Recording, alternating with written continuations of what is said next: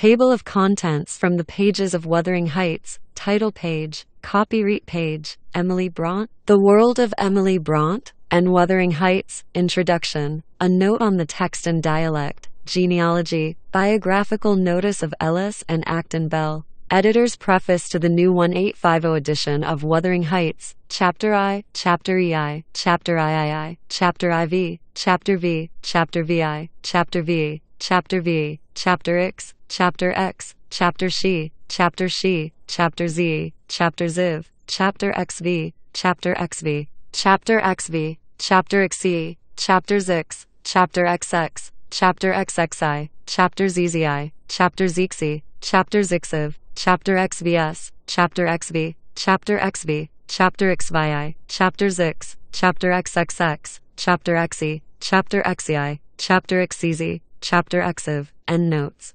Inspired by Wuthering Heights. Comments and questions. For further reading, from the pages of Wuthering Heights, A Perfect Misanthropist's Heaven, and Mr. Heathcliff and I are such a suitable pair to divide the desolation between us. Page 3. He'll love and hate equally under cover, and esteem it a species of impertinence to be loved or hated again. Page 6. I'm now quite cured of seeking pleasure in society, be it country or town. A sensible man ought to find sufficient company in himself. Page 28. Proud people breed sad sorrows for themselves. Page 56. I've dreamt in my life dreams that have stayed with me ever after, and changed my ideas. They've gone through and through me, like wine through water, and altered the color of my mind. Page 79. Heaven did not seem to be my home, and I broke my heart with weeping to come back to earth, and the angels were so angry that they flung me out into the middle of the heath on the top of Wuthering Heights, where I woke sobbing for joy. Page 80. He's more myself than I am. Whatever our souls are made of, his and mine are the same. Page 80. If he loved with all the powers of his puny being, he couldn't love as much in 80 years as I could in a day. And Catherine has a heart as deep as I have. The sea could be as readily contained in that horse trough as her whole affection be monopolized by him. Page 148. I have no pity. I have no pity. The more the worms writhe, the more I yearn to crush out their entrails. It is a moral teething, and I grind with greater energy in proportion to the increase of pain. Page 151. I don't know if it be a peculiarity in me, but I am seldom otherwise than happy while watching in the chamber of death. Should no frenzied or despairing mourner share the duty with me, I see a repose that neither earth nor hell can break. And I feel an assurance of the endless and shadowless hereafter, the eternity they have entered, where life is boundless in its duration, and love in its sympathy, and joy in its fullness. Page 163. And I pray one prayer, I repeat it till my tongue stiffens. Catherine Earnshaw, may you not rest as long as I am living. You said I killed you, haunt me then. The murdered do haunt their murderers, I believe. I know that ghosts have wandered on earth. Be with me always, take any form, drive me mad. Only do not leave me in this abyss, where I cannot find you. Oh God, it is unutterable. I cannot live without my life. I cannot live without my soul. Page 165. He said the pleasantest manner of spending a hot July day was lying from morning till evening on a bank of heath in the middle of the moors, with the bees humming dreamily about among the bloom, and the larks singing high up overhead, and the blue sky and bright sun shining steadily and cloudlessly. Page 239. I lingered round them, under that benign sky, watched the moths fluttering among the heath and harebells, listened to the soft wind breathing through the grass, and wondered how anyone could ever imagine unquiet slumbers for the sleepers in that quiet earth. Page 3-6. Published by Barnes & Noble Books, 1 to 5th Avenue, New York, NY 10011, www.barnesandnoble.com/classics. Wuthering Heights was originally published in 1847 under Braunt's pseudonym Ellis Bell, originally published in mass market format in 2004 by Barnes & Noble Classics with new introduction, notes, biography, chronology, a note on the text and dialect. Inspired by Wuthering Heights, comments and questions, and for further reading, this trade paperback format published in 2005, introduction, copyright, 2004 by Daphne Merkin. Notes, note on Emily Bront, The World of Emily Bront, and Wuthering Heights. A note on the text and dialect, inspired by Wuthering Heights, comments and questions, and for further reading, copyright 2004 by Barnes & Noble Inc., all rights reserved. No part of this publication may be reproduced or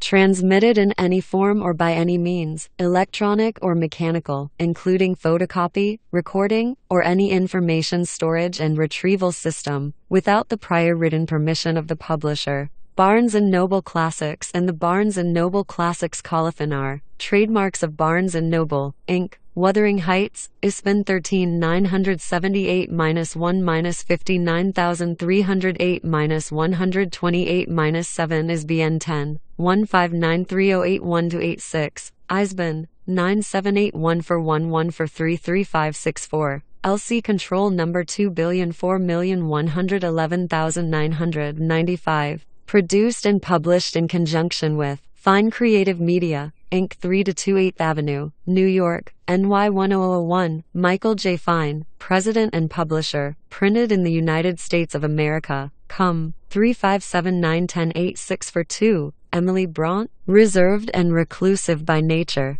Emily Jane Bront remains a figure whose life and personality are largely shrouded in mystery. She was born on July 30, 1818, at Thornton in Yorkshire. Her father, Patrick, was the curate of Haworth, and her mother, Maria Branwell Bront, died of cancer when Emily was 3. Two of Emily's older sisters, Maria and Elizabeth, died of consumption when she was just 7. The surviving Bront children, Charlotte, Patrick Branwell, Emily, and Anne, were brought up by a maternal aunt, Elizabeth Branwell, who came to live in their father's parsonage. She read to them from newspapers, and the children kept abreast of political debates, such as the question of Catholic emancipation and the aftermath of the French Revolution. They also had free rein of their father's library, where they encountered such writers of their time as Sir Walter Scott, Lord Byron, Percy Bysshe Shelley, and William Wordsworth, along with William Shakespeare and Aesop. Two of their favorite books were John Milton's Paradise Lost 1667 and Paul Bunyan's Pilgrim's Progress 1678. In June of 1826, Patrick Bront gave Branwell a set of 12 wooden soldiers, and the four siblings began to create a fantasy world. Ascribing names and personalities to the toy soldiers, the Brontes wrote and performed a number of plays. Later, Emily and Anne created the Gondel Saga, which centered on the inhabitants of an imaginary island in the North Pacific. These Gondel Chronicles, the inspiration for some of Emily's most passionate poems, occupied her thoughts and writings throughout most of her life, even after Anne had tired of the fantasy. Although she wrote quite extensively, Emily had little formal schooling. In 1835, she briefly attended Miss Wooler's school at Roe Head, where Charlotte was a teacher. She left after only 3 months because she was homesick and made few friends, and as a result, her health was suffering. Around 1837, the exact date remains in question, Emily taught at Law Hill School but remained there only a short time. In 1842, she and Charlotte studied in Brussels, where Emily was exposed to the writings of the French and German Romantics. It was at home on the moors, however, where Emily was happiest, and aside from limited travels for schooling, she spent her life in Haworth. In the biographical notice Charlotte wrote for the republication of Wuthering Heights in 1850, she refers to her accidental discovery of a notebook of Emily's poems 5 years earlier. My sister Emily was not a person of demonstrative character, nor one, on the recesses of whose mind and feelings even those nearest and dearest to her could, with impunity, intrude unlicensed. It took hours to reconcile her to the discovery I had made, and days to persuade her that such poems merited publication. But Charlotte did succeed, and in 1846 the three Bront sisters, using pseudonyms, published poems by Currer, Ellis, and Acton Bell. Emily is best remembered for her only novel, Wuthering Heights, first published in 1847 to much less recognition than her sister's Jane Eyre, only with its 1850 republication and with Charlotte's preface, which addresses some of the violence and nihilism of the novel, did Wuthering Heights begin to receive real recognition. Emily Bront died on December 19,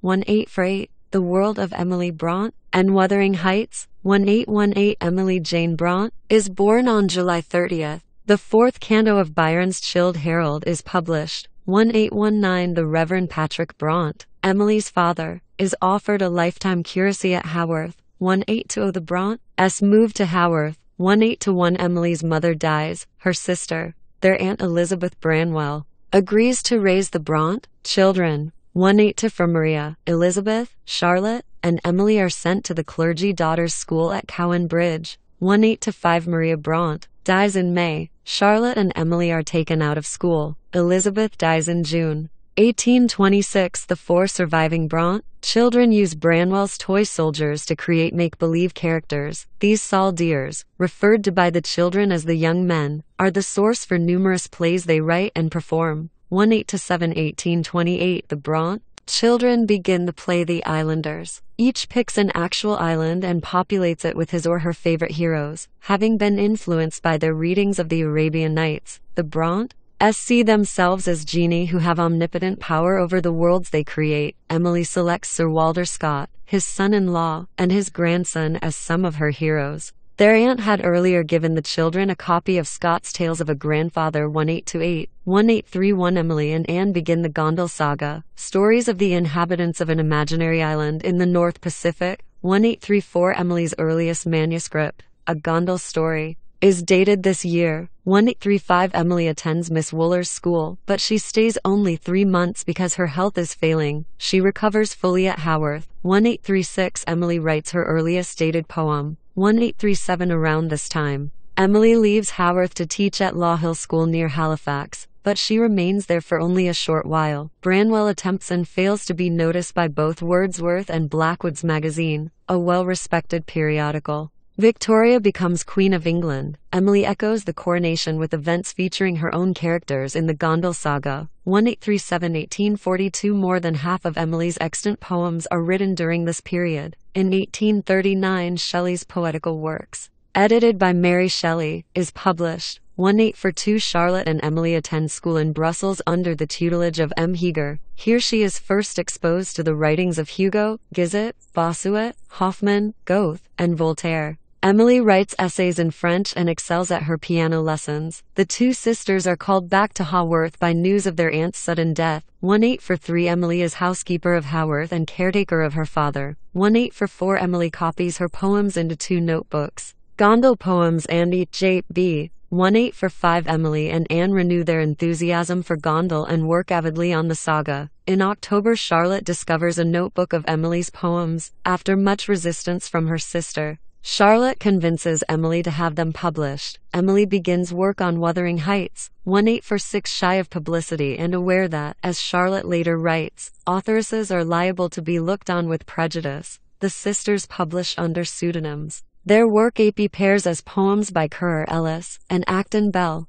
The 3 sisters work on novels, and in the evening, after all housework is done, they compare notes on their works in progress and read to each other from their latest chapters. Branwell, addicted to opium and alcohol, spends all his time at home. Charlotte grows to despise her brother. 1-847 Unsold copies of poems are sent to Wordsworth. 10 Nyson, John Gibson Lockhart, editor of the Quarterly Review, De Quincey, and Hartley Coleridge. The publisher T.C. Newby accepts Emily's Wuthering Heights and Anne's Agnes Grey but delays their publication. Jane Eyre is accepted and published by Smith, Elder and becomes an immediate success. Now there is interest in the Bell writers, and Emily and Anne's novels are published in December under their pseudonyms. 1-848 In January an Examiner review criticizes Wuthering Heights for being coarse. Similar reviews follow. In September, Branwell dies, and at his funeral Emily catches a severe cold. It develops into a respiratory infection that ultimately leads to her death from pulmonary disease, or consumption, as it was then termed.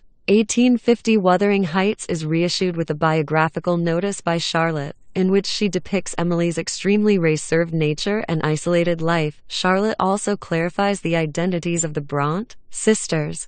Currer Ellis and Acton Bell are now known as Charlotte, Emily, and Anne Brant, respectively. Introduction. The first thing you will notice about Emily Brant's Wuthering Heights right after you've noticed that 2 characters share a name, Catherine. 2 have first names that sound like surnames, Hareton and Hindley, and 2 have names that are used both as last names and as first names, Edgar Linton and Linton Heathcliff. thereby creating a confusion in the reader's mind is that it is like no other novel ever written. It reads like the work of someone who had direct access to her unconscious or, as the New Agers might put it, was able to channel her unconscious. Perhaps the most striking triumph of the novel is that although it is a very particular fever dream concocted by one very specific and overheated imagination, it manages somehow to take over and become your own fever dream, which is in essence what happens with all great novels, the exact contents of which are hard to recall once you wake up, should you chance to read it a second or third time. Wuthering Heights comes at you afresh,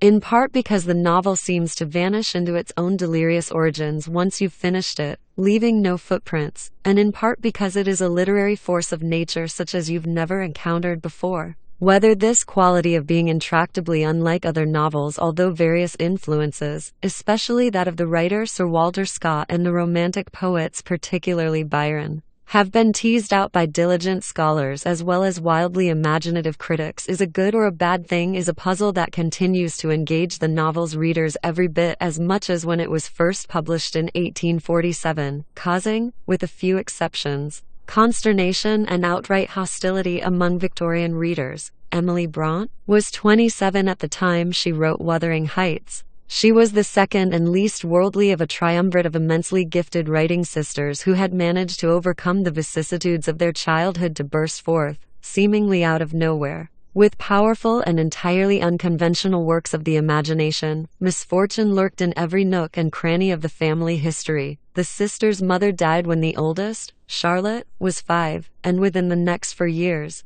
2 elder sisters had died as well, at the ages of 11 and 10, as a result of the miserable conditions at a boarding school that would later be immortalized as the horrifying Lowood School in Jane Eyre. Patrick Bront, the girl's father, was the curate of Haworth, a remote Yorkshire village, and his 4 remaining children, who included a son, Branwell, grew up under strikingly isolated circumstances. Cut off from the local goings-on by virtue of their not entirely secure social class, Patrick, who attended Cambridge on a scholarship, had risen from humble Irish stock and looked after by a spinster aunt and a housekeeper named Tabby. They were thrown mostly on their own company, although Patrick may not have been quite the deranged character he was made out to be until fairly recently, when his image was refurbished in Juliet Barker's exhaustively researched 1994 biography, The Brontes. He was undeniably on the peculiar side, preferring, among other habits, to take his meals alone. The siblings entertained themselves by creating, in minuscule script on tiny scraps of paper, elaborate fantasy worlds,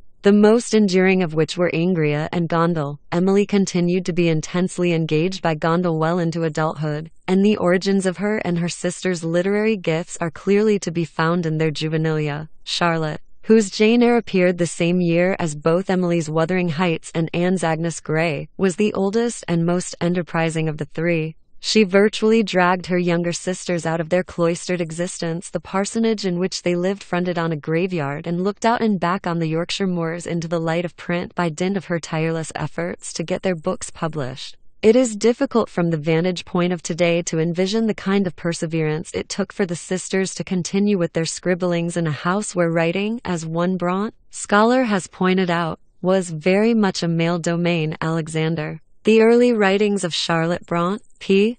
227. See for further reading. It is equally hard to imagine the kind of resistance Charlotte faced in trying to get a reading for her and her sister's work. Victorian England in the middle of the 19th century was high-handedly patriarchal, harboring deep, even irrational, misgivings about female creativity and self-assertion. And not the least remarkable aspect of the Bront story is that Charlotte persisted in spite of her own anguished doubts and daunting rejections. Among other people who had advised her against pursuing writing was the poet laureate Robert Southey, to whom she sent some of her poems while she was teaching at a boarding school. Although he conceded that she had the faculty of verse, Southey saw fit to admonish her, "Literature cannot be the business of a woman's life, and it ought not to be." All 3 sisters published their novels under pseudonyms. They took the intentionally masculine-sounding names of Currer, Ellis, and Acton Bell, and when Wuthering Heights was republished in 1850 under its author's real name, Emily was already dead. She had died at the age of 30, less than 3 months after her younger brother, Branwell, who had once been considered the family genius, died from drugs and drink. The cause of her death was officially given as consumption. But it is clear to any reader of Emily's biography that it was a form of passive suicide that she had helped her end along by willing herself into the next world she so devoutly believed in, frequently exalted, and finally welcomed. Emily steadfastly refused medical care until she finally gave in to her two sisters' pleas on what turned out to be the last day of her life. The doctor arrived at 2 in the afternoon after she had already, as Charlotte described it in a letter to her close friend Ellen Nussey, turned her dying eyes from the pleasant sun Frank, a chainless soul, a life of Emily Bront, p. to 6-1. The death-embracing side of Emily is discernible in her only novel, but it is even clearer in the poems she wrote, in one of which she characterizes life as a labor, void and brief. It was Charlotte who suggested to her own publishers she had by now come out to them as the celebrated author of Jane Eyre that Wuthering Heights deserved to be reprinted and as an added inducement, proposed to edit this second edition herself, as part of her program to render both herself and her sister more acceptably modest in spirit and less bold in thought than their fiction might otherwise suggest. Charlotte endeavored to make Emily's novel more accessible by downplaying its stylistic oddities, standardizing her sister's idiosyncratic punctuation and abrupt cadences. This second edition also came with a curiously apologetic preface that, advertently or not, paved the way for many apologetic interpretations to come. In it, Charlotte addressed the novel's many critics by insisting on the untutored quality of her sister's literary genius. Emily, like Charlotte, was in fact unusually well educated, while at the same time admitting to her own consternation about the author's impulses, whether it is right or advisable. Charlotte wrote, "To create beings like Heathcliff, I do not know, I scarcely think it is." She also appended a biographical note explaining to the reading public that she and her two younger sisters, Emily and Anne, were the authors, respectively, of Jane Eyre, Wuthering Heights, and Agnes Grey. More than 150 years and many cultural upheavals later, Emily Bront's novel remains almost blindingly original, undimmed in its power to convey the destructive potential of thwarted passion as expressed through the unappeasable fury of a rejected lover. To paraphrase Shakespeare, age cannot wither it, nor custom stale its infinite variety. Every aspect of the novel, whether it be the writer's expert grasp of the laws pertaining to land and personal property, her meticulous rendering of local dialect, or her use of multiple narrators, has been put under microscopic study. And yet, despite the shelf after shelf of books that have been written in the attempt to understand the frail yet flinty-willed young woman, the Sphinx of literature, as she was called by Angus M. Mackay in the Bront's Fact and Fiction 1897, who wrote it, as well as the tragedy-struck, remarkably talented family from which she came, Wuthering Heights still presents a dark and fierce view of the world that is seemingly without precedent. The book's autobiographical components aroused interest from the start, especially given the original mystery surrounding its authorship. Lucasta Miller, in The Bront Myth, gives an often spellbinding account of the ways in which the Bront's lonely moorland lives she lent themselves to the process of mythification even before the last sister had died. None of them lived to see 40. Anne died within 5 months of Emily, at the age of 29, and Charlotte, the only one of the sisters to marry, was in the early months of pregnancy at the time of her death, at the age of 39. But unlike Charlotte, who lived long enough to help shape the myth that would grow up around the Bront's, beginning with Elizabeth Gaskell's landmark Life of Charlotte Bront, which appeared in 1857 and for which she was the primary source, Emily wasn't around to answer for herself. All of Emily's biographers have had to cope with the absences surrounding her. Miller notes p. 193, the Broke conjectures concerning her character were first introduced by Gaskell's Life, which included scenes that had Emily pummeling her disobedient bulldog into submission with her bare hands and dramatically cauterizing a bite from a strange dog with a red-hot kitchen iron. Gaskell's two-dimensional portrait of Emily as kind of savage force of nature, a remnant of the Titans, great-granddaughter of the giants who used to inhabit Earth, held sway for decades, drawing admirers like the poet Algernon Charles Swinburne, whose own provocative impulses, which included a well-documented sadomasochistic bent, were stirred by the novel's almost pagan quality, its disregard for bourgeois niceties. The efforts to penetrate Emily's veils grew even more overheated in the wake of Freud, just as the textual analyses would become more and more exotic in the trail of the new French theories of narrative propounded by Derrida and Foucault. one 1936 biographer, who featured herself as having paid especial and respectful attention to primary sources, misread the title of one of Emily's manuscript poems as Louis Parancel instead of Love's Farewell in her zeal to bring new light on a hypothesized lost lover, and then went on to unearth another dark secret, proposing that Emily had been a member of that beset band of women who can find their pleasure only in women more, the life and eager death of Emily Bront.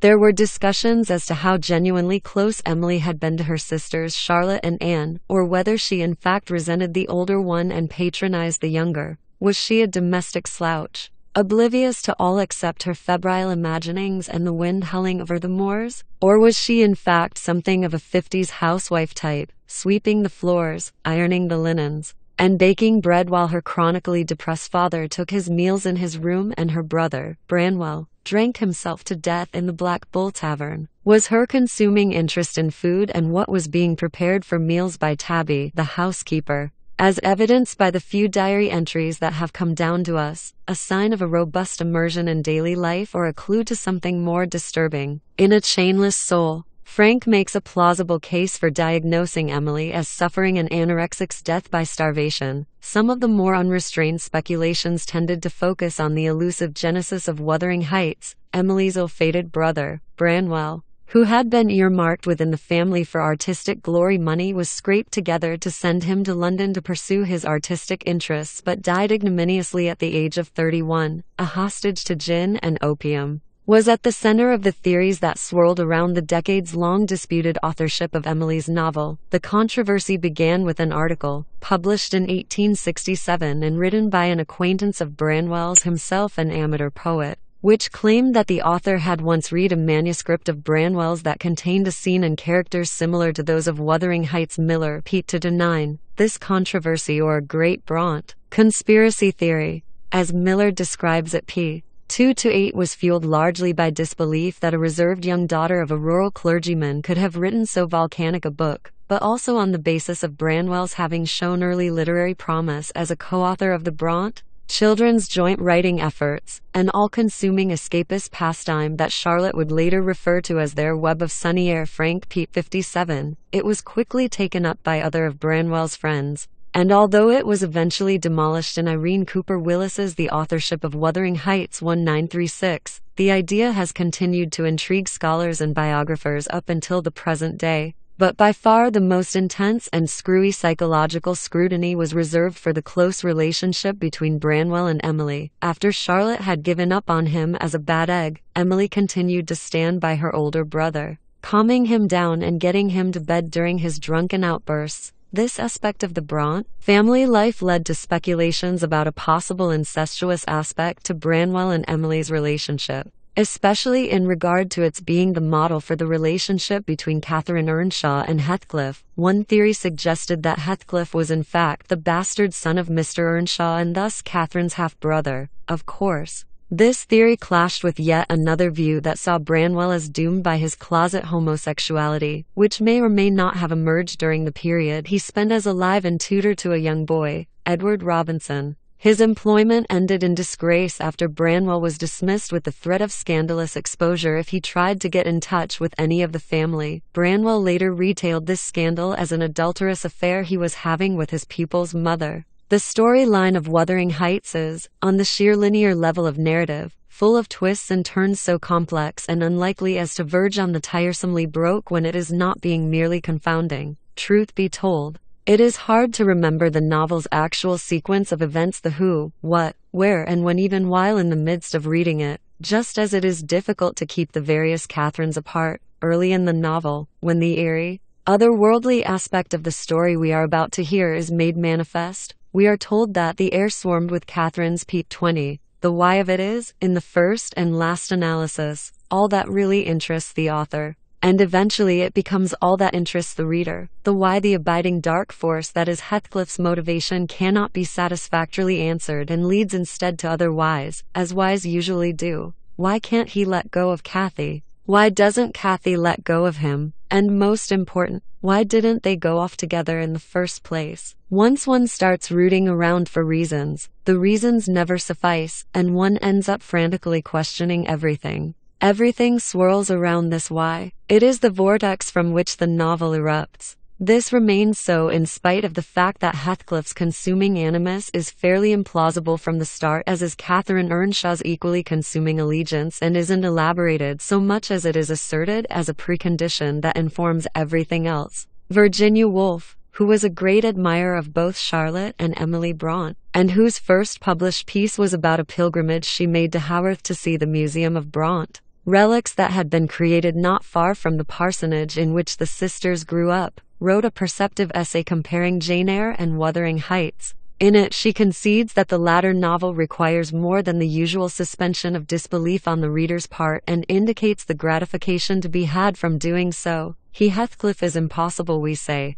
But nevertheless, no boy in literature has a more vivid existence than his. So it is with the two Catherines. Never could women feel as they do or act in their manner, we say. All the same, they are the most lovable women in English fiction. One doesn't have to agree with Woolf's verdicts on these characters. I, for instance, would not think of describing either Catherine as lovable, at least not in any recognizable sense of the word, to assent to her basic point that they are all cast from something other than lifelike material. Still, if one looks at Wuthering Heights from this perspective, the Donnie, that is, of the novel's own unreal reality, the truth, as one critic put it, but not of this world. See Muriel Sparks and Derek Stanford's Emily Bront. Her life and work, Pete to 3-5. The plot begins to appear remarkably simple, even primitive. It is, after all, the age-old one of a soured romance, of childhood sweethearts who are foiled by the adult reality they grow into. Boy meets girl. Boy falls in love with girl. Boy loses girl. And then, if the boy in question happens to be Heathcliff with his satanic nimbus, as one writer described it, spark, Pete to 5-5, the romantic anti-hero par excellence, the one who sets the standard for all demon lovers to come all hell breaks loose. Whoever stands in the way of this vengeful fellow gets either brutally thrust aside or broken in two. The two exceptions are the vinegar-faced servant, Joseph, and the shrewdly self-preserving housekeeper, Nellie Dean, who serves as a possibly unreliable narrator within a narrator, and through whose eyes we see the grim and twisted, or as one Victorian critic put it, the wild, confused, disjointed and improbable events of the story inexorably unfold. Frank, p. 237. Very little blood is spilled in the novel, but it is full of violent acts and even more violent feelings, and by contemporary standards, the book is modest to a fault, since everyone remains more or less dressed, though it is colored throughout by a kind of erotic hunger, propelled often as not by fury rather than love that goes beyond the most relaxed of social conventions and the loosest of sexual proprieties. It is undoubtedly this subliminal theme of unharnessed libidinal energy that alarmed the book's readers, especially at the time of its original publication, when the pseudonyms of all three Bront women only fueled speculation as to whether the writers were male or, as some suspected, female. There were reviewers who were willing to grant Wuthering Heights its rugged power in spite of its being coarse and vulgar, and others who were content to find it perplexing without perforce issuing a summary opinion. It is difficult to pronounce any decisive judgment on a work in which there is so much rude ability displayed, yet in which there is so much to blame. Frank Pete to 3-7. Still others reacted with heated ambivalence in the form of radically conditional praise, as though they had been witness to a morally depraved spectacle that was all the more unsettling because its author was so obviously capable of writing about nicer things if he or she only cared to. These critics tended to sound unconsciously patronizing, like stalwart British nannies faced with inexplicably badly behaved charges. It were a strange and distempered criticism which hesitated to pass sentence of condemnation on Wuthering Heights, declared one contemporary critic. We have no such hesitation in pronouncing it unquestionably and irredeemably monstrous. Miller, Pete to 4. Another reviewer conceded the book's mesmeric pull, only to then dismiss it as something to be fended off rather than embraced by the reader. There seems to be a great power in the book, but it is a purposeless power which we feel a great desire to see turned to a better account. In Wuthering Heights, the reader is shocked, disgusted, almost sickened by details of cruelty, inhumanity, and the most diabolical hate and vengeance, and anon come passages of powerful testimony to the supreme power of love. Miller, Pete 209. And some were nothing short of incensed. such as the female critic in the Quarterly Review who dismissed the author as of no interest and the novel as too odiously and abominably pagan to be palatable even to the most vitiated class of English readers. Miller, Pete 238. Perhaps worst of all was the reviewer who suggested that the writer should have considered killing himself before letting the book complete its natural course, marveling at how a human being could have attempted such a book as the present without committing suicide before he had finished a dozen chapters. Frank Pete 237. Even more enlightened readers, such as the young D.H. Lawrence, who warned his girlfriend, Jessie Bernard Offutt, approached the novel with a wariness bordering on fear. Of course, the whole love-hate relationship that raged between Emily Brandt's novel and its readers can be said to mirror, in its way, the love-hate relationship between Cathy as the first Catherine comes to be known to us and Heathcliff, although the word transgressive is thrown around a lot these days, used to describe everything from Eminem's lyrics to the ads for Victoria's Secret. Most of us grasp, as undoubtedly many sophisticated Victorians grasp, that there is no accounting for taste. What is irredeemably alien to one person might be perfectly normal to someone else. What is repellent to one may be an irresistible draw to another. In a certain sense, it might be said that the transgressive is harder to come by than one might think, even in our morally lax, gender-bending times. Pornography, for instance, is not an end of itself transgressive, because it is an established genre into which words and images for the express purpose of titillation can comfortably find their niche. It seems to me that in order for a cultural artifact to be truly transgressive, to sustain its shock value after the initial jolt, it must venture into uncharted psychological territory, one without signposts except those it chooses to put up as it plunges forward into the darkness. I would like to suggest that Wuthering Heights remains as disturbing now as it was then when Charlotte felt compelled to smooth the way for its reception with her explanations of her sister's unself-conscious and almost unwitting talent, because its instincts are at heart profoundly transgressive ones. It speaks for the individual against the collective, for the claims of unreasonable passion against the rights of all that is civilized and sensible, against our cherished Enlightenment convictions, so cherished that they are taken for granted as being empirically mandated rather than conjecturally posed, about the workings of free will and the legitimacy of the autonomous self. You choose whom you love, and in the absence of genuine psychosis, you understand that for all your feelings of having stumbled onto your other half, you and your love object are not one and the same. Emily Brandт sets her beliefs in a relentless, even malign fate and the never far off allure of symbiosis. How its young author, living quietly with her 3 siblings and father in a remote Yorkshire parsonage in circumstances that seem impoverished in their lack of distraction even for the first half of the 19th century, came to be on intimate terms with the savagely possessive nature of desire. Not only does Heathcliff want to have Cathy for himself, he doesn't want anyone else to have her, is part of the mystery of creative inspiration. Somewhere during her rambles over the stark and solitary landscape of her beloved moors, listening to the wind howl, Emily Brandt conjured up this extraordinary psychodrama of kindred souls, of 2 selves, Cathy and Heathcliff, who are one. I am Heathcliff, Cathy protests, in the novel's most famous line, p. 82, and who will not live or die in peace so long as they are separated. It is only at the novel's end, in its very last paragraph.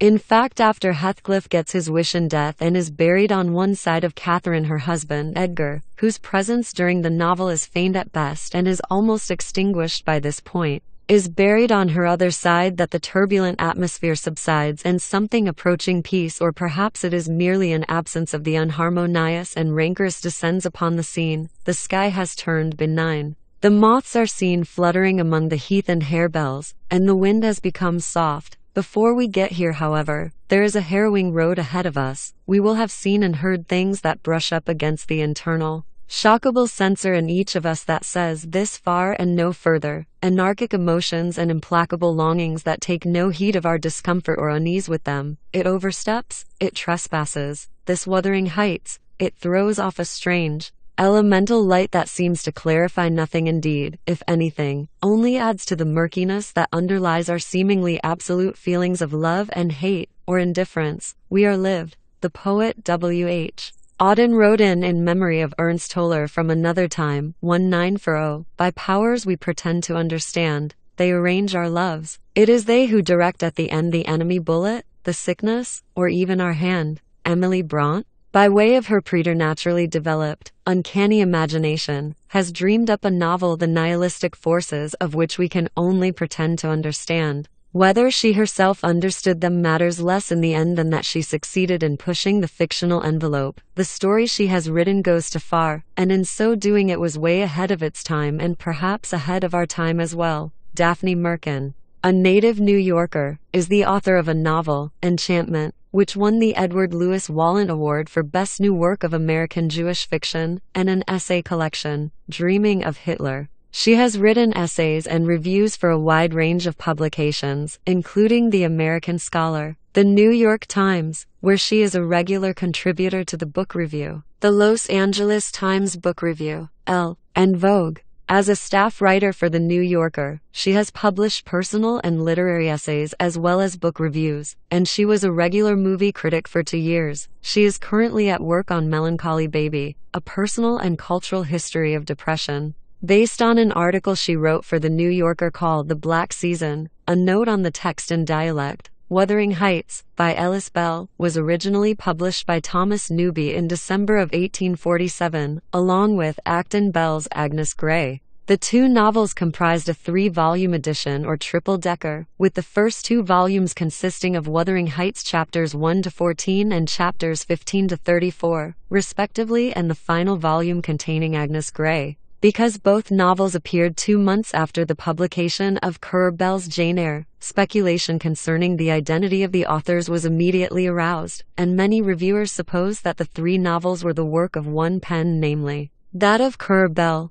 Charlotte Bront sought to dispel this misapprehension. One such effort took the form of the biographical notice she wrote for new editions of Wuthering Heights and Agnes Grey, which were issued by her own publisher, Smith Elder. In 1850, after the death of Emily, in December of 1848, and of Anne, in May of 1849, in this new edition of Wuthering Heights, which included a selection of Emily's poems, Charlotte also undertook to correct many of the textual errors that had marred the first edition, as well as to change punctuation, spelling, and usage as she saw fit. The present text follows Charlotte's 1850 version. The dialect that appears throughout Wuthering Heights is generally referred to as Yorkshire, although it includes components of other Northern English and Scottish dialects as well, where the purport of dialect is not self-evident. Footnotes in the text provide glosses of passages, in parts or in their entirety. Tatiana M. Hallway, Genealogy, Biographical Notice of Ellis and Acton Bell. It has been thought that all the works published under the names of Currer, Ellis, and Acton Bell were,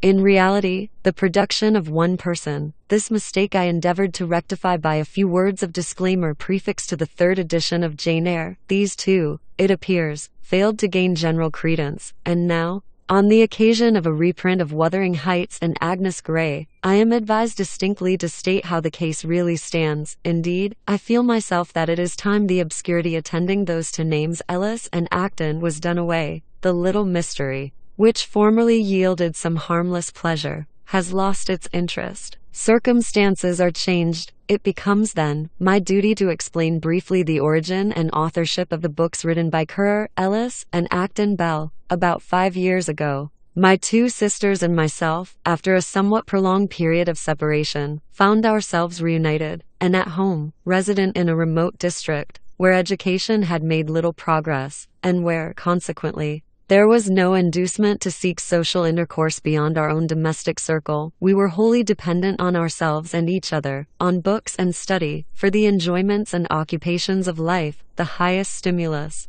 as well as the liveliest pleasure we had known from childhood upwards, lay in attempts at literary composition. Formerly we used to show each other what we wrote, but of late years this habit of communication and consultation had been discontinued. Hence it ensued that we were mutually ignorant of the progress we might respectively have made. One day, in the autumn of 1845, I accidentally lighted on a missed volume of verse in my sister Emily's handwriting. Of course, I was not surprised. Knowing that she could and did write verse, I looked it over, and something more than surprise seized me, a deep conviction that these were not common effusions, nor at all like the poetry women generally write. I thought them condensed and terse, vigorous and genuine. To my ear they had also a peculiar music, wild, melancholy, and elevating. My sister Emily was not a person of demonstrative character. nor one on the recesses of whose mind and feelings even those nearest and dearest to her could, with impunity, intrude unlicensed. It took hours to reconcile her to the discovery I had made, and days to persuade her that such poems merited publication. I knew, however, that a mind like hers could not be without some latent spark of honorable ambition, and refused to be discouraged in my attempts to fan that spark to flame. Meantime, my younger sister quietly produced some of her own compositions, intimating that, since Emily's had given me pleasure, I might like to look at hers. I could not but be a partial judge, yet I thought that these verses, too, had a sweet, sincere pathos of their own. We had very early cherished the dream of one day becoming authors. This dream, never relinquished even when distance divided and absorbing tasks occupied us, now suddenly acquired strength and consistency. It took the character of a resolve. We agreed to arrange a small selection of our poems, and, if possible, to get them printed. Averse to personal publicity, we veiled our own names under those of Currer Ellis and Acton Bell, the ambiguous choice being dictated by a sort of conscientious scruple at assuming Christian names positively masculine. While we did not like to declare ourselves women, because without at that time suspecting that our mode of writing and thinking was not what is called feminine, we had a vague impression that authoresses are liable to be looked on with prejudice. We had noticed how critics sometimes use for their chastisement the weapon of personality, and for their reward, a flattery, which is not true praise. The bringing out of our little book was hard work, as was to be expected. Neither we nor our poems were at all wanted, but for this we had been prepared at the outset. Though inexperienced ourselves, we had read the experience of others. The great puzzle lay in the difficulty of getting answers of any kind from the publishers to whom we applied. Being greatly harassed by this obstacle, I ventured to apply to the Messrs. Chambers of Edinburgh for a word of advice. They may have forgotten the circumstance, but I have not, for from them I received a brief and business-like, but civil and sensible reply, on which we acted, and at last made away. The book was printed. It is scarcely known, and all of it that merits to be known are the poems of Ellis Bell. The fixed conviction I held, and hold, of the worth of these poems has not indeed received the confirmation of much favorable criticism, but I must retain it notwithstanding. Ill success failed to crush us. The mere effort to succeed had given a wonderful zest to existence. It must be pursued. We each set to work on a prose tale. Ellis Bell produced Wuthering Heights, Acton Bell Agnes Grey, and Currer Bell also wrote a narrative in one volume. These myths were perseveringly obtruded upon various publishers for the space of a year and a half. Usually their fate was an ignominious and abrupt dismissal. At last Wuthering Heights and Agnes Grey were accepted on terms somewhat impoverishing to the two authors. Currer Bell's book found acceptance nowhere, nor any acknowledgement of merit, so that something like the chill of despair began to invade her heart. As a forlorn hope, she tried one publishing house more, Messrs. Smith, Elder and Co. ere long, in a much shorter space than that on which experience had taught her to calculate, there came a letter, which she opened in the dreary expectation of finding two hard, hopeless lines, intimating that Messrs. Smith, Elder and Co. were not disposed to publish the Ms., and instead, she took out of the envelope a letter of 2 pages. She read it trembling. It declined, indeed, to publish that tale for business reasons, but it dismissed its merits and demerits so courteously, so considerately, in a spirit so rational, with a discrimination so enlightened, that this very refusal cheered the author better than a vulgarly expressed acceptance would have done. It was added that a work in 3 volumes would meet with careful attention. I was then just completing Jane Eyre, at which I had been working while the 1-volume tale was plodding its weary round in London. In 3 weeks I sent it off. Friendly and skillful hands took it in. This was in the commencement of September 1847. It came out before the close of October following, while Wuthering Heights and Agnes Grey, my sister's works, which had already been in the press for months, still lingered under a different management. They appeared at last. Critics failed to do them justice. To the immature but very real powers revealed in Wuthering Heights were scarcely recognized. Its import and nature were misunderstood. The identity of its author was misrepresented. It was said that this was an earlier and ruder attempt of the same pen which had produced Jane Eyre. Unjust and grievous error. We laughed at it at first, but I deeply lament it now. Hence, I fear, arose a prejudice against the book. That writer who could attempt to palm off an inferior and immature production under cover of one successful effort must indeed be unduly eager after the secondary and sordid result of authorship, and pitiably indifferent to its true and honorable meed. If reviewers and the public truly believed this, no wonder that they looked darkly on the cheat. Yet I must not be understood to make these things subject for reproach or complaint. I dare not do so. Respect for my sister's memory forbids me. By her any such querulous manifestation would have been regarded as an unworthy and offensive weakness. It is my duty, as well as my pleasure, to acknowledge one exception to the general rule of criticism. One writer, 3 endowed with the keen vision and fine sympathies of genius, has discerned the real nature of Wuthering Heights, and has, with equal accuracy, noted its beauties and touched on its faults. Too often do reviewers remind us of the mob of astrologers, Chaldeans, and soothsayers gathered before the writing on the wall, and unable to read the characters or make known the interpretation. We have a right to rejoice when a true seer comes at last, some man in whom is an excellent spirit, to whom have been given light, wisdom, and understanding, who can accurately read the mean, tekel, a farcen of an original mind, however unripe, however inefficiently cultured and partially expanded that mind may be, and who can say with confidence, this is the interpretation thereof. For, yet even the writer to whom I allude shares the mistake about the authorship, and does me the injustice to suppose that there was equivoque in my former rejection of this honor as an honor I regard it. May I assure him that I would scorn in this and in every other case to deal in equivoque. I believe language to have been given us to make our meaning clear, and not to wrap it in dishonest doubt. The Tenant of Wildfell Hall, by Acton Bell, had likewise an unfavorable reception. At this I cannot wonder.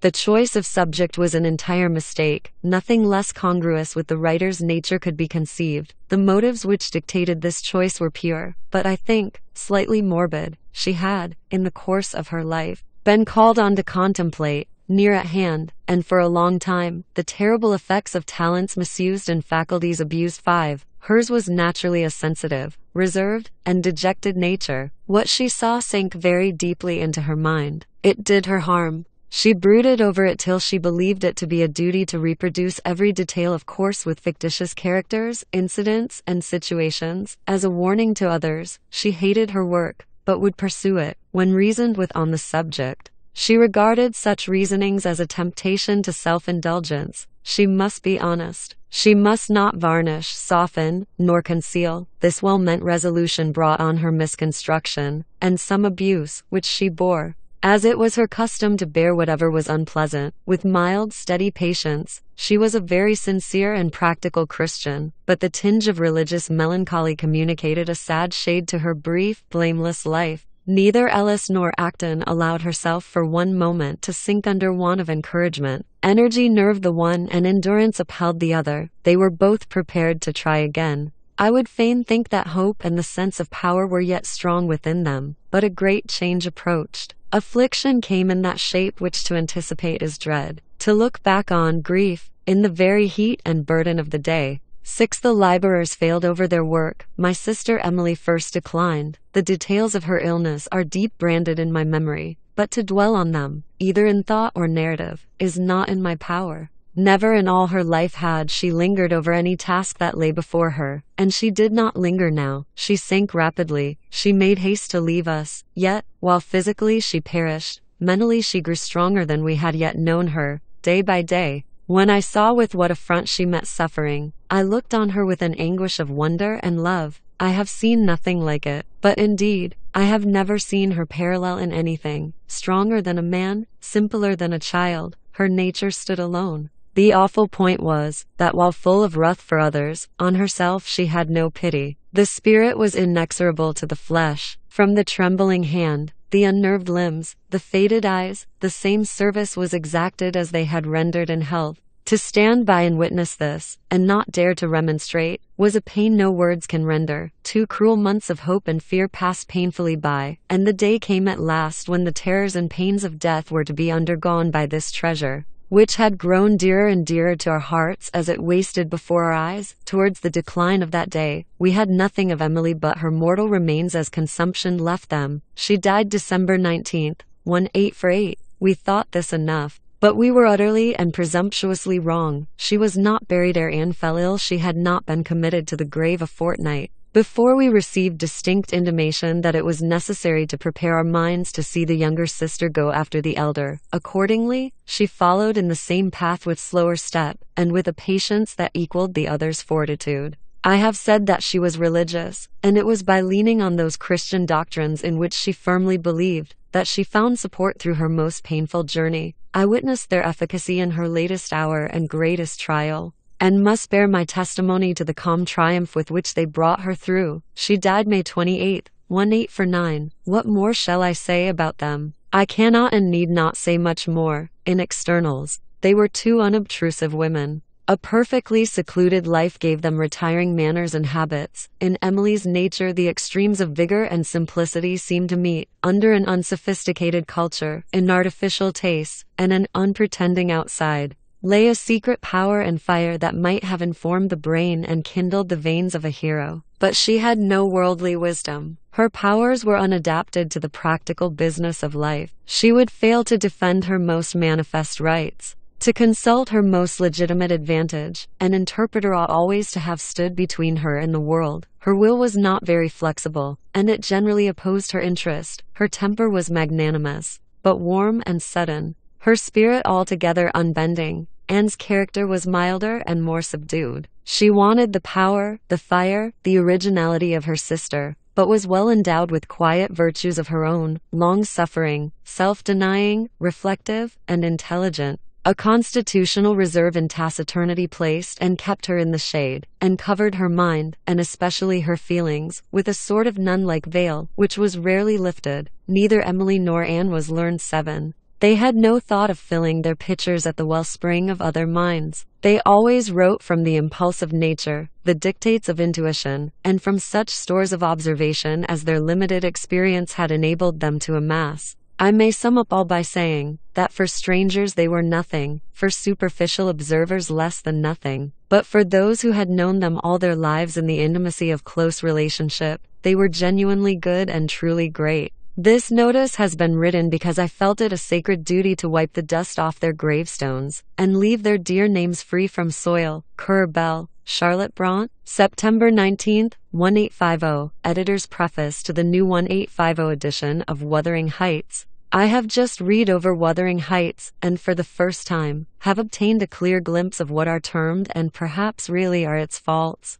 Have gained a definite notion of how it appears to other people, to strangers who knew nothing of the author, who are unacquainted with the locality where the scenes of the story are laid, to whom the inhabitants, the customs, the natural characteristics of the outlying hills and hamlets in the West Riding of Yorkshire are things alien and unfamiliar. To all such Wuthering Heights must appear a rude and strange production. The wild moors of the north of England can for them have no interest. The language, the manners, the varied dwellings and household customs of the scattered inhabitants of those districts must be to such readers in a great measure unintelligible, and where intelligible repulsive. Men and women who, perhaps naturally very calm, and with feelings moderate in degree, and little marked in kind, have been trained from their cradle to observe the utmost evenness of manner and guardedness of language, will hardly know what to make of the rough, strong utterance, the harshly manifested passions, the unbridled aversions, and headlong partialities of unlettered moorland Hinsey and rugged moorland squires, who have grown up and taught and unchecked, except by mentors as harsh as themselves. A large class of readers, likewise, will suffer greatly from the introduction into the pages of this work of words printed with all their letters, which it has become the custom to represent by the initial and final letter, only a blank line filling the interval. I may as well say at once that, for this circumstance, it is out of my power to apologize, deeming it, myself, a rational plan to write words at full length. The practice of hinting by single letters those expletives with which profane and violent persons are wont to garnish their discourse, strikes me as a proceeding which, however well meant, is weak and futile. I cannot tell what good it does, what feeling it spares, what horror it conceals. With regard to the rusticity of Wuthering Heights, I admit the charge, for I feel the quality. It is rustic all through. It is moorish, and wild, and knotty as a root of heath. Nor was it natural that it should be otherwise. The author, being herself a native and nursling of the moors, doubtless had her lot been cast in a town, her writings, if she had written at all, would have possessed another character.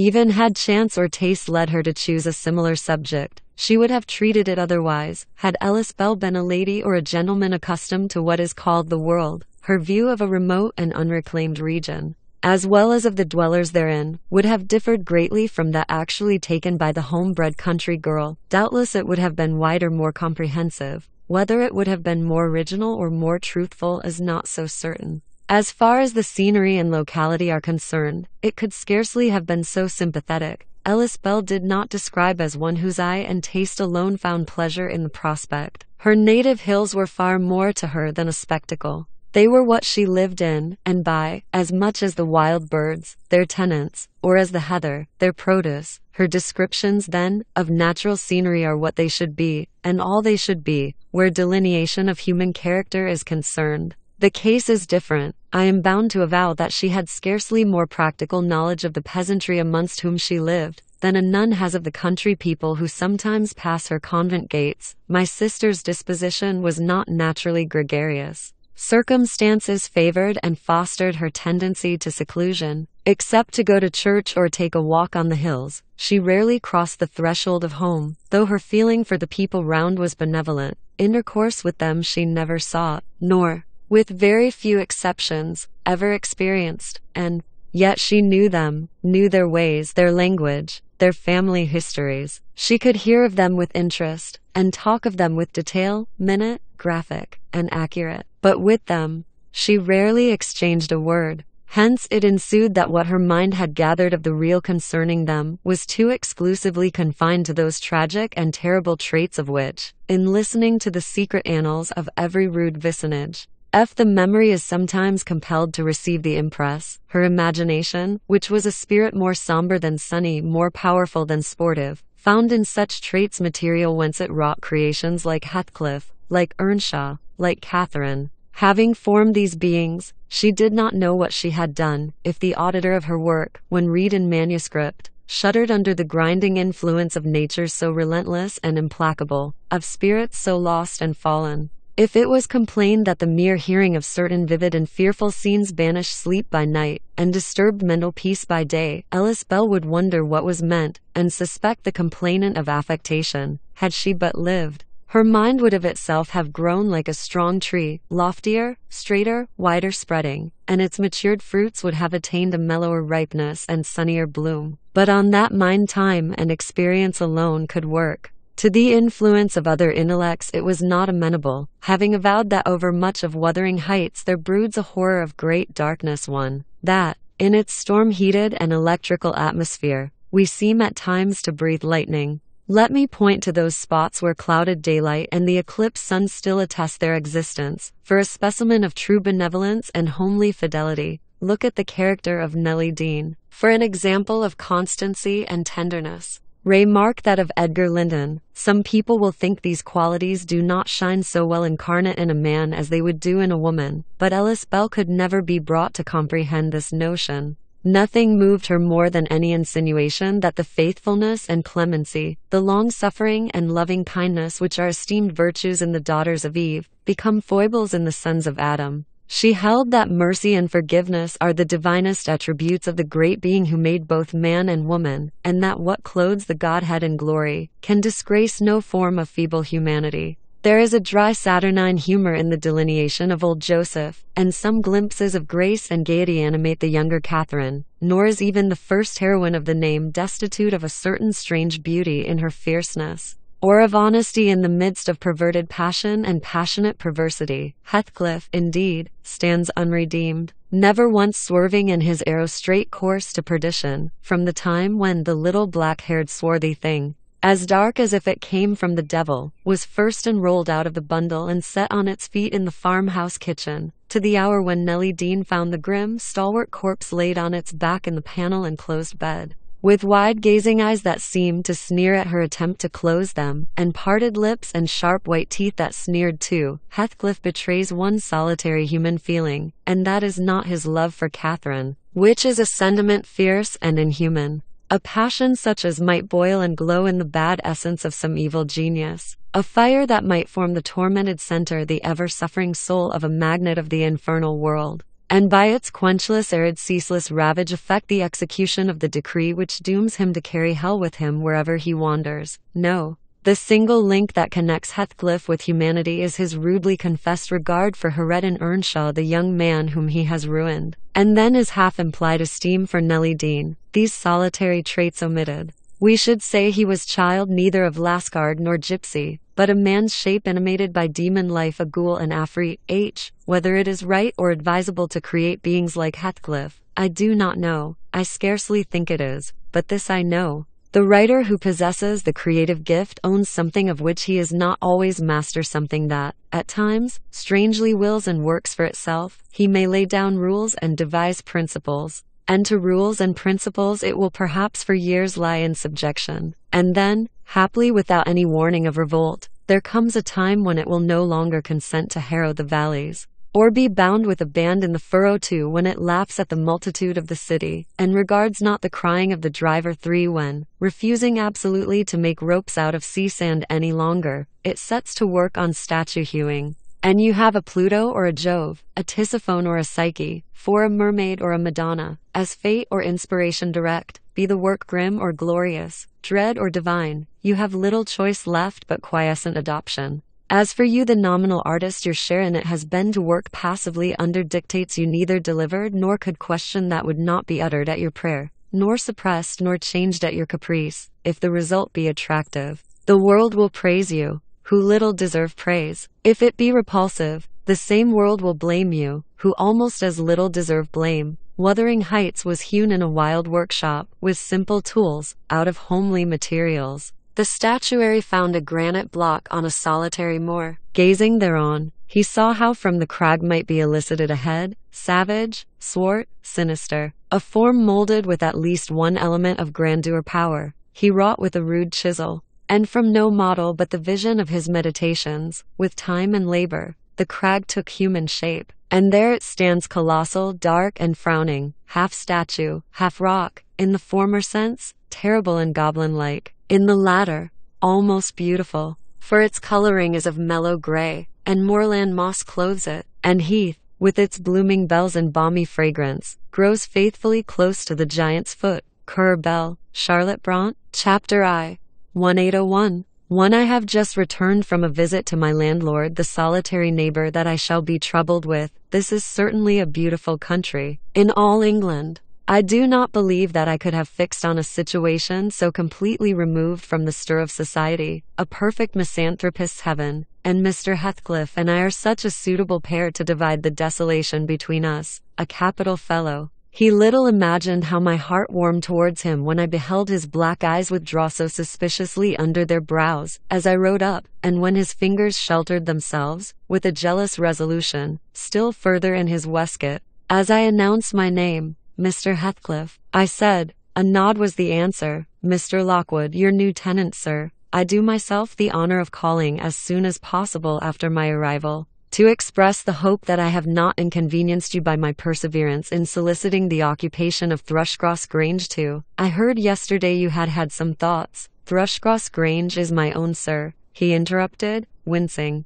I should not allow anyone to inconvenience me, if I could hinder it. Walk in. The walk-in was uttered with closed teeth, and expressed the sentiment, go to the deuce. Even the gate over which he leant manifested no sympathizing movement to the words, and I think that circumstance determined me to accept the invitation. I felt interested in a man who seemed more exaggeratedly reserved than myself. When he saw my horse's breast fairly pushing the barrier, he did put out his hand to unchain it, and then sullenly preceded me up the causeway, calling, as we entered the court, Joseph, take Mr. Lockwood's horse, and bring up some wine. Here we have the whole establishment of domestics, I suppose, was the reflection suggested by this compound order. No wonder the grass grows up between the flags, and cattle are the only hedge cutters. Joseph was an elderly, nay, an old man, very old, perhaps, though hale and sinewy. The Lord help us, he soliloquized in an undertone of peevish displeasure, while relieving me of my horse, looking, meantime, in my face so sorely that I charitably conjectured he must have need of divine aid to digest his dinner.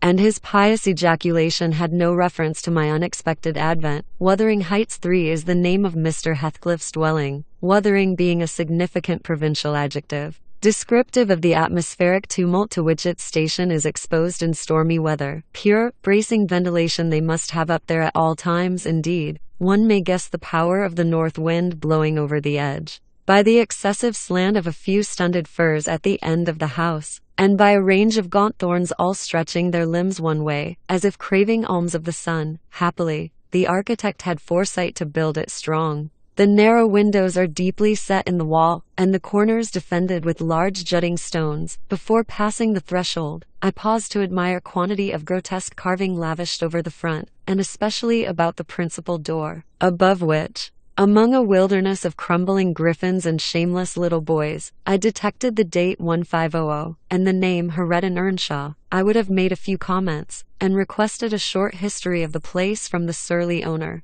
but his attitude at the door appeared to demand my speedy entrance, or complete departure, and I had no desire to aggravate his impatience previous to inspecting the penetralium. One step brought us into the family sitting room, without any introductory lobby or passage. They call it here the house preeminently. It includes kitchen and parlor, generally, but I believe at Wuthering Heights the kitchen is forced to retreat altogether into another quarter. At least I distinguished a chatter of tongues, and a clatter of culinary utensils, deep within, and I observed no signs of roasting, boiling, or baking about the huge fireplace, nor any glitter of copper saucepans and tin colanders on the walls. One end, indeed, reflected splendidly both light and heat from ranks of immense pewter dishes, interspersed with silver jugs and tankards, towering row after row, on a vast oak dresser, to the very roof. The latter had never been underdrunk. Its entire anatomy lay bare to an inquiring eye, except where a frame of wood laden with oatcakes and clusters of legs of beef, mutton, and ham concealed it. Above the chimney were sundry villainous old guns, and a couple of horse pistols, and,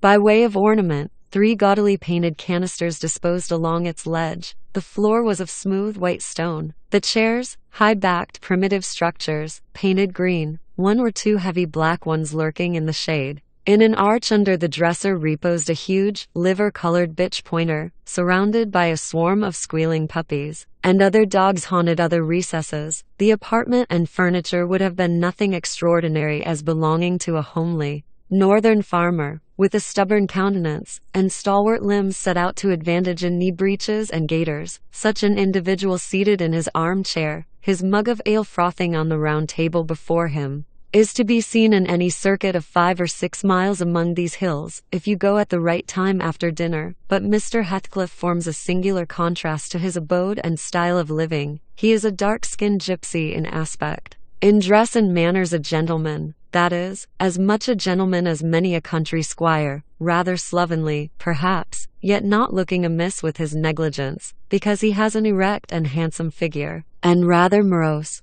possibly. Some people might suspect him of a degree of underbred pride. I have a sympathetic chord within that tells me it is nothing of the sort. I know, by instinct. His reserve springs from an aversion to showy displays of feeling, to manifestations of mutual kindliness. He'll love and hate equally under cover, and esteem it a species of impertinence to be loved or hated again. No, I'm running on too fast. I bestow my own attributes over liberally on him. Mr. Heathcliff may have entirely dissimilar reasons for keeping his hand out of the way when he meets a would-be acquaintance. To those which actuate me, let me hope my constitution is almost peculiar. My dear mother used to say I should never have a comfortable home, and only last summer I proved myself perfectly unworthy of one. While enjoying a month of fine weather at the sea-coast, I was thrown into the company of a most fascinating creature, a real goddess in my eyes. As long as she took no notice of me, I never told my love for vocally. Still, if looks have language, the merest idiot might have guessed I was over head and ears.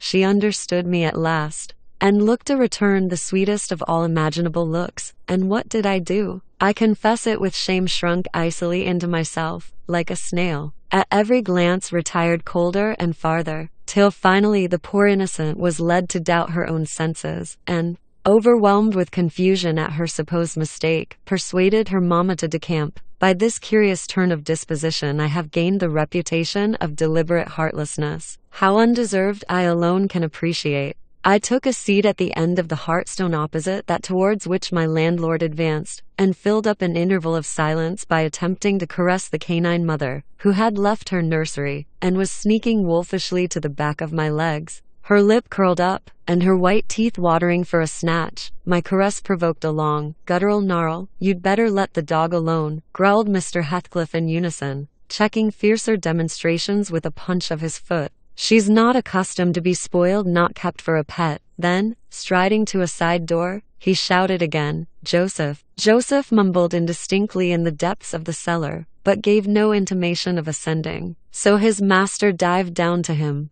leaving me this the ruffianly bitch and a pair of grim shaggy sheepdogs, who shared with her a jealous guardianship over all my movements. Not anxious to come in contact with their fangs, I sat still. But, imagining they would scarcely understand tacit insults, I unfortunately indulged in winking and making faces at the trio, and some turn of my physiognomy so irritated Madame that she suddenly broke into a fury and leapt on my knees. I flung her back, and hastened to interpose the table between us. This proceeding aroused the whole hive. Half a dozen four-footed fiends, of various sizes and ages, issued from hidden dens to the common center. I felt my heels and coat laps peculiar subjects of assault, and parrying off the larger combatants as effectually as I could with the poker, I was constrained to demand, aloud, assistance from some of the household in re-establishing peace. Heathcliff and his man climbed the cellar steps with vexatious phlegm. I don't think they moved 1 second faster than usual, though the hearth was an absolute tempest of worrying and yelping. Happily,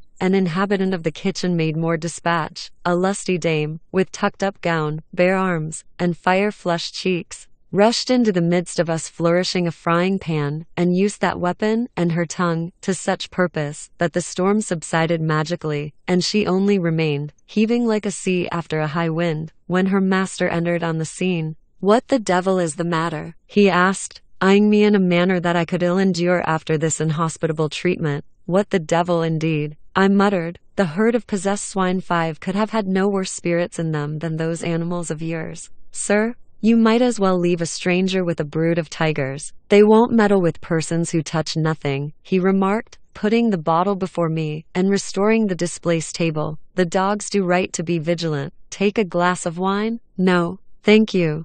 Not bitten, are you?" If I had been, I would have set my signet on the biter. Heathcliff's countenance relaxed into a grin. Come, he said, "you are flurried, Mr. Lockwood. Here, take a little wine. Guests are so exceedingly rare in this house that I and my dogs, I am willing to own, hardly know how to receive them. Your health, sir." I bowed and returned the pledge, beginning to perceive that it would be foolish to sit sulking for the misbehavior of a pack of curs. Besides, I felt loth to yield the fellow further amusement at my expense. Since his humor took that turn, he probably swayed by prudential consideration of the folly of offending a good tenant, relaxed a little in the laconic style of chipping off his pronouns and auxiliary verbs, and introduced what he supposed would be a subject of interest to me. A discourse on the advantages and disadvantages of my present place of retirement. I found him very intelligent on the topics we touched, and before I went home, I was encouraged so far as to volunteer another visit tomorrow.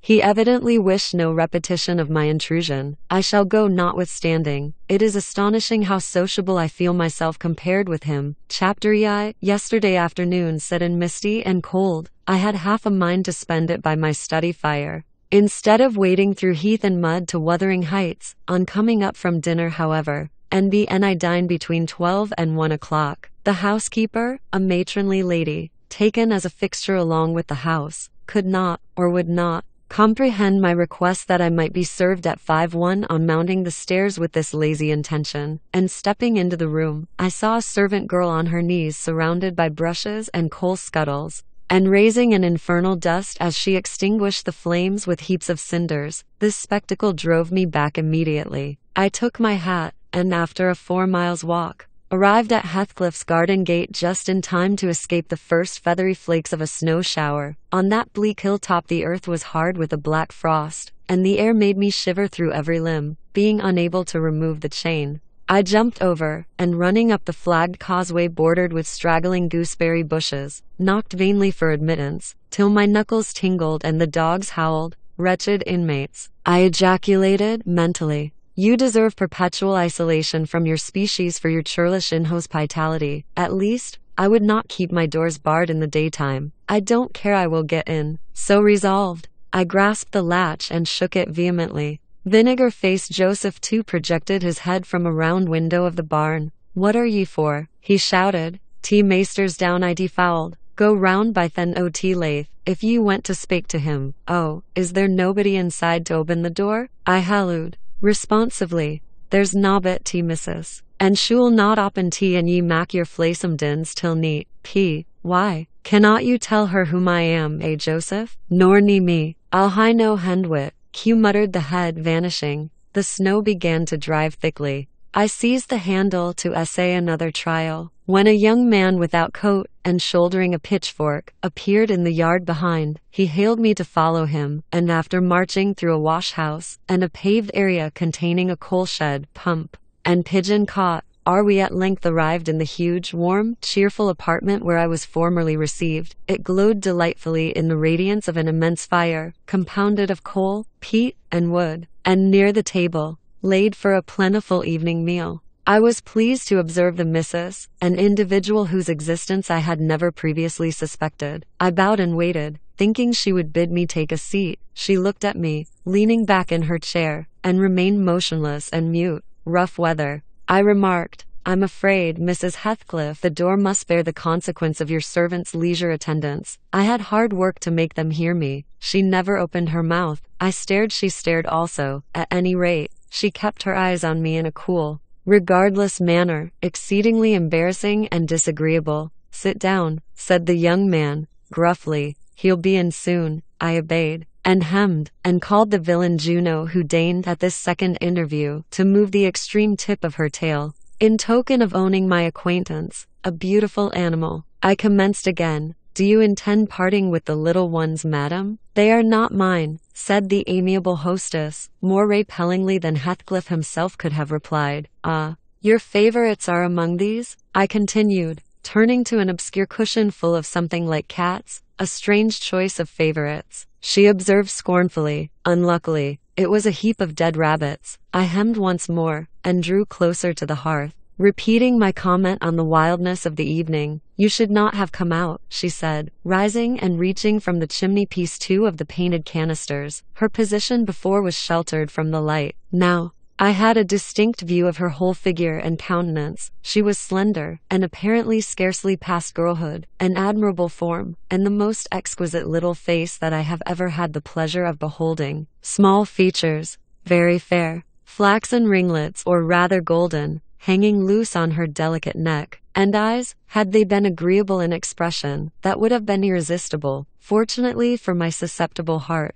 the only sentiment they evinced hovered between scorn and a kind of desperation, singularly unnatural to be detected there. The canisters were almost out of her reach. I made a motion to aid her. She turned upon me as a miser might turn if anyone attempted to assist him in counting his gold. I don't want your help, she snapped. I can get them for myself. I beg your pardon. I hastened to reply. Were you asked to tea? She demanded, tying an apron over her neat black frock, and standing with a spoonful of the leaf poised over the pot. I shall be glad to have a cup, I answered. Were you asked? She repeated. No, I said, half smiling. You are the proper person to ask me. She flung the tea back, spoon and all, and resumed her chair in a pet. Her forehead corrugated, and her red underlip pushed out, like a child's ready to cry. Meanwhile, the young man had slung onto his person a decidedly shabby upper garment, and, erecting himself before the blaze, looked down on me from the corner of his eyes, for all the world as if there were some mortal feud unavenged between us. I began to doubt whether he were a servant or not. His dress and speech were both rude, entirely devoid of the superiority observable in Mr. and Mrs. Heathcliff. His thick brown curls were rough and uncultivated. His whiskers encroached bearishly over his cheeks, and his hands were embrowned like those of a common laborer. Still his bearing was free, almost haughty, and he showed none of a domestic's assiduity in attending on the lady of the house. In the absence of clear proofs of his condition, I deemed it best to abstain from noticing his curious conduct, and, 5 minutes afterwards, the entrance of Heathcliff relieved me, in some measure, from my uncomfortable state. "You see, sir, I am come, according to promise," I exclaimed, assuming the cheerful, "and I fear I shall be weather-bound for half an hour. If you can afford me shelter during that space." "Half an hour?" he said, shaking the white flakes from his clothes. "I wonder you should select the thick of a snowstorm to ramble about in. Do you know that you run a risk of being lost in the marshes? People familiar with these moors often miss their road on such evenings, and I can tell you there is no chance of a change at present. Perhaps I can get a guide among your lads, and he might stay at the Grange till morning. Could you spare me one?" "No, I could not." "Oh, indeed. Well then, I must trust to my own sagacity." Are you going to mack the tea?" demanded he of the shabby coat, shifting his ferocious gaze from me to the young lady. "Is he to have any?" she asked, appealing to Heathcliff. "Get it ready, will you?" was the answer, uttered so savagely that I started. The tone in which the words were said revealed a genuine bad nature. I no longer felt inclined to call Heathcliff a capital fellow. When the preparations were finished, he invited me with, "Now, sir, bring forward your chair," and we all, including the rustic youth, drew round the table, an austere silence prevailing while we discussed our meal. I thought, if I had caused the cloud, it was my duty to make an effort to dispel it. They could not every day sit so grim and taciturn, and it was impossible, however ill-tempered they might be, that the universal scowl they wore was their everyday countenance. "It is strange," I began, in the interval of swallowing one cup of tea and receiving another, "it is strange how custom can mold our tastes and ideas. Many could not imagine the existence of happiness in a life of such complete exile from the world as you spend, Mr. Heathcliff. Yet, I'll venture to say, that, surrounded by your family, and with your amiable lady as the presiding genius over your home and heart—" "My amiable lady," he interrupted, with an almost diabolical sneer on his face. "Where is she, my amiable lady?" "Mrs. Heathcliff, your wife, I mean." "Well, yes, you would intimate that her spirit has taken the post of ministering angel, and guards the fortunes of Wuthering Heights, even when her body is gone. Is that it?" Perceiving myself in a blunder, I attempted to correct it. I might have seen there was too great a disparity between the ages of the parties to make it likely that they were man and wife. One was about 40. A period of mental vigor at which men seldom cherish the delusion of being married for love by girls. That dream is reserved for the solace of our declining years. The other did not look 17. Then it flashed upon me, the clown at my elbow, who is drinking his tea out of a basin and eating his bread with unwashed hands, may be her husband, Heathcliff Jr. Of course, here is the consequence of being buried alive. She has thrown herself away upon that boor from sheer ignorance that better individuals existed. A sad pity. I must beware how I cause her to regret her choice. The last reflection may seem conceited. It was not.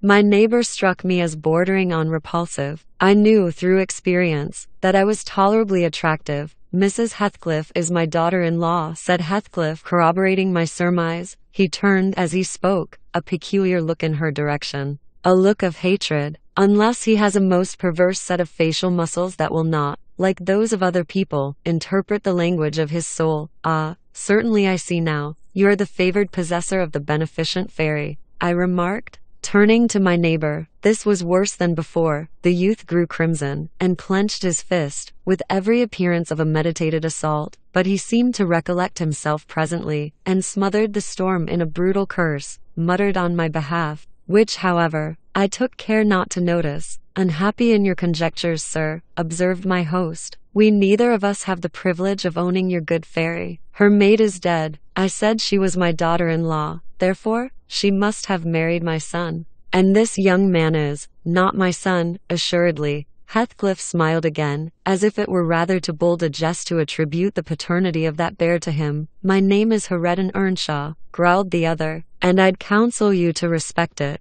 "I've shown no disrespect," was my reply, laughing internally at the dignity with which he announced himself. He fixed his eye on me longer than I cared to return the stare, for fear I might be tempted either to box his ears or render my hilarity audible. I began to feel unmistakably out of place in that pleasant family circle. The dismal spiritual atmosphere overcame, and more than neutralized, the glowing physical comforts round me.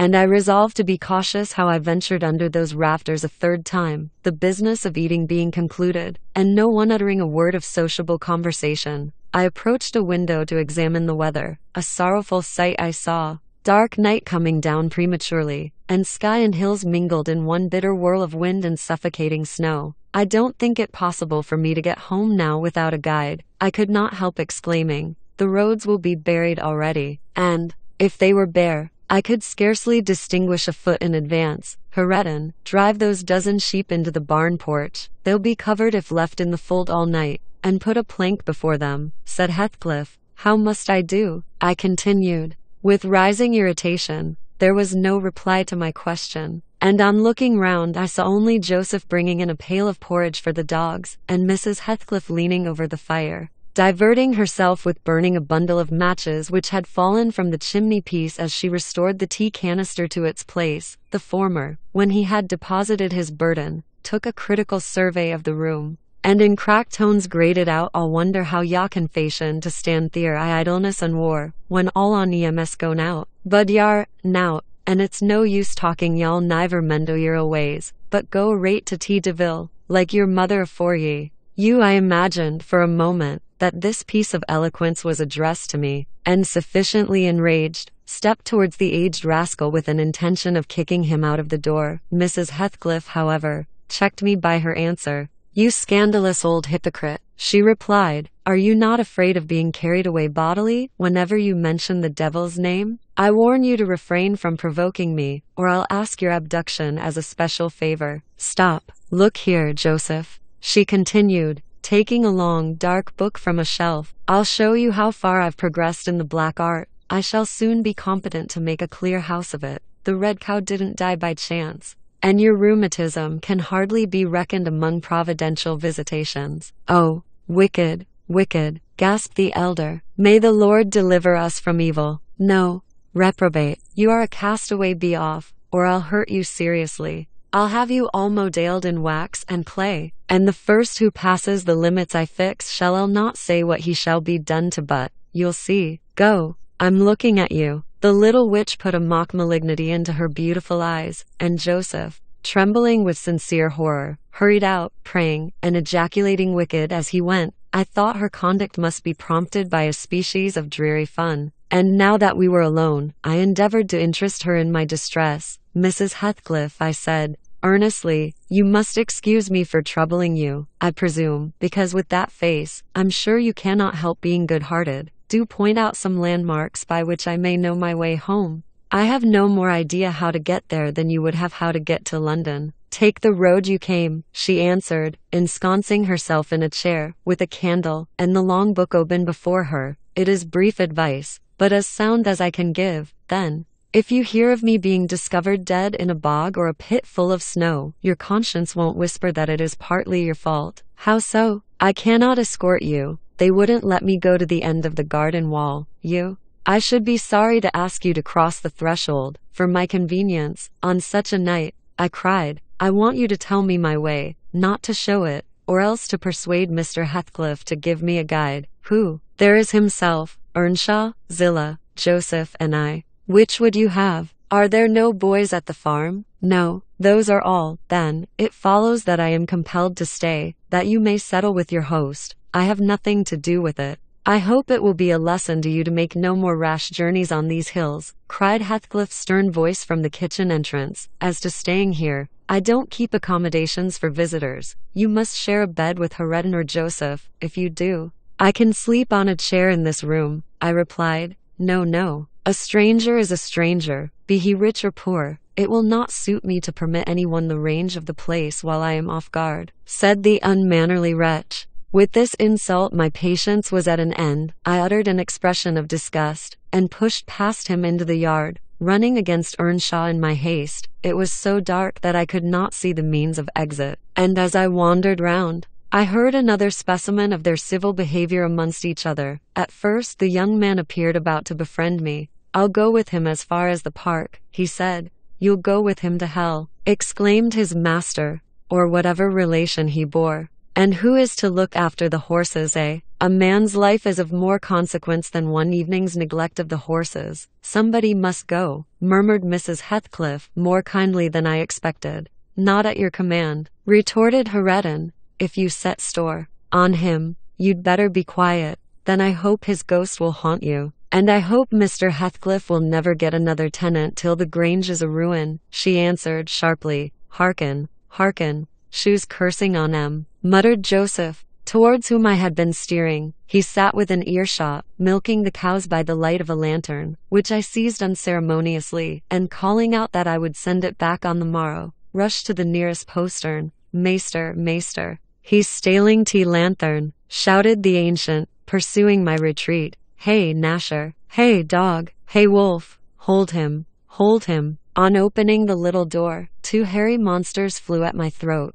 bearing me down, and extinguishing the light, while a mingled guffaw from Heathcliff and Hareton put the copestone beyond my rage and humiliation. Fortunately, the beasts seemed more bent on stretching their paws, and yawning, and flourishing their tails, than devouring me alive. But they would suffer no resurrection, and I was forced to lie till their malignant masters pleased to deliver me. Then, hatless and trembling with wrath, I ordered the miscreants to let me out on their peril, to keep me 1 minute longer, with several incoherent threats of retaliation that, in their indefinite depth of virulency, smacked of King Lear. 3. The vehemence of my agitation brought on a copious bleeding at the nose, and still Heathcliff laughed, and still I scolded. I don't know what would have concluded the scene, had there not been one person at hand rather more rational than myself, and more benevolent than my entertainer. This was Zillah, the stout housewife, who at length issued forth to inquire into the nature of the uproar. She thought that some of them had been laying violent hands on me, and not daring to attack her master,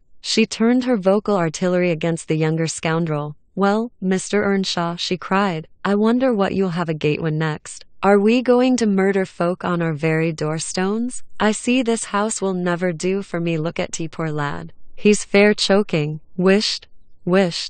You must go on so. Come in, and I'll cure that. There now, hold ye still. With these words she suddenly splashed a pint of icy water down my neck, and pulled me into the kitchen. Mr. Heathcliff followed, his accidental merriment expiring quickly in his habitual moroseness. I was sick exceedingly, and dizzy, and faint, and thus compelled perforce to accept lodgings under his roof. He told Zillah to give me a glass of brandy, and then passed on to the inner room, while she condoled with me on my sorry predicament, and having obeyed his orders, whereby I was somewhat revived, ushered me to bed. Chapter III. While leading the way upstairs, she recommended that I should hide the candle, and not make a noise, for her master had an odd notion about the chamber she would put me in, and never let anybody lodge there willingly. I asked the reason. She did not know, she answered. She had only lived there a year or 2, and they had so many queer goings-on, she could not begin to be curious. Too stupefied to be curious myself, I fastened my door and glanced round for the bed. The whole furniture consisted of a chair, a clothes press, and a large oak case, with squares cut out near the top resembling coach windows. Having approached this structure, I looked inside, and perceived it to be a singular sort of old-fashioned couch, very conveniently designed to obviate the necessity for every member of the family having a room to himself. In fact, it formed a little closet, and the ledge of a window, which it enclosed, served as a table. I slid back the panelled sides, got in with my light, pulled them together again, and felt secure against the vigilance of Heathcliff and everyone else. The ledge, where I placed my candle, had a few mildewed books piled up in one corner, and it was covered with writing scratched on the paint. This writing, however, was nothing but a name repeated in all kinds of characters, large and small: Catherine Earnshaw. Here and there varied to Catherine Heathcliff, and then again to Catherine Linton. In vapid listlessness I leant my head against the window, and continued spelling over Catherine Earnshaw Heathcliff Linton, till my eyes closed. But they had not rested 5 minutes when a glare of white letters started from the dark. As vivid as spectres the air swarmed with Catherines, and rousing myself to dispel the obtrusive name, I discovered my candle wick reclining on one of the antique volumes, and perfuming the place with an odor of roasted calf skin. I snuffed it off, and, very ill at ease under the influence of cold and lingering nausea, sat up and spread open the injured tome on my knee. It was a testament, in Lena type, and smelling dreadfully musty. A fly-leaf bore the inscription Catherine Earnshaw, her book, and a date some quarter of a century back. I shut it, and took up another and another, till I had examined all. Catherine's library was select, and its state of dilapidation proved it to have been well used, though not altogether for a legitimate purpose. Scarcely one chapter had escaped, a pen and ink commentary, at least the appearance of one covering every morsel of blank that the printer had left, one some word detached sentences, other parts took the form of a regular diary, scrawled in an unformed,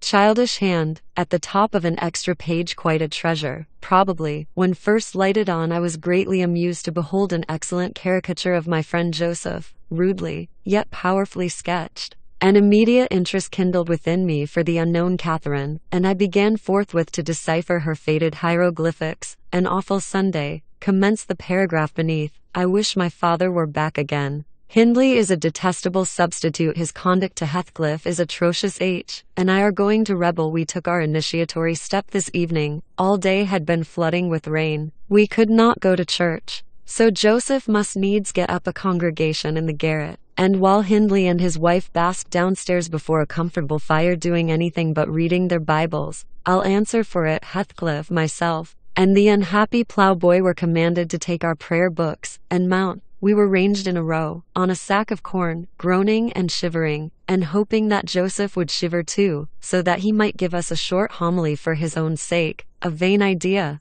The service lasted precisely 3 hours, and yet my brother had the face to exclaim, when he saw us descending, "What, done already?" On Sunday evenings we used to be permitted to play, if we did not make much noise. Now, mere titter is sufficient to send us into corners. You forget you have a master here, says the tyrant. I'll demolish the first who puts me out of temper. I insist on perfect sobriety and silence. Oh boy, was that you? Francis, darling. Pull his hair as you go by. I heard him snap his fingers. Francis pulled his hair heartily, and then went and seated herself on her husband's knee, and there they were, like to babies, kissing and talking nonsense by the hour, foolish palaver that we should be ashamed of. We made ourselves as snug as our means allowed in the arch of the dresser. I had just fastened our pinafore sap together, and hung them up for a curtain, when in comes Joseph, on an errand from the stables. He tears down my handiwork, boxes my ears, and croaks, "T Maester Nobbet just buried, and Sabbath not awared, unty sound o' t gospel still a your lugs, and ye dare be laking, ac shame on ye. Sit ye down, ill childer, there's good books in you if you'll read 'em. Sit ye down, and think o' your souls." Saying this, he compelled us so to square our positions that we might receive from the far-off fire a dull ray to show us the text of the lumber he thrust upon us. I could not bear the employment. I took my dingy volume by the scroop, and hurled it into the dog kennel. Vowing I hated a good book, Heathcliff kicked his to the same place. Then there was a hubbub. "Maester Hindley," shouted our chaplain. "Maester, come hither." Miss Cathy's rivened back off helmet o' Salvation. 2 on Heathcliff's paused his fit into t first part o' t brood way to destruction. 3 It's fair flaysome that ye let em go on this gate. Ec, thou'd man wad ha laced em properly, but he's gone.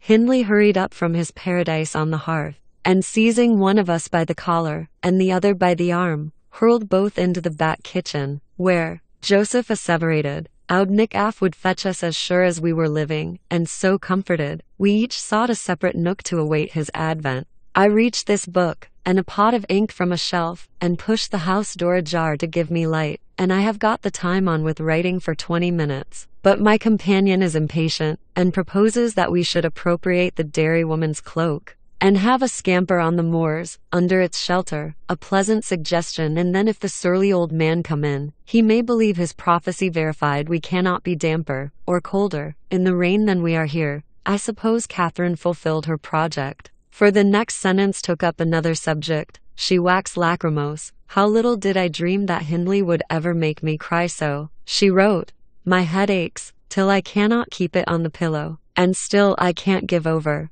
Poor Heathcliff. Hindley calls him a vagabond, and won't let him sit with us, nor eat with us any more. And he says, he and I must not play together, and threatens to turn him out of the house if we break his orders. He has been blaming our father, how dared he, for treating H too liberally, and swears he will reduce him to his right place. I began to nod drowsily over the dim page. My eye wandered from manuscript to print. I saw a red ornamented title 70 times 7, and the first of the 71st. A pious discourse delivered by the Reverend Jabez Branderham in the chapel of Gimmerton Sau Ag, and while I was, half-consciously, worrying my brain to guess what Jabez Branderham would make of his subject, I sank back in bed and fell asleep. Alas, for the effects of bad tea and bad temper. What else could it be that made me pass such a terrible night? I don't remember another that I can at all compare with it since I was capable of suffering. I began to dream. Almost before I ceased to be sensible of my locality, I thought it was morning, and I had set out on my way home, with Joseph for a guide. The snow lay yards deep in our road, and as we floundered on,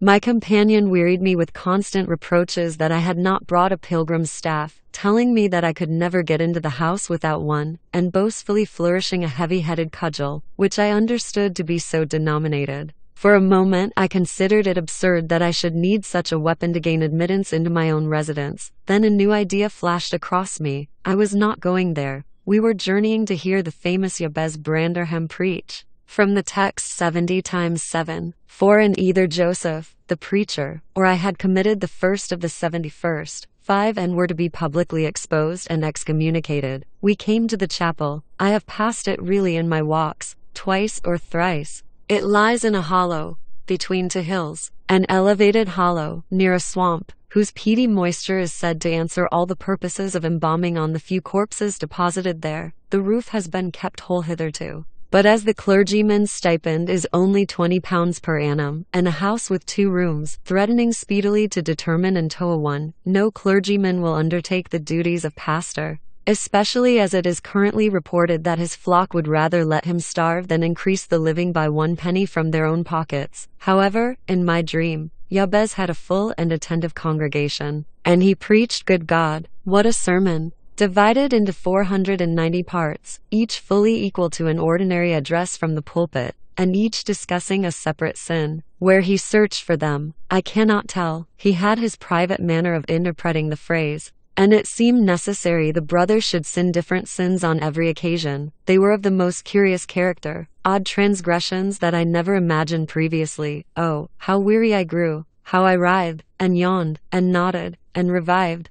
How I pinched and pricked myself, and rubbed my eyes, and stood up, and sat down again, and nudged Joseph to inform me if he would ever have done. I was condemned to hear all out. Finally, he reached the first of the 71st. At that crisis, a sudden inspiration descended on me. I was moved to rise and denounce Jabez Branderham as the sinner of the sin that no Christian need pardon. Sir, I exclaimed, sitting here within these 4 walls, at one stretch, I have injured and forgiven the 490 heads of your discourse. 70 times 7 times have I plucked up my hat and been about to depart. 70 times 7 times have you preposterously forced me to resume my seat. The 491st is too much. Fellow martyrs, have at him, drag him down, and crush him to atoms, that the place which knows him may know him no more. 6.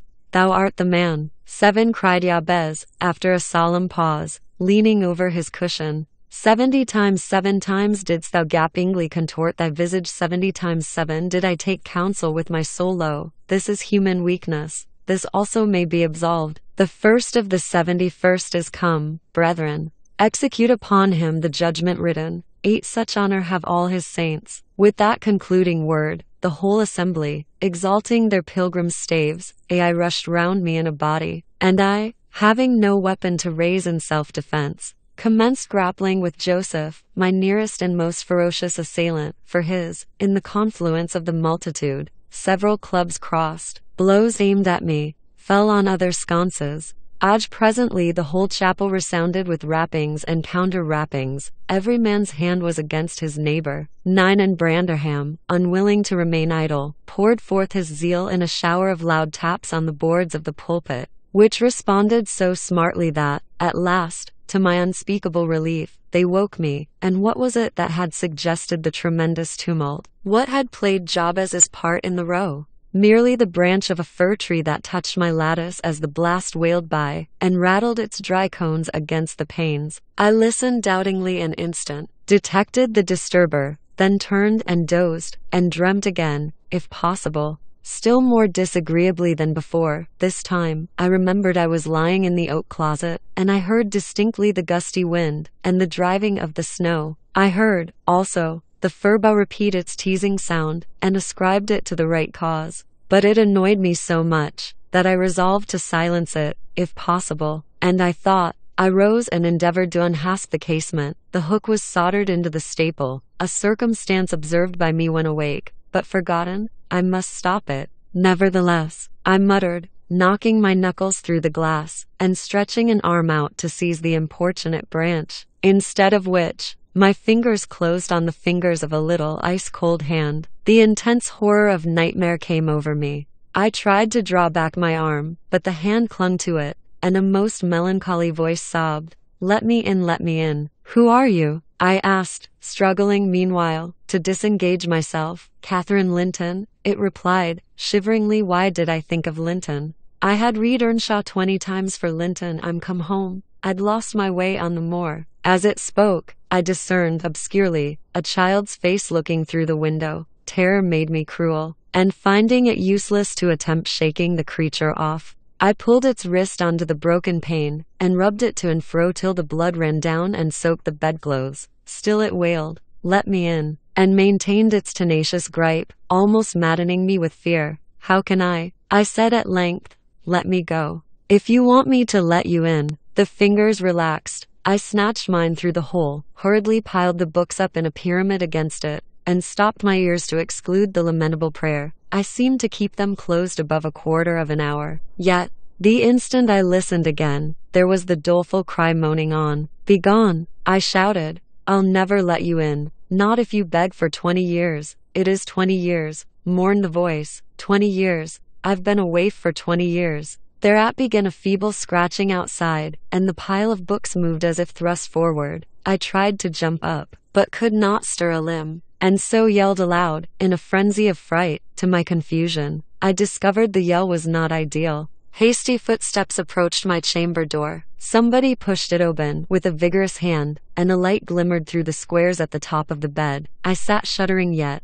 and wiping the perspiration from my forehead. The intruder appeared to hesitate, and muttered to himself. At last, he said, in a half-whisper, plainly not expecting an answer, "Is anyone here?" I considered it best to confess my presence, for I knew Heathcliff's accents, and feared he might search further, if I kept quiet. With this intention, I turned and opened the panels. I shall not soon forget the effect my action produced. Heathcliff stood near the entrance, in his shirt and trousers, with a candle dripping over his fingers, and his face as white as the wall behind him. The first creak of the oak startled him like an electric shock. The light leaped from his hold to a distance of some feet, and his agitation was so extreme that he could hardly pick it up. "It is only your guest, sir," I called out, desirous to spare him the humiliation of exposing his cowardice further. I had the misfortune to scream in my sleep, owing to a frightful nightmare. "I'm sorry I disturbed you." "Oh, God confound you,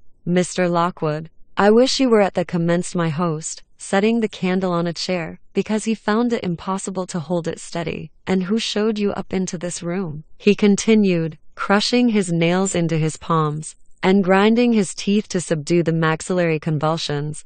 Who was it? I've a good mind to turn them out of the house this moment." "It was your servant Zillah," I replied, flinging myself onto the floor, and rapidly resuming my garments. "I should not care if you did, Mr. Heathcliff. She richly deserves it." I suppose that she wanted to get another proof that the place was haunted, at my expense. "Well, it is swarming with ghosts and goblins. You have reason in shutting it up, I assure you. No one will thank you for a doze in such a den." "What do you mean?" asked Heathcliff. "And what are you doing?" "Lie down and finish out the night, since you are here. But, for heaven's sake, don't repeat that horrid noise. Nothing could excuse it. Unless you were having your throat cut. If the little fiend had got in at the window, she probably would have strangled me," I returned. "I'm not going to endure the persecutions of your hospitable ancestors again. Was not the Reverend Jabez Branderham akin to you on the mother's side? And that minx, Catherine Linton, or Earnshaw, or however she was called, she must have been a changeling, a wicked little soul.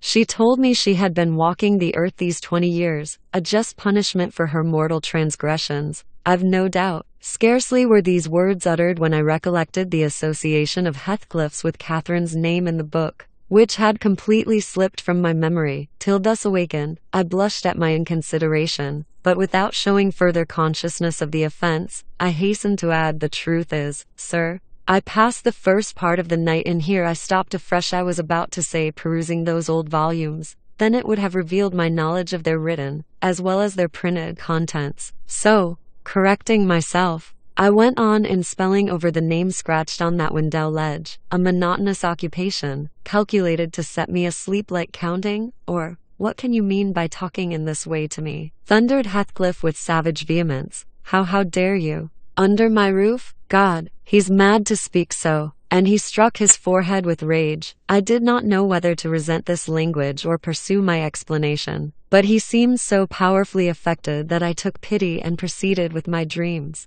affirming I had never heard the appellation of Catherine Linton before, but reading it often over produced an impression which personified itself when I had no longer my imagination under control. Heathcliff gradually fell back into the shelter of the bed as I spoke, finally sitting down almost concealed behind it. I guessed, however, by his irregular and intercepted breathing, that he struggled to vanquish an excess of violent emotion. Not liking to show him that I had heard the conflict, I continued my toilette rather noisily, looked at my watch, and soliloquized on the length of the night. Not 3 o'clock yet. I could have taken oath it had been 6. Time stagnates here. We must surely have retired to rest at 8. Always at 9 in winter, and rise at 4, said my host, suppressing a groan, and as I fancied, by the motion of his arm's shadow, dashing a tear from his eyes. Mr. Lockwood, he added, you may go into my room. You'll only be in the way, coming downstairs so early, and your childish outcry has sent sleep to the devil for me, and for me too, I replied.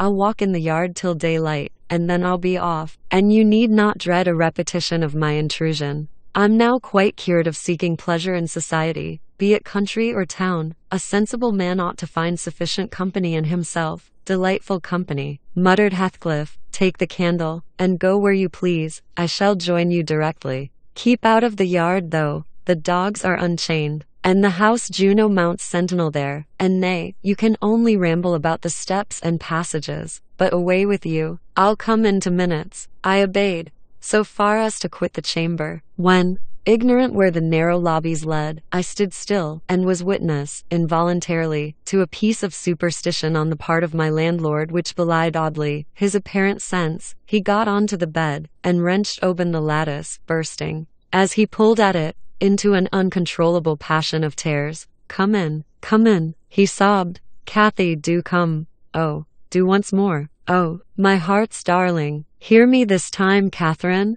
At last, the spectre showed a spectre's ordinary caprice. It gave no sign of being, but the snow and wind whirled wildly through, even reaching my station, and blowing out the light. There was such anguish in the gush of grief that accompanied this raving, that my compassion made me overlook its folly, and I drew off, half angry to have listened at all, and vexed at having related my ridiculous nightmare, since it produced that agony. Though I was beyond my comprehension, I descended cautiously to the lower regions, and landed in the back kitchen, where a gleam of fire, raked compactly together, enabled me to rekindle my candle. Nothing was stirring except a brindled gray cat, which crept from the ashes, and saluted me with a querulous mew. 2 benches, shaped in sections of a circle, nearly enclosed the hearth. On one of these I stretched myself, and Grimalkin 10 mounted the other. We were both of us nodding ere anyone invaded our retreat, and then it was Joseph, shuffling down a wooden ladder that vanished in the roof, through a trap. The ascent to his garret, I suppose. He cast a sinister look at the little flame which I had enticed to play between the ribs, swept the cat from its elevation, and bestowing himself in the vacancy, commenced the operation of stuffing a 3-inch pipe with tobacco. My presence in his sanctum was evidently esteemed a piece of impudence too shameful for remark. He silently applied the tube to his lips, folded his arms, and puffed away. I let him enjoy the luxury unannoyed, and after sucking out his last wreath, and heaving a profound sigh, he got up, and departed as solemnly as he came. A more elastic footstep entered next, and now I opened my mouth for a good morning, but closed it again, the salutation unachieved. For Hareton Earnshaw was performing his orisons sotto voce, in a series of curses directed against every object he touched, while he rummaged a corner for a spade or shovel to dig through the drifts. He glanced over the back of the bench, dilating his nostrils, and thought as little of exchanging civilities with me as with my companion the cat. I guessed, by his preparations, that egress was allowed, and leaving my hard couch, made a movement to follow him. He noticed this, and thrust at an inner door with the end of his spade, intimating by an inarticulate sound that there was the place where I must go, if I changed my locality. It opened into the house, where the females were already astir, Zillah urging flakes of flame up the chimney with a colossal bellows, and Mrs. Heathcliff, kneeling on the hearth, reading a book by the aid of the blaze. She held her hand interposed between the furnace heat and her eyes, and seemed absorbed in her occupation, desisting from it only to chide the servant for covering her with sparks, or to push away a dog, now and then, that snoozled its nose over forwardly into her face. I was surprised to see Heathcliff there also. He stood by the fire, his back towards me, just finishing a stormy scene with Priscilla, who ever and anon interrupted her labor to pluck up the corner of her apron, and heave an indignant groan. "And you worthless," he broke out as I entered, turning to his daughter-in-law, and employing an epithet as harmless as duck or sheep,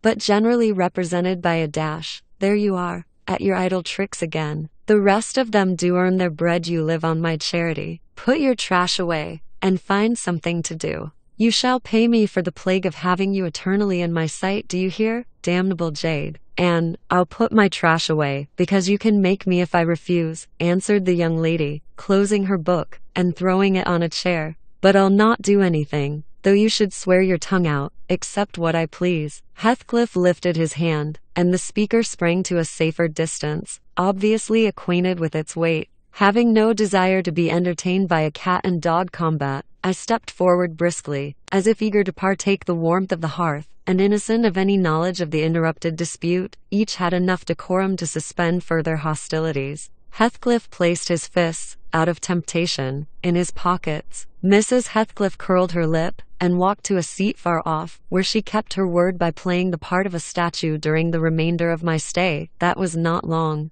I declined joining their breakfast, and at the first gleam of dawn, took an opportunity of escaping into the free air, now clear, and still, and cold as impalpable ice. My landlord hallooed for me to stop ere I reached the bottom of the gardens, and offered to accompany me across the moor. It was well he did, for the whole hill back was one billowy, white ocean, the swells and falls not indicating corresponding rises and depressions in the ground. Many pits, at least, were filled to a level, and entire ranges of mounds, the refuse of the quarries, blotted from the chart which my yesterday's walk left pictured in my mind. I had remarked on one side of the road, at intervals of 6 or 7 yards, a line of upright stones, continued through the whole length of the barren. These were erected and daubed with lime on purpose to serve as guides in the dark, and also when a fall, like the present, confounded the deep swamps on either hand with the firmer path. But, excepting a dirty dot pointing up here and there, all traces of their existence had vanished, and my companion found it necessary to warn me frequently to steer to the right or left, when I imagined I was following correctly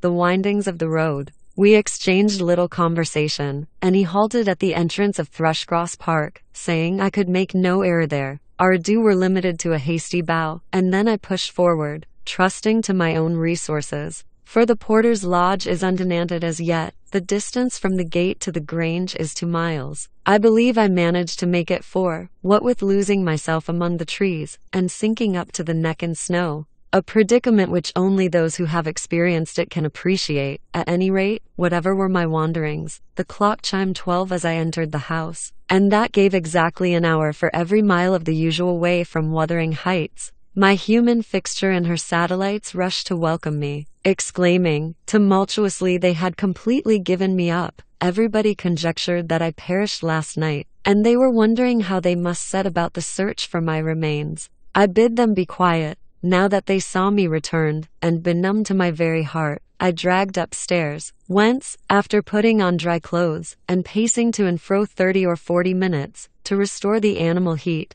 I adjourned to my study. Feeble as a kitten, almost too much so to enjoy the cheerful fire and smoking coffee which the servant had prepared for my refreshment. Chapter IV. What vain weathercocks we are. I, who had determined to hold myself independent of all social intercourse, and thanked my stars that, at length, I had lighted on a spot where it was next to impracticable. I, weak wretch, after maintaining till dusk a struggle with low spirits and solitude, was finally compelled to strike my colors, and under pretense of gaining information concerning the necessities of my establishment, I desired Mrs. Dean, when she brought in supper, to sit down while I ate it, hoping sincerely she would prove a regular gossip, and either rouse me to animation or lull me to sleep by her talk. You have lived here a considerable time, I commenced. Did you not say 16 years? 18, sir. I came when the mistress was married, to wait on her, after she died. The master retained me for his housekeeper. Indeed,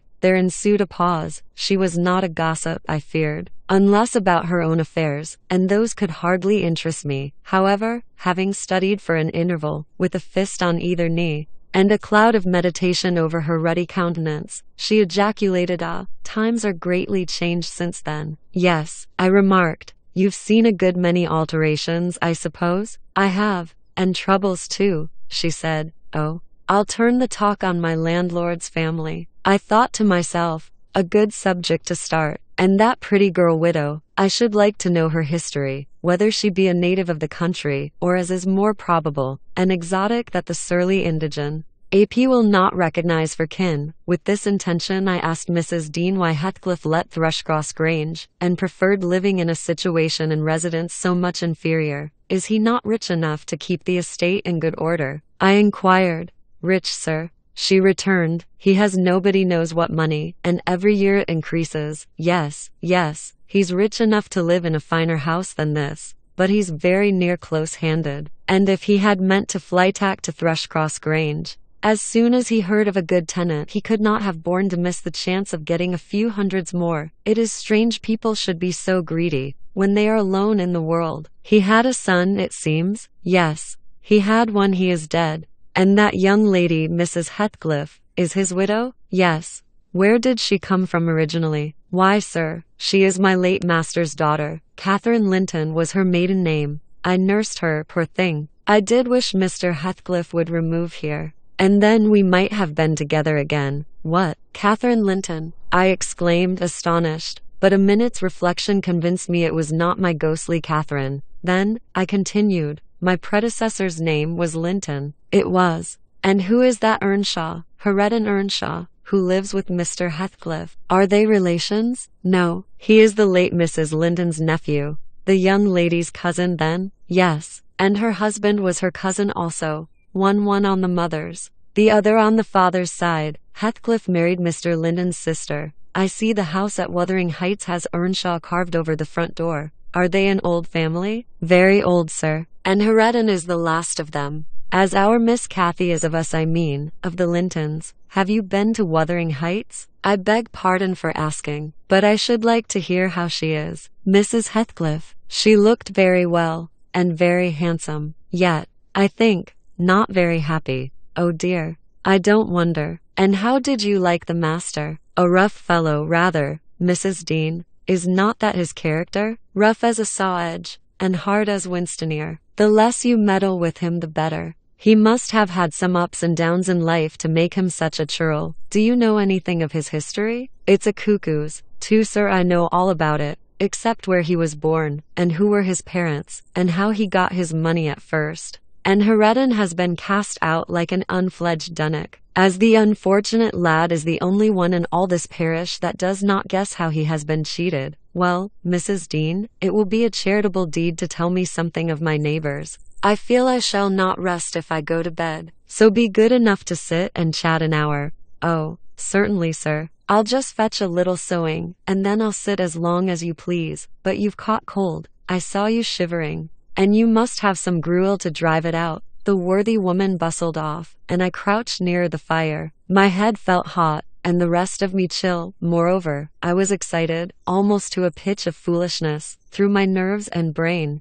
This caused me to feel, not uncomfortable, but rather fearful, as I am still of serious effects from the incidents of today and yesterday. She returned presently, bringing a smoking basin and a basket of work, and having placed the former on the hob, drew in her seat, evidently pleased to find me so companionable. Before I came to live here, she commenced waiting no farther invitation to her story. I was almost always at Wuthering Heights, because my mother had nursed Mr. Hindley Earnshaw. That was Harraden's father, and I got used to playing with the children. I ran errands too, and helped to make hay, and hung about the farm ready for anything that anybody would set me to. One fine summer morning, it was the beginning of harvest, I remember Mr. Earnshaw, the old master, came downstairs, dressed for a journey, and after he had told Joseph what was to be done during the day, he turned to Hindley, and Kathy, and me, for I sat eating my porridge with them, and he said, speaking to his son, "Now, my bonny man,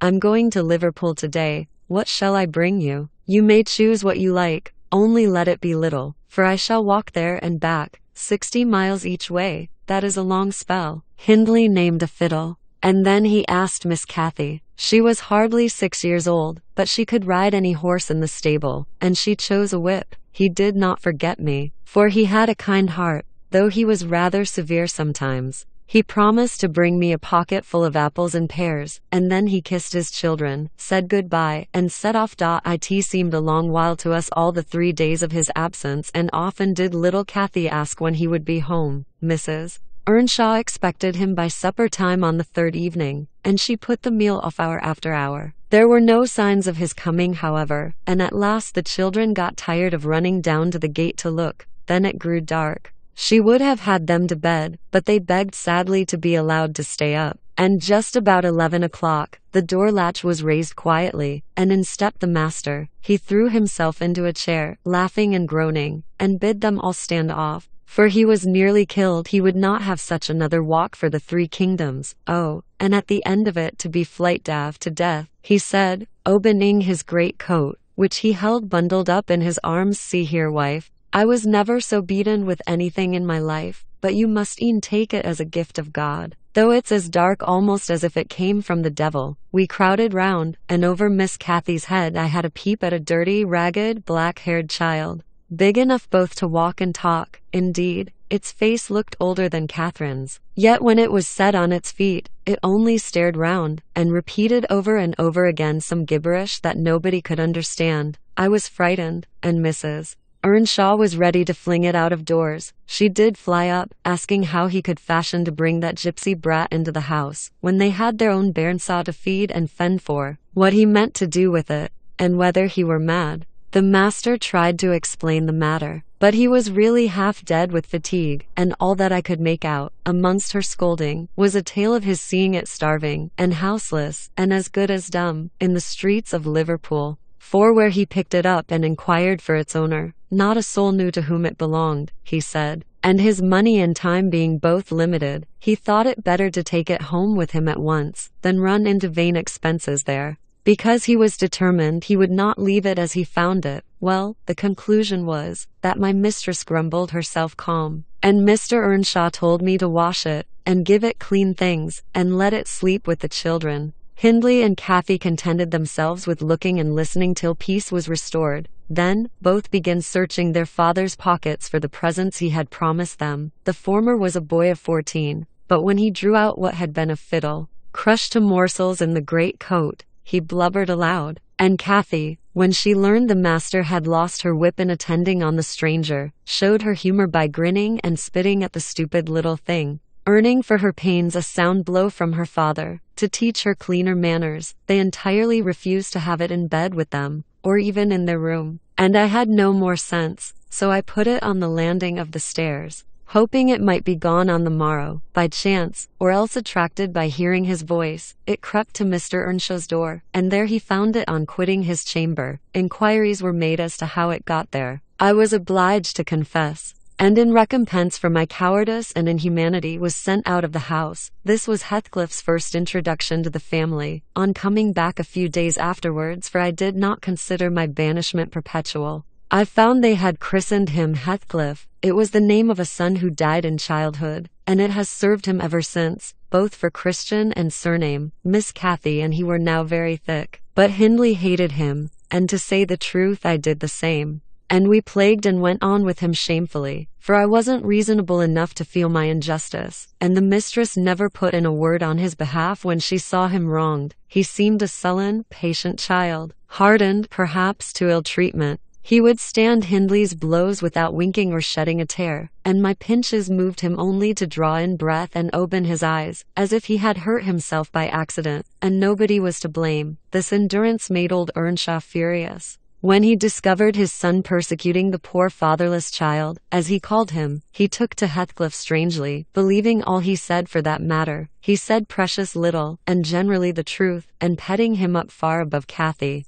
who was too mischievous and wayward for a favourite. So, from the very beginning, he bred bad feeling in the house, and at Mrs. Earnshaw's death, which happened in less than 2 years after, the young master had learned to regard his father as an oppressor rather than a friend, and Heathcliff as a usurper of his parents' affections and his privileges, and he grew bitter with brooding over these injuries. I sympathized a while, but when the children fell ill of the measles, and I had to tend them, and take on me the cares of a woman at once, I changed my idea. Heathcliff was dangerously sick, and while he lay at the worst he would have me constantly by his pillow. I suppose he felt I did a good deal for him, and he hadn't wit to guess that I was compelled to do it. However, I will say this, he was the quietest child that ever nurse watched over. The difference between him and the others forced me to be less partial. Cathy and her brother harassed me terribly. He was as uncomplaining as a lamb, though hardness, not gentleness, made him give little trouble. He got through, and the doctor affirmed it was in a great measure owing to me, and praised me for my care.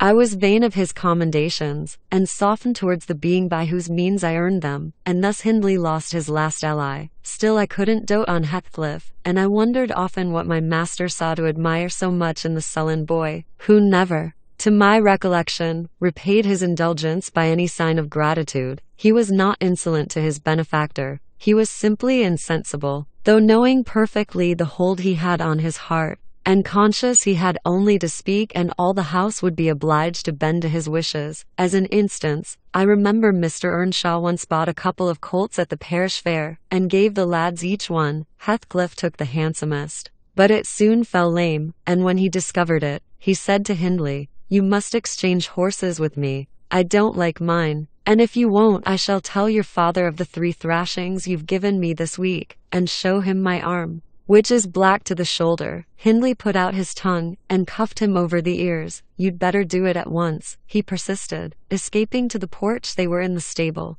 "You will have to, and if I speak of these blows, you'll get them again with interest." "Off, dog," cried Hindley, threatening him with an iron weight used for weighing potatoes and hay. "Throw it," he replied, standing still. "And then I'll tell how you boasted that you would turn me out of doors as soon as he died, and see whether he will not turn you out directly." Hindley threw it, hitting him on the breast, and down he fell, but staggered up immediately, breathless and white, and had not I prevented it, he would have gone just so to the master, and got full revenge by letting his condition plead for him, intimating who had caused it. "Take my colt, gypsy, then," said young Earnshaw, "and I pray that he may break your neck. Take him, and be damned, you beggarly interloper, and wheedle my father out of all he has. Only afterwards show him what you are, imp of Satan, and take that. I hope he'll kick out your brains." Heathcliff had gone to loose the beast, and shift it to his own stall. He was passing behind it, when Hindley finished his speech by knocking him under its feet, and without stopping to examine whether his hopes were fulfilled, ran away as fast as he could.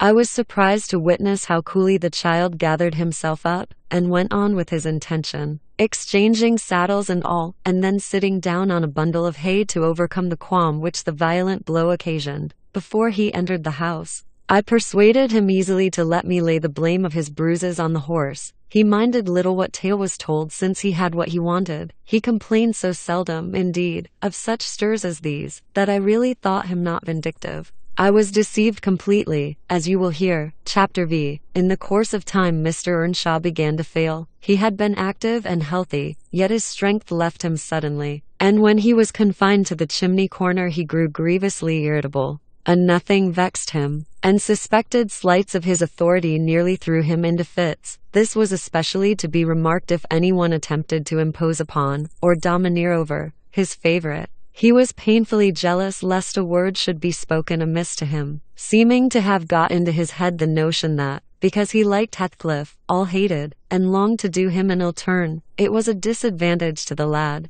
for the kinder among us did not wish to fret the master, so we humoured his partiality, and that humouring was rich nourishment to the child's pride and black tempers. Still it became in a manner necessary. Twice, or thrice, Hindley's manifestation of scorn, while his father was near, roused the old man to a fury. He seized his stick to strike him, and shook with rage that he could not do it at last. Our curate we had a curate then who made the living answerax by teaching the little Lintons and Earnshaws, and farming this bit of land himself, advised that the young man should be sent to college. And Mr. Earnshaw agreed, though with a heavy spirit, for he said Hindley was not, and would never thrive as where he wandered. I hoped heartily we should have peace now. It hurt me to think the master should be made uncomfortable by his own good deed. I fancied the discontent of age and disease arose from his family disagreements, as he would have it that it did. Really, you know, sir, it was in his sinking frame. We might have got on tolerably notwithstanding, but for two people, Miss Cathy, and Joseph, the servant. You saw him, I daresay, up yonder. He was, and is yet most likely,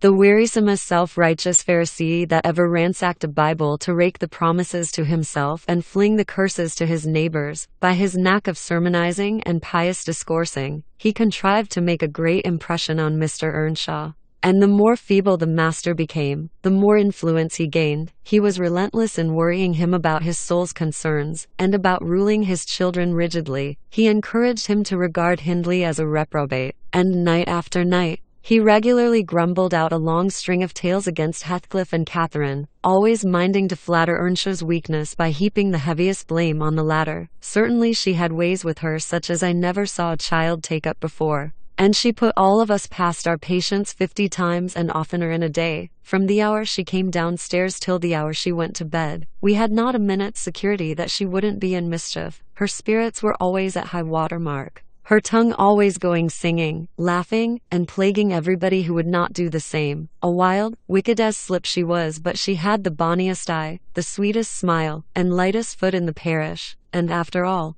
I believe she meant no harm. For when once she made you cry in good earnest, it seldom happened that she would not keep you company, and oblige you to be quiet that you might comfort her. She was much too fond of Heathcliff. The greatest punishment we could invent for her was to keep her separate from him, yet she got chided more than any of us on his account. In play, she liked exceedingly to act the little mistress, using her hands freely, and commanding her companions. She did so to me, but I would not bear slapping and ordering, and so I let her know. Now, Mr. Earnshaw did not understand jokes from his children. He had always been strict and grave with them, and Catherine, on her part, had no idea why her father should be crosser and less patient in his ailing condition than he was in his prime. His peevish reproofs wakened in her a naughty delight to provoke him. She was never so happy as when we were all scolding her at once, and she defying us with her bold, saucy look, and her ready words, turning Joseph's religious curses into ridicule, baiting me, and doing just what her father hated most, showing how her pretended insolence, which he thought real,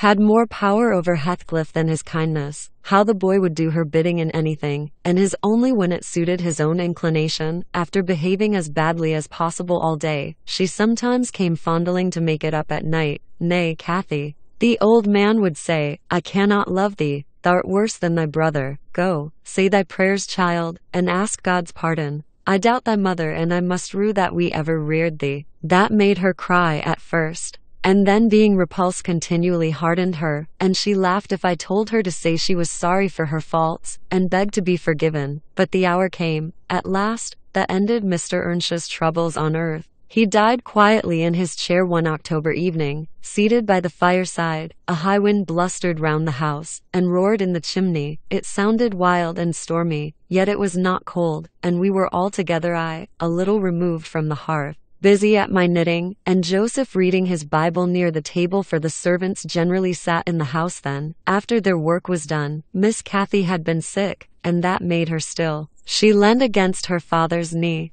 and Heathcliff was lying on the floor with his head in her lap. I remember the master, before he fell into a doze, stroking her bonny hair. It pleased him rare liba to see her gentle and saying, "Why canst thou not always be a good lass, Cathy?" And she turned her face up to his and laughed, and answered, "Why cannot you always be a good man, father?" But as soon as she saw him vexed again, she kissed his hand, and said she would sing him to sleep. She began singing very low, till his fingers dropped from hers, and his head sank on his breast. Then I told her to hush, and not stir, for fear she should wake him. We all kept as mute as mice a full half-hour, and should have done so longer, only Joseph, having finished his chapter, got up and said that he must rouse the master for prayers in bed. He stepped forward, and called him by name, and touched his shoulder, but he would not move, so he took the candle and looked at him. I thought there was something wrong as he set down the light, and seizing the children each by an arm, whispered them to frame upstairs, and make little din they might pray alone that evening. He had somewhat big to do. "I shall bid father good night first," said Catherine, putting her arms round his neck. Before we could hinder her, the poor thing discovered her loss directly. She screamed out, "Oh, he's dead, Heathcliff, he's dead!" And they both set up a heartbreaking cry. I joined my wail to theirs, loud and bitter. But Joseph asked what we could be thinking of to roar in that way over a saint in heaven. He told me to put on my cloak and run to Gimmerton for the doctor and the parson. I could not guess the use that either would be of then. However, I went, through wind and rain, and brought one, the doctor, back with me. The other said he would come in the morning, leaving Joseph to explain matters. I ran to the children's room. Their door was ajar. I saw they had never lain down, though it was past midnight, but they were calmer, and did not need me to console them. The little souls were comforting each other with better thoughts than I could have hit on. No parson in the world ever pictured heaven so beautifully as they did, in their innocent talk. And while I sobbed and listened, I could not help wishing we were all there safe together. Chapter VI. Mr. Hindley came home to the funeral, and the thing that amazed us,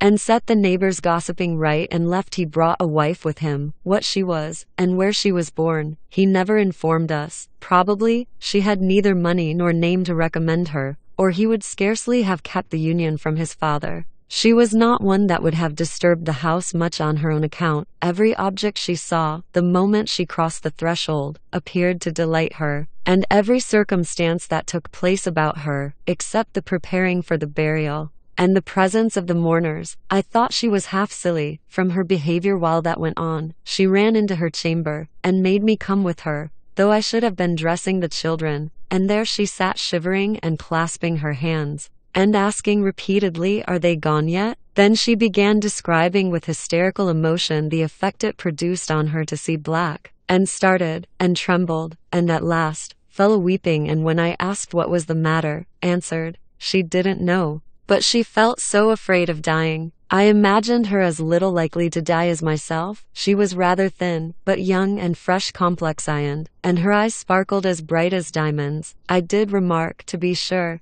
that mounting the stairs made her breathe very quick, that the least sudden noise set her all in a quiver, and that she coughed troublesomely sometimes, but I knew nothing of what these symptoms portended, and had no impulse to sympathize with her. "We don't in general take to foreigners BD here, Mr. Lockwood, unless they take to us first." Young Earnshaw was altered considerably in the 3 years of his absence. He had grown spare, and lost his color, and spoke and dressed quite differently, and, on the very day of his return, he told Joseph and me we must thenceforth quarter ourselves in the back kitchen, and leave the house for him. Indeed, he would have carpeted and papered a small spare room for a parlor. But his wife expressed such pleasure at the white floor and huge glowing fireplace, at the pewter dishes and delf case, and dog kennel, and the wide space there was to move about in where they usually sat, that he thought it unnecessary to her comfort, and so dropped the intention. She expressed pleasure, too, at finding a sister among her new acquaintance, and she prattled to Catherine, and kissed her, and ran about with her, and gave her quantities of presents. At the beginning,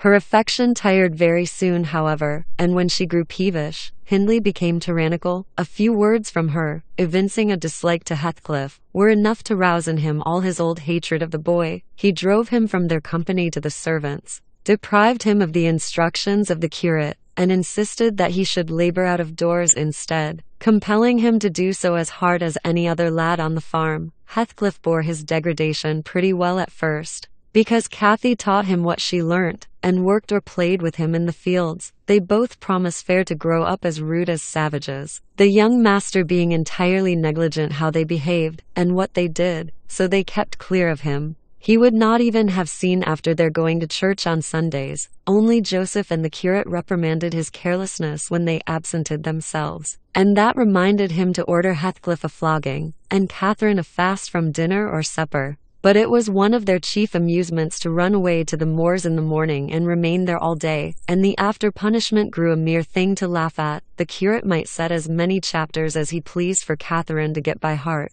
and Joseph might thrash Heathcliff till his arm ached. They forgot everything the minute they were together again, at least the minute they had contrived some naughty plan of revenge. And many a time I've cried to myself to watch them growing more reckless daily, and I not daring to speak a syllable, for fear of losing the small power I still retained over the unfriended creatures. One Sunday evening, it chanced that they were banished from the sitting room, for making a noise, or a light offence of the kind, and when I went to call them to supper, I could discover them nowhere. We searched the house, above and below, and the yard and stables. They were invisible, and at last, Hindley in a passion told us to bolt the doors, and swore nobody should let them in that night. The household went to bed, and I, too anxious to lie down, opened my lattice and put my head out to hearken, though it rained, determined to admit them in spite of the prohibition, should they return. In a while, I distinguished steps coming up the road, and the light of a lantern glimmered through the gate. I threw a shawl over my head and ran to prevent them from waking Mr.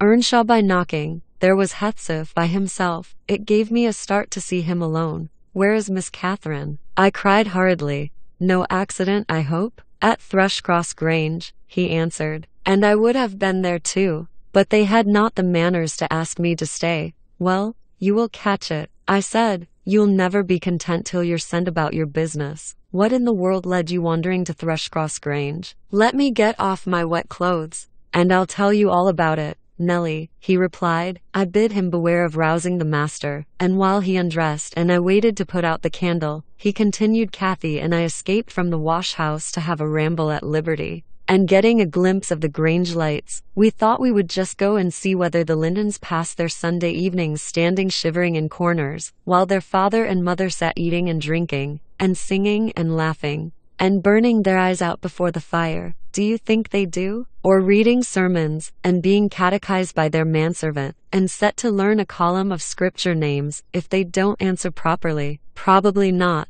I responded. They are good children, no doubt, and don't deserve the treatment you receive, for your bad conduct. Can't, B.F. Nelly, he said. Nonsense. We ran from the top of the heights to the park, without stopping. Catherine completely beaten in the race, because she was barefoot. You'll have to seek for her shoes in the bog tomorrow. We crept through a broken hedge, groped our way up the path, and planted ourselves on a flower plot under the drawing-room window. The light came from thence. They had not put up the shutters, and the curtains were only half closed. Both of us were able to look in by standing on the basement, BG, and clinging to the ledge, and we saw. It was beautiful, a splendid place carpeted with crimson, and crimson-covered chairs and tables, and a pure white ceiling bordered by gold, a shower of glass drops hanging in silver chains from the center, and shimmering with little soft tapers. Old Mr. and Mrs. Linton were not there. Edgar and his sister had it entirely to themselves. Shouldn't they have been happy? We should have thought ourselves in heaven. And now, guess what your good children were doing. Isabella, I believe she is 11. A year younger than Cathy, lay screaming at the farther end of the room, shrieking as if witches were running red-hot needles into her. Edgar stood on the hearth weeping silently, and in the middle of the table sat a little dog, shaking its paw and yelping, which, from their mutual accusations, we understood they had nearly pulled into between them. The idiots. That was their pleasure, to quarrel who should hold a heap of warm hair, and each begin to cry because both, after struggling to get it, refused to take it. We laughed outright at the petted things. We did despise them. When would you catch me wishing to have what Catherine wanted? Or find us by ourselves, seeking entertainment in yelling, and sobbing, and rolling on the ground, divided by the whole room? I'd not exchange, for 1,000 lives, my condition here, for Edgar Linton's at Thrushcross Grange, not if I might have the privilege of flinging Joseph off the highest gable, and painting the house front with Hindley's blood. Hush, hush, I interrupted. Still you have not told me, Heathcliff, how Catherine is left behind.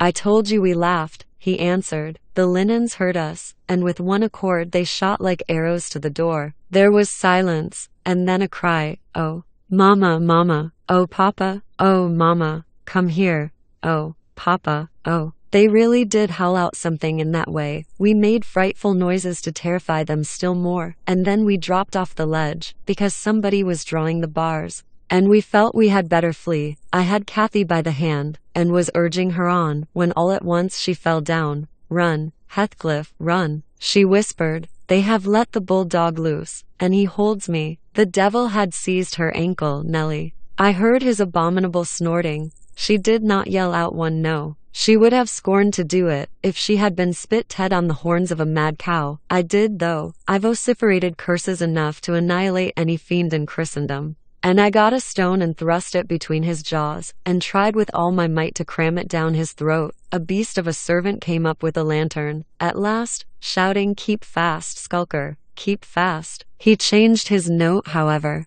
when he saw Skulker's game. The dog was throttled off, his huge purple tongue hanging half a foot out of his mouth, and his pendant lips streaming with bloody slaver. The man took Cathy up. She was sick, not from fear, I'm certain, but from pain. He carried her in. I followed, grumbling execrations and vengeance. "What pray, Robert?" hallooed Linton from the entrance. "Skulker has caught a little girl, sir," he replied. "And there's a lad here," he added, making a clutch at me, "who looks an out and outer, very like the robbers were for putting them through the window to open the doors to the gang after all were asleep, that they might murder us at their ease. Hold your tongue, you foul-mouthed thief, you. You shall go to the gallows for this. Mr. Linton, sir, don't lay by your gun." "No, no, Robert," said the old fool. "The rascals knew that yesterday was my rent day. They thought to have me cleverly. Come in. I'll furnish them a reception. There, John. Fasten the chain. Give Skulker some water, Jenny, to beard by a magistrate to in his stronghold, and on the Sabbath too. Where will their insolence stop? Oh, my dear Mary, look here. Don't be afraid. It is but a boy, yet the villain scowls so plainly in his face. Would it not be a kindness to the country to hang him at once, before he shows his nature in acts as well as features?" He pulled me under the chandelier, and Mrs. Linton placed her spectacles on her nose and raised her hands in horror. The cowardly children crept nearer also, Isabella lisping, "Frightful thing. Put him in the cellar, Papa. He's exactly like the son of the fortune-teller that stole my tame pheasant. Isn't he, Edgar?" While they examined me, Cathy came round. She heard the last speech and laughed. Edgar Linton, after an inquisitive stare, collected sufficient wit to recognize her. "They see us at church, you know, though we seldom meet them elsewhere. That's Miss Earnshaw," he whispered to his mother, "and look how Skulker has bitten her, how her foot bleeds." "Miss Earnshaw? Nonsense," cried the dame. "Miss Earnshaw scouring the country with a gypsy. And yet, my dear, the child is in mourning, surely it is, and she may be lammed for life." "What culpable carelessness in her brother!" exclaimed Mr. Linton,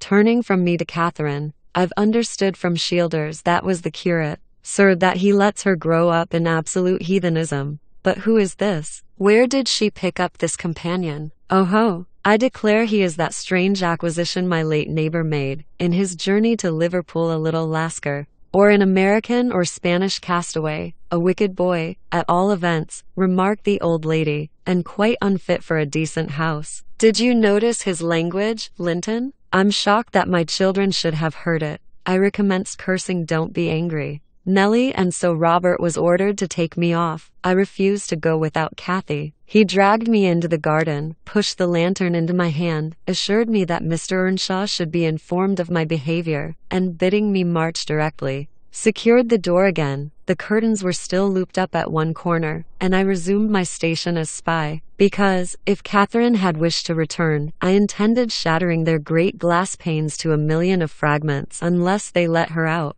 She sat on the sofa quietly. Mrs. Linton took off the grey cloak of the dairymaid which we had borrowed for our excursion, shaking her head and expostulating with her. I suppose she was a young lady, and they made a distinction between her treatment and mine. Then the woman servant brought a basin of warm water and washed her feet, and Mr. Linton mixed a tumbler of negus. BJ and Isabella emptied a plate full of cakes into her lap, and Edgar stood gaping at a distance. Afterwards, they dried and combed her beautiful hair, and gave her a pair of enormous slippers, and wheeled her to the fire. And I left her, as merry as she could be, dividing her food between the little dog and Skulker, whose nose she pinched as he ate, and kindling a spark of spirit in the vacant blue eyes of the Lintons, a dim reflection from her own enchanting face. I saw they were full of stupid admiration. She is so immeasurably superior to them, to everybody on earth. Is she not, Nellie? There will more come of this business than you reckon on, I answered, covering him up and extinguishing the light.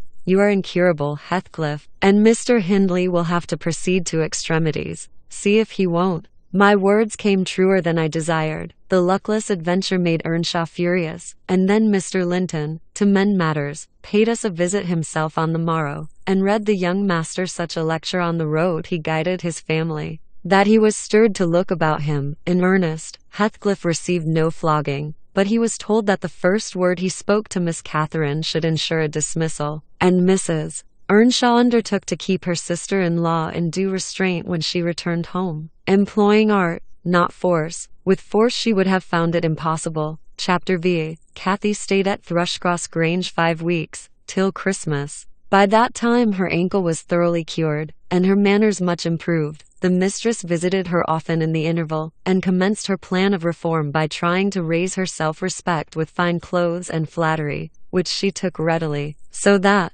instead of a wild, hatless little savage jumping into the house, and rushing to squeeze us all breathless, there lighted from a handsome black pony a very dignified person, with brown ringlets falling from the cover of a feathered beaver, bouquet and a long cloth habit, bell which she was obliged to hold up with both hands that she might sail in. Hindley lifted her from her horse, exclaiming delightedly, "Why, Cathy, you are quite a beauty. I should scarcely have known you. You look like a lady now." Isabella Linton is not to be compared with her, is she, Francis? Isabella has not her natural advantages, replied his wife, but she must mind and not grow wild again here. Ellen, help Miss Catherine off with her things. Stay, dear. You will disarrange your curls. Let me untie your hat. I removed the habit, and there shone forth beneath a grand plaid silk frock, white trousers, and burnished shoes. And while her eyes sparkled joyfully when the dogs came bounding up to welcome her, she dared hardly touch them lest they should fawn upon her splendid garments. She kissed me gently. I was all flour making the Christmas cake, and it would not have done to give me a hug. And then she looked round for Heathcliff. Mr. and Mrs.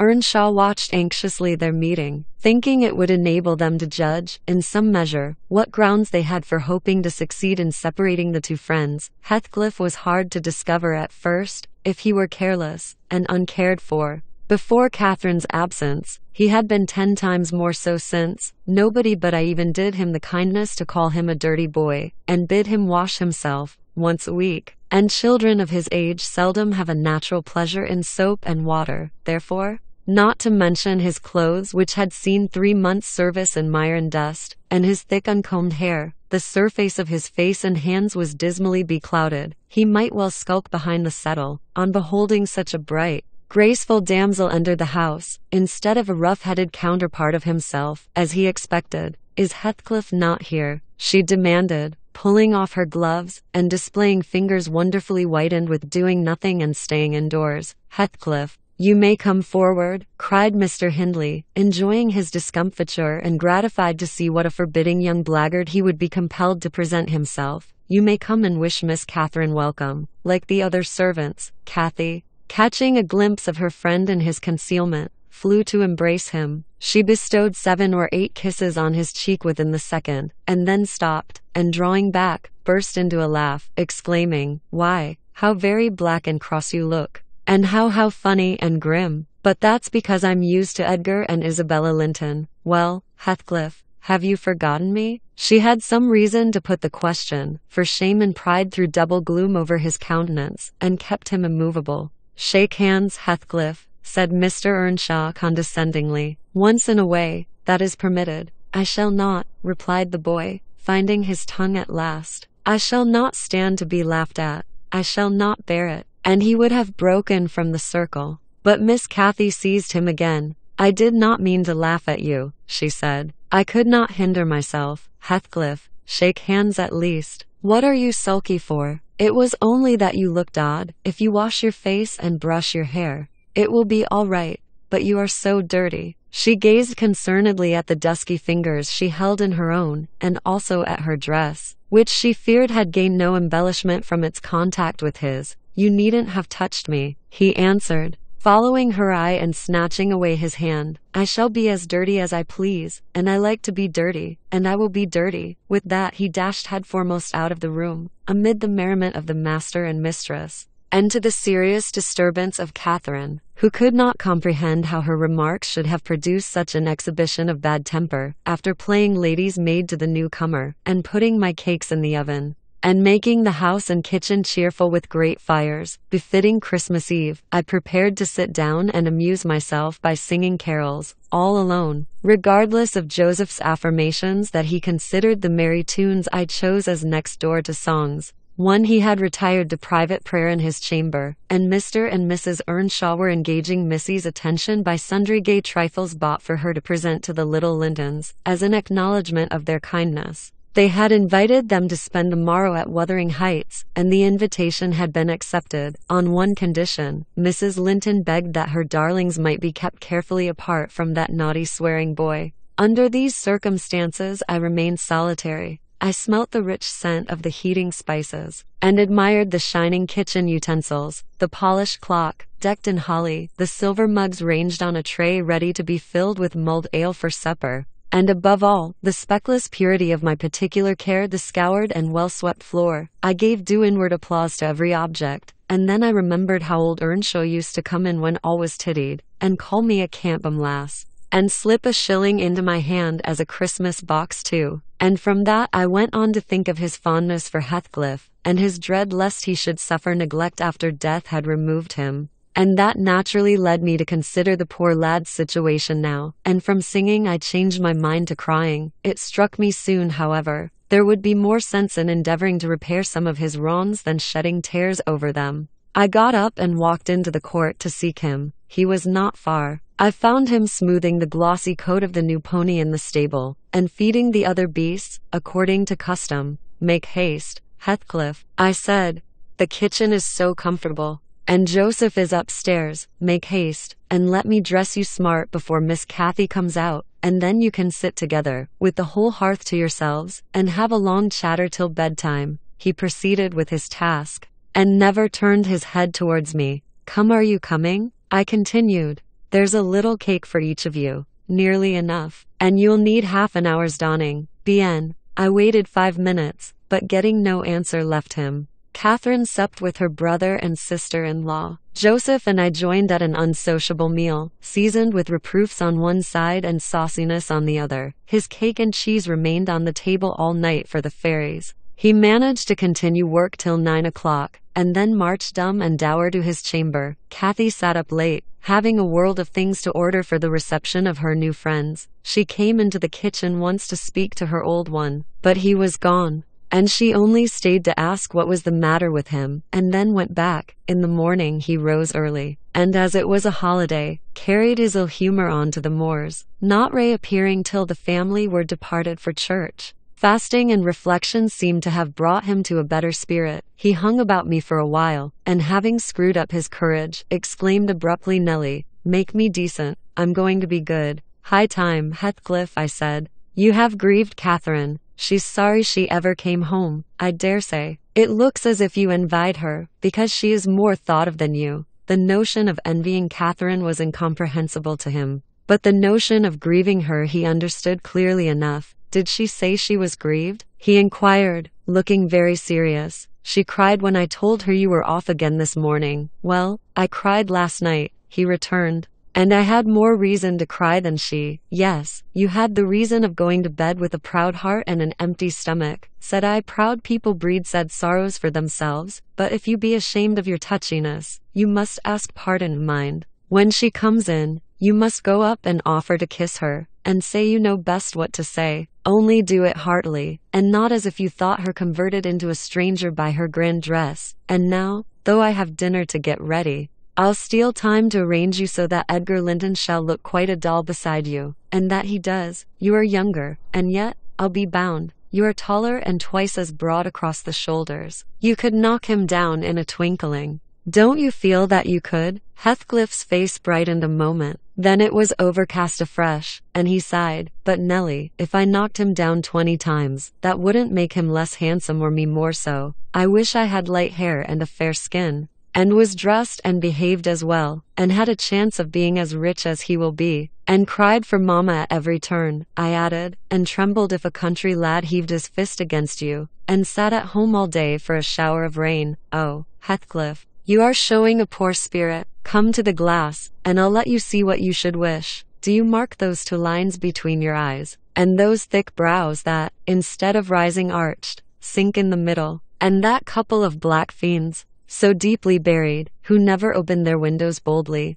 but lurk glinting under them, like devil's spies? Wish and learn to smooth away the surly wrinkles, to raise your lids frankly, and change the fiends to confident, innocent angels, suspecting and doubting nothing, and always seeing friends where they are not sure of foes. Don't get the expression of a vicious cur that appears to know the kicks it gets are its desert, and yet hates all the world, as well as the kicker, for what it suffers. In other words, I must wish for Edgar Linton's great blue eyes and even forehead, he replied. I do, and that won't help me to them. A good heart will help you to a bonny face, my lad, I continued. If you were a regular black beau, and a bad one will turn the bonniest into something worse than ugly. And now that we've done washing, and combing, and sulking, tell me whether you don't think yourself rather handsome. I'll tell you I do. You're fit for a prince in disguise. Who knows but your father was Emperor of China, and your mother an Indian queen, each of them able to buy up, with 1 week's income, Wuthering Heights and Thrushcross Grange together, and you were kidnapped by wicked sailors and brought to England.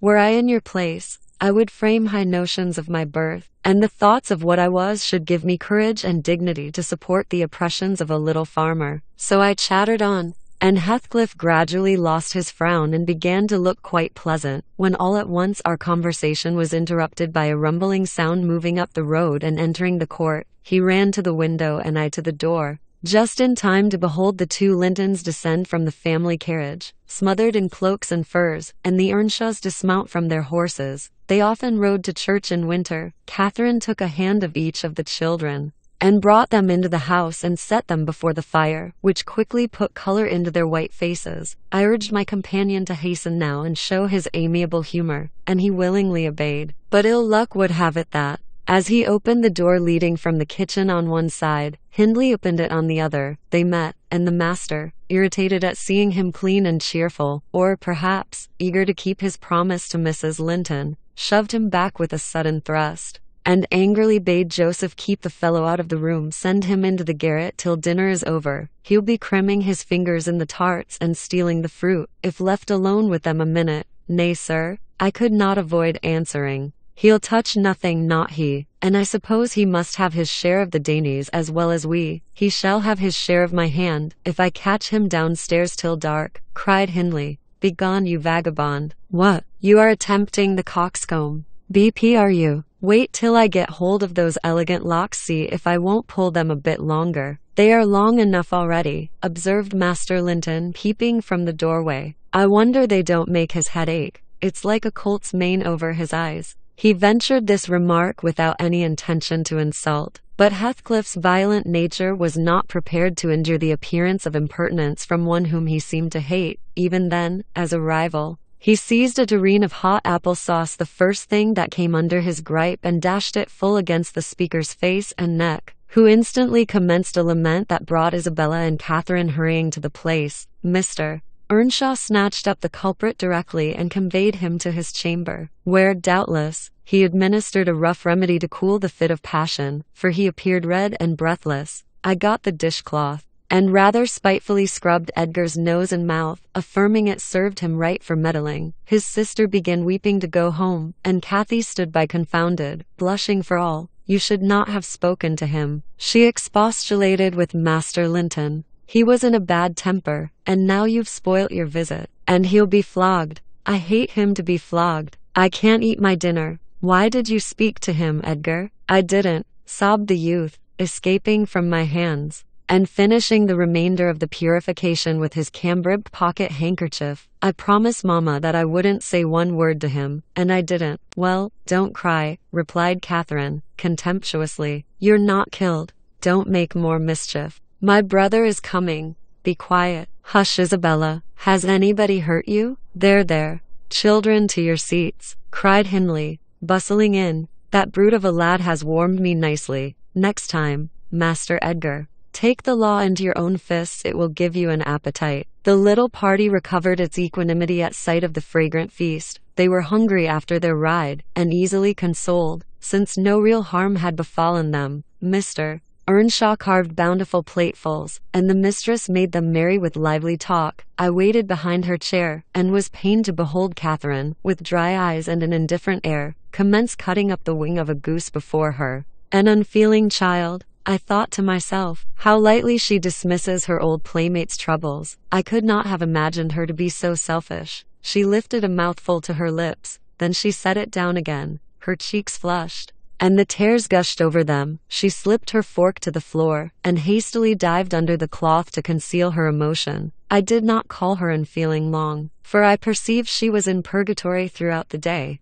and wearying to find an opportunity of getting by herself, or paying a visit to Heathcliff, who had been locked up by the master, as I discovered, on endeavouring to introduce to him a private mess of victual. In the evening we had a dance. Cathy begged that he might be liberated then, as Isabella Linton had no partner. Her entreaties were vain, and I was appointed to supply the deficiency. We got rid of all gloom in the excitement of the exercise, and our pleasure was increased by the arrival of the Gimmerton band, mustering 15 strong, a trumpet, a trombone, clarionets, bassoons, French horns, and a bass viol, besides singers. They go the rounds of all the respectable houses, and receive contributions every Christmas, and we esteemed it a first-rate treat to hear them. After the usual carols had been sung, we set them to songs and glees. Mrs. Earnshaw loved the music, and so they gave us plenty. Catherine loved it too, but she said it sounded sweetest at the top of the steps, and she went up in the dark. I followed. They shut the house door below, never noting our absence. It was so full of people. She made no stay at the stairs' head, but mounted farther, to the garret where Heathcliff was confined, and called him. He stubbornly declined answering for a while. She persevered, and finally persuaded him to hold communion with her through the boards. I let the poor things converse unmolested, till I supposed the songs were going to cease, and the singers to get some refreshment. Then I clambered up the ladder to warn her. Instead of finding her outside, I heard her voice within. The little monkey had crept by the skylight of one garret, along the roof, into the skylight of the other, and it was with the utmost difficulty I could coax her out again. When she did come, Heathcliff came with her, and she insisted that I should take him into the kitchen, as my fellow servant had gone to a neighbour's, to be removed from the sound of our devil's psalmody, as it pleased him to call it. I told them I intended by no means to encourage their tricks, but as the prisoner had never broken his fast since yesterday's dinner, I would wink at his cheating Mr. Hindley that once. He went down. I set him a stool by the fire, and offered him a quantity of good things, but he was sick and could eat little, and my attempts to entertain him were thrown away. He leant his elbows on his knees, and his chin on his hands, and remained wrapped in dumb meditation. On my inquiring the subject of his thoughts,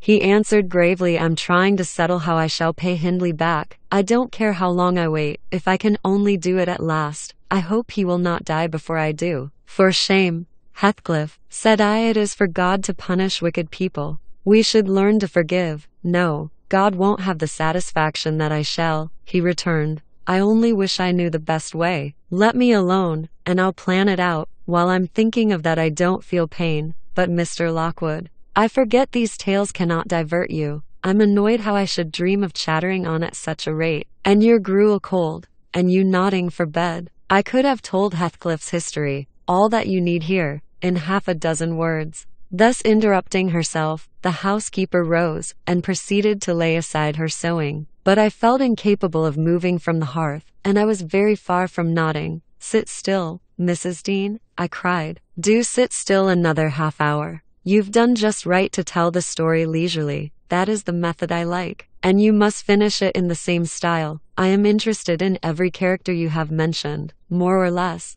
The clock is on the stroke of 11, sir. No matter, I'm not accustomed to go to bed in the long hours. 1 or 2 is early enough for a person who lies till 10. You shouldn't lie till 10. There's the very prime of the morning gone long before that time. A person who has not done one half his day's work by 10 o'clock runs a chance of leaving the other half undone. Nevertheless, Mrs. Dean, resume your chair, because tomorrow I intend lengthening the night till afternoon. I prognosticate for myself an obstinate cold at least. I hope not, sir. Well, you must allow me to leap over some 3 years. During that space, Mrs. Earnshaw, no, I'll allow nothing of the sort. Are you acquainted with the mood of mind in which, if you were seated alone, and the cat licking its kitten on the rug before you, you would watch the operation so intently that puss's neglect of one ear would put you seriously out of temper? A terribly lazy mood, I should say, on the contrary. A tiresomely active one. It is mine at present, and therefore, continue minutely, I perceive that people in these regions acquire over people in towns the value that a spider in a dungeon does over a spider in a cottage, to their various occupants. And yet the deepened attraction is not entirely owing to the situation of the looker-on. They do live more in earnest, more in themselves, and less in surface, change, and frivolous external things. I could fancy a love for life here almost possible. And I was a fixed unbeliever in any love of a year's standing. One state resembles setting a hungry man down to a single dish, on which he may concentrate his entire appetite and do it justice. The other, introducing him to a table laid out by French cooks. He can perhaps extract as much enjoyment from the whole, but each part is a mere atom in his regard and remembrance. Oh, here we are the same as anywhere else. When you get to know us, observed Mrs. Dean, somewhat puzzled at my speech. Excuse me, I responded. You, my good friend, are a striking evidence against that assertion, excepting a few provincialisms of slight consequence. You have no marks of the manners which I am habituated to consider as peculiar to your class.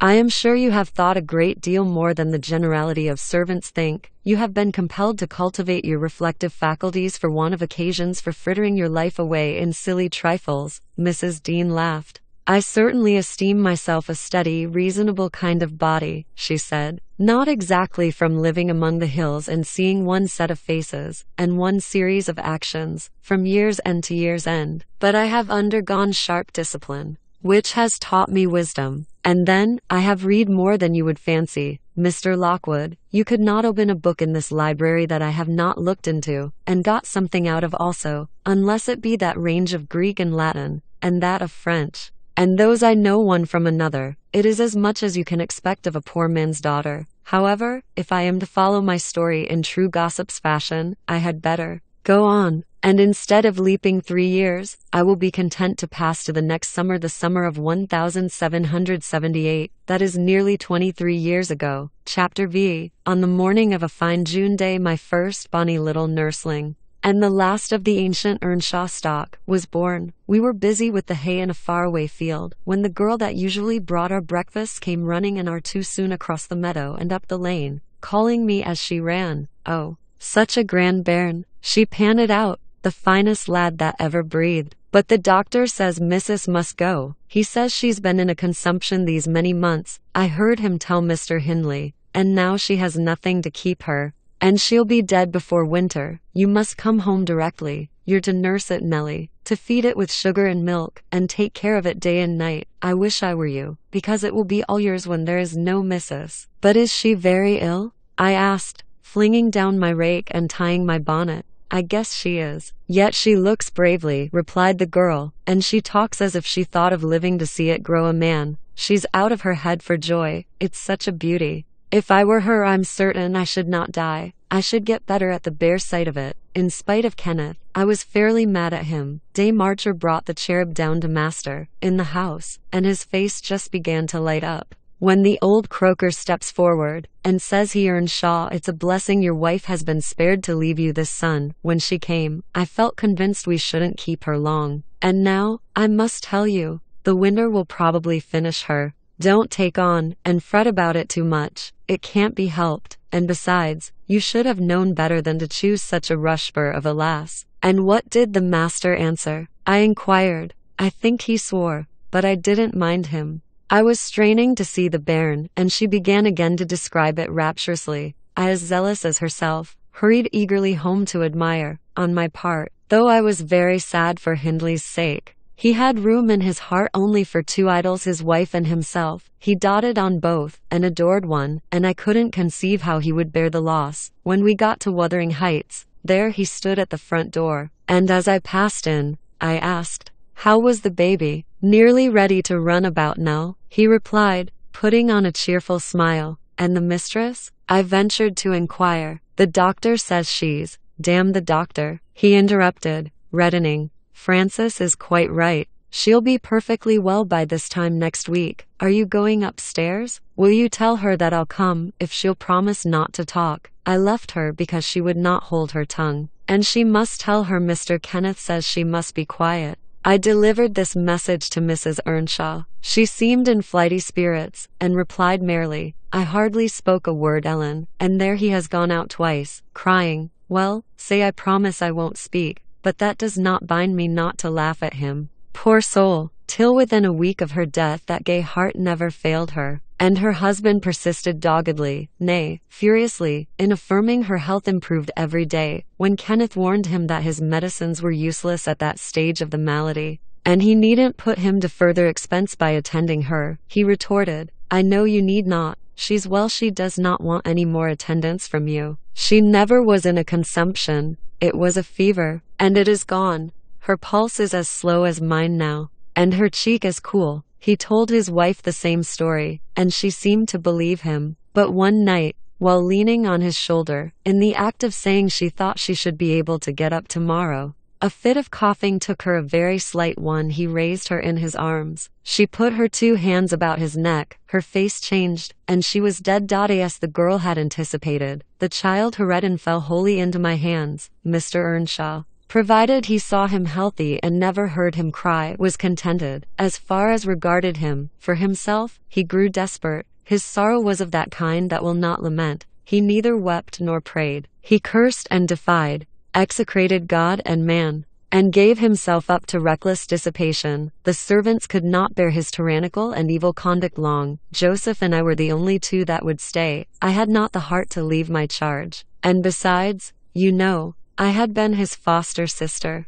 and excused his behavior more readily than a stranger would. Joseph remained to hector over tenants and laborers, and because it was his vocation to be where he had plenty of wickedness to reprove. The master's bad ways and bad companions formed a pretty example for Catherine and Heathcliff. His treatment of the latter was enough to make a fiend of a saint, and truly, it appeared as if the lad were possessed of something diabolical at that period. He delighted to witness Hindley degrading himself past redemption, and became daily more notable for savage sullenness and ferocity. I could not half tell what an infernal house we had. The curate dropped calling, and nobody decent came near us, at last. Unless Edgar Linton's visits to Miss Cathy might be an exception. At 15 she was the queen of the countryside. She had no peer, and she did turn out a haughty, headstrong creature. I own I did not like her, after infancy was past, and I vexed her frequently by trying to bring down her arrogance. She never took an aversion to me, though. She had a wondrous constancy to old attachments. Even Heathcliff kept his hold on her affections unalterably, and young Linton,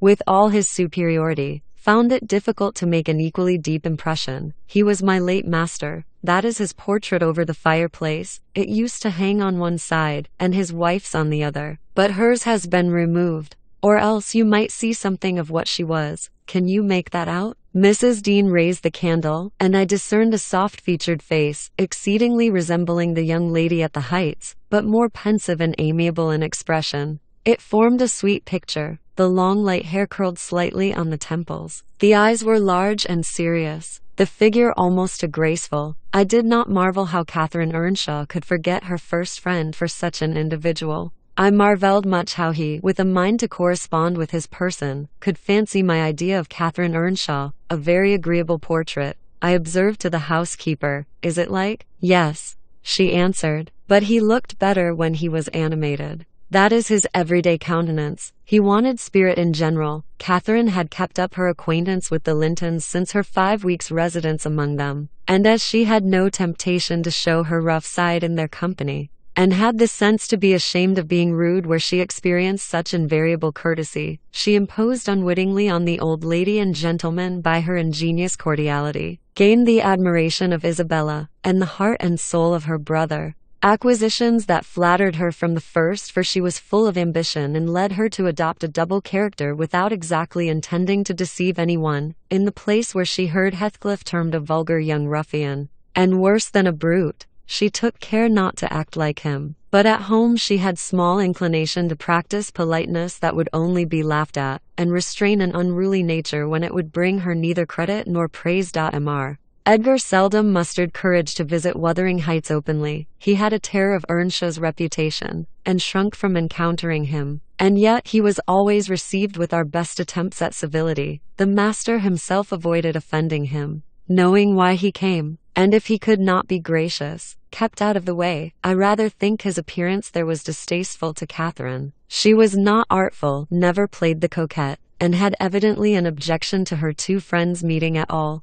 For when Heathcliff expressed contempt of Linton in his presence, she could not half coincide, as she did in his absence, and when Linton evinced disgust and antipathy to Heathcliff, she dared not treat his sentiments with indifference, as if depreciation of her playmate were of scarcely any consequence to her. I've had many a laugh at her perplexities and untold troubles, which she vainly strove to hide from my mockery. That sounds ill-natured, but she was so proud. It became really impossible to pity her distresses, till she should be chastened into more humility. She did bring herself, finally, to confess, and to confide in me. There was not a soul else that she might fashion into an adviser. Mr. Hindley had gone from home one afternoon, and Heathcliff presumed to give himself a holiday on the strength of it. He had reached the age of 16 then, I think, and without having bad features or being deficient in intellect, he contrived to convey an impression of inward and outward repulsiveness that his present aspect retains no traces of. In the first place, he had by that time lost the benefit of his early education. Continual hard work, begun soon and concluded late,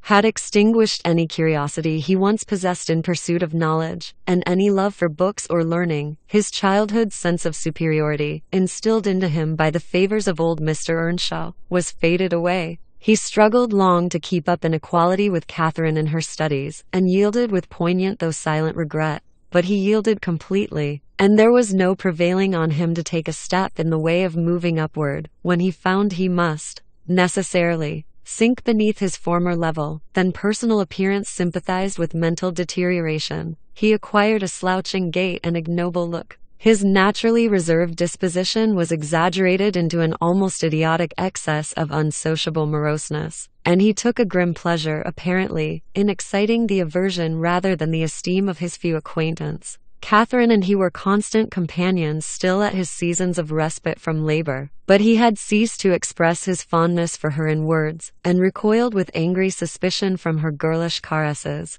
as if conscious there could be no gratification in lavishing such marks of affection on him. On the before-named occasion he came into the house to announce his intention of doing nothing, while I was assisting Miss Cathy to arrange her dress. She had not reckoned on his taking it into his head to be idle, and imagining she would have the whole place to herself, she managed, by some means, to inform Mr. Edgar of her brother's absence, and was then preparing to receive him. "Cathy, are you busy this afternoon?" asked Heathcliff. "Are you going anywhere?" "No, it is raining," she answered. "Why have you that silk frock on then?" he said. "Nobody coming here, I hope?" "Not that I know of," stammered Miss. "But you should be in the field now, Heathcliff. It is an hour past dinner time. I thought you were gone." "Hindley does not often free us from his accursed presence," observed the boy. "I'll not work any more today. I'll stay with you." "Oh, but Joseph will tell," she suggested. "You'd better go. Joseph is loading lime on the further side of Penistone Crags. It will take him till dark, and he'll never know." So saying, he lounged to the fire, and sat down. Catherine reflected an instant.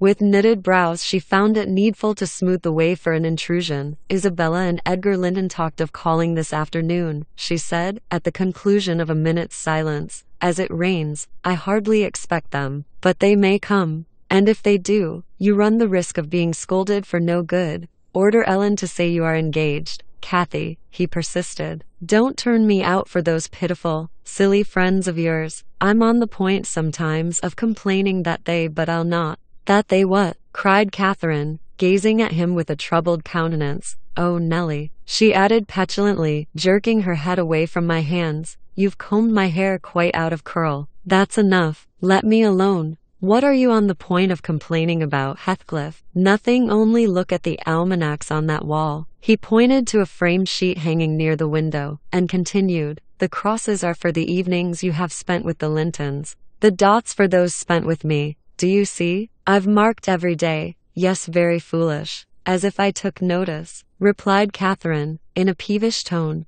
And where is the sense of that? To show that I do take notice, said Heathcliff. And should I always be sitting with you? She demanded, growing more irritated. What good do I get? What do you talk about? You might be dumb, or a baby, for anything you say to amuse me, or for anything you do either. You never told me before that I talked a little, or that you disliked my company, Kathy, exclaimed Heathcliff, in much agitation. It's no company at all, when people know nothing and say nothing, she muttered. Her companion rose up. But he hadn't time to express his feelings further, for a horse's feet were heard on the flags, and having knocked gently, young Linton entered, his face brilliant with delight at the unexpected summons he had received. Doubtless Catherine marked the difference between her friends. As one came in and the other went out, the contrast resembled what you see in exchanging a bleak, hilly, coal country for a beautiful, fertile valley. And his voice and greeting were as opposite as his aspect. He had a sweet, low manner of speaking, and pronounced his words as you do.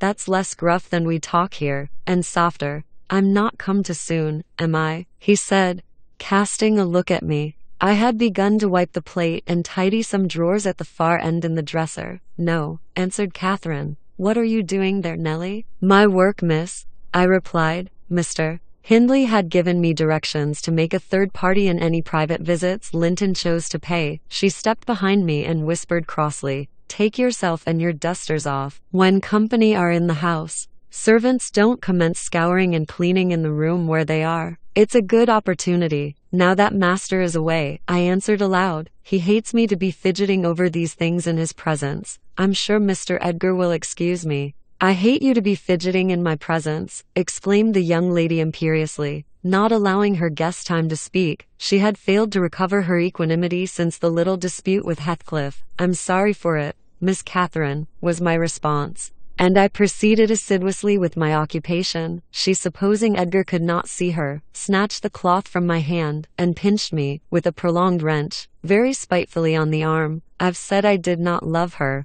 and rather relished mortifying her vanity now and then. Besides, she hurt me extremely. So I started up from my knees, and screamed out, oh, miss, that's a nasty trick. You have no right to nip me, and I'm not going to bear it. I didn't touch you. You lying creature, cried she, her fingers tingling to repeat the act, and her ears red with rage. She never had power to conceal her passion. It always set her whole complexion in a blaze. What's that then? I retorted, showing a decided purple witness to refute her. She stamped her foot, wavered a moment, and then, irresistibly impelled by the naughty spirit within her, slapped me on the cheek, a stinging blow that filled both eyes with water. Catherine, love, Catherine, interposed Linton, greatly shocked at the double fault of falsehood and violence which his idol had committed. Leave the room, Ellen, she repeated, trembling all over. Little Hareton, who followed me everywhere, and was sitting near me on the floor, at seeing my tears commenced crying himself, and sobbed out complaints against wicked Aunt Cathy, which drew her fury onto his unlucky head. She seized his shoulders, and shook him till the poor child waxed livid,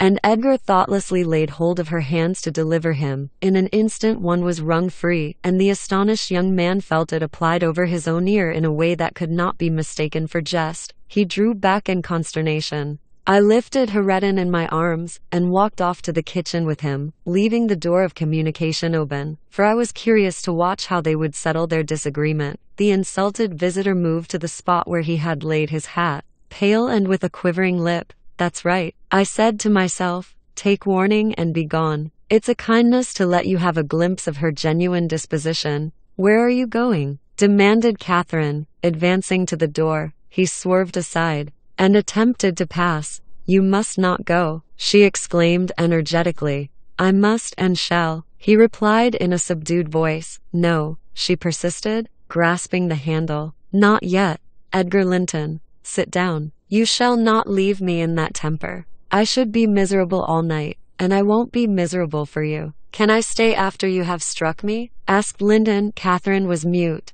You've made me afraid and ashamed of you, he continued. I'll not come here again. Her eyes began to glisten and her lids to twinkle. And you told a deliberate untruth, he said.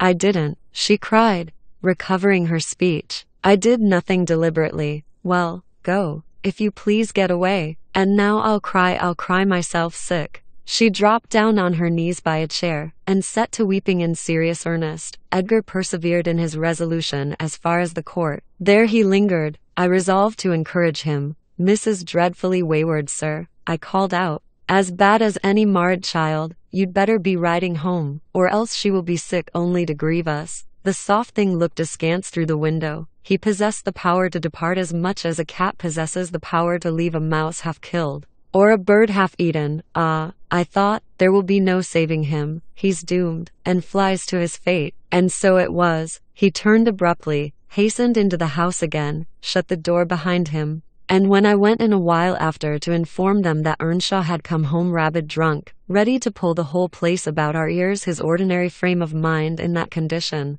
I saw the quarrel had merely affected a closer intimacy, had broken the outworks of youthful timidity, and enabled them to forsake the disguise of friendship, and confess themselves lovers. Intelligence of Mr. Hindley's arrival drove Linton speedily to his horse, and Catherine to her chamber. I went to hide little Heredin, and to take the shot out of the master's fowling piece, which he was fond of playing with in his insane excitement, to the hazard of the lives of any who provoked, or even attracted his notice too much. And I had hit upon the plan of removing it, that he might do less mischief if he did go the length of firing the gun. Chapter X. He entered, vociferating oaths dreadful to hear, and caught me in the act of stowing his son away in the kitchen cupboard. Heredin was impressed with the wholesome terror of encountering either his wild beast's fondness or his madman's rage. For in one he ran a chance of being squeezed and kissed to death, and in the other of being flung into the fire, or dashed against the wall. And the poor thing remained perfectly quiet wherever I chose to put him. There, I've found it out at last, cried Hindley, pulling me back by the skin of my neck, like a dog. By heaven and hell, you've sworn between you to murder that child. I know how it is now, that he is always out of my way, but with the help of Satan, I shall make you swallow the carving knife, Nellie. You needn't laugh, for I've just crammed Kenneth, head downmost, in the Black Horse Marsh, and 2 is the same as 1, and I want to kill some of you. I shall have no rest till I do. But I don't like the carving knife, Mr. Hindley, I answered. It has been cutting red herrings. I'd rather be shot, if you please. You'd rather be damned, he said, and so you shall. No law in England can hinder a man from keeping his house decent. And mine's abominable. Open your mouth. He held the knife in his hand, and pushed its point between my teeth, but for my part, I was never much afraid of his vagaries. I spat out, and affirmed it tasted detestably. I would not take it on any account. Oh,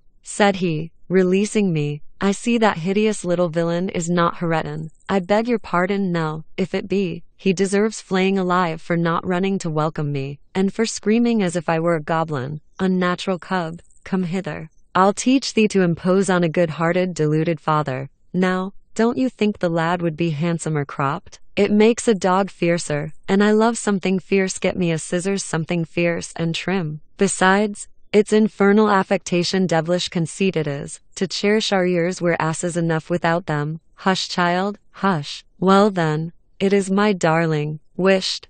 Dry thy eyes, there's a joy. Kiss me. What? It won't? Kiss me, Heredin. Damn thee. Kiss me. By God. As if I would rear such a monster. As sure as I'm living. I'll break the brat's neck." Poor Heredin was squalling and kicking in his father's arms with all his might, and redoubled his yells when he carried him upstairs and lifted him over the banister. I cried out that he would frighten the child into fits, and ran to rescue him. As I reached them, Hindley leant forward on the rails to listen to a noise below, almost forgetting what he had in his hands. "Who is that?" he asked. Hearing someone approaching the stairs foot, I leant forward also, for the purpose of signing to Heathcliff, whose step I recognized, not to come further. And at the instant when my eye quitted Heredin, he gave a sudden spring, delivered himself from the careless grasp that held him, and fell. There was scarcely time to experience a thrill of horror before we saw that the little wretch was safe. Heathcliff arrived underneath just at the critical moment. By a natural impulse he arrested his descent, and setting him on his feet, looked up to discover the author of the accident, a miser who has parted with a lucky lottery ticket for 5 shillings, and finds next day he has lost in the bargain £5,000, could not show a blanker countenance than he did on beholding the figure of Mr. Earnshaw above. It expressed, plainer than words could do, the intensest anguish at having made himself the instrument of thwarting his own revenge. Had it been dark, I daresay B would have tried to remedy the mistake by smashing Heredin's skull on the steps, but we witnessed his salvation, and I was presently below with my precious charge pressed to my heart. Hindley descended more leisurely, sobered and abashed. "It is your fault, Ellen," he said. "You should have kept him out of sight. You should have taken him from me." "Is he injured anywhere?" "Injured?" I cried angrily. "If he is not killed, he'll be an idiot. Oh, I wonder his mother does not rise from her grave to see how you use him. You're worse than a heathen, treating your own flesh and blood in that manner." He attempted to touch the child, who, on finding himself with me, sobbed off his terror directly at the first finger his father laid on him. However, he shrieked again louder than before, and struggled as if he would go into convulsions. "You shall not meddle with him," I continued. "He hates you, they all hate you, that's the truth. A happy family you have, and a pretty state you're come to." "I shall come to a prettier yet, Nelly," laughed the misguided man, recovering his hardness. "At present, convey yourself and him away, and hark you, Heathcliff, clear you two quite from my reach and hearing. I wouldn't murder you tonight, unless perhaps I set the house on fire, but that's as my fancy goes." While saying this he took a pint bottle of brandy from the dresser, and poured some into a tumbler. "Nay, don't," I entreated. "Mr. Hindley, do take warning. Have mercy on this unfortunate boy, if you care nothing for yourself. Any one will do better for him than I shall," he answered. "Have mercy on your own soul," I said, endeavoring to snatch the glass from his hand. "Not I. On the contrary, I shall have great pleasure in sending it to perdition to punish its maker," exclaimed the blasphemer. "Here's to its hearty damnation." He drank the spirits and impatiently bade us go, terminating his command with a sequel of horrid imprecations too bad to repeat or remember. "It's a pity he cannot kill himself with drink," observed Heathcliff, muttering an echo of curses back when the door was shut. "He's doing his very utmost, but his constitution defies him. Mr. Kenneth says he would wager his mare that he'll outlive any man on this side Gimmerton, and go to the grave a hoary sinner, unless some happy chance out of the common course befall him." I went into the kitchen, and sat down to lull my little lamb to sleep. Heathcliff, as I thought, walked through to the barn. It turned out afterwards that he only got as far as the other side the settle, when he flung himself on a bench by the wall, removed from the fire, and remained silent. I was rocking Heredin on my knee, and humming a song that began, when Miss Cathy, who had listened to the hubbub from her room, put her head in, and whispered, "Are you alone, Nelly?" It was far in the night, and the bairnies grat. The mither beneath the mools heard that. "Boo, yes, miss," I replied. She entered and approached the hearth. I, supposing she was going to say something, looked up. The expression of her face seemed disturbed and anxious. Her lips were half asunder, as if she meant to speak, and she drew a breath, but it escaped in a sigh instead of a sentence. I resumed my song, not having forgotten her recent behavior. "Where's Heathcliff?" she said, interrupting me. "About his work in the stable," was my answer. He did not contradict me. Perhaps he had fallen into a doze. There followed another long pause, during which I perceived a drop or two trickle from Catherine's cheek to the flags. Is she sorry for her shameful conduct? I asked myself. That will be a novelty. but she may come to the point as she will. I shan't help her. No. She felt small trouble regarding any subject, save her own concerns. Oh dear, she cried at last. I'm very unhappy. A pity, observed I, you're hard to please. So many friends and so few cares, and can't make yourself content. Nellie, will you keep a secret for me? She pursued, kneeling down by me, and lifting her winsome eyes to my face with that sort of look which turns off bad temper, even when one has all the right in the world to indulge it. Is it worth keeping? I inquired, less sulkily. Yes, and it worries me, and I must let it out. I want to know what I should do. Today Edgar Linden has asked me to marry him, and I've given him an answer. Now, before I tell you whether it was a consent or denial, you tell me which it ought to have been. Really, Miss Catherine, how can I know? I replied, to be sure, considering the exhibition you performed in his presence this afternoon, I might say it would be wise to refuse him, since he asked you after that. He must either be hopelessly stupid or a venturesome fool. If you talk so, I won't tell you any more, she returned, peevishly rising to her feet. I accepted him. Nellie, be quick, and say whether I was wrong. You accepted him. Then what good is it discussing the matter? You have pledged your word and cannot retract. But say whether I should have done so do, she exclaimed in an irritated tone, chafing her hands together, and frowning.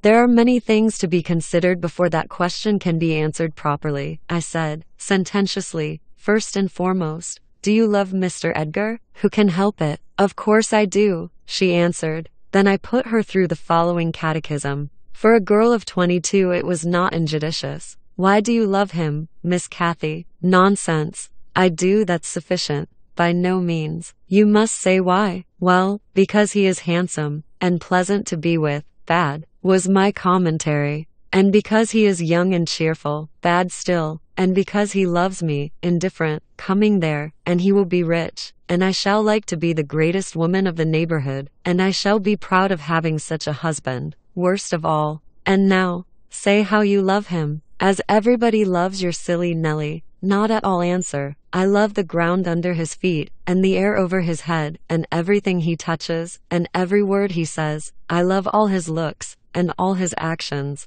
and him entirely and altogether. There now. And why? Nay, you are making a jest of it. It is exceedingly ill-natured. It's no jest to me, said the young lady, scowling, and turning her face to the fire. I'm very far from jesting, Miss Catherine. I replied, you love Mr. Edgar because he is handsome, and young, and cheerful, and rich, and loves you. The last, however, goes for nothing. You would love him without that, probably, and with it you wouldn't, unless he possessed the 4 former attractions. No, to be sure not. I should only pity him, hate him, perhaps, if he were ugly, and a clown. But there are several other handsome, rich young men in the world, handsomer, possibly, and richer than he is. What should hinder you from loving them? If there be any, they are out of my way. I've seen none like Edgar. You may see some. And he won't always be handsome, and young, and may not always be rich. He is now, and I have only to do with the present. I wish you would speak rationally. Well, that settles it. If you have only to do with the present, marry Mr. Linton. I don't want your permission for that. I shall marry him. And yet you have not told me whether I'm right. Perfectly right. If people be right to marry only for the present. And now, let us hear what you are unhappy about. Your brother will be pleased. The old lady and gentleman will not object, I think. You will escape from a disorderly, comfortless home into a wealthy, respectable one. And you love Edgar, and Edgar loves you. All seems smooth and easy. Where is the obstacle? Here, and here, replied Catherine, striking one hand on her forehead, and the other on her breast. In whichever place the soul lives. In my soul and in my heart. I'm convinced I'm wrong. That's very strange. I cannot make it out. It's my secret. But if you will not mock at me, I'll explain it. I can't do it distinctly, but I'll give you a feeling of how I feel. She seated herself by me again. Her countenance grew sadder and graver, and her clasped hands trembled. Nellie, do you never dream queer dreams? She said, suddenly, after some minutes' reflection. Yes, now and then, I answered, and so do I. I've dreamt in my life dreams that have stayed with me ever after, and changed my ideas. They've gone through and through me, like wine through water, and altered the color of my mind, and this is one. I'm going to tell it, but take care not to smile at any part of it. Oh, don't, Miss Catherine, I cried. We're dismal enough without conjuring up ghosts and visions to perplex us. Come, come, be merry and like yourself. Look at little Hareton. He's dreaming nothing dreary. How sweetly he smiles in his sleep. Yes, and how sweetly his father curses in his solitude. You remember him, I dare say, when he was just such another as that chubby thing, nearly as young and innocent. However, Nellie, I shall oblige you to listen. It's not long, and I've no power to be merry tonight. I won't hear it. I won't hear it, I repeated hastily. I was superstitious about dreams then, and am still. And Catherine had an unusual gloom in her aspect. That made me dread something from which I might shape a prophecy, and foresee a fearful catastrophe. She was vexed, but she did not proceed, apparently taking up another subject. She recommenced in a short time. If I were in heaven, Nellie, I should be extremely miserable, because you are not fit to go there. I answered, all sinners would be miserable in heaven, but it is not for that. I dreamt once that I was there. I tell you I won't hearken to your dreams, Miss Catherine. I'll go to bed. I interrupted again. She laughed, and held me down, for I made a motion to leave my chair. This is nothing, cried she. I was only going to say that heaven did not seem to be my home, and I broke my heart with weeping to come back to earth. And the angels were so angry that they flung me out into the middle of the heath on the top of Wuthering Heights, where I woke sobbing for joy. That will do to explain my secret, as well as the other. I've no more business to marry Edgar Linton than I have to be in heaven, and if the wicked man in there had not brought Heathcliff so low, I shouldn't have thought of it. It would degrade me to marry Heathcliff now, so he shall never know how I love him. And that, not because he's handsome, Nellie, but because he's more myself than I am. Whatever our souls are made of, his and mine are the same, and Linton's is as different as a moonbeam from lightning, or frost from fire. Ere this speech ended, I became sensible of Heathcliff's presence. Having noticed a slight movement, I turned my head, and saw him rise from the bench, and steal out noiselessly. He had listened till he heard Catherine say it would degrade her to marry him, and then he stayed to hear no further. My companion, sitting on the ground, was prevented by the back of the setleb from remarking his presence or departure. But I started, and bade her hush. Why? She asked, gazing nervously round. Joseph is here, I answered, catching opportunely the roll of his cartwheels up the road, and Heathcliff will come in with him. I'm not sure whether he were not at the door this moment. Oh, he couldn't overhear me at the door, said she.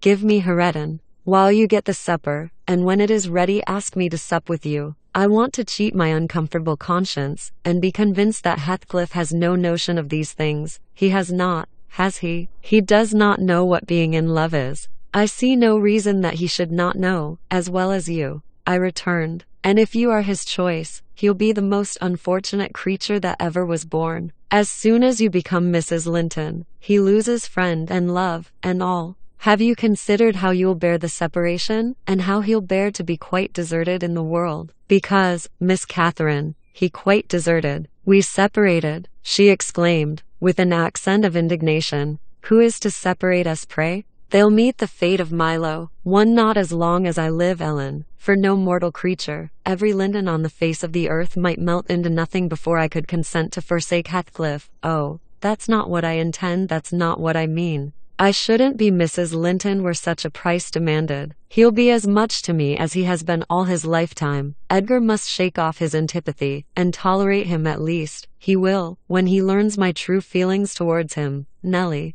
I see now you think me a selfish wretch, but did it never strike you that if Heathcliff and I married, we should be beggars? Whereas, if I marry Linton I can aid Heathcliff to rise, and place him out of my brother's power, with your husband's money. Miss Catherine, I asked, you'll find him not so pliable as you calculate upon, and though I'm hardly a judge, I think that's the worst motive you've given yet for being the wife of young Linton. It is not, retorted she, it is the best. The others were the satisfaction of my whims, and for Edgar's sake, too, to satisfy him. This is for the sake of one who comprehends in his person my feelings to Edgar and myself. I cannot express it, but surely you and everybody have a notion that there is or should be an existence of years beyond you. What were the use of my creation, if I were entirely contained here? My great miseries in this world have been Heathcliff's miseries. and I watched and felt each from the beginning. My great thought in living is himself, if all else perished, and he remained,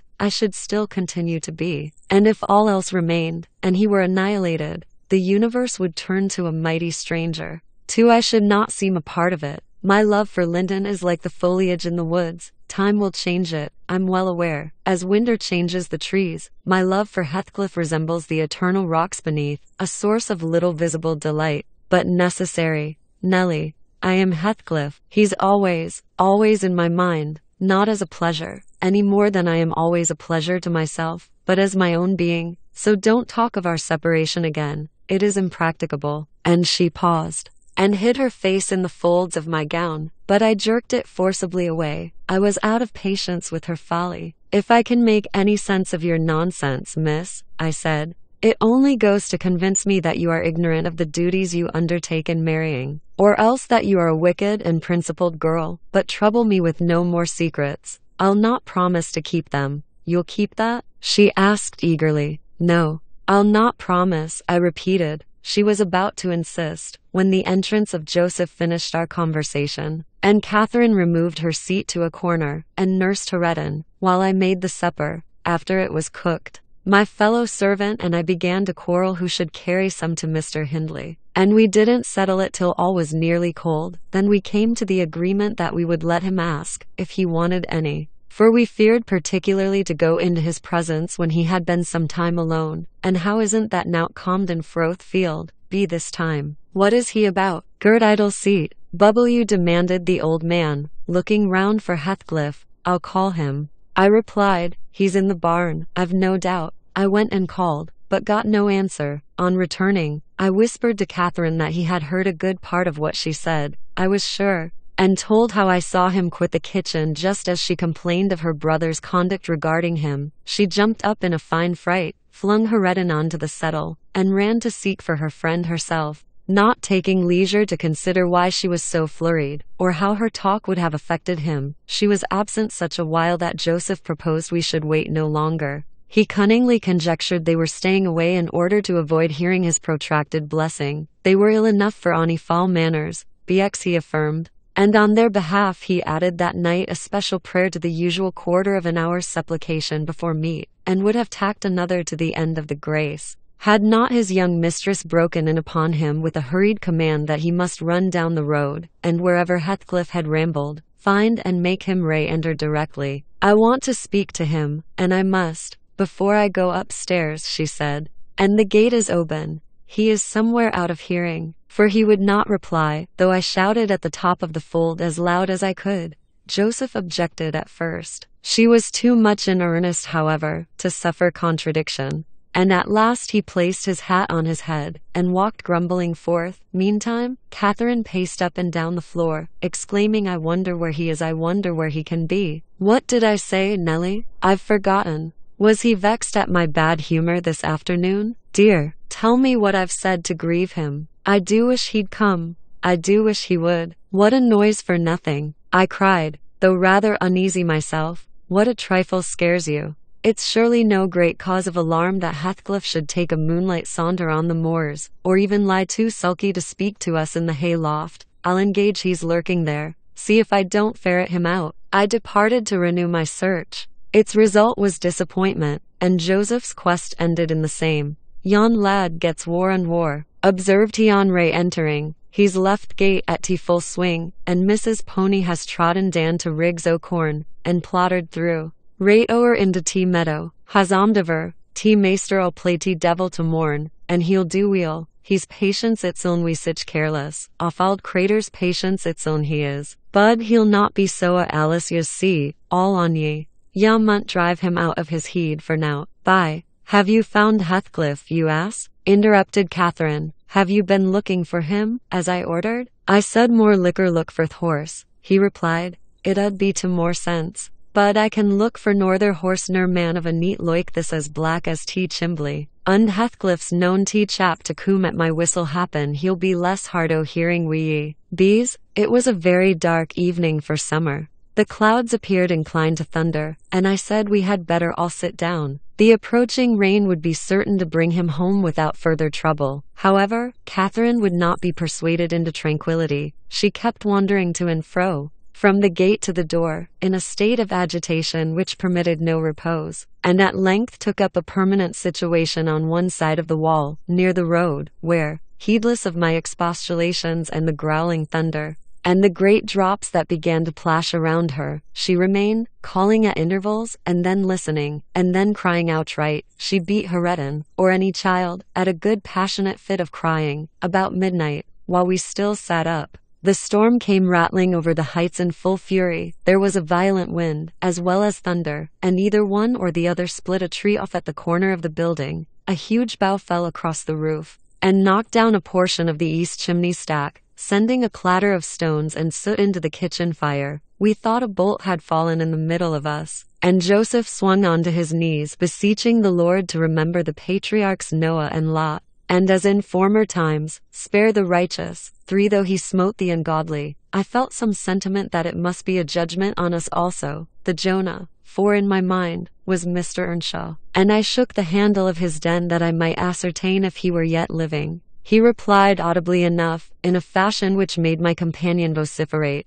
more clamorously than before, that a wide distinction might be drawn between saints like himself and sinners like his master. But the uproar passed away in 20 minutes, leaving us all unharmed, excepting Kathy, who got thoroughly drenched for her obstinacy in refusing to take shelter, and standing bonnetless and shawlless to catch as much water as she could with her hair and clothes. She came in and lay down on the settle, all soaked as she was, turning her face to the back, and putting her hands before it. "Well, miss," I exclaimed, touching her shoulder, "you are not bent on getting your death, are you? Do you know what o'clock it is? 12:30. Come to bed. There's no use waiting any longer on that foolish boy. He'll be gone to Gimmerton, and he'll stay there now. He guesses we shouldn't wait for him till this late hour. At least, he guesses that only Mr. Hindley would be up, and he'd rather avoid having the door opened by the master. Nay, he's known at Gimmerton," said Joseph. "I's niver wonder but he's at t bottom of a bog hoyle. This visitation weren't for nowt, and I wad have ye to look out. Miss Yama be t next.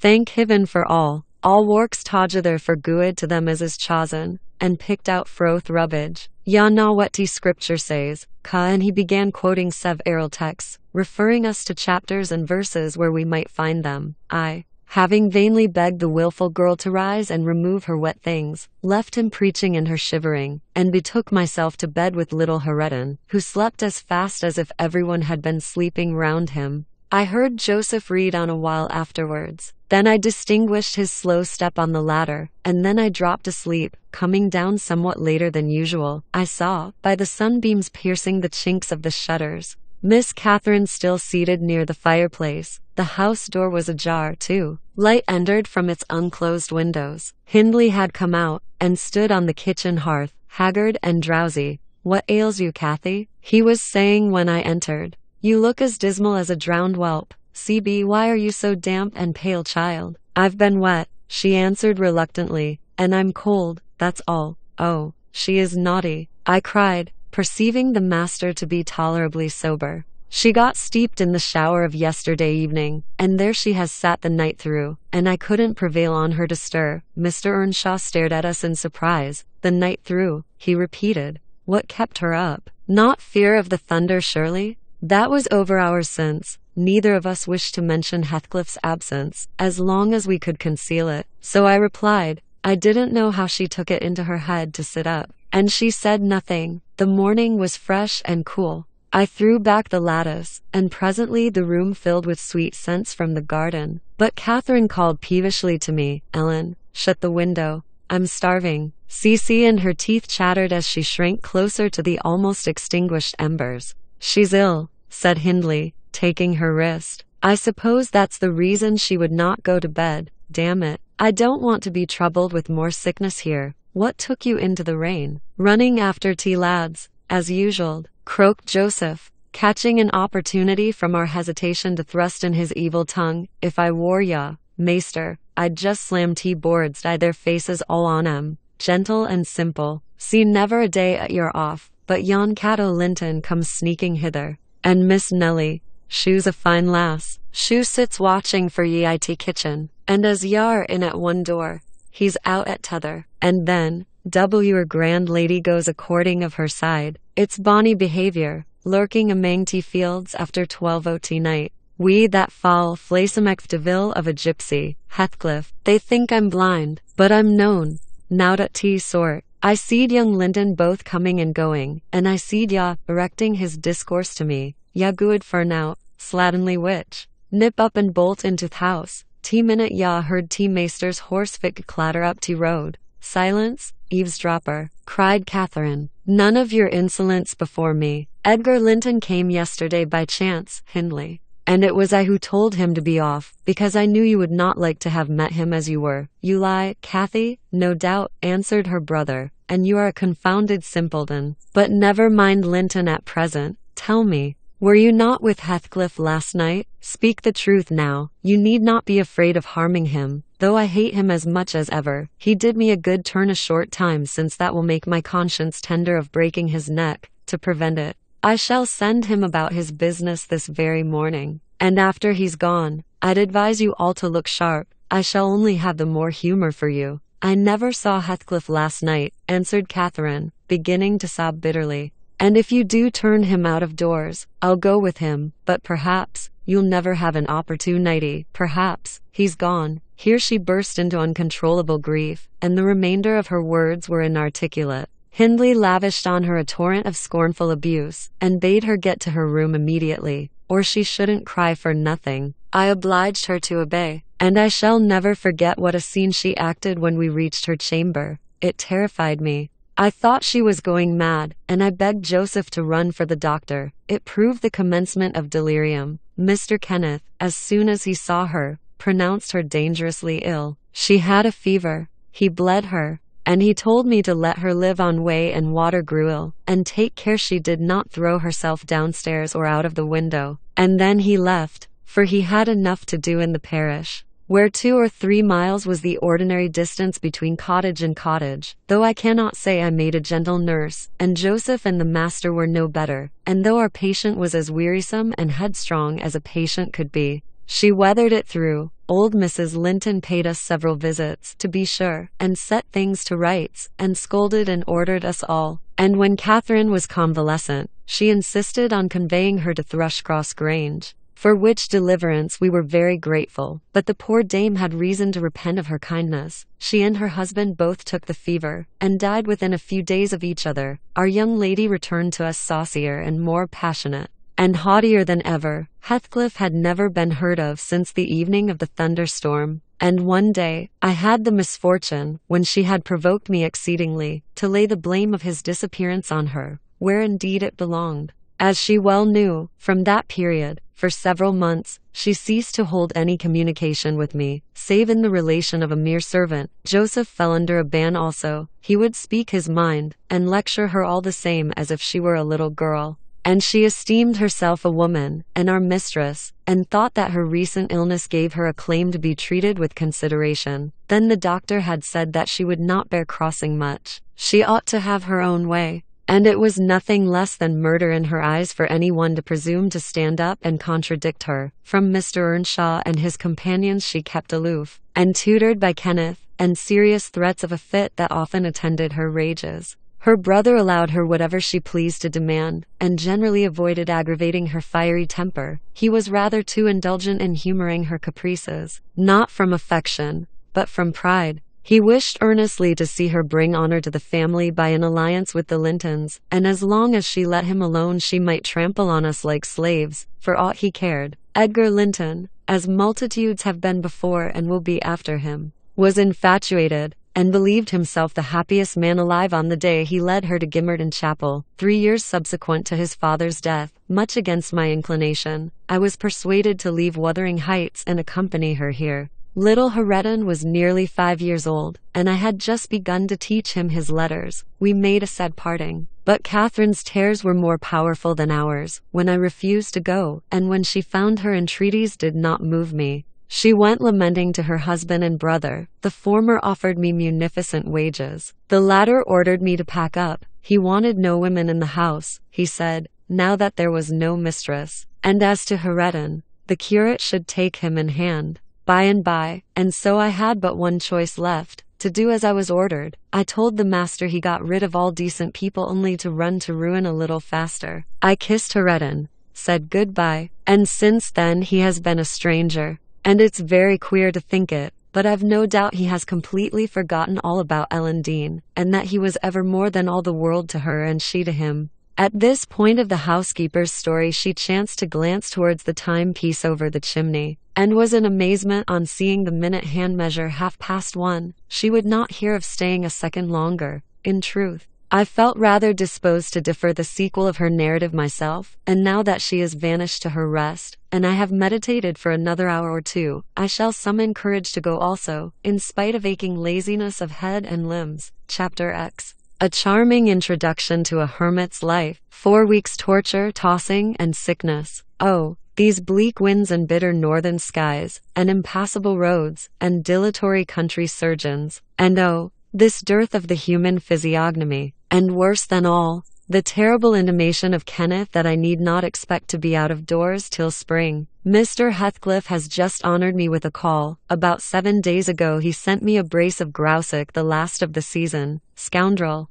He is not altogether guiltless in this illness of mine, and that I had a great mind to tell him. But alas, how could I offend a man who was charitable enough to sit at my bedside a good hour, and talk on some other subject than pills and draughts, blisters and leeches? This is quite an easy interval.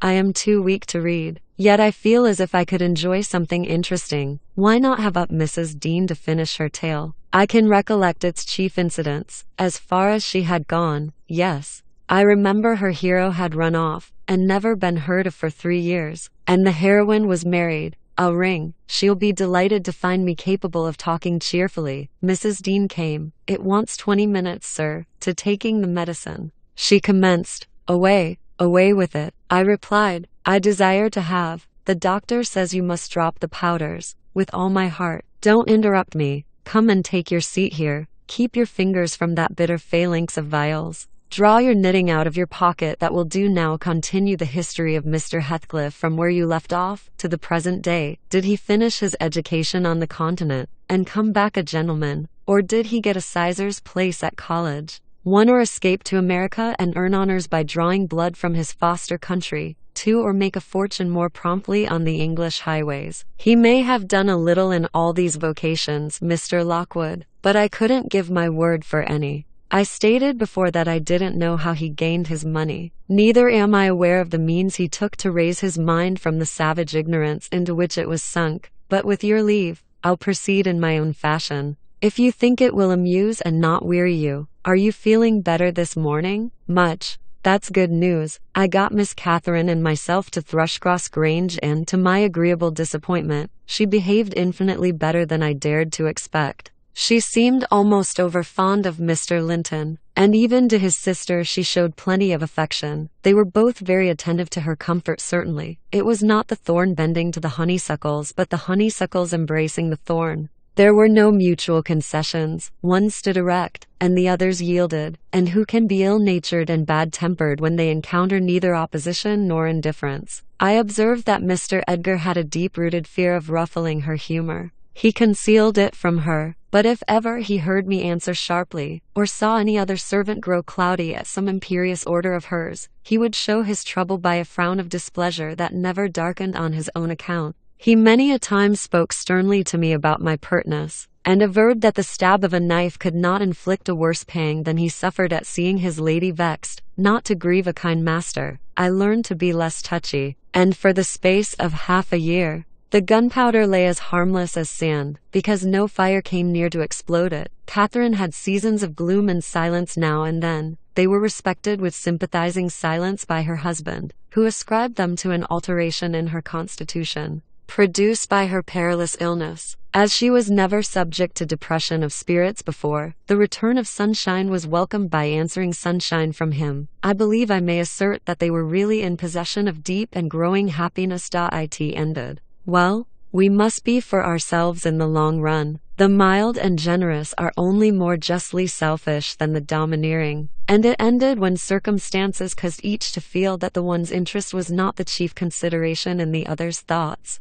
On a mellow evening in September, I was coming from the garden with a heavy basket of apples which I had been gathering. It had got dusk, and the moon looked over the high wall of the court, causing undefined shadows to lurk in the corners of the numerous projecting portions of the building. I set my burden on the house steps by the kitchen door, and lingered to rest, and drew in a few more breaths of the soft, sweet air. My eyes were on the moon, and my back to the entrance, when I heard a voice behind me say, "Nellie, is that you?" It was a deep voice, and foreign in tone, yet there was something in the manner of pronouncing my name which made it sound familiar. I turned about to discover who spoke, fearfully, for the doors were shut, and I had seen nobody on approaching the steps. Something stirred in the porch, and moving nearer, I distinguished a tall man dressed in dark clothes, with dark face and hair. He leaned against the side, and held his fingers on the latch as if intending to open for himself. Who can it be? I thought.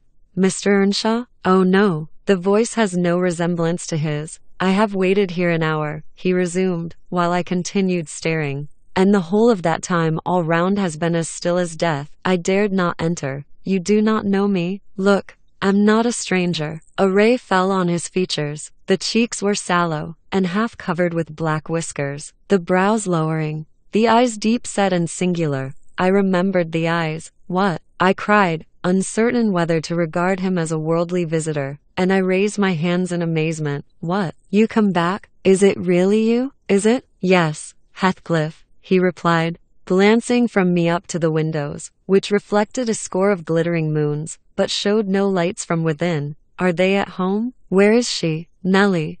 You are not glad. You needn't be so disturbed. Is she here? Speak. I want to have one word with her, your mistress. Go, and say some person from Gimmerton desires to see her. How will she take it? I exclaimed. What will she do? The surprise bewilders me. It will put her out of her head. And you are Heathcliff, but altered. Nay, there's no comprehending it. Have you been for a soldier? Go and carry my message, he interrupted impatiently. I'm in hell till you do. He lifted the latch, and I entered. But when I got to the parlor where Mr. and Mrs. Linton were, I could not persuade myself to proceed. At length I resolved on making an excuse to ask if they would have the candles lighted, and I opened the door. They sat together in a window whose lattice lay back against the wall, and displayed, beyond the garden trees, and the wild green park, the valley of Gimmerton, with a long line of mist winding nearly to its top for very soon after you pass the chapel, as you may have noticed. The sow that runs from the marshes joins a Bexie which follows the bend of the glen. C.J. Wuthering Heights rose above this silvery vapor, but our old house was invisible. It rather dips down on the other side, both the room and its occupants, and the scene they gazed on looked wondrously peaceful. I shrank reluctantly from performing my errand, and was actually going away leaving it unsaid, after having put my question about the candles, when a sense of my folly compelled me to return, and mutter, "A person from Gimmerton wishes to see you, ma'am. What does he want?" asked Mrs. Linton. I did not question him, I answered. "Well, close the curtains, Nellie," she said, "and bring up tea. I'll be back again directly." She quitted the apartment. Mr. Edgar inquired, carelessly, who it was. "Someone mistress does not expect," I replied. "That Heathcliff, you recollect him, sir, who used to live at Mr. Earnshaw's." "What? The gypsy, the ploughboy?" he cried. "Why did you not say so to Catherine?" "Hush, you must not call him by those names, master," I said. "She'd be sadly grieved to hear you. She was nearly heartbroken when he ran off. I guess his return will make a jubilee to her, Mr. Linton walked to a window on the other side of the room that overlooked the court. He unfastened it, and leant out. I suppose they were below, for he exclaimed quickly, "Don't stand there, love. Bring the person in, if it be anyone particular." Ere long, I heard the click of the latch, and Catherine flew upstairs, breathless and wild, too excited to show gladness. Indeed, by her face, you would rather have surmised an awful calamity. "Oh, Edgar, Edgar," she panted, flinging her arms round his neck. "Oh, Edgar, darling, Heathcliff's come back, he is." And she tightened her race to a squeeze. "Well, well," cried her husband, crossly, "don't strangle me for that. He never struck me as such a marvelous treasure. There is no need to be frantic. I know you didn't like him." she answered, repressing a little the intensity of her delight. Yet, for my sake, you must be friends now. Shall I tell him to come up? Here, he said. Into the parlor? Where else? She asked. He looked vexed, and suggested the kitchen as a more suitable place for him. Mrs. Linton eyed him with a droll expression, half angry, half laughing at his fastidiousness. No, she added, after a while, I cannot sit in the kitchen. Set to tables here, Ellen. One for your master and Miss Isabella, being gentry, the other for Heathcliff and myself, being of the lower orders. Will that please you, dear? Or must I have a fire lighted elsewhere? If so, give directions. I'll run down and secure my guest. I'm afraid the joy is too great to be real. She was about to dart off again, but Edgar arrested her. You bid him step up, he said, addressing me. And Catherine, try to be glad, without being absurd. The whole household need not witness the sight of your welcoming a runaway servant as a brother. I descended, and found Heathcliff waiting under the porch, evidently anticipating an invitation to enter. He followed my guidance without waste of words, and I ushered him into the presence of the master and mistress, whose flushed cheeks betrayed signs of warm talking, but the ladies glowed with another feeling when her friend appeared at the door. She sprang forward, took both his hands, and led him to Linton, and then she seized Linton's reluctant fingers and crushed them into his, now fully revealed by the fire and candlelight. I was amazed, more than ever, to behold the transformation of Heathcliff. He had grown a tall, athletic, well-formed man, beside whom my master seemed quite slender and youth-like. His upright carriage suggested the idea of his having been in the army. His countenance was much older in expression and decision of feature than Mr. Linton's. It looked intelligent, and retained no marks of former degradation. A half-civilized ferocity lurked yet in the depressed brows and eyes full of black fire, but it was subdued, and his manner was even dignified, quite divested of roughness, though too stern for grace. My master's surprise equaled or exceeded mine. He remained for a minute at a loss how to address the ploughboy, as he had called him. Heathcliff dropped his slight hand, and stood looking at him coolly till he chose to speak. Sit down, sir, he said. At length, Mrs. Linton, recalling old times, would have me give you a cordial reception, and of course, I am gratified when anything occurs to please her, and I also, answered Heathcliff, especially if it be anything in which I have a part.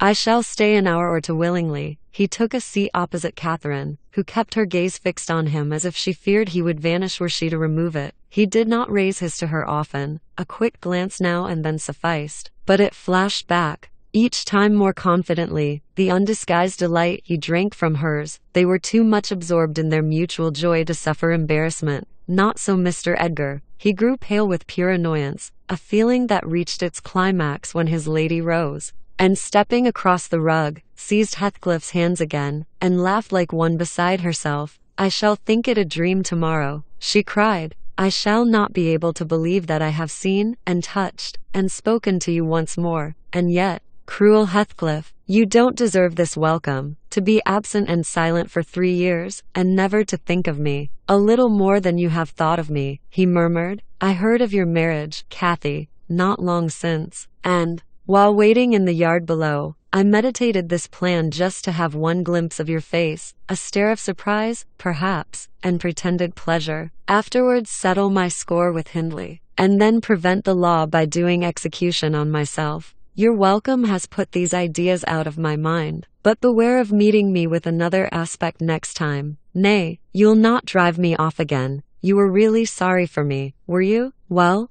there was cause. I've fought through a bitter life since I last heard your voice, and you must forgive me, for I struggled only for you. Catherine, unless we are to have cold tea, please to come to the table, interrupted Linton, striving to preserve his ordinary tone, and a due measure of politeness. Mr. Heathcliff will have a long walk, wherever he may lodge tonight, and I'm thirsty. She took her post before the urn, and Miss Isabella came, summoned by the bell. Then, having handed their chairs forward, I left the room. The meal hardly endured 10 minutes. Catherine's cup was never filled. She could neither eat nor drink. Edgar had made a slop in his saucer, and scarcely swallowed a mouthful. Their guest did not protract his stay that evening above an hour longer. I asked as he departed, if he went to Gimmerton. No, to Wuthering Heights, he answered. Mr. Earnshaw invited me. When I called this morning, Mr. Earnshaw invited him. And he called on Mr. Earnshaw. I pondered this sentence painfully. After he was gone, is he turning out a bit of a hypocrite and coming into the country to work mischief under a cloak? I mused. I had a presentiment in the bottom of my heart that he had better have remained away. About the middle of the night, I was wakened from my first nap by Mrs. Linton gliding into my chamber, taking a seat on my bedside, and pulling me by the hair to rouse me. "I cannot rest, Ellen," she said, by way of apology, "and I want some living creature to keep me company in my happiness. Edgar is sulky because I'm glad of a thing that does not interest him. He refuses to open his mouth, except to utter pettish, silly speeches, and he affirmed I was cruel and selfish for wishing to talk when he was so sick and sleepy. He always contrives to be sick at the least cross." I gave a few sentences of commendation to Heathcliff, and he, either for a headache or a pang of envy, began to cry, so I got up and left him. What use is it praising Heathcliff to him? I answered. As lads they had an aversion to each other, and Heathcliff would hate just as much to hear him praised. It's human nature. Let Mr. Linton alone about him, unless you would like an open quarrel between them. But does it not show great weakness? Pursued she. I'm not envious. I never feel hurt at the brightness of Isabella's yellow hair and the whiteness of her skin, at her dainty elegance, and the fondness all the family exhibit for her, even you, Nelly. If we have a dispute sometimes, you back Isabella at once, and I yield like a foolish mother. I call her a darling, and flatter her into a good temper. It pleases her brother to see us cordial, and that pleases me, but they are very much alike. They are spoiled children, and fancy the world was made for their accommodation. And though I humor both, I think a smart chastisement might improve them all the same. You're mistaken, Mrs. Linton, said I. They humor you. I know what there would be to do if they did not. You can well afford to indulge their passing whims as long as their business is to anticipate all your desires. You may, however, fall out, at last, over something of equal consequence to both sides. And then those you term weak are very capable of being as obstinate as you. And then we shall fight to the death, shan't we, Nelly? She returned, laughing. No, I tell you,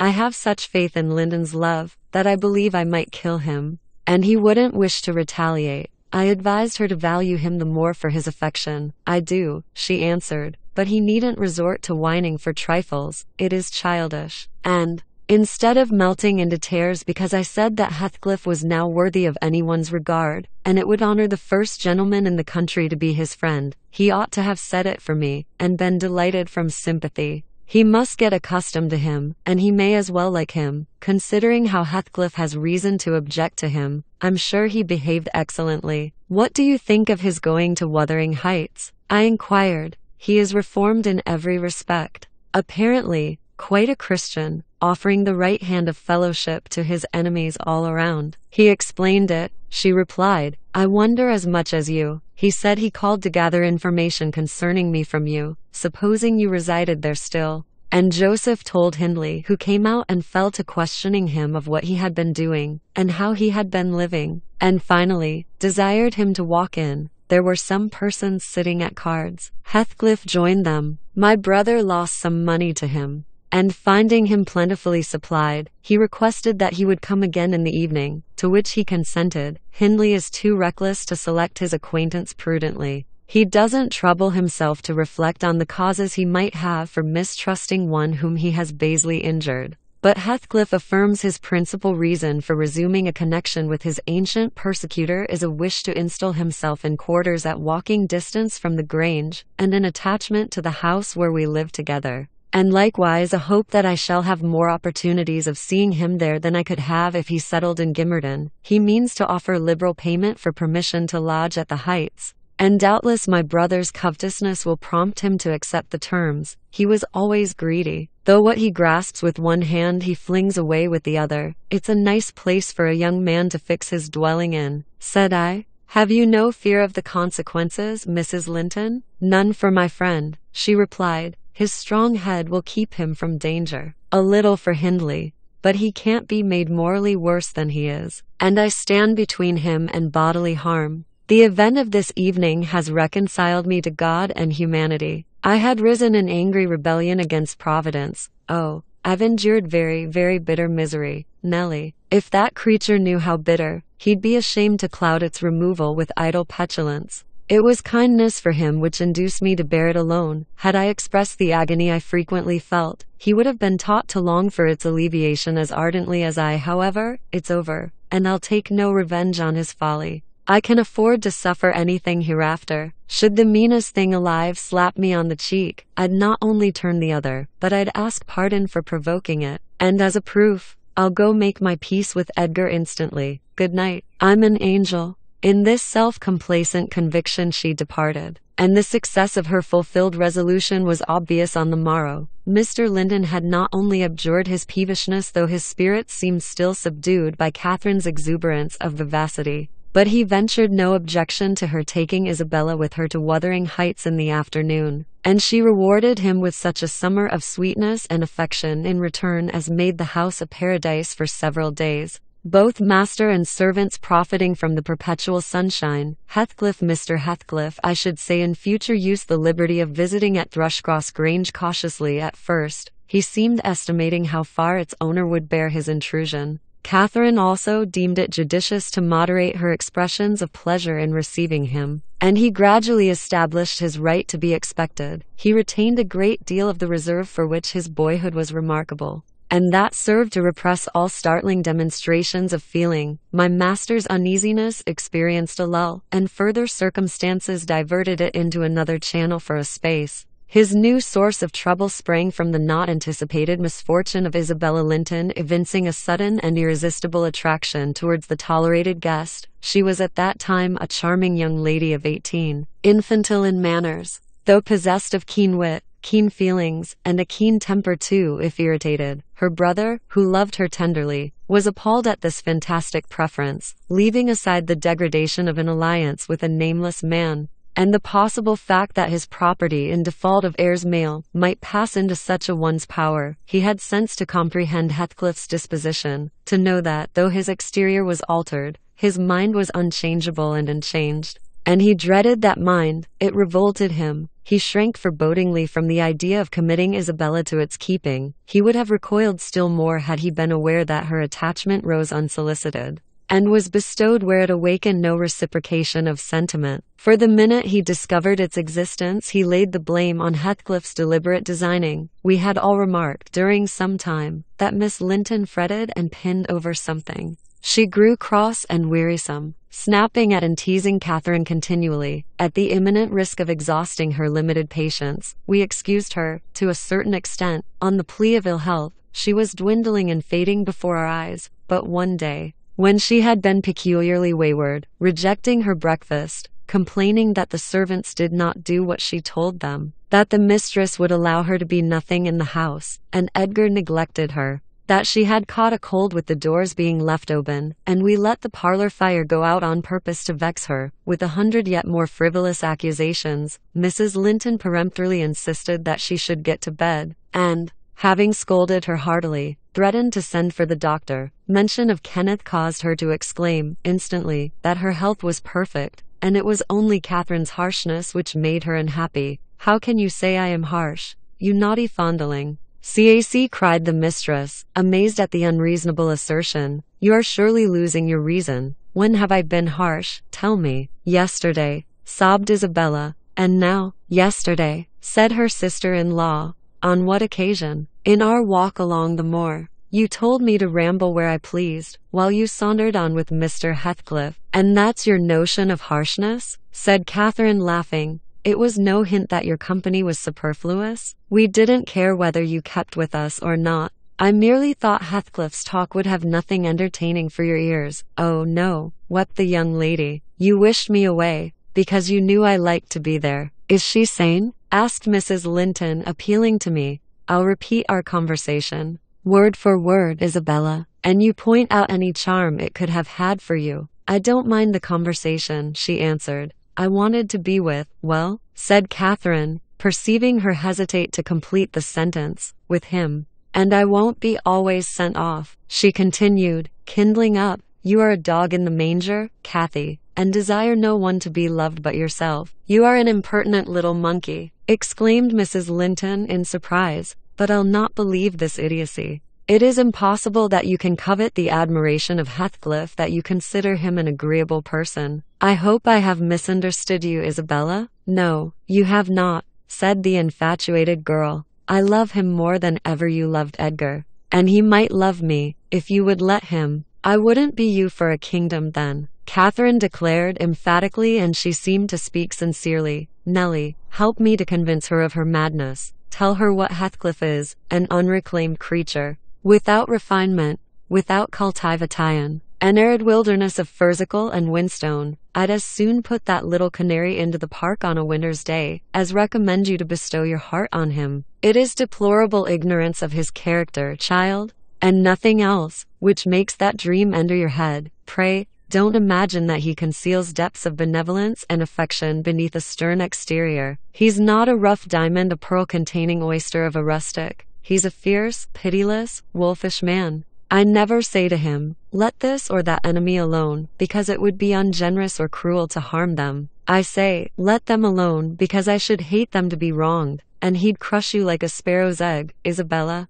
If he found you a troublesome charge, I know he couldn't love a Linton, and yet he'd be quite capable of marrying your fortune and expectations. Avarice is growing with him a besetting sin. There's my picture, and I'm his friend, so much so that had he thought seriously to catch you, I should, perhaps, have held my tongue, and let you fall into his trap. Miss Linton regarded her sister-in-law with indignation. For shame, she repeated angrily. You are worse than 20 FOs. You poisonous friend. Ah, you won't believe me then? Said Catherine. You think I speak from wicked selfishness? I'm certain you do, retorted Isabella. And I shudder at you. Good, cried the other. Try for yourself, if that be your spirit. I have done, and yield the argument to your saucy insolence, and I must suffer for her egotism. She sobbed, as Mrs. Linton left the room. All is against me. She has blighted my single consolation. But she uttered falsehoods, didn't she? Mr.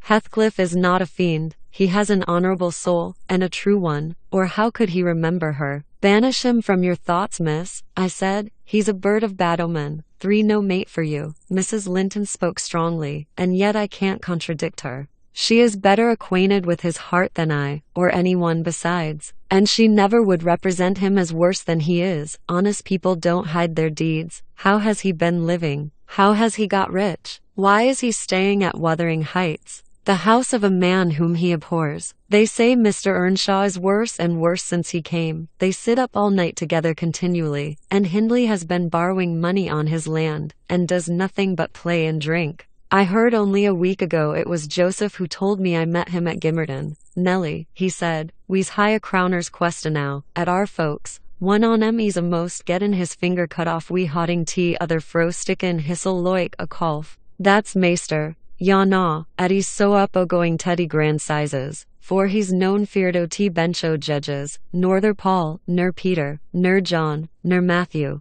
nor known on 'em, not he. He fair likes he langs to set his brazen face agin 'em. And yon bonny lad Heathcliff, ya mind, he's a rare un. He can gearn a laugh as well as onybody at a rate Deville's jest. Does he never say nowt of his fine living amang us, when he goes to Tea Grange? This is tea way on tea, up at sundown, dice, brandy, cloised shutters, uncannel light till next day at noon. Then, tea fool gangs banning unraving to his chamber, macking dacent fowks dig their fingers either lugs for very shame. Un the knave, why he can caint his brass, unate, unsleep, unoff to his neighbours to gossip weedy wife. I course, he tells Dame Catherine how her father's goold runs into his pocket, and her father's son gallops down Tea Broad Road, 5 while he flees afore to oppen Tea Pikes. See 'em now, Miss Linton. Joseph is an old rascal, but no liar, and if his account of Heathcliff's conduct be true, you would never think of desiring such a husband, would you? You are leagued with the rest, Ellen, she replied. I'll not listen to your slanders. What malevolence you must have to wish to convince me that there is no happiness in the world. Whether she would have got over this fancy if left to herself, or persevered in nursing it perpetually, I cannot say. She had little time to reflect. The day after, there was a justice meeting at the next town. 6 my master was obliged to attend, and Mr. Heathcliff, aware of his absence, called rather earlier than usual. Catherine and Isabella were sitting in the library, on hostile terms, but silent, the latter alarmed at her recent indiscretion, and the disclosure she had made of her secret feelings in a transient fit of passion. The former, on mature consideration, really offended with her companion, and if she laughed again at her pertness, inclined to make it no laughing matter to her. She did laugh as she saw Heathcliff pass the window. I was sweeping the hearth, and I noticed a mischievous smile on her lips. Isabella, absorbed in her meditations, or a book, remained till the door opened, and it was too late to attempt an escape, which she would gladly have done had it been practicable. "Come in, that's right," exclaimed the mistress gaily, pulling a chair to the fire. "Here are two people sadly in need of a third to thaw the ice between them, and you are the very one we should both of us choose. Heathcliff, I'm proud to show you, at last, somebody that dotes on you more than myself. I expect you to feel flattered. Nay, it's not Nellie. Don't look at her. My poor little sister-in-law is breaking her heart by mere contemplation of your physical and moral beauty. It lies in your own power to be Edgar's brother. No, no, Isabella, you shouldn't run off," she continued, arresting, with feigned playfulness, the confounded girl, who had risen indignantly. "We were quarreling like cats about you, Heathcliff, and I was fairly beaten in protestations of devotion and admiration, and moreover, I was informed that if I would but have the manners to stand aside, my rival, as she will have herself to be, would shoot a shaft into your soul that would fix you forever, and send my image into eternal oblivion." "Catherine," said Isabella, calling up her dignity, and disdaining to struggle from the tight grasp that held her, "I'd thank you to adhere to the truth and not slander me, even in joke. Mr. Heathcliff, be kind enough to bid this friend of yours release me. She forgets that you and I are not intimate acquaintances, and what amuses her is painful to me beyond expression." As the guest answered nothing, but took his seat, and looked thoroughly indifferent what sentiments she cherished concerning him, she turned and whispered an earnest appeal for liberty to her tormentor. "By no means," cried Mrs. Linton in answer. "I won't be named a dog in the manger again. You shall stay. Now then, Heathcliff, why don't you evince satisfaction at my pleasant news? Isabella swears that the love Edgar has for me is nothing to that she entertains for you. I'm sure she made some speech of the kind. Did she not, Ellen? And she has fasted ever since the day before yesterday's walk, from sorrow and rage that I dispatched her out of your society under the idea of its being unacceptable." "I think you belie her," said Heathcliff, twisting his chair to face them. "She wishes to be out of my society now, at any rate." And he stared hard at the object of discourse, as one might do at a strange repulsive animal, a centipede from the Indies, for instance, which curiosity leads one to examine in spite of the aversion it raises. The poor thing couldn't bear that. She grew white and red in rapid succession, and while tears beaded her lashes, bent the strength of her small fingers to loosen the firm clutch of Catherine, and perceiving that as fast as she raised one finger off her arm another closed down, and she could not remove the whole together, she began to make use of her nails, and their sharpness presently ornamented the detainers with crescents of red. "There's a tigress," exclaimed Mrs. Linton, setting her free, and shaking her hand with pain. "Begone for good's sake, and hide your vixen face. How foolish to reveal those talons to him. Can't you fancy the conclusions he'll draw? Look, Heathcliff, they are instruments that will do execution. You must beware of your eyes." "I'd wrench them off her fingers, if they ever menace me," he answered brutally, when the door had closed after her. "But what did you mean by teasing the creature in that manner, Cathy? You were not speaking the truth, were you?" "I assure you I was," she returned. "She has been dying for your sake several weeks, and raving about you this morning, and pouring forth a deluge of abuse, because I represented your failings in a plain light, for the purpose of mitigating her adoration. But don't notice it further. I wish to punish her sauciness, that's all. I like her too well, my dear Heathcliff, to let you absolutely seize and devour her up, and I like her too ill to attempt it," said he, except in a very ghoulish fashion. "You'd hear of odd things if I lived alone with that mawkish waxen face. The most ordinary would be painting on its white the colors of the rainbow, and turning the blue eyes black, every day or two. They detestably resemble Linton's." "Delectably," observed Catherine. "They are dove's eyes angels. She's her brother's heir, is she not?" he asked, after a brief silence. I should be sorry to think so, returned his companion. Half a dozen nephews shall erase her title, please heaven.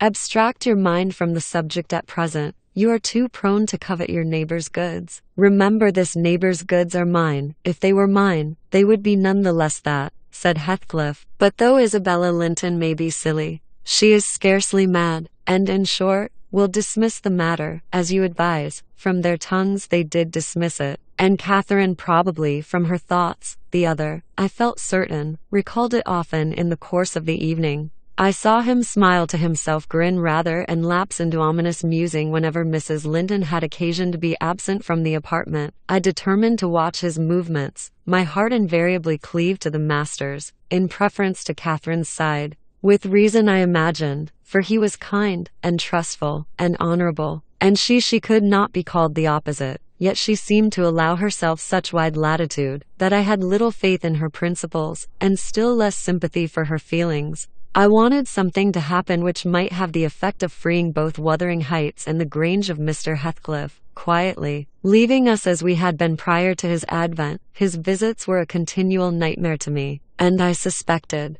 to my master also, his abode at the Heights was an oppression past explaining. I felt that God had forsaken the stray sheep there to its own wicked wanderings, and an evil beast prowled between it and the fold, waiting his time to spring and destroy. Chapter She. Sometimes, while meditating on these things in solitude, I've got up in a sudden terror, and put on my bonnet to go see how all was at the farm. I've persuaded my conscience that it was a duty to warn him how people talked regarding his ways. And then I've recollected his confirmed bad habits, and hopeless of benefiting him, have flinched from re-entering the dismal house, doubting if I could bear to be taken at my word. One time I passed the old gate, going out of my way, on a journey to Gimmerton. It was about the period that my narrative has reached, a bright frosty afternoon, the ground bare, and the road hard and dry. I came to a stone where the highway branches off onto the moor at your left hand, a rough sand pillar, with the letters WH cut on its north side, on the east, G, and on the southwest, TG. It serves as a guidepost to the Grange, the Heights, and village. The sun shone yellow on its gray head,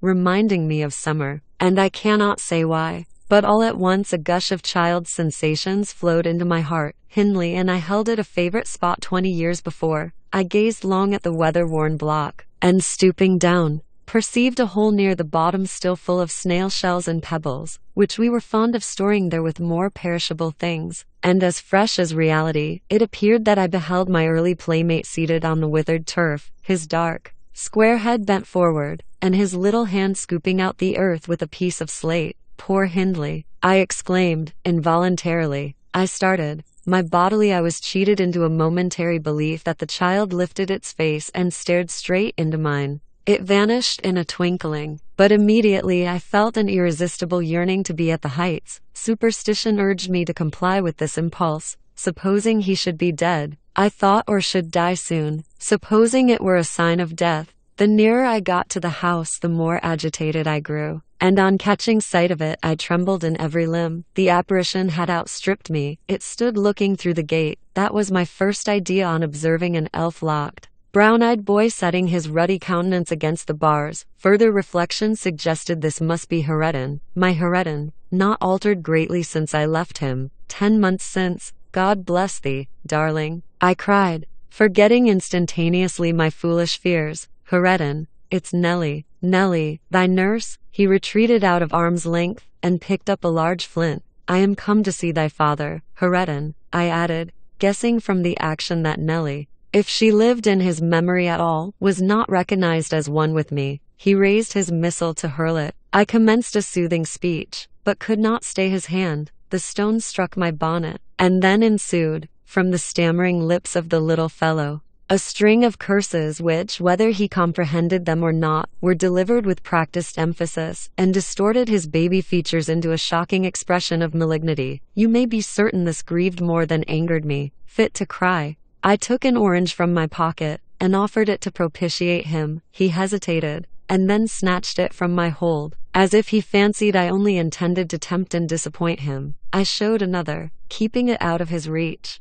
Who has taught you those fine words, my bairn? I inquired. The curate? Damn the curate. And thee, gie me that, he replied. Tell us where you got your lessons, and you shall have it, said I. Who's your master? Devil Daddy, was his answer. And what do you learn from Daddy? I continued. He jumped at the fruit. I raised it higher. What does he teach you? I asked. Naught, said he, but to keep out of his gate. And Daddy cannot bide me, because I swear at him. Ah. And the devil teaches you to swear at Daddy? I observed. Nay, he drawled. Who then? Heathcliff. I asked if he liked Mr. Heathcliff.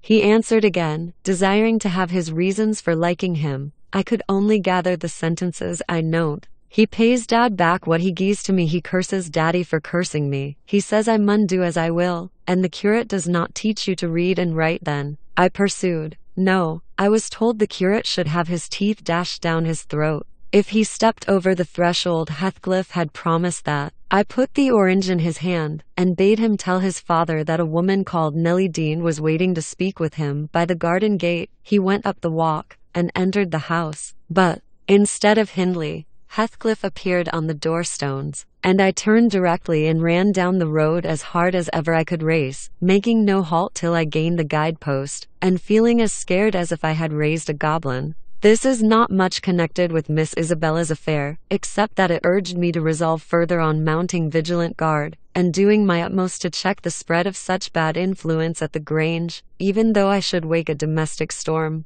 by thwarting Mrs. Linton's pleasure. The next time Heathcliff came, my young lady chanced to be feeding some pigeons in the court. She had never spoken a word to her sister-in-law for 3 days, but she had likewise dropped her fretful complaining, and we found it a great comfort. Heathcliff had not the habit of bestowing a single unnecessary civility on Miss Linton. I knew, now, as soon as he beheld her, his first precaution was to take a sweeping survey of the house front. I was standing by the kitchen window, but I drew out of sight. He then stepped across the pavement to her, and said something. She seemed embarrassed, and desirous of getting away. To prevent it, he laid his hand on her arm. She averted her face. He apparently put some question which she had no mind to answer. There was another rapid glance at the house, and supposing himself unseen, the scoundrel had the impudence to embrace her. Judas, traitor, I ejaculated. You are a hypocrite too, are you? A deliberate deceiver.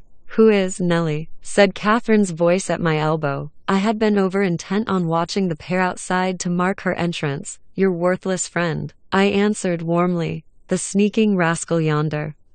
He has caught a glimpse of us. He is coming in. I wonder will he have the heart to find a plausible excuse for making love to Miss, when he told you he hated her. Mrs. Linton saw Isabella tear herself free, and run into the garden, and a minute after, Heathcliff opened the door. I couldn't withhold giving some loose to my indignation, but Catherine angrily insisted on silence, and threatened to order me out of the kitchen, if I dared to be so presumptuous as to put in my insolent tongue, to hear you. People might think you are the mistress, she cried. You want setting down in your right place. Heathcliff, what are you about, raising this stir? I said you must let Isabella alone. I beg you will, unless you are tired of being received here, and wish Linton to draw the bolts against you. God forbid that he should try, answered the black villain. I detested him just then. God keep him meek and patient. Every day I grow madder after sending him to heaven. Hush, said Catherine,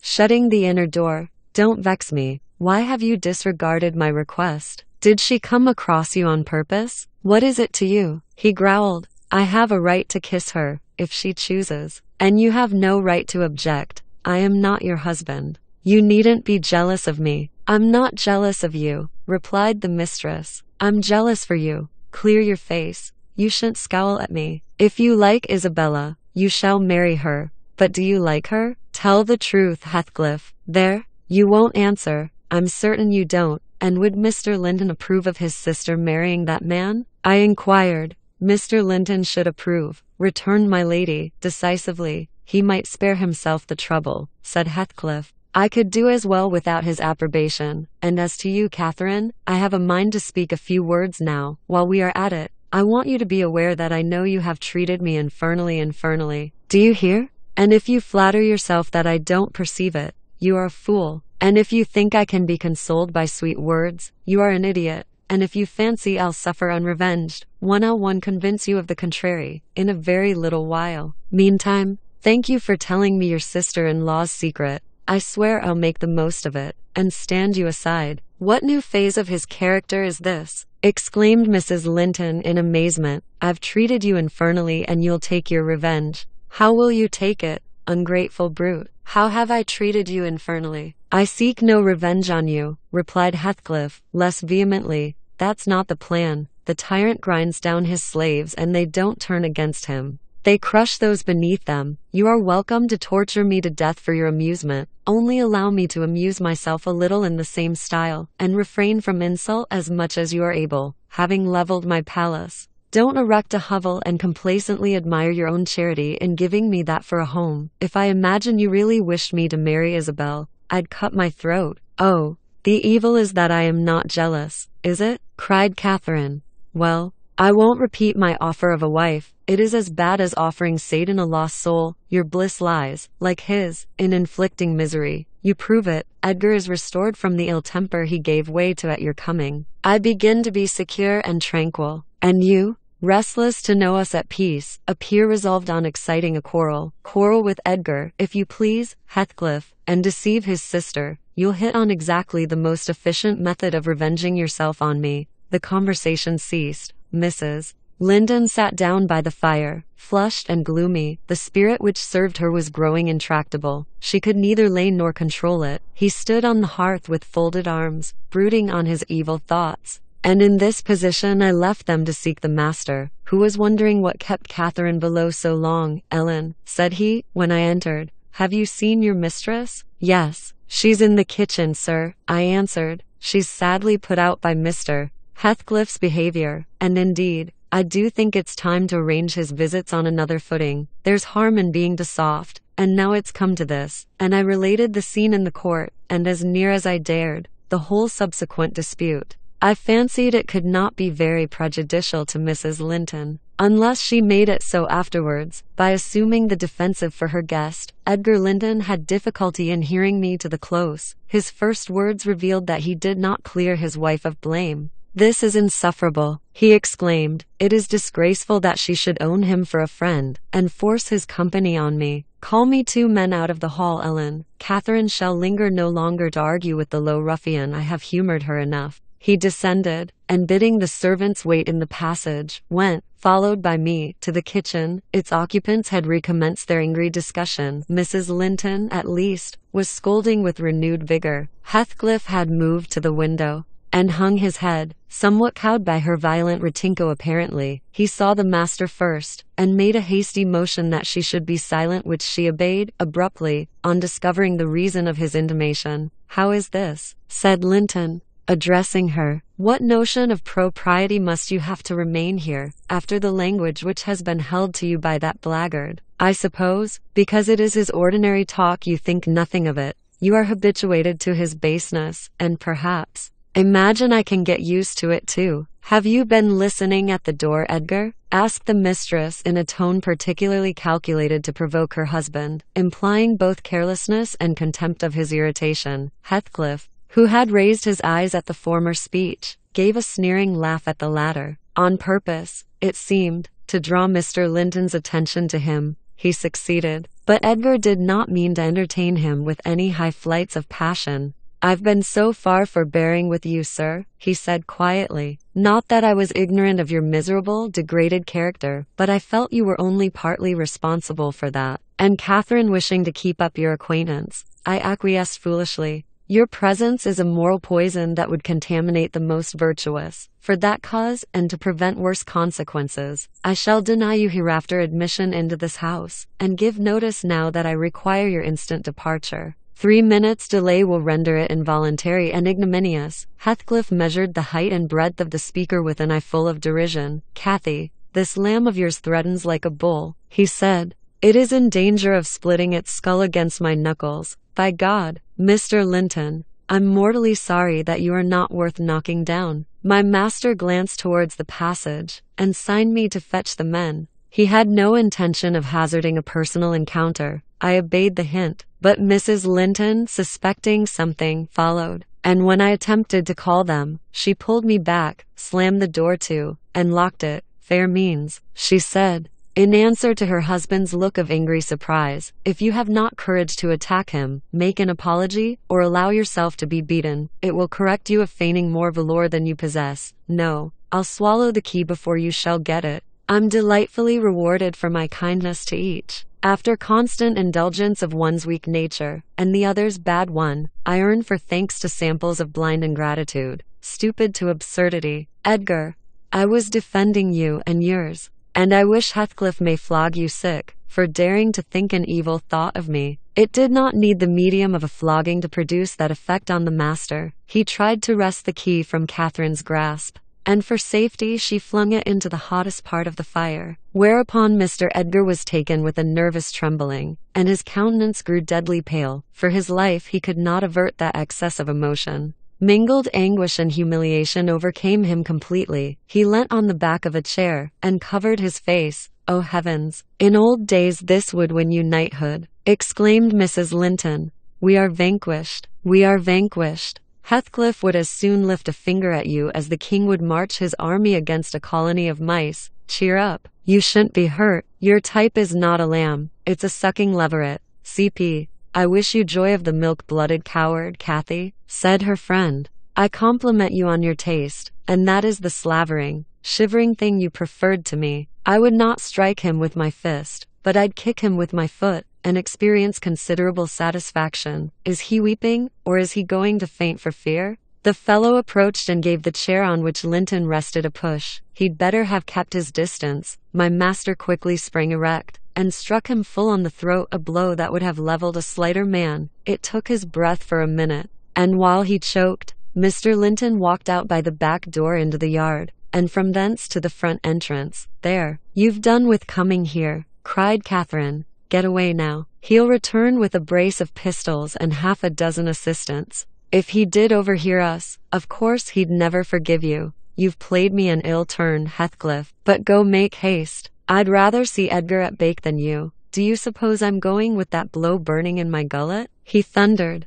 By hell no. I'll crush his ribs in like a rotten hazelnut before I cross the threshold. If I don't floor him now, I shall murder him sometime. So, as you value his existence, let me get at him. He is not coming, I interposed, framing a bit of a lie. There's the coachman and the two gardeners. You'll surely not wait to be thrust into the road by them. Each has a bludgeon, and master will very likely be watching from the parlor windows to see that they fulfill his orders. The gardeners and coachmen were there, but Linton was with them. They had already entered the court. Heathcliff, on the second thoughts, resolved to avoid a struggle against three underlings. He seized the poker, smashed the lock from the inner door, and made his escape as they tramped in. Mrs. Linton, who was very much excited, bade me accompany her upstairs. She did not know my share in contributing to the disturbance, and I was anxious to keep her in ignorance. I'm nearly distracted, Nellie, she exclaimed,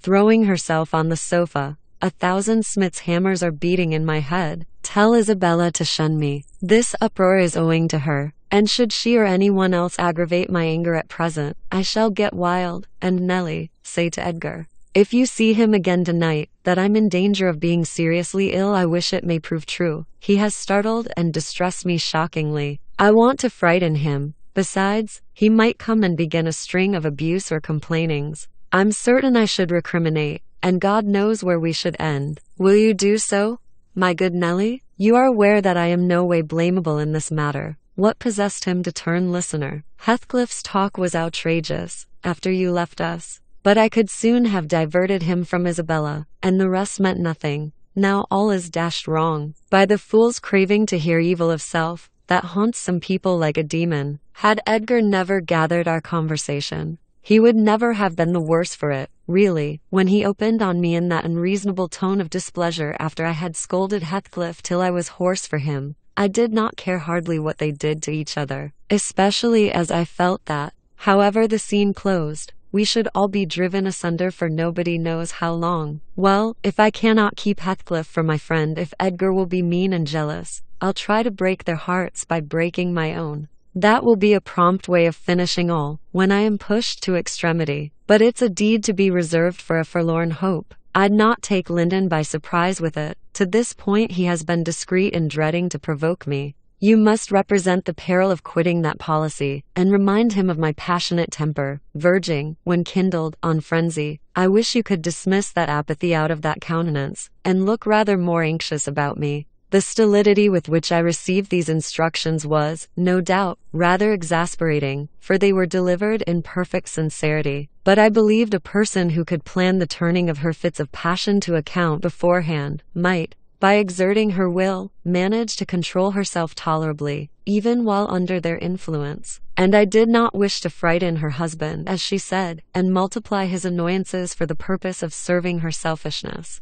Therefore I said nothing when I met the master coming towards the parlor, but I took the liberty of turning back to listen whether they would resume their quarrel together. He began to speak first. "Remain where you are, Catherine," he said, without any anger in his voice, but with much sorrowful despondency. "I shall not stay. I am neither come to wrangle nor be reconciled, but I wish just to learn whether, after this evening's events, you intend to continue your intimacy with—" "Oh, for mercy's sake," interrupted the mistress, stamping her foot, "for mercy's sake, let us hear no more of it now. Your cold blood cannot be worked into a fever. Your veins are full of ice water, but mine are boiling, and the sight of such chillness makes them dance. To get rid of me, answer my question," persevered Mr. Linton. "You must answer it, and that violence does not alarm me. I have found that you can be as stoical as anyone, when you please. Will you give up Heathcliff hereafter, or will you give up me? It is impossible for you to be my friend and his at the same time, and I absolutely require to know which you choose.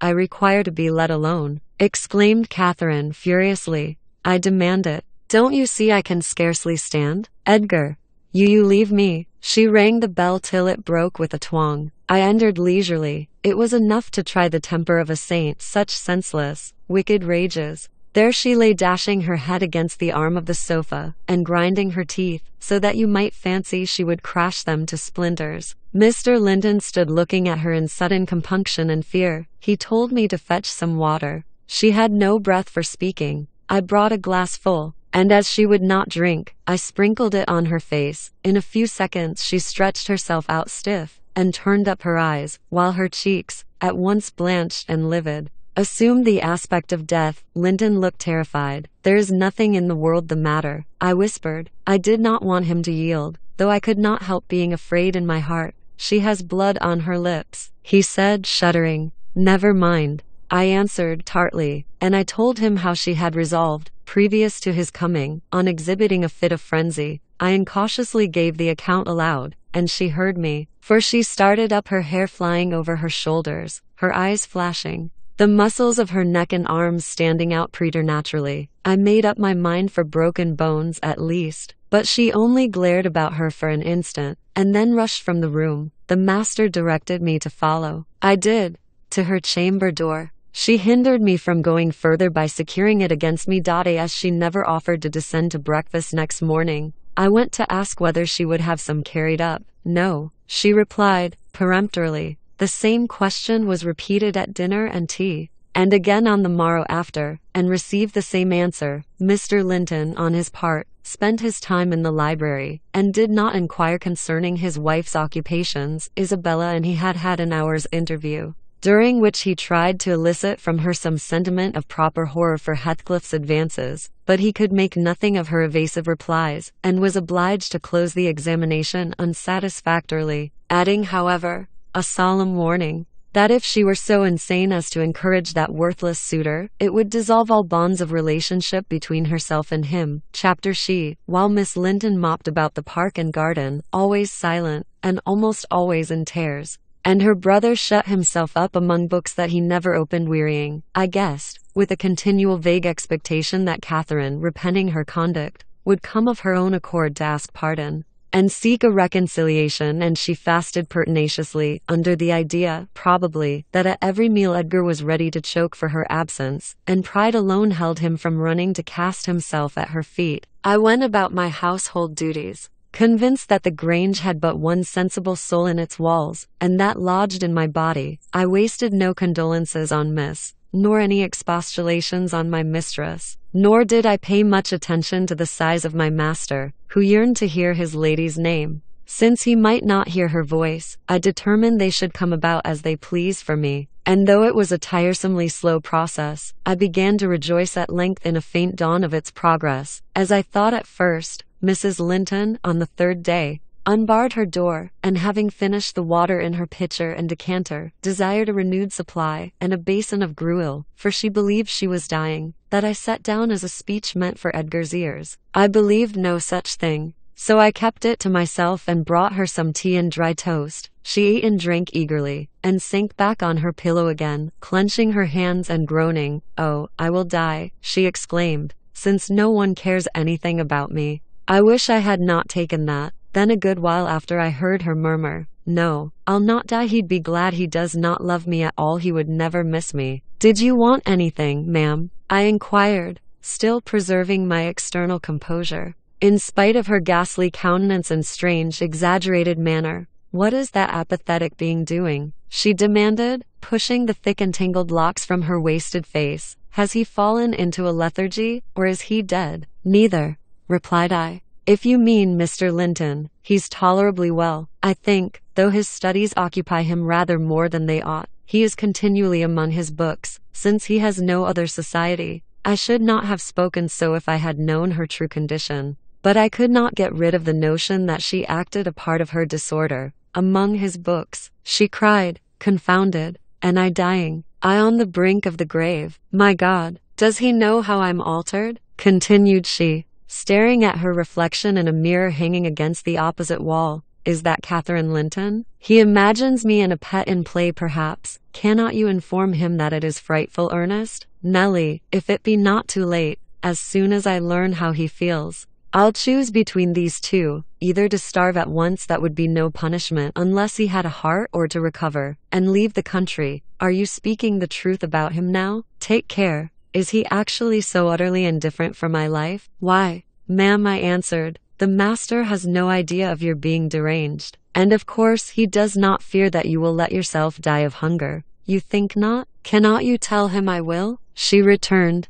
"Persuade him. Speak of your own mind. Say you are certain I will." "No, you forget, Mrs. Linton," I suggested, "that you have eaten some food with a relish this evening, and tomorrow you will perceive its good effects." "If I were only sure it would kill him," she interrupted, "I'd kill myself directly. These 3 awful nights I've never closed my lids, and oh, I've been tormented. I've been haunted, Nelly. But I begin to fancy you don't like me." How strange, I thought, though everybody hated and despised each other, they could not avoid loving me, and they have all turned to enemies in a few hours. They have, I'm positive. The people here, how dreary to meet death, surrounded by their cold faces. Isabella, terrified and repelled, afraid to enter the room. It would be so dreadful to watch Catherine go, and Edgar standing solemnly by to see it over, then offering prayers of thanks to God for restoring peace to his house, and going back to his books. What in the name of all that feels has he to do with books?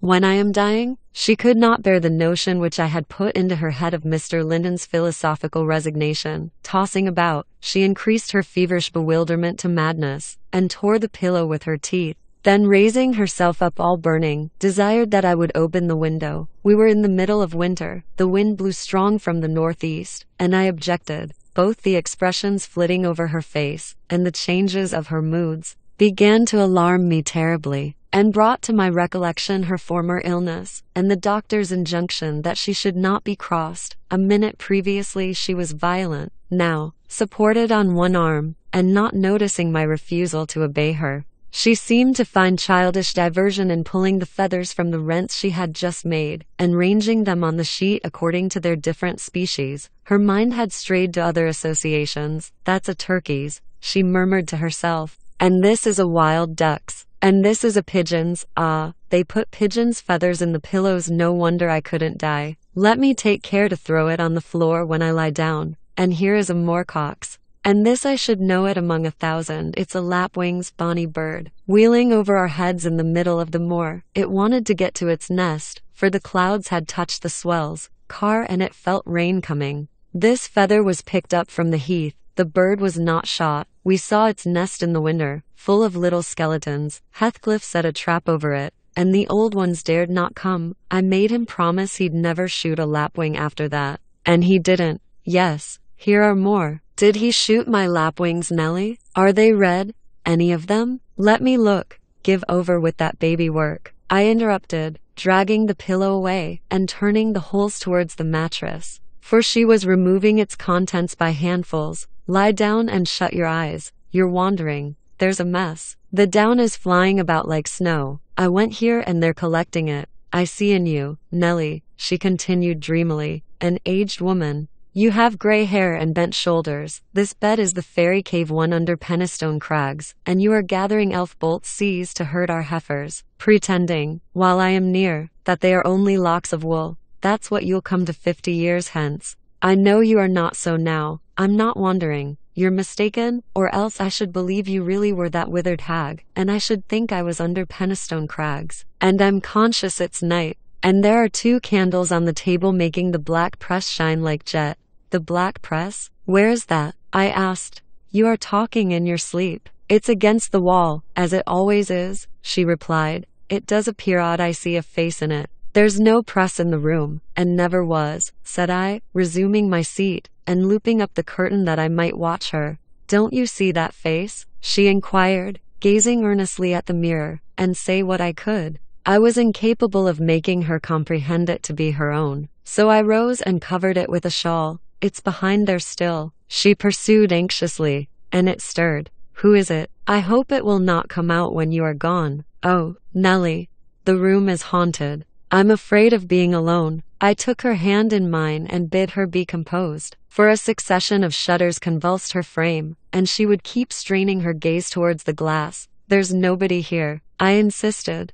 It was yourself, Mrs. Linton. You knew it a while since. Myself, she gasped. And the clock is striking 12. It's true then. That's dreadful. Her fingers clutched the clothes and gathered them over her eyes. I attempted to steal to the door with an intention of calling her husband, but I was summoned back by a piercing shriek. The shawl had dropped from the frame. Why, what is the matter? Cried I. Who is coward now? Wake up. That is the glass, the mirror, Mrs. Linton, and you see yourself in it. And there am I too by your side, trembling and bewildered. She held me fast, but the horror gradually passed from her countenance. Its paleness gave place to a glow of shame. Oh dear, I thought I was at home, she sighed. I thought I was lying in my chamber at Wuthering Heights. Because I'm weak, my brain got confused, and I screamed unconsciously. Don't say anything, but stay with me. I dread sleeping. My dreams appall me. A sound sleep would do you good. Ma'am, I answered, and I hope this suffering will prevent your trying starving again. Oh, if I were but in my own bed in the old house, she went on bitterly, wringing her hands, and that wind sounding in the firs by the lattice. Do let me feel it, it comes straight down the moor, do let me have one breath. To pacify her, I held the casement ajar a few seconds. A cold blast rushed through. I closed it, and returned to my post. She lay still now, her face bathed in tears. Exhaustion of body had entirely subdued her spirit. Our fiery Catherine was no better than a wailing child. How long is it since I shut myself in here? She asked, suddenly reviving. It was Monday evening, I replied, and this is Thursday night, or rather Friday morning at present. What, of the same week? She exclaimed. Only that brief time. Long enough to live on nothing but cold water and ill temper, observed I. Well, it seems a weary number of hours, she muttered doubtfully. It must be more. I remember being in the parlor after they had quarreled, and Edgar being cruelly provoking, and me running into this room desperate. As soon as ever I had barred the door, utter blackness overwhelmed me, and I fell on the floor. I couldn't explain to Edgar how certain I felt of having a fit, or going raging mad, if he persisted in teasing me. I had no command of tongue or brain, and he did not guess my agony perhaps. It barely left me sense to try to escape from him and his voice. Before I recovered sufficiently to see and hear, it began to be dawn, and Nellie, I'll tell you what I thought, and what has kept recurring and recurring till I feared for my reason. I thought as I lay there, with my head against that table leg, and my eyes dimly discerning the gray square of the window, that I was enclosed in the oak-panelled bed at home, and my heart ached with some great grief which, just waking, I could not recollect. I pondered, and worried myself to discover what it could be, and most strangely, the whole last 7 years of my life grew a blank. I did not recall that they had been at all. I was a child. My father was just buried, and my misery arose from the separation that Hindley had ordered between me and Heathcliff. I was laid alone, for the first time, and rousing from a dismal doze after a night of weeping, I lifted my hand to push the panels aside. It struck the tabletop. I swept it along the carpet,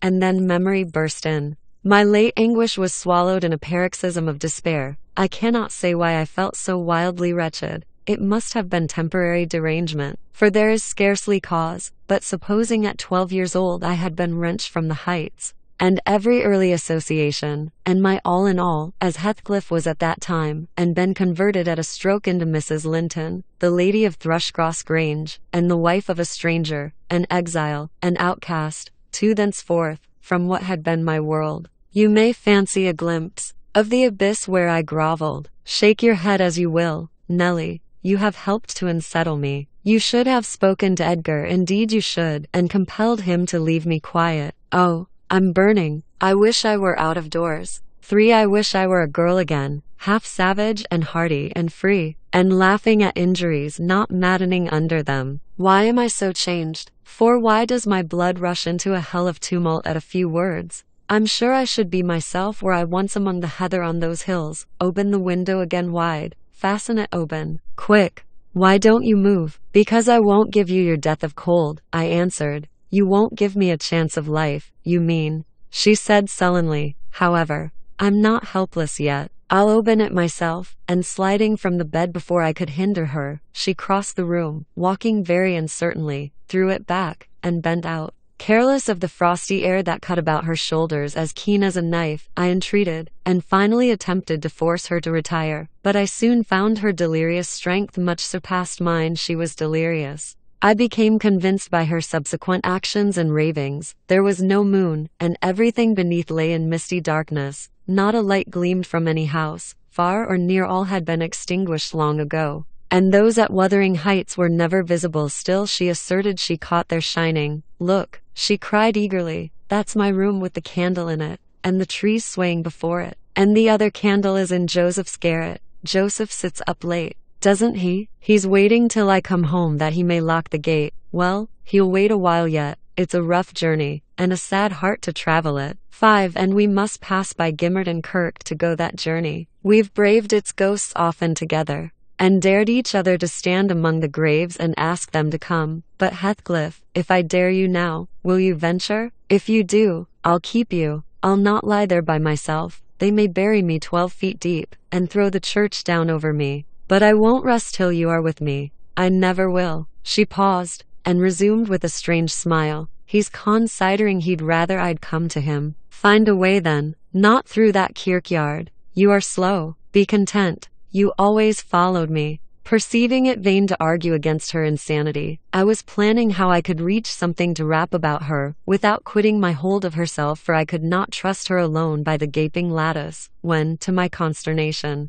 I heard the rattle of the door handle, and Mr. Linton entered. He had only then come from the library, and in passing through the lobby, had noticed our talking and been attracted by curiosity, or fear, to examine what it signified, at that late hour. Oh, sir, I cried, checking the exclamation risen to his lips at the sight which met him, and the bleak atmosphere of the chamber. My poor mistress is ill, and she quite masters me. I cannot manage her at all. Pray, come and persuade her to go to bed. Forget your anger, for she's hard to guide any way but her own. Catherine ill? He said, hastening to us. Shut the window, Ellen. Catherine, why? He was silent. The haggardness of Mrs. Linton's appearance smote him speechless, and he could only glance from her to me in horrified astonishment. She's been fretting here, I continued, and eating scarcely anything, and never complaining. She would admit none of us till this evening, and so we couldn't inform you of her state, as we were not aware of it ourselves. But it is nothing. I felt I uttered my explanations awkwardly. The master frowned. It is nothing, is it, Ellen Dean? He said sternly. You shall account more clearly for keeping me ignorant of this. And he took his wife in his arms, and looked at her with anguish. At first she gave him no glance of recognition. He was invisible to her abstracted gaze. The delirium was not fixed, however, having weaned her eyes from contemplating the outer darkness. By degrees she centered her attention on him, and discovered who it was that held her. "Ah, you are come, are you, Edgar Linton?" she said, with angry animation. "You are one of those things that are ever found when least wanted, and when you are wanted, never. I suppose we shall have plenty of lamentations now. I see we shall, but they can't keep me from my narrow home out yonder, my resting place, where I'm bound before spring is over. There it is, not among the Lintons, mind, under the chapel roof, but in the open air, with a headstone, and you may please yourself whether you go to them or come to me." "Catherine, what have you done?" commenced the master.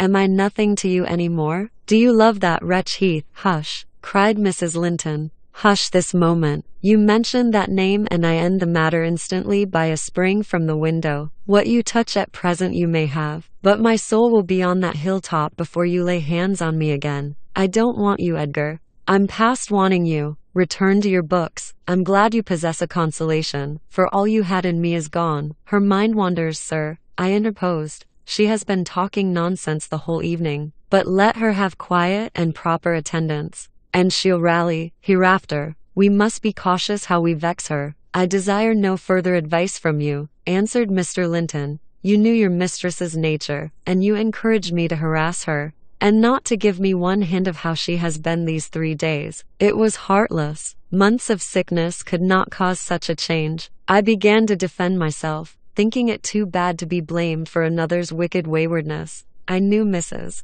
Linton's nature to be headstrong and domineering," cried I, "but I didn't know that you wished to foster her fierce temper. I didn't know that, to humor her, I should wink at Mr. Heathcliff. I performed the duty of a faithful servant in telling you, and I have got a faithful servant's wages. Well, it will teach me to be careful next time. Next time you may gather intelligence for yourself. The next time you bring a tale to me you shall quit my service." "Ellen Dean," he replied. "You'd rather hear nothing about it, I suppose, then, Mr. Linton?" said I. "Heathcliff has your permission to come according to Miss, and to drop in at every opportunity your absence offers, on purpose to poison the mistress against you." Confused as Catherine was, her wits were alert at applying our conversation. "Ah, Nellie has played traitor," she exclaimed passionately. "Nellie is my hidden enemy. You witch! So you do seek elf bolts to hurt us. Let me go, and I'll make her rue. I'll make her howl a recantation." A maniac's fury kindled under her brows. She struggled desperately to disengage herself from Linton's arms. I felt no inclination to tarry the event, and resolving to seek medical aid on my own responsibility,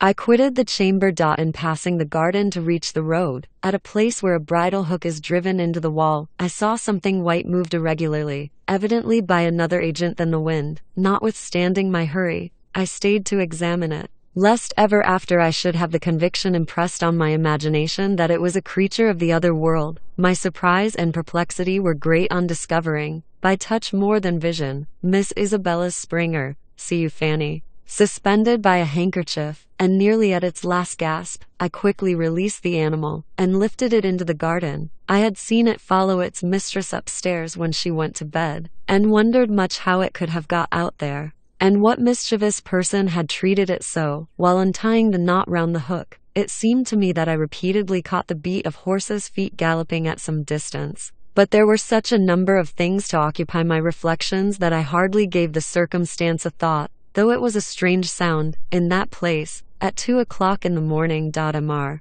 Kenneth was fortunately just issuing from his house to see a patient in the village as I came up the street, and my account of Catherine Linton's malady induced him to accompany me back immediately. He was a plain, rough man, and he made no scruple to speak his doubts of her surviving this second attack, unless she were more submissive to his directions than she had shown herself before. "Nellie Dean," said he, "I can't help fancying there's an extra cause for this. What has there been to do at the Grange? We've odd reports up here. A stout, hearty lass like Catherine does not fall ill for a trifle, and that sort of people should not either. It's hard work bringing them through fevers, and such things. How did it begin?" "The master will inform you," I answered, "but you are acquainted with the Earnshaw's violent dispositions, and Mrs. Linton caps them all. I may say this. It commenced in a quarrel. She was struck during a tempest of passion with a kind of fit, That's her account at least, for she flew off in the height of it, and locked herself up. Afterwards, she refused to eat, and now she alternately raves and remains in a half-dream, knowing those about her,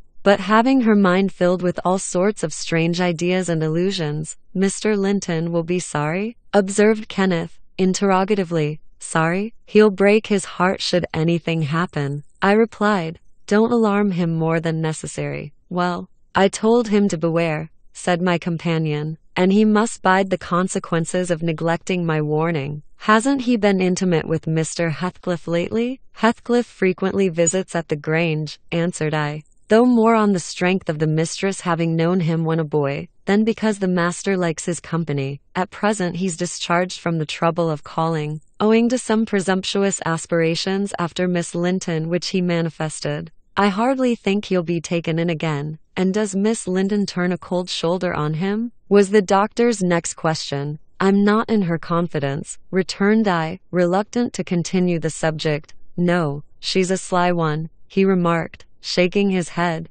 She keeps her own counsel, but she's a real little fool. I have it from good authority that last night, and a pretty night it was, she and Heathcliff were walking in the plantation at the back of your house above 2 hours. And he pressed her not to go in again, but just mount his horse and away with him. My informant said she could only put him off by pledging her word of honor to be prepared on their first meeting after that. When it was to be he didn't hear. But you urge Mr. Linton to look sharp. This news filled me with fresh fears. I outstripped Kenneth, and ran most of the way back. The little dog was yelping in the garden yet. I spared a minute to open the gate for it. But instead of going to the house door, it coursed up and down snuffing the grass, and would have escaped to the road, had I not seized it and conveyed it in with me. On ascending to Isabella's room, my suspicions were confirmed. It was empty. Had I been a few hours sooner, Mrs. Linton's illness might have arrested her rash step. But what could be done now? There was a bare possibility of overtaking them if pursued instantly. I could not pursue them, however, and I dared not rouse the family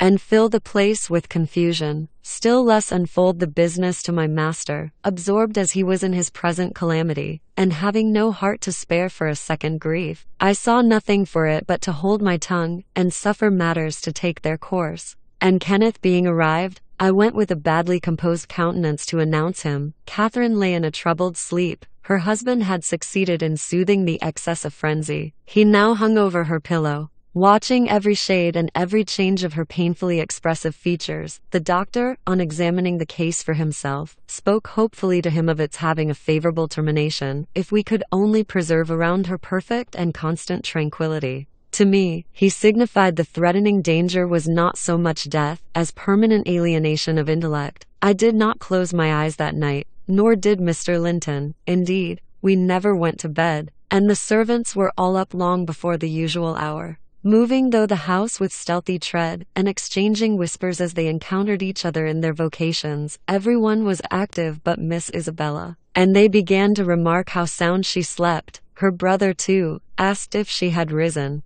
and seemed impatient for her presence, and hurt that she showed so little anxiety for her sister-in-law. I trembled lest he should send me to call her, but I was spared the pain of being the first proclaimant of her flight. One of the maids, a thoughtless girl who had been on an early errand to Gimmerton, came panting upstairs, open-mouthed, and dashed into the chamber, crying, "Oh dear, dear, what mun we have next? Master, master, our young lady, hold your noise," cried I hastily, enraged at her clamorous manner. "Speak lower, Mary, what is the matter?" said Mr. Linton. "What ails your young lady?" "She's gone, she's gone. Jan Heathcliff's run off wi' her," gasped the girl. "That is not true," exclaimed Linton, rising in agitation. "It cannot be. How has the idea entered your head? Ellen Dean, go and seek her. It is incredible. It cannot be." As he spoke, he took the servant to the door, and then repeated his demand to know her reasons for such an assertion. "Why, I met on the road a lad that fetches milk here," she stammered, "and he asked whether we weren't in trouble at the Grange. I thought he meant for Missis's sickness, so I answered, yes. Then says he, 'There's somebody gone after 'em, I guess.' I stared. He saw I knew naught about it, and he told how a gentleman and lady had stopped to have a horse's shoe fastened at a blacksmith's shop, 2 miles out of Gimmerton, not very long after midnight. and how the blacksmith's lass had got up to spy who they were. She knew them both directly, and she noticed the man Heathcliff it was. She felt certain Nobby could mistake him. Besides, put a sovereign in her father's hand for payment. The lady had a cloak about her face, but having desired a sup of water, while she drank it fell back, and she saw her very plain. Heathcliff held both bridles as they rode on, and they set their faces from the village, and went as fast as the rough roads would let them. The lass said nothing to her father, but she told it all over Gimmerton this morning. I ran and peeped, for form's sake, into Isabella's room, confirming when I returned the servant's statement. Mr. Linton had resumed his seat by the bed. On my re-entrance, he raised his eyes, read the meaning of my blank aspect, and dropped them without giving an order, or uttering a word. Are we to try any measures for overtaking and bringing her back? I inquired. How should we do? She went of her own accord, answered the master. She had a right to go if she pleased. Trouble me no more about her. Hereafter she is only my sister in name, not because I disown her, but because she has disowned me, and that was all he said on the subject. He did not make a single inquiry further, or mention her in any way, except directing me to send what property she had in the house to her fresh home, wherever it was. When I knew it, Chapter Z. For 2 months the fugitives remained absent. In those 2 months, Mrs. Linton encountered and conquered the worst shock of what was denominated a brain fever. No mother could have nursed an only child more devotedly than Edgar tended her. Day and night he was watching, and patiently enduring all the annoyances that irritable nerves and a shaken reason could inflict. And though Kenneth remarked that what he saved from the grave would only recompense his care by forming the source of constant future anxiety, in fact, that his health and strength were being sacrificed to preserve a mere ruin of humanity, he knew no limits in gratitude and joy when Catherine's life was declared out of danger, and hour after hour he would sit beside her, tracing the gradual return to bodily health, and flattering his too sanguine hopes with the illusion that her mind would settle back to its right balance also, and she would soon be entirely her former self. The first time she left her chamber was at the commencement of the following March. Mr. Linton had put on her pillow, in the morning, a handful of golden crocuses. Her eye, long stranger to any gleam of pleasure, caught them in waking, and shone delighted as she gathered them eagerly together. These are the earliest flowers at the Heights, she exclaimed. They remind me of soft thaw winds, and warm sunshine, and nearly melted snow. Edgar, is there not a south wind?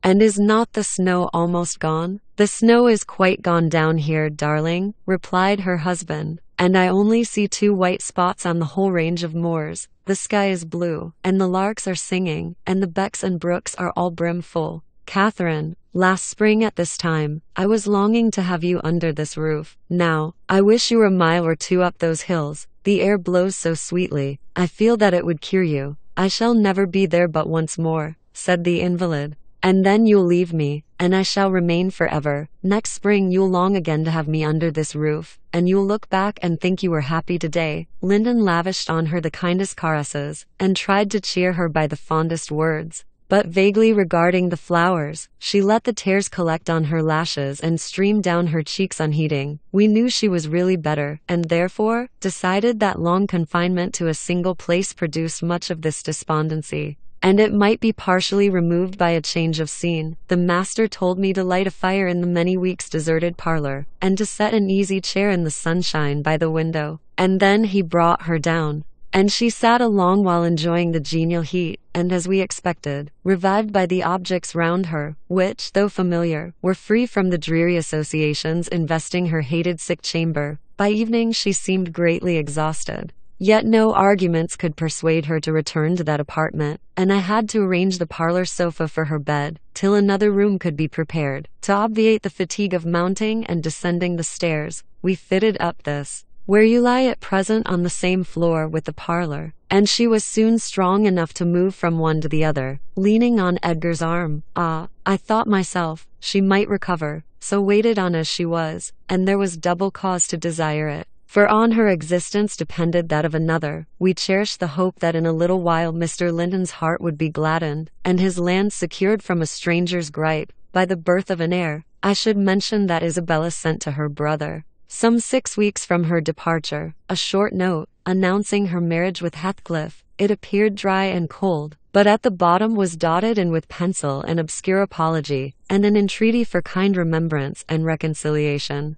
If her proceeding had offended him, asserting that she could not help it then, and being done, she had now no power to repeal it. Linton did not reply to this, I believe, and in a fortnight more, I got a long letter, which I considered odd. Coming from the pen of a bride just out of the honeymoon, I'll read it, for I keep it yet. Any relic of the dead is precious, if they were valued living. Dear Ellen, it begins, I came last night to Wuthering Heights, and heard, for the first time, that Catherine has been, and is yet, very ill. I must not write to her, I suppose, and my brother is either too angry or too distressed to answer what I sent him. Still, I must write to somebody, and the only choice left me is you. Inform Edgar that I'd give the world to see his face again, that my heart returned to Thrushcross Grange in 24 hours after I left it, and is there at this moment, full of warm feelings for him, and Catherine. I can't follow it, though these words are underlined. They need not expect me, and they may draw what conclusions they please, taking care, however, to lay nothing at the door of my weak will or deficient affection. The remainder of the letter is for yourself alone. I want to ask you two questions. The first is, how did you contrive to preserve the common sympathies of human nature when you resided here? I cannot recognize any sentiment which those around share with me. The second question I have great interest in. It is this: is Mr. Heathcliff a man? If so, is he mad? And if not, is he a devil? I shan't tell my reasons for making this inquiry, but I beseech you to explain, if you can, what I have married, that is, when you call to see me, and you must call, Ellen, very soon. Don't write, but come, and bring me something from Edgar. Now, you shall hear how I have been received in my new home, as I am led to imagine the Heights will be. It is to amuse myself that I dwell on such subjects as the lack of external comforts. They never occupy my thoughts, except at the moment when I miss them. I should laugh and dance for joy if I found their absence was the total of my miseries, and the rest was an unnatural dream. The sun set behind the Grange as we turned on to the moors. By that, I judged it to be 6 o'clock, and my companion halted half an hour to inspect the park, and the gardens, and probably the place itself, as well as he could. So it was dark when we dismounted in the paved yard of the farmhouse, and your old fellow servant, Joseph, issued out to receive us by the light of a dip candle. He did it with a courtesy that redounded to his credit. His first act was to elevate his torch to a level with my face, squint malignantly, project his under lip, and turn away. Then he took the two horses, and led them into the stables, reappearing for the purpose of locking the outer gate. As if we lived in an ancient castle, Heathcliff stayed to speak to him, and I entered the kitchen, a dingy and tidy hole. I dare say you would not know it, it is so changed since it was in your charge. By the fire stood a ruffianly child, strong in limb and dirty in garb, with a look of Catherine in his eyes and about his mouth. This is Edgar's legal nephew. I reflected, mine in a manner. I must shake hands, and yes, I must kiss him. It is right to establish a good understanding at the beginning. I approached, and attempting to take his chubby fist, said, "How do you do, my dear?" He replied in a jargon I did not comprehend. "Shall you and I be friends, Heredin?" was my next essay at conversation. An oath, and a threat to set Throttler on me if I did not frame off, rewarded my perseverance. "Hey, Throttler, lad," whispered the little wretch, rousing a half-bred bulldog from its lair in a corner. "Now, wilt thou be ganging, Q?" he asked authoritatively. Love for my life urged a compliance. I stepped over the threshold to wait till the others should enter. Mr. Heathcliff was nowhere visible, and Joseph, whom I followed to the stables, and requested to accompany me in, after staring and muttering to himself, screwed up his nose and replied, "Mim, mim, mim. CX did Ivor Christian body here aught like it. Mincing munching. Sigh, how can I tell what you say? I say, I wish you to come with me into the house," I cried, thinking him deaf, yet highly disgusted at his rudeness. "None o' me. I get in summat else to do," he answered, and continued his work, moving his lantern jaws meanwhile, and surveying my dress and countenance, the former a great deal to find, but the latter, I'm sure, as sad as he could desire, with sovereign contempt. I walked round the yard, and through a wicket, to another door, at which I took the liberty of knocking.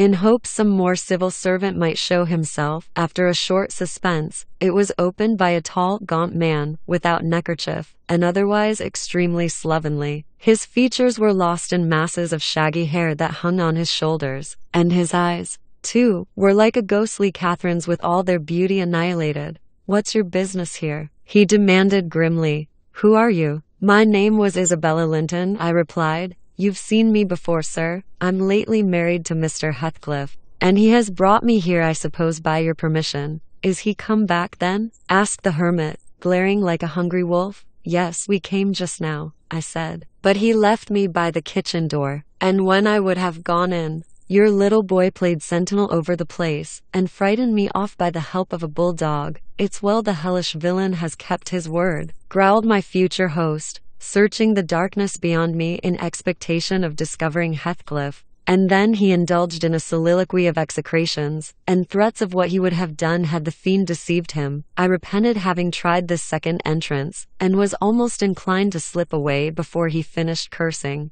But ere I could execute that intention, he ordered me in, and shut and fastened the door. There was a great fire, and that was all the light in the huge apartment, whose floor had grown a uniform gray, and the once brilliant pewter dishes, which used to attract my gaze when I was a girl, partook of a similar obscurity, created by tarnish and dust. I inquired whether I might call the maid, and be conducted to a bedroom. Mr. Earnshaw vouchsafed no answer. He walked up and down, with his hands in his pockets, apparently quite forgetting my presence, and his abstraction was evidently so deep, and his whole aspect so misanthropical, that I shrank from disturbing him again. "You'll not be surprised, Ellen, at my feeling particularly cheerless, seated in worse than solitude on that inhospitable hearth, and remembering that 4 miles distant lay my delightful home, containing the only people I loved on earth, and there might as well be the Atlantic to part us. Instead of those for miles, I could not overpass them. I questioned with myself where must I turn for comfort, and mind you don't tell Edgar or Catherine above every sorrow beside. This rose preeminent. Despair at finding nobody who could or would be my ally against Heathcliff. I had sought shelter at Wuthering Heights, almost gladly, because I was secured by that arrangement from living alone with him. But he knew the people we were coming amongst, and he did not fear their intermeddling. I sat and thought a doleful time. The clock struck 8 and 9, and still my companion paced to and fro, his head bent on his breast, and perfectly silent. Unless a groan or a bitter ejaculation forced itself out at intervals, I listened to detect a woman's voice in the house, and filled the interim with wild regrets and dismal anticipations, which, at last, spoke audibly in irrepressible sighing and weeping. I was not aware how openly I grieved, till Earnshaw halted opposite, in his measured walk, and gave me a stare of newly awakened surprise. Taking advantage of his recovered attention, I exclaimed, "I'm tired with my journey, and I want to go to bed. Where is the maid-servant? Direct me to her, as she won't come to me." "We have none," he answered. "You must wait on yourself." "Where must I sleep, then?" I sobbed. I was beyond regarding self-respect, weighed down by fatigue and wretchedness. "Joseph will show you Heathcliff's chamber," said he. "Open that door, he's in there." I was going to obey, but he suddenly arrested me, and added in the strangest tone, "Be so good as to turn your lock, and draw your bolt, don't omit it." "Well," I said, "but why, Mr. Earnshaw?" I did not relish the notion of deliberately fastening myself in with Heathcliff. "Look here," he replied, pulling from his waistcoat a curiously constructed pistol, having a double-edged spring knife attached to the barrel. "That's a great tempter to a desperate man, is it not? I cannot resist going up with this every night, and trying his door. If once I find it open, he's done for. I do it invariably, even though the minute before I have been recalling 100 reasons that should make me refrain. It is some devil that urges me to thwart my own schemes by killing him. You fight against that devil for love as long as you may. When the time comes, not all the angels in heaven shall save him." I surveyed the weapon inquisitively. A hideous notion struck me. How powerful I should be possessing such an instrument. I took it from his hand, and touched the blade.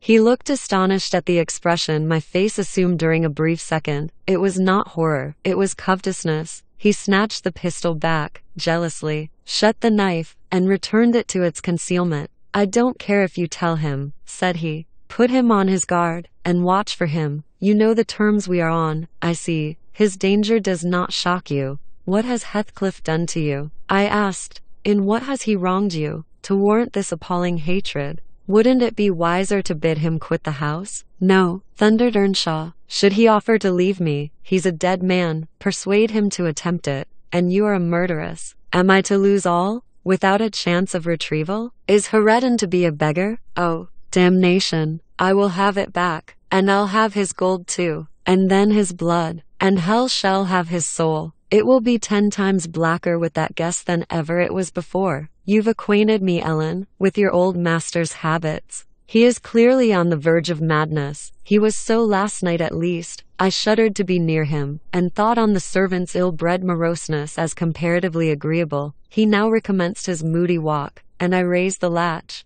and escaped into the kitchen. Joseph was bending over the fire, peering into a large pan that swung above it, and a wooden bowl of oatmeal stood on the settle close by. The contents of the pan began to boil, and he turned to plunge his hand into the bowl. I conjectured that this preparation was probably for our supper, and being hungry, I resolved it should be eatable. So, crying out sharply, I'll make the porridge, I removed the vessel out of his reach, and proceeded to take off my hat and riding habit. Mr. Earnshaw, I continued, directs me to wait on myself. I will. I'm not going to act the lady among you, for fear I should starve. Good Lord, he muttered, sitting down, and stroking his ribbed stockings from the knee to the ankle. If there's to be fresh ortherings just when I get used to 2 maesters, if I mun have a mistress set o'er my heed, it's like time to be flitting. I never did think to see day that I mud lave auld place, but I doubt it's nigh at hand. This lamentation drew no notice from me. I went briskly to work, sighing to remember a period when it would have been all merry fun, but compelled speedily to drive off the remembrance.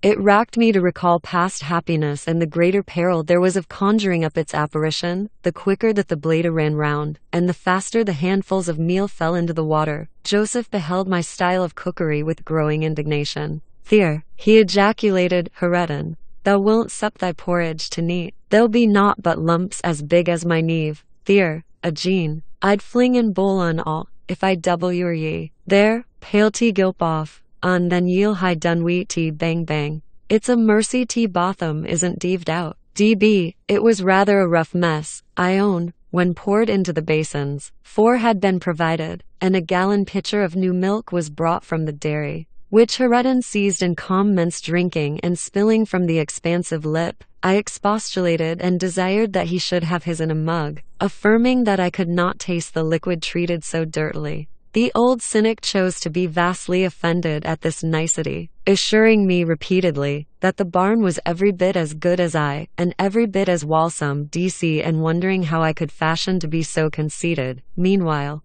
the infant ruffian continued sucking, and glowered up at me defyingly, as he slavered into the jug. "I shall have my supper in another room," I said. "Have you no place you call a parlor?" "Parlor," he echoed sneeringly, "parlor. Nay, we've no parlours. If ya done it like W or company, there's maesters. If ya done it like maester, there's us." "Then I shall go upstairs," I answered. "Show me a chamber." I put my basin on a tray, and went myself to fetch some more milk, with great grumblings. The fellow rose, and preceded me in my ascent. We mounted to the garrets. He opened a door now and then, to look into the apartments we passed. "Here's a ram," he said, at last, flinging back a cranky board on hinges. "It's weel in you to eat a few porridge in. There's a pack o' corn I tea corner. Theer, meaterly clane. Dee if ye're feared o' mucking your grand silk coes, spread your hawn kirker oti top on't." The ram was a kind of lumber hole smelling strong of malt and grain, various sacks of which articles were piled around, leaving a wide, bare space in the middle. "Why, man," I exclaimed, facing him angrily,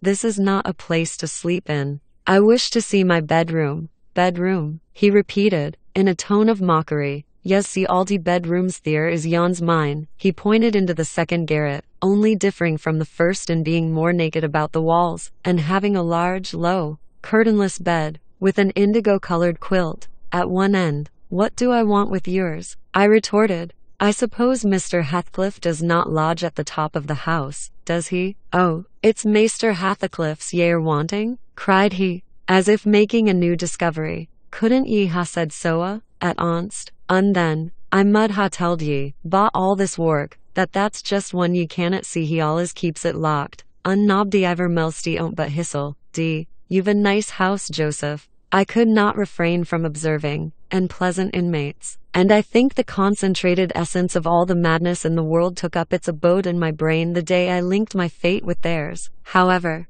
that is not to the present purpose. There are other rooms. For heaven's sake be quick, and let me settle somewhere. He made no reply to this adjuration, only plodding doggedly down the wooden steps, and halting before an apartment which, from that hall and the superior quality of its furniture, I conjectured to be the best one. There was a carpet, a good one, but the pattern was obliterated by dust. A fireplace hung with cut paper, dropping to pieces. A handsome oak bedstead with ample crimson curtains of rather expensive material and modern make, but they had evidently experienced rough usage. The valances hung in festoons, wrenched from their rings, and the iron rod supporting them was bent in an arc on one side, causing the drapery to trail upon the floor. The chairs were also damaged, many of them severely, and deep indentations deformed the panels of the walls. I was endeavoring to gather resolution for entering and taking possession, when my fool of a guide announced, "This here is teammaster's." My supper by this time was cold, my appetite gone, and my patience exhausted.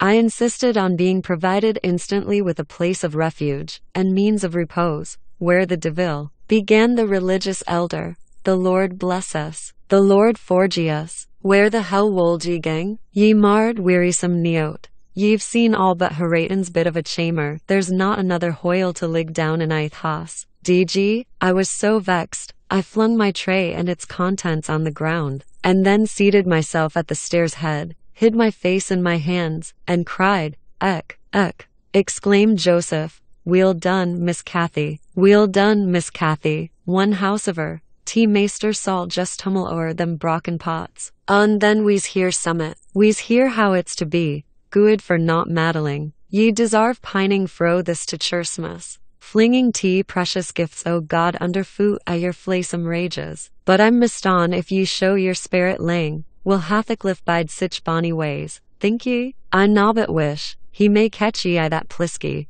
I nobbut wish he may, dh. And so he went on scolding to his den beneath, taking the candle with him, and I remained in the dark. The period of reflection succeeding this silly action compelled me to admit the necessity of smothering my pride and choking my wrath, and bestirring myself to remove its effects. An unexpected aid presently appeared in the shape of Throttler, whom I now recognized as a son of our old skulker. It had spent its whelphood at the Grange, and was given by my father to Mr. Hindley. I fancy it knew me. It pushed its nose against mine by way of salute, and then hastened to devour the porridge, while I groped from step to step, collecting the shattered earthenware, and drying the spatters of milk from the banister with my pocket handkerchief. Our labors were scarcely over when I heard Earnshaw's tread in the passage. My assistant tucked in his tail, and pressed to the wall. I stole into the nearest doorway. The dog's endeavor to avoid him was unsuccessful, as I guessed by a scutter downstairs, and a prolonged, piteous yelping. I had better luck. He passed on, entered his chamber, and shut the door, directly after Joseph came up with Haraton. To put him to bed, I had found shelter in Haraton's room, and the old man, on seeing me, said, "They's ram for both ye and your pride now." I said, "Think I the hoss, it's empty. Ye may have it all to yourseln, unhimdy as allus max a third. I sich ill company." Gladly did I take advantage of this intimation, and the minute I flung myself into a chair by the fire, I nodded and slept. My slumber was deep and sweet, though over far too soon. Mr. Heathcliff awoke me. He had just come in, and demanded in his loving manner what I was doing there. I told him the cause of my staying up so late, that he had the key of our room in his pocket. The adjective "our" gave mortal offense. He swore it was not, nor ever should be, mine. And he'd but I'll not repeat his language, nor describe his habitual conduct. He is ingenious and unresting in seeking to gain my abhorrence. I sometimes wonder at him with an intensity that deadens my fear. Yet, I assure you, a tiger or a venomous serpent could not rouse terror in me equal to that which he wakens. He told me of Catherine's illness, and accused my brother of causing it, promising that I should be Edgar's proxy in suffering, till he could get hold of him. I do hate him. I am wretched. I have been a fool. Beware of uttering one breath of this to anyone at the Grange. I shall expect you every day. Don't disappoint me. Isabella. Chapter Ziv. As soon as I had perused this epistle, I went to the master, and informed him that his sister had arrived at the Heights, and sent me a letter expressing her sorrow for Mrs. Linton's situation, and her ardent desire to see him, with a wish that he would transmit to her, as early as possible, some token of forgiveness by me. Forgiveness, said Linton. I have nothing to forgive her, Ellen. You may call at Wuthering Heights this afternoon, if you like, and say that I am not angry, but I'm sorry to have lost her, especially as I can never think she'll be happy. It is out of the question my going to see her, however. We are eternally divided, and should she really wish to oblige me, let her persuade the villain she has married to leave the country. And you won't write her a little note, sir? I asked, imploringly. No, he answered, it is needless. My communication with Heathcliff's family shall be as sparing as his with mine. It shall not exist. Mr. Edgar's coldness depressed me exceedingly, and all the way from the Grange I puzzled my brains how to put more heart into what he said when I repeated it, and how to soften his refusal of even a few lines to console Isabella. I dare say she had been on the watch for me since morning. I saw her looking through the lattice as I came up the garden causeway, and I nodded to her, but she drew back, as if afraid of being observed. I entered without knocking. There never was such a dreary, dismal scene as the formerly cheerful house presented. I must confess that if I had been in the young lady's place, I would at least have swept the hearth and wiped the tables with a duster, but she already partook of the pervading spirit of neglect which encompassed her. Her pretty face was wan and listless, her hair uncurled, some locks hanging lankly down, and some carelessly twisted round her head. Probably she had not touched her dress since yester evening. Hindley was not there. Mr. Heathcliff sat at a table, turning over some papers in his pocket-book, but he rose when I appeared, asked me how I did, quite friendly, and offered me a chair. He was the only thing there that seemed decent, and I thought he never looked better. So much had circumstances altered their positions, that he would certainly have struck a stranger as a born and bred gentleman, and his wife as a thorough little slattern. She came forward eagerly to greet me,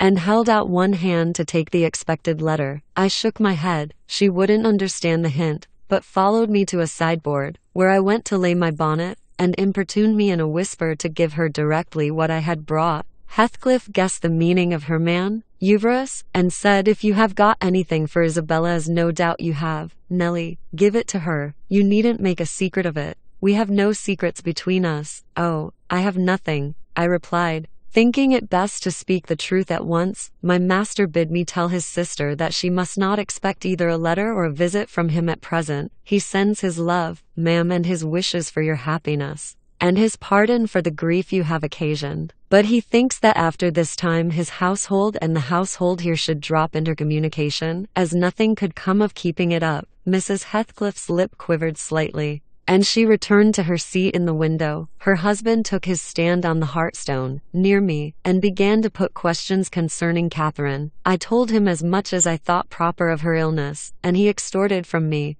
by cross-examination, most of the facts connected with its origin. I blamed her, as she deserved, for bringing it all on herself, and ended by hoping that he would follow Mr. Linton's example and avoid future interference with his family. For good or evil, Mrs. Linton is now just recovering, I said. She'll never be like she was, but her life is spared, and if you really have a regard for her, you'll shun crossing her way again. Nay, you'll move out of this country entirely, and that you may not regret it. I'll inform you Catherine Linton is as different now from your old friend Catherine Earnshaw as that young lady is different from me. Her appearance is changed greatly, her character much more so, and the person who is compelled of necessity to be her companion will only sustain his affection hereafter by the remembrance of what she once was, by common humanity, and a sense of duty. That is quite possible, remarked Heathcliff, forcing himself to seem calm. Quite possible that your master should have nothing but common humanity and a sense of duty to fall back upon. But do you imagine that I shall leave Catherine to his duty and humanity? And can you compare my feelings respecting Catherine to his?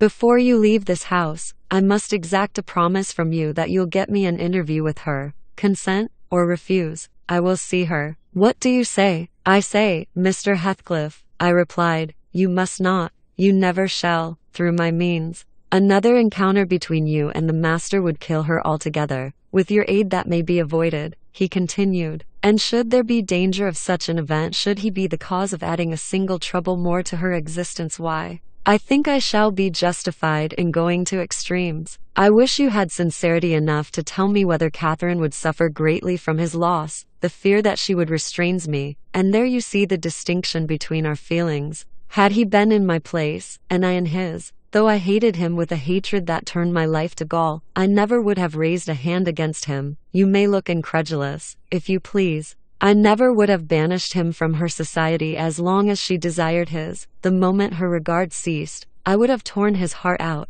and drunk his blood. But till then, if you don't believe me, you don't know me till then. I would have died by inches before I touched a single hair of his head. And yet, I interrupted, you have no scruples in completely ruining all hopes of her perfect restoration, by thrusting yourself into her remembrance now, when she has nearly forgotten you, and involving her in a new tumult of discord and distress. You suppose she has nearly forgotten me? He said, Oh, Nelly, you know she has not. You know as well as I do, that for every thought she spends on Linton, she spends 1,000 on me. At a most miserable period of my life, I had a notion of the kind. It haunted me on my return to the neighborhood last summer. But only her own assurance could make me admit the horrible idea again. And then, Linton would be nothing, nor Hindley, nor all the dreams that ever I dreamt. 2 words would comprehend my future death and hell. Existence, after losing her, would be hell. Yet I was a fool to fancy for a moment that she valued Edgar Linton's attachment more than mine. If he loved with all the powers of his puny being, he couldn't love as much in 80 years as I could in a day, and Catherine has a heart as deep as I have.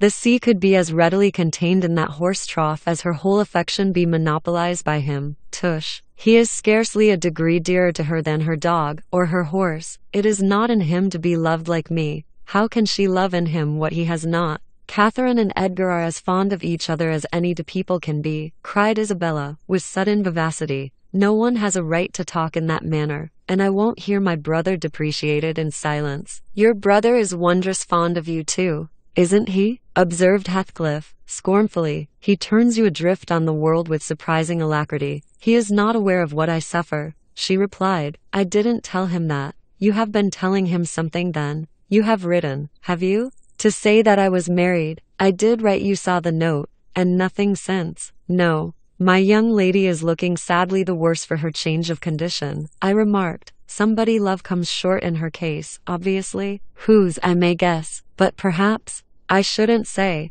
I should guess it was her own, said Heathcliff. She degenerates into a mere slut. She is tired of trying to please me uncommonly early. You'd hardly credit it, but the very morrow of our wedding she was weeping to go home. However, she'll suit this house so much the better for not being over nice, and I'll take care she does not disgrace me by rambling abroad. Well, sir, returned I hope you'll consider that Mrs. Heathcliff is accustomed to be looked after and waited on, and that she has been brought up like an only daughter, whom every one was ready to serve. You must let her have a maid to keep things tidy about her, and you must treat her kindly, whatever be your notion of Mr. Edgar. You cannot doubt that she has a capacity for strong attachments, or she wouldn't have abandoned the elegancies, and comforts, and friends of her former home, to fix contentedly, in such a wilderness as this, with you. She abandoned them under a delusion, he answered, picturing in me a hero of romance, and expecting unlimited indulgences from my chivalrous devotion. I can hardly regard her in the light of a rational creature.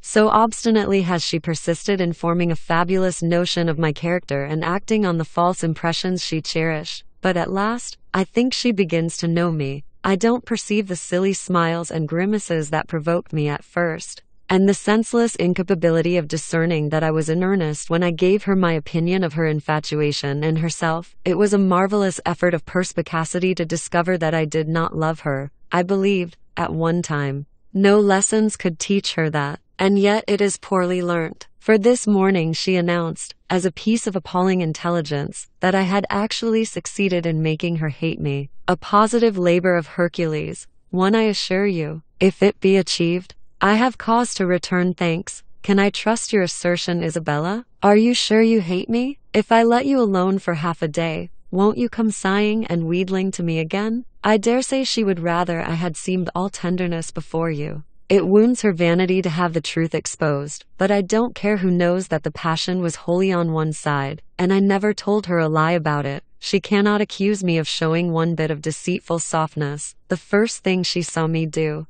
on coming out of the Grange, was to hang up her little dog, and when she pleaded for it, the first words I uttered were a wish that I had the hanging of every being belonging to her, except one. Possibly she took that exception for herself, but no brutality disgusted her. I suppose she has an innate admiration of it, if only her precious person were secure from injury. Now, was it not the depth of absurdity, of genuine idiocy, for that pitiful, slavish, mean-minded brooch to dream that I could love her? Tell your master, Nellie, that I never, in all my life, met with such an abject thing as she is. She even disgraces the name of Linton, and I've sometimes relented, from pure lack of invention, in my experiments on what she could endure, and still creeps shamefully cringing back. But tell him also, to set his fraternal and magisterial heart at ease, that I keep strictly within the limits of the law. I have avoided, up to this period, giving her the slightest right to claim a separation.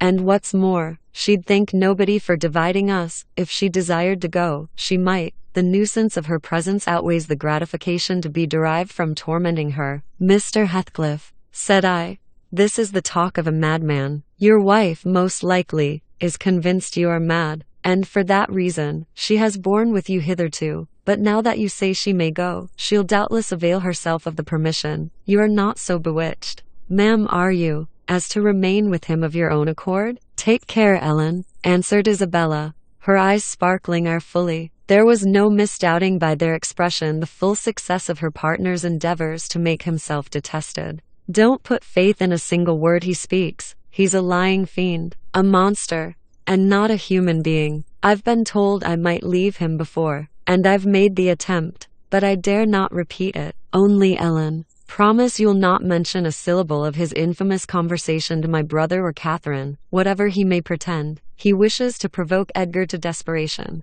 He says he has married me on purpose to obtain power over him, and he shouldn't obtain it, I'll die first. I just hope, I pray, that he may forget his diabolical prudence and kill me. The single pleasure I can imagine is to die, or to see him dead. There, that will do for the present, said Heathcliff. If you are called upon in a court of law, you'll remember her language, Nellie, and take a good look at that countenance. She's near the point which would suit me. No, you're not fit to be your own guardian, Isabella, now, and I, being your legal protector, must retain you in my custody, however distasteful the obligation may be. Go upstairs. I have something to say to Ellen Dean in private. That's not the way. Upstairs, I tell you. Why, this is the road upstairs, child. He seized and thrust her from the room, and returned muttering, I have no pity. I have no pity. The more the worms writhe, the more I yearn to crush out their entrails. It is a moral teething, and I grind with greater energy in proportion to the increase of pain.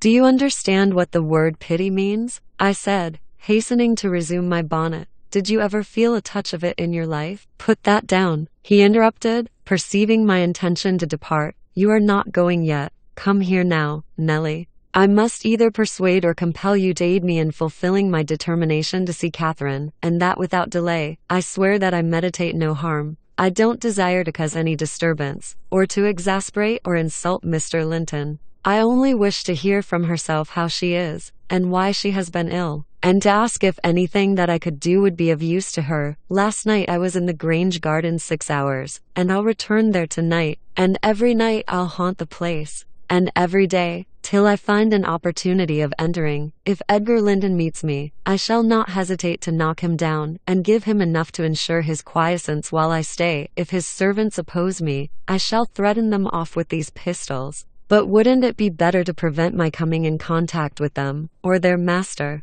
And you could do it so easily. I'd warn you when I came, and then you might let me in unobserved, as soon as she was alone, and watch till I departed. Your conscience quite calm, you would be hindering mischief. I protested against playing that treacherous part in my employer's house, and besides, I urged the cruelty and selfishness of his destroying Mrs. Linton's tranquility for his satisfaction. The commonest occurrence startles her painfully, I said. She's all nerves, and she couldn't bear the surprise, I'm positive. Don't persist, sir, or else I shall be obliged to inform my master of your designs, and he'll take measures to secure his house and its inmates from any such unwarrantable intrusions. In that case I'll take measures to secure you, woman, exclaimed Heathcliff. You shall not leave Wuthering Heights till tomorrow morning. It is a foolish story to assert that Catherine could not bear to see me, and as to surprising her, I don't desire it. You must prepare her. Ask her if I may come. You say she never mentions my name,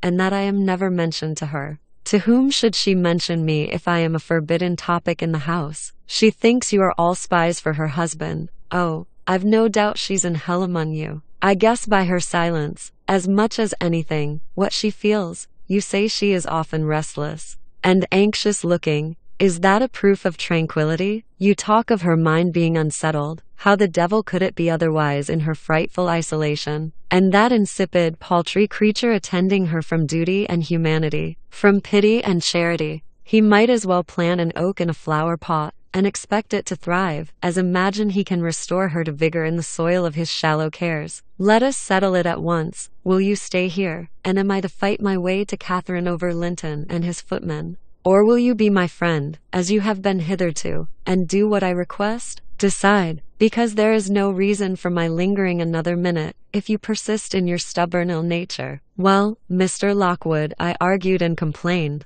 and flatly refused him 50 times. But in the long run he forced me to an agreement. I engaged to carry a letter from him to my mistress, and should she consent, I promised to let him have intelligence of Linton's next absence from home, when he might come and get in as he was able. I wouldn't be there, and my fellow servants should be equally out of the way. Was it right or wrong? I fear it was wrong, though expedient. I thought I prevented another explosion by my compliance, and I thought, too, it might create a favorable crisis in Catherine's mental illness. And then I remembered Mr. Edgar's stern rebuke of my carrying tales, and I tried to smooth away all disquietude on the subject by affirming, with frequent iteration, that betrayal of trust, if it merited so harsh an appellation, should be the last. Notwithstanding, my journey homeward was sadder than my journey thither, and many misgivings I had ere I could prevail on myself to put the missive into Mrs. Linton's hand. But here is Kenneth. I'll go down, and tell him how much better you are. My history is DK as we say, and will serve to while away another morning,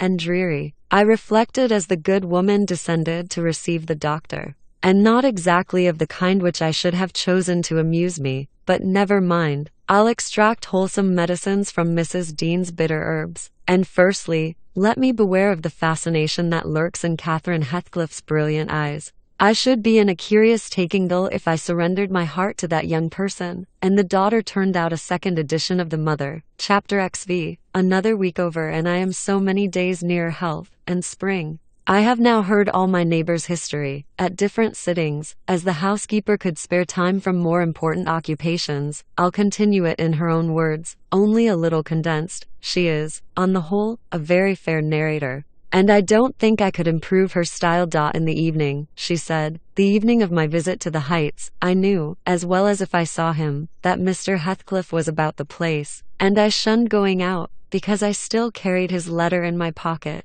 and didn't want to be threatened or teased any more. I had made up my mind not to give it till my master went somewhere, as I could not guess how its receipt would affect Catherine. The consequence was that it did not reach her before the lapse of 3 days. The 4th was Sunday, and I brought it into her room after the family were gone to church. There was a manservant left to keep the house with me, and we generally made a practice of locking the doors during the hours of service. But on that occasion the weather was so warm and pleasant that I set them wide open, and to fulfill my engagement, as I knew who would be coming, I told my companion that the mistress wished very much for some oranges, and he must run over to the village and get a few, to be paid for on the morrow. He departed, and I went upstairs. Mrs. Linton sat in a loose white dress, with a light shawl over her shoulders, in the recess of the open window. As usual, her thick, long hair had been partly removed at the beginning of her illness, and now she wore it simply combed in its natural tresses over her temples and neck. Her appearance was altered,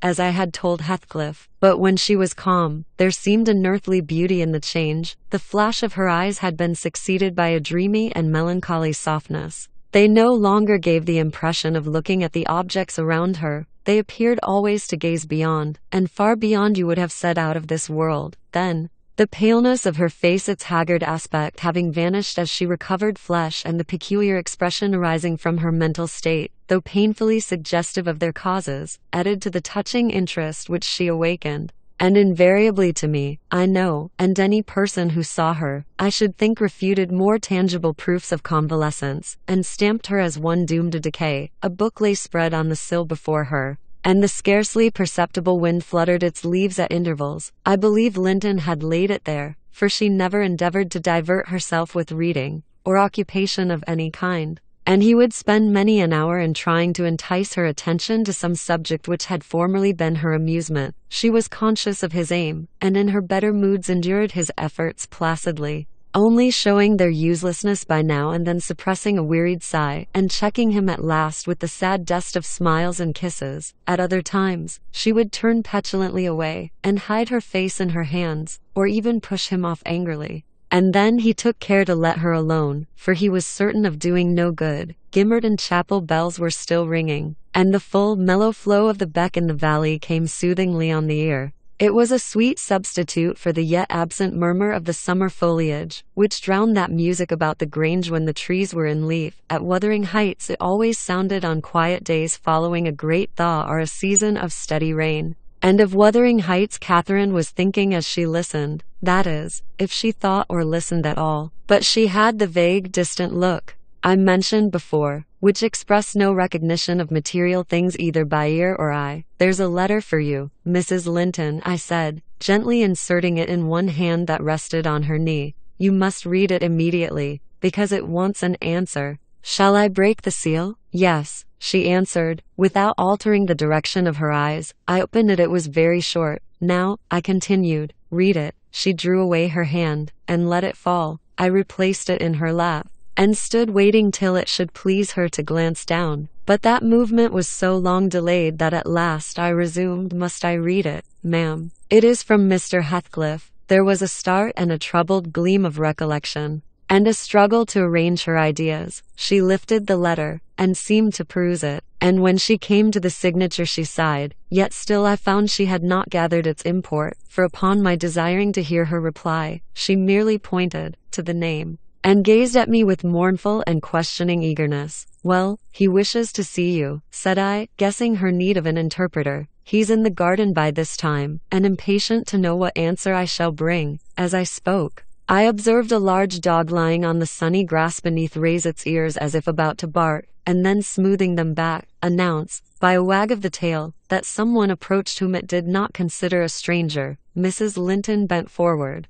and listened breathlessly. The minute after a step traversed the hall. The open house was too tempting for Heathcliff to resist walking in. Most likely he supposed that I was inclined to shirk my promise, and so resolved to trust to his own audacity. With straining eagerness Catherine gazed towards the entrance of her chamber. He did not hit the right room directly. She motioned me to admit him, but he found it out ere I could reach the door, and in a stride or two was at her side, and had her grasped in his arms. He neither spoke nor loosed his hold for some 5 minutes, during which period he bestowed more kisses than ever he gave in his life before, I dare say. But then my mistress had kissed him first, and I plainly saw that he could hardly bear, for downright agony, to look into her face. The same conviction had stricken him as me, from the instant he beheld her, that there was no prospect of ultimate recovery there. She was fated, sure to die. "Oh, Cathy! Oh, my life, how can I bear it?" was the first sentence he uttered, in a tone that did not seek to disguise his despair. And now he stared at her so earnestly that I thought the very intensity of his gaze would bring tears into his eyes. But they burned with anguish. They did not melt. "What now?" said Catherine, leaning back, and returning his look with a suddenly clouded brow. Her humor was a mere venom for constantly varying caprices. "You and Edgar have broken my heart, Heathcliff. and you both come to bewail the deed to me, as if you were the people to be pitied. I shall not pity you, not I. You have killed me and thriven on it. I think, how strong you are. How many years do you mean to live after I am gone? Heathcliff had knelt on one knee to embrace her. He attempted to rise, but she seized his hair and kept him down. I wish I could hold you, she continued, bitterly, till we were both dead. I shouldn't care what you suffered. I care nothing for your sufferings. Why shouldn't you suffer? I do. Will you forget me? Will you be happy when I am in the earth? Will you say 20 years hence, that's the grave of Catherine Earnshaw? I loved her long ago, and was wretched to lose her. But it is past. I've loved many others since. My children are dearer to me than she was. And at death, I shall not rejoice that I am going to her. I shall be sorry that I must leave them. Will you say so, Heathcliff? Don't torture me till I'm as mad as yourself, cried he, wrenching his head free and grinding his teeth. The two, to a cool spectator, made a strange and fearful picture. Well might Catherine deem that heaven would be a land of exile to her, unless with her mortal body she cast away her moral character also. Her present countenance had a wild vindictiveness in its white cheek, and a bloodless lip and scintillating eye, and she retained in her closed fingers a portion of the locks she had been grasping. As to her companion, while raising himself with one hand, he had taken her arm with the other, and so inadequate was his stock of gentleness to the requirements of her condition, that on his letting go I saw 4 distinct impressions left blue in the colorless skin. Are you possessed with a devil? He pursued, savagely, to talk in that manner to me when you are dying? Do you reflect that all those words will be branded in my memory, and eating deeper eternally after you have left me? You know you lie to say I have killed you, and Catherine. You know that I could as soon forget you as my existence. Is it not sufficient for your infernal selfishness, that while you are at peace I shall writhe in the torments of hell? I shall not be at peace, moaned Catherine, recalled to a sense of physical weakness by the violent, unequal throbbing of her heart, which beat visibly and audibly under this excess of agitation. She said nothing further till the paroxysm was over. Then she continued, more kindly, I'm not wishing you greater torment than I have, Heathcliff. I only wish us never to be parted, and should a word of mine distress you hereafter, think I feel the same distress underground, and for my own sake, forgive me. Come here and kneel down again. You never harmed me in your life. Nay, if you nurse anger, that will be worse to remember than my harsh words. Won't you come here again? Do. Heathcliff went to the back of her chair, and leant over, but not so far as to let her see his face, which was livid with emotion. She bent round to look at him. He would not permit it. Turning abruptly, he walked to the fireplace, where he stood, silent, with his back towards us. Mrs. Linton's glance followed him suspiciously. Every movement woke a new sentiment in her. After a pause and a prolonged gaze, she resumed, addressing me in accents of indignant disappointment. Oh, you see, Nellie, he would not relent a moment to keep me out of the grave. That is how I'm loved. Well, never mind. That is not my Heathcliff. I shall love mine yet, and take him with me. He's in my soul. And added she musingly, the thing that irks me most is this shattered prison. After all, I'm tired of being enclosed here. I'm wearying to escape into that glorious world, wanting to be always there, not seeing it dimly through tears, and yearning for it through the walls of an aching heart, but really with it, and in it. Nellie, you think you are better and more fortunate than I, in full health and strength. You are sorry for me. Very soon that will be altered. I shall be sorry for you. I shall be incomparably beyond and above you all.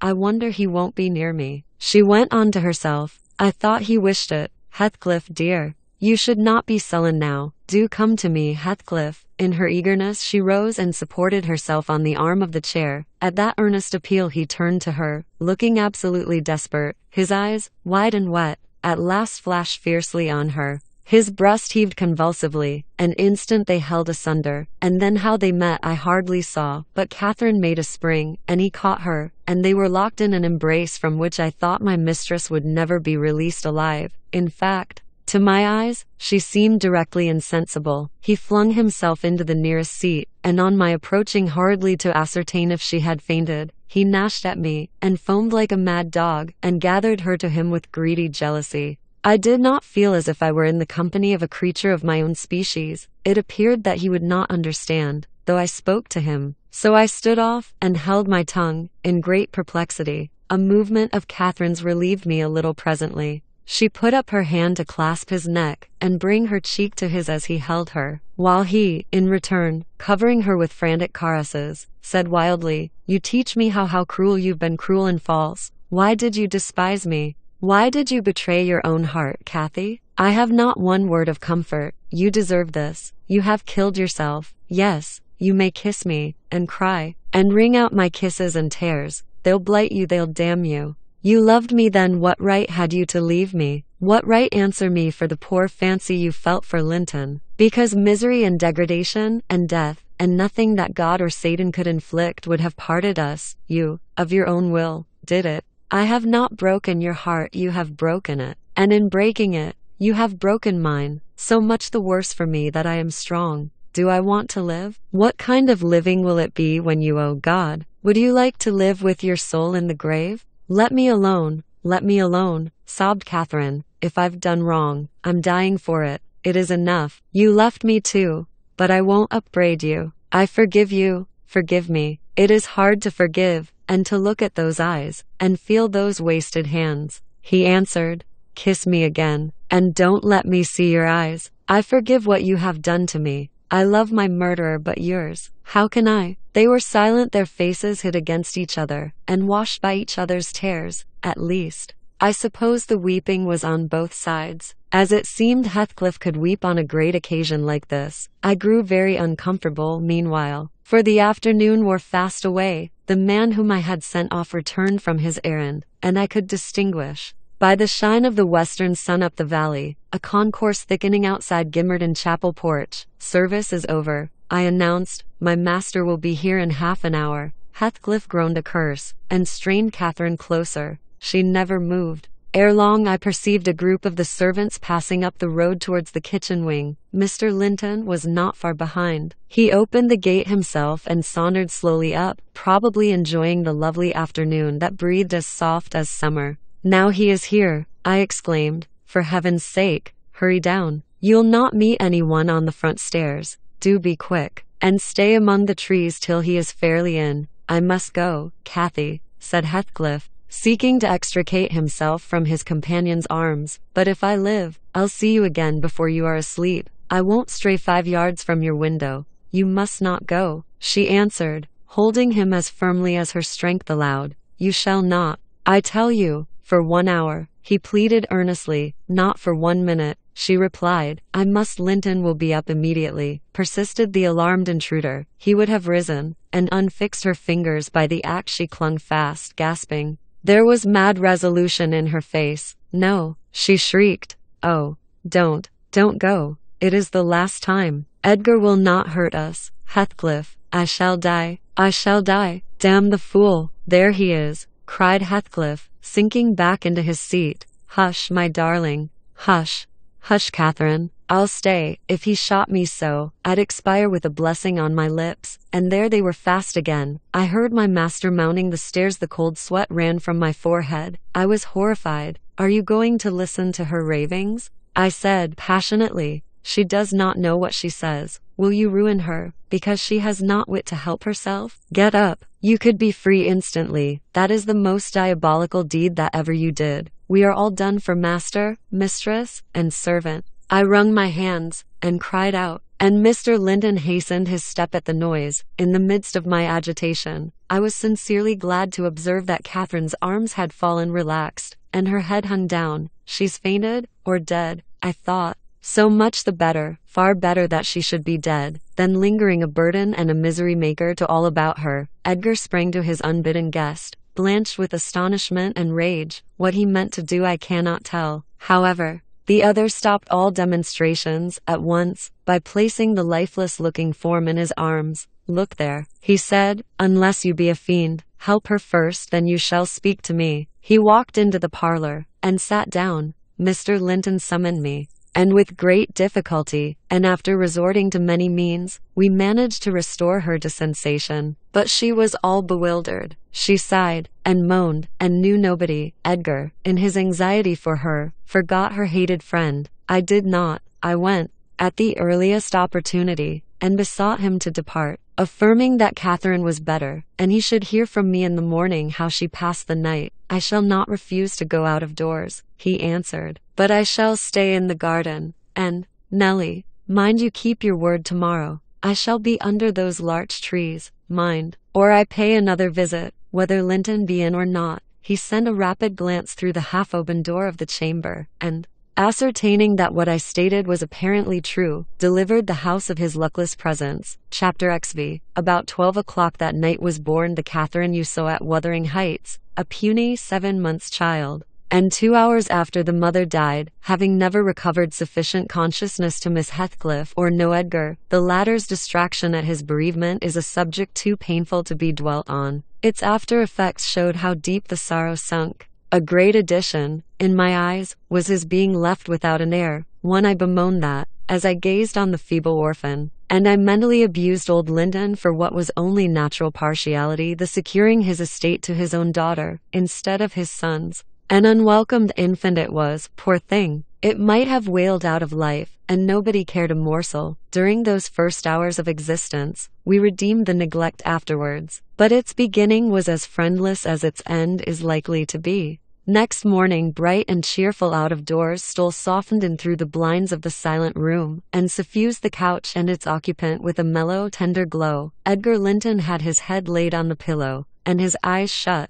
His young and fair features were almost as deathlike as those of the form beside him, and almost as fixed, but his was the hush of exhausted anguish, and hers of perfect peace, her brow smooth, her lids closed, her lips wearing the expression of a smile. No angel in heaven could be more beautiful than she appeared, and I partook of the infinite calm in which she lay. My mind was never in a holier frame than while I gazed on that untroubled image of divine rest. I instinctively echoed the words she had uttered a few hours before, incomparably beyond and above us all. Whether still on earth or now in heaven, her spirit is at home with God. I don't know if it be a peculiarity in me, but I am seldom otherwise than happy while watching in the chamber of death. Should no frenzied or despairing mourner share the duty with me, I see a repose that neither earth nor hell can break. And I feel an assurance of the endless and shadowless hereafter, the eternity they have entered, where life is boundless in its duration, and love in its sympathy, and joy in its fullness. I noticed on that occasion how much selfishness there is even in a love like Mr. Linton's, when he so regretted Catherine's blessed release. To be sure, one might have doubted, after the wayward and impatient existence she had led, whether she merited a haven of peace at last. One might doubt in seasons of cold reflection, but not then. In the presence of her corpse, it asserted its own tranquility, which seemed a pledge of equal quiet to its former inhabitant. Do you believe such people are happy in the other world, sir? I'd give a great deal to know. I declined answering Mrs. Dean's question, which struck me as something heterodox. And she proceeded, retracing the course of Catherine Linton. I fear we have no right to think she is, but we'll leave her with her Maker. The master looked asleep, and I ventured soon after sunrise to quit the room and steal out to the pure refreshing air. The servants thought me gone to shake off the drowsiness of my protracted watch. In reality, my chief motive was seeing Mr. Heathcliff. If he had remained among the larches all night, he would have heard nothing of the stir at the Grange, unless, perhaps,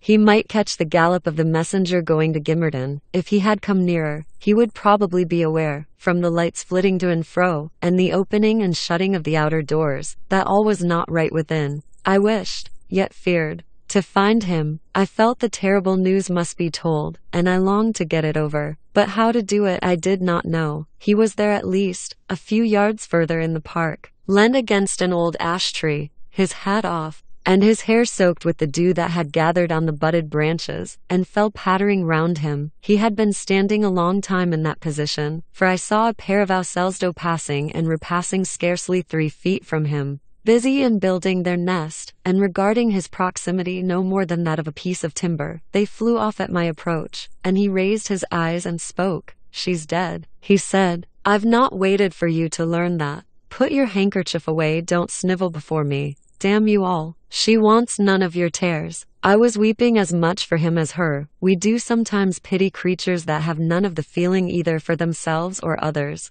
When I first looked into his face, I perceived that he had got intelligence of the catastrophe, And a foolish notion struck me that his heart was quelled and he prayed, because his lips moved and his gaze was bent on the ground. Yes, she's dead, I answered, checking my sobs and drying my cheeks. Gone to heaven, I hope, where we may, everyone, join her, if we take due warning and leave our evil ways to follow good. Did she take due warning then? Asked Heathcliff, attempting a sneer. Did she die like a saint? Come, give me a true history of the event. How did? He endeavored to pronounce the name, but could not manage it, and compressing his mouth he held a silent combat with his inward agony, defying, meanwhile, my sympathy with an unflinching, ferocious stare. How did she die? He resumed at last, fain, notwithstanding his hardihood, to have a support behind him, for after the struggle, he trembled, in spite of himself, to his very finger ends. Poor wretch,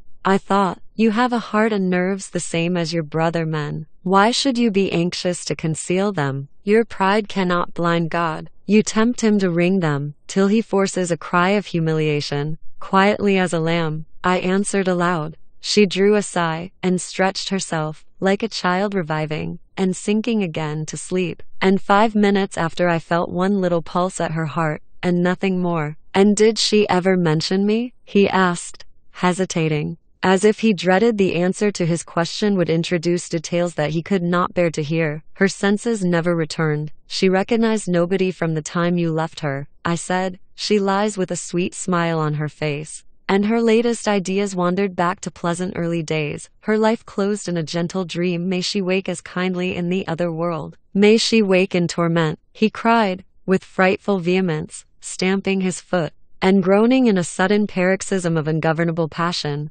Why, she's a liar to the end. Where is she? Not there, not in heaven, not perished. Where? Oh, you said you cared nothing for my sufferings, and I pray one prayer, I repeat it till my tongue stiffens. Catherine Earnshaw, may you not rest as long as I am living. You said I killed you. Haunt me then. The murdered do haunt their murderers, I believe. I know that ghosts have wandered on earth. Be with me always, take any form, drive me mad. To only do not leave me in this abyss, where I cannot find you. Oh God, it is unutterable. I cannot live without my life. I cannot live without my soul. He dashed his head against the knotted trunk, and, lifting up his eyes, howled, not like a man, but like a savage beast being goaded to death with knives and spears. I observed several splashes of blood about the bark of the tree, and his hand and forehead were both stained. Probably the scene I witnessed was a repetition of others acted during the night. It hardly moved my compassion, it appalled me. Still, I felt reluctant to quit him so, but the moment he recollected himself enough to notice me watching,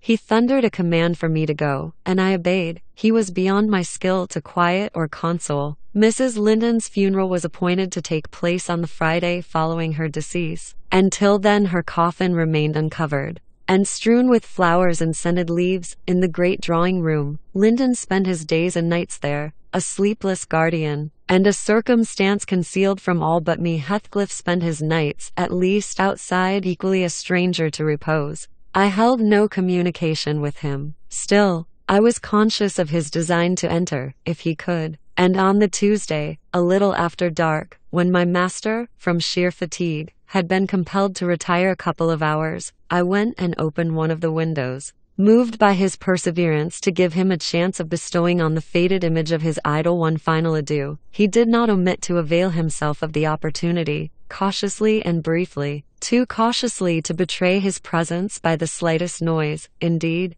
I shouldn't have discovered that he had been there, except for the disarrangement of the drapery about the corpse's face, and for observing on the floor a curl of light hair, fastened with a silver thread, which, on examination, I ascertained to have been taken from a locket hung round Catherine's neck. Heathcliff had opened the trinket and cast out its contents, replacing them by a black lock of his own. I twisted the two, and enclosed them together. Dottimer Earnshaw was, of course, invited to attend the remains of his sister to the grave. He sent no excuse, but he never came, so that, besides her husband, the mourners were wholly composed of tenants and servants. Isabella was not asked. The place of Catherine's interment, to the surprise of the villagers, was neither in the chapel under the carved monument of the Lindens, nor yet by the tombs of her own relations outside. It was dug on a green slope in a corner of the kirkyard, where the wall is so low that heath and bilberry plants have climbed over it from the moor, and peat mold almost buries it. Her husband lies in the same spot now, and they have each a simple headstone above, and a plain gray block at their feet,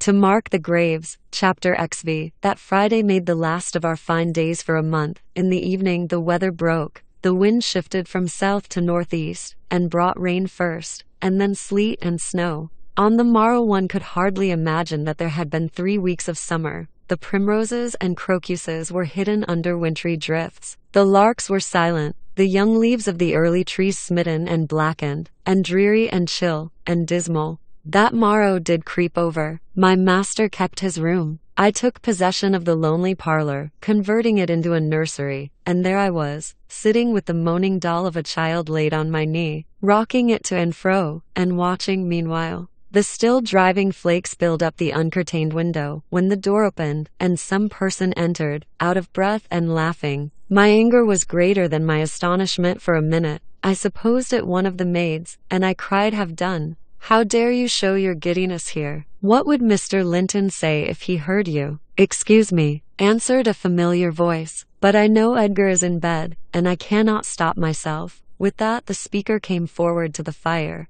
panting and holding her hand to her side. "I have run the whole way from Wuthering Heights," she continued, after a pause, "except where I've flown. I couldn't count the number of falls I've had. Oh, I'm aching all over. Don't be alarmed. There shall be an explanation as soon as I can give it. Only just have the goodness to step out and order the carriage to take me on to Gimmerton, and tell a servant to seek up a few clothes in my wardrobe." The intruder was Mrs. Heathcliff. She certainly seemed in no laughing predicament. Her hair streamed on her shoulders, dripping with snow and water. She was dressed in the girlish dress she commonly wore, befitting her age more than her position, a low frock with short sleeves, and nothing on either head or neck. The frock was of light silk, and clung to her with wet, and her feet were protected merely by thin slippers. Add to this a deep cut under one ear, which only the cold prevented from bleeding profusely, a white face scratched and bruised, and a frame hardly able to support itself through fatigue. And you may fancy my first fright was not much allayed when I had had leisure to examine her. "My dear young lady," I exclaimed,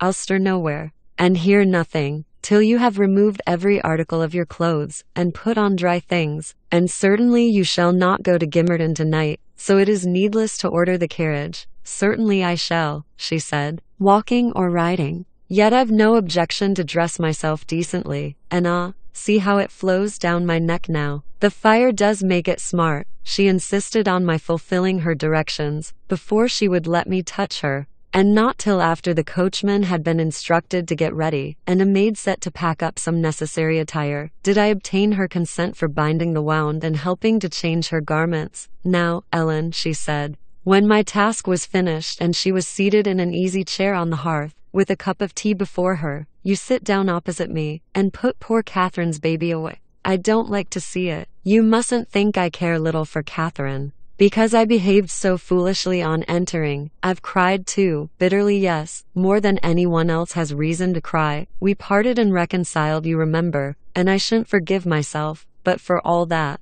I was not going to sympathize with him, the brute beast. Oh, give me the poker. This is the last thing of his I have about me." She slipped the gold ring from her third finger, and threw it on the floor. "I'll smash it," she continued, striking it with childish spite, "and then I'll burn it." And she took and dropped the misused article among the coals. "There, he shall buy another, if he gets me back again. He'd be capable of coming to seek me," to teased Edgar. "I dare not stay, lest that notion should possess his wicked head. And besides, Edgar has not been kind, has he? And I won't come suing for his assistance, nor will I bring him into more trouble. Necessity compelled me to seek shelter here, though, if I had not learned he was out of the way, I'd have halted at the kitchen, washed my face, warmed myself, got you to bring what I wanted, and departed again to anywhere out of the reach of my accursed of that incarnate goblin. Ah, he was in such a fury. If he had caught me, it's a pity Earnshaw is not his match in strength.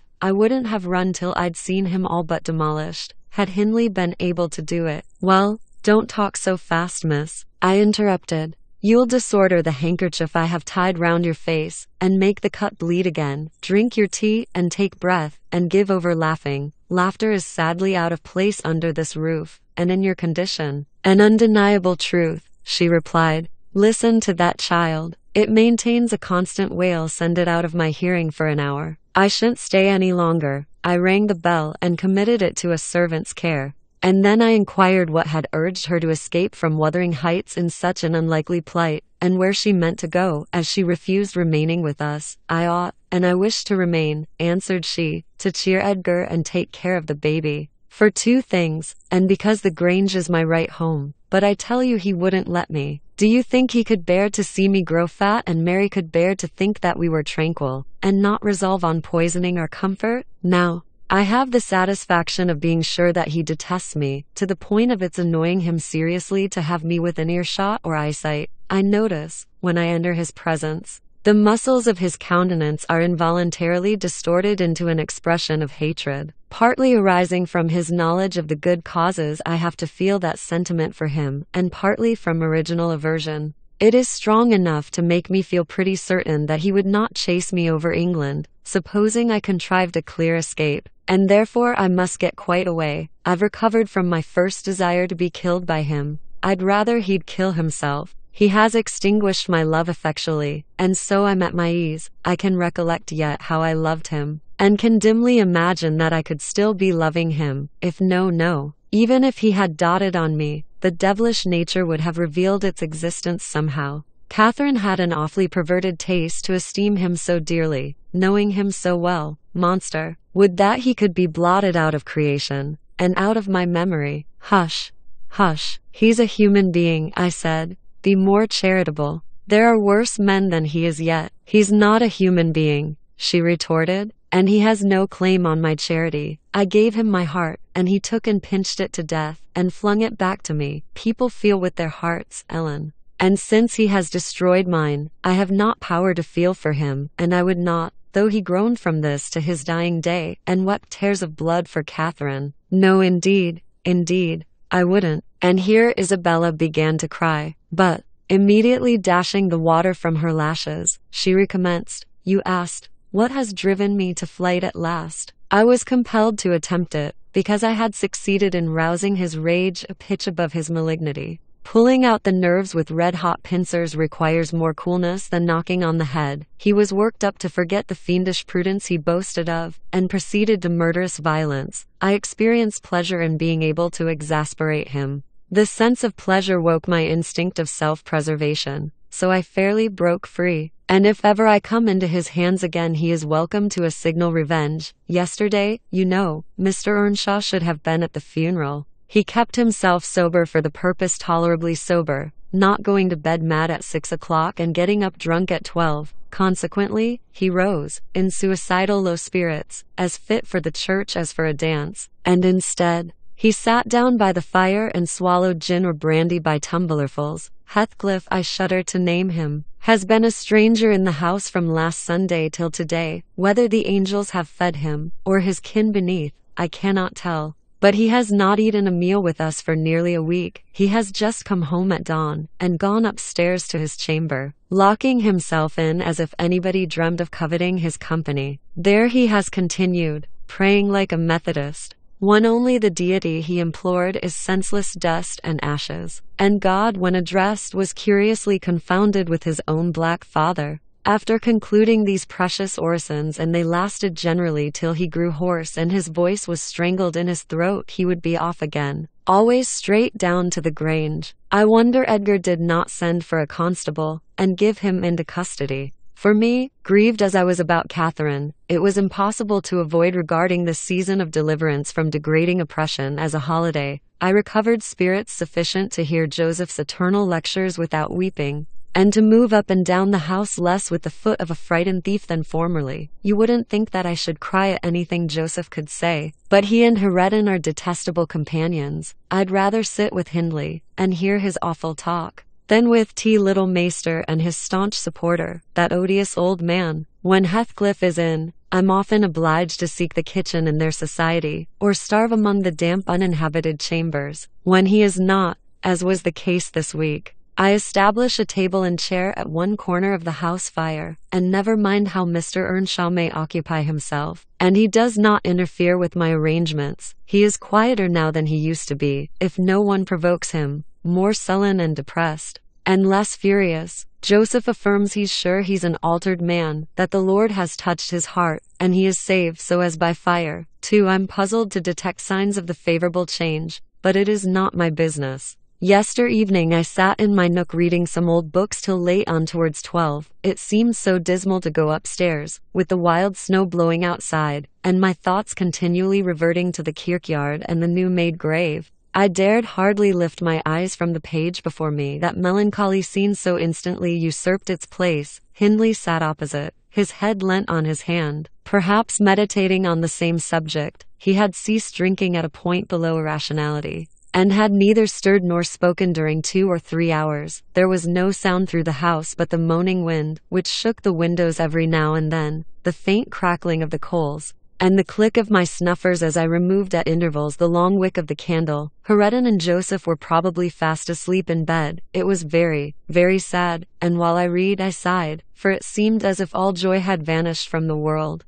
never to be restored. The doleful silence was broken at length by the sound of the kitchen latch. Heathcliff had returned from his watch earlier than usual, owing, I suppose, to the sudden storm. That entrance was fastened, and we heard him coming round to get in by the other. I rose with an irrepressible expression of what I felt on my lips, which induced my companion, who had been staring towards the door, to turn and look at me. "I'll keep him out 5 minutes," he exclaimed. "You won't object?" "No. You may keep him out the whole night for me," I answered. "Do. Put the key in the lock, and draw the bolts." Earnshaw accomplished this ere his guest reached the front. He then came and brought his chair to the other side of my table, leaning over it, and searching in my eyes for a sympathy with the burning hate that gleamed from his, as he both looked and felt like an assassin. He couldn't exactly find that, but he discovered enough to encourage him to speak. "You and I," he said, "have each a great debt to settle with the man out yonder. If we were neither of us cowards, we might combine to discharge it. Are you as soft as your brother? Are you willing to endure to the last, and not once attempt a repayment?" "I'm weary of enduring now," I replied, "and I'd be glad of a retaliation that wouldn't recoil on myself. But treachery and violence are spears pointed at both ends. They wound those who resort to them worse than their enemies." "Treachery and violence are a just return for treachery and violence," cried Hindley. "Mrs. Heathcliff, I'll ask you to do nothing, but sit still and be dumb. Tell me now, can you? I'm sure you would have as much pleasure as I in witnessing the conclusion of the fiend's existence. He'll be your death unless you overreach him, and he'll be my ruin. Damn the hellish villain. He knocks at the door as if he were master here already. Promise to hold your tongue, and before that clock strikes it wants 3 minutes of one you're a free woman." He took the implements which I described to you in my letter from his breast, and would have turned down the candle. I snatched it away, however, and seized his arm. "I'll not hold my tongue," I said. "You mustn't touch him. Let the door remain shut, and be quiet." "No, I've formed my resolution, and by God I'll execute it," cried the desperate being. "I'll do you a kindness in spite of yourself, and Hareton justice, and you needn't trouble your head to screen me. Catherine is gone. Nobody alive would regret me, or be ashamed, though I cut my throat this minute, and it's time to make an end. I might as well have struggled with a bear, or reasoned with a lunatic. The only resource left me was to run to a lattice and warn his intended victim of the fate which awaited him. You'd better seek shelter somewhere else tonight," I exclaimed, in rather a triumphant tone. "Mr. Earnshaw has a mind to shoot you. If you persist in endeavoring to enter, you'd better open the door." "You," he answered, addressing me by some elegant term that I don't care to repeat. "I shall not meddle in the matter," I retorted again. "Come in and get shot if you please. I've done my duty." With that I shut the window and returned to my place by the fire, having too small a stock of hypocrisy at my command to pretend any anxiety for the danger that menaced him. Earnshaw swore passionately at me, affirming that I loved the villain yet, and calling me all sorts of names for the base spirit I evinced, and I, in my secret heart and conscience, never reproached me. Thought what a blessing it would be for him should Heathcliff put him out of misery, and what a blessing for me should he send Heathcliff to his right abode. As I sat nursing these reflections, The casement behind me was banged onto the floor by a blow from the latter individual, and his black countenance looked blightingly through. 3. The stanchions stood too close to suffer his shoulders to follow, and I smiled, exulting in my fancied security. His hair and clothes were whitened with snow, and his sharp cannibal teeth, revealed by cold and wrath, gleamed through the dark. Isabella, let me in, or I'll make you repent. He grinned. Dr. as Joseph calls it. I cannot commit murder. I replied. Mr. Hindley stands sentinel with a knife and loaded pistol. Let me in by the kitchen door, he said. Hindley will be there before me, I answered. And that's a poor love of yours that cannot bear a shower of snow. We were left at peace in our beds as long as the summer moon shone, but the moment a blast of winter returns, you must run for shelter. Heathcliff, if I were you, I'd go stretch myself over her grave and die like a faithful dog. The world is surely not worth living in now, is it? You had distinctly impressed on me the idea that Catherine was the whole joy of your life. I can't imagine how you think of surviving her loss. He's there, is he? Exclaimed my companion,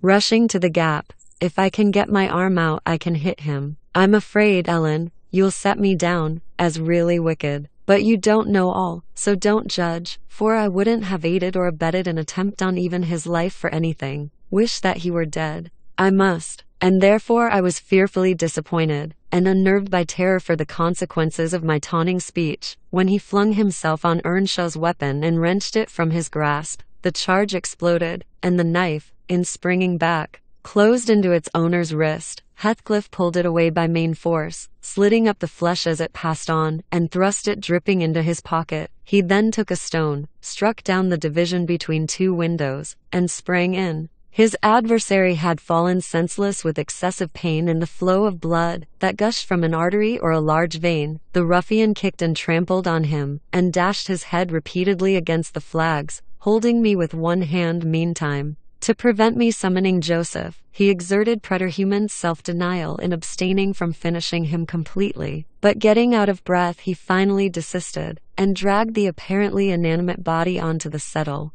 There he tore off the sleeve of Earnshaw's coat, and bound up the wound with brutal roughness, spitting and cursing during the operation as energetically as he had kicked before. Being at liberty, I lost no time in seeking the old servant, who, having gathered by degrees the purport of my hasty tale, hurried below, gasping, as he descended the steps to at once, "What is there to do now? What is there to do now?" "There's this to do," thundered Heathcliff, "that your master's mad, and should he last another month, I'll have him to an asylum. And how the devil did you come to fasten me out, you toothless hound? Don't stand muttering and mumbling there. Come, I'm not going to nurse him. Wash that stuff away. And mind the sparks of your candle, it is more than half brandy." "And so ye've been murthering on him?" exclaimed Joseph, lifting his hands and eyes in horror. "If ever I seed a seat like this, may the Lord—" Heathcliff gave him a push onto his knees in the middle of the blood, and flung a towel to him, but instead of proceeding to dry it up, he joined his hands and began a prayer, which excited my laughter from its odd phraseology. I was in the condition of mind to be shocked at nothing. In fact, I was as reckless as some malefactors show themselves at the foot of the gallows. "Oh, I forgot you," said the tyrant. "You shall do that. Down with you, and you conspire with him against me. Do you, viper? There. That is work fit for you." He shook me till my teeth rattled, and pitched me beside Joseph, who steadily concluded his supplications, and then rose, vowing he would set off for the Grange directly. Mr. Linton was a magistrate, and though he had 50 wives dead, he should inquire into this. He was so obstinate in his resolution that Heathcliff deemed it expedient to compel from my lips a recapitulation of what had taken place. Standing over me, heaving with malevolence, as I reluctantly delivered the account and answer to his questions, it required a great deal of labor to satisfy the old man that Heathcliff was not the aggressor, especially with my hardly wrung replies. However, Mr. Earnshaw soon convinced him that he was alive still. Joseph hastened to administer a dose of spirits, and by their succor his master presently regained motion and consciousness. Heathcliff, aware that his opponent was ignorant of the treatment received while insensible, called him deliriously intoxicated, and said he should not notice his atrocious conduct further, but advised him to get to bed. To my joy, he left us. After giving this judicious counsel, and Hindley stretched himself on the hearthstone, I departed to my own room, marveling that I had escaped so easily. This morning, when I came down, about half an hour before noon, Mr. Earnshaw was sitting by the fire, deadly sick. His evil genius, due almost as gaunt and ghastly, leaned against the chimney. Neither appeared inclined to dine, and having waited till all was cold on the table, I commenced alone. Nothing hindered me from eating heartily, and I experienced a certain sense of satisfaction and superiority, as, at intervals, I cast a look towards my silent companions, and felt the comfort of a quiet conscience within me. After I had done, I ventured on the usual liberty of drawing near the fire, going round Earnshaw's seat, and kneeling in the corner beside him. Heathcliff did not glance my way, and I gazed up, and contemplated his features almost as confidently as if they had been turned to stone. His forehead, that I once thought so manly, and that I now think so diabolical, was shaded with a heavy cloud. His basilisk eyes were nearly quenched by sleeplessness,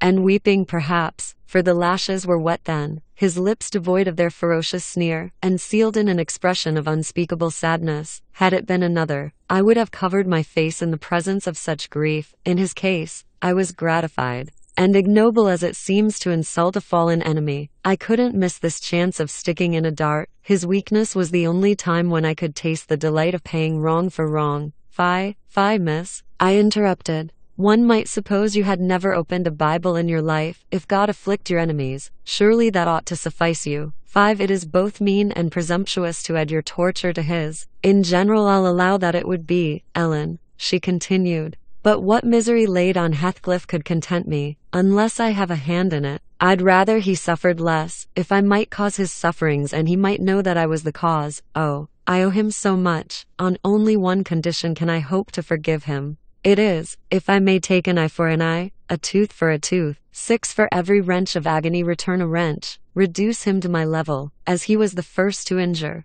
Make him the first to implore pardon. And then why then, Ellen, I might show you some generosity. But it is utterly impossible I can ever be revenged, and therefore I cannot forgive him. Hindley wanted some water, and I handed him a glass, and asked him how he was. Not as ill as I wish, he replied, but leaving out my arm. Every inch of me is as sore as if I had been fighting with a legion of imps. Yes, no wonder, was my next remark. Catherine used to boast that she stood between you and bodily harm. She meant that certain persons would not hurt you for fear of offending her. It's well people don't really rise from their grave. Or last night, she might have witnessed a repulsive scene. Are not you bruised, and cut over your chest and shoulders? I can't say, he answered. But what do you mean? Did he dare to strike me when I was down? He trampled on and kicked you, and dashed you on the ground, I whispered, and his mouth watered to tear you with his teeth. Because he's only half man.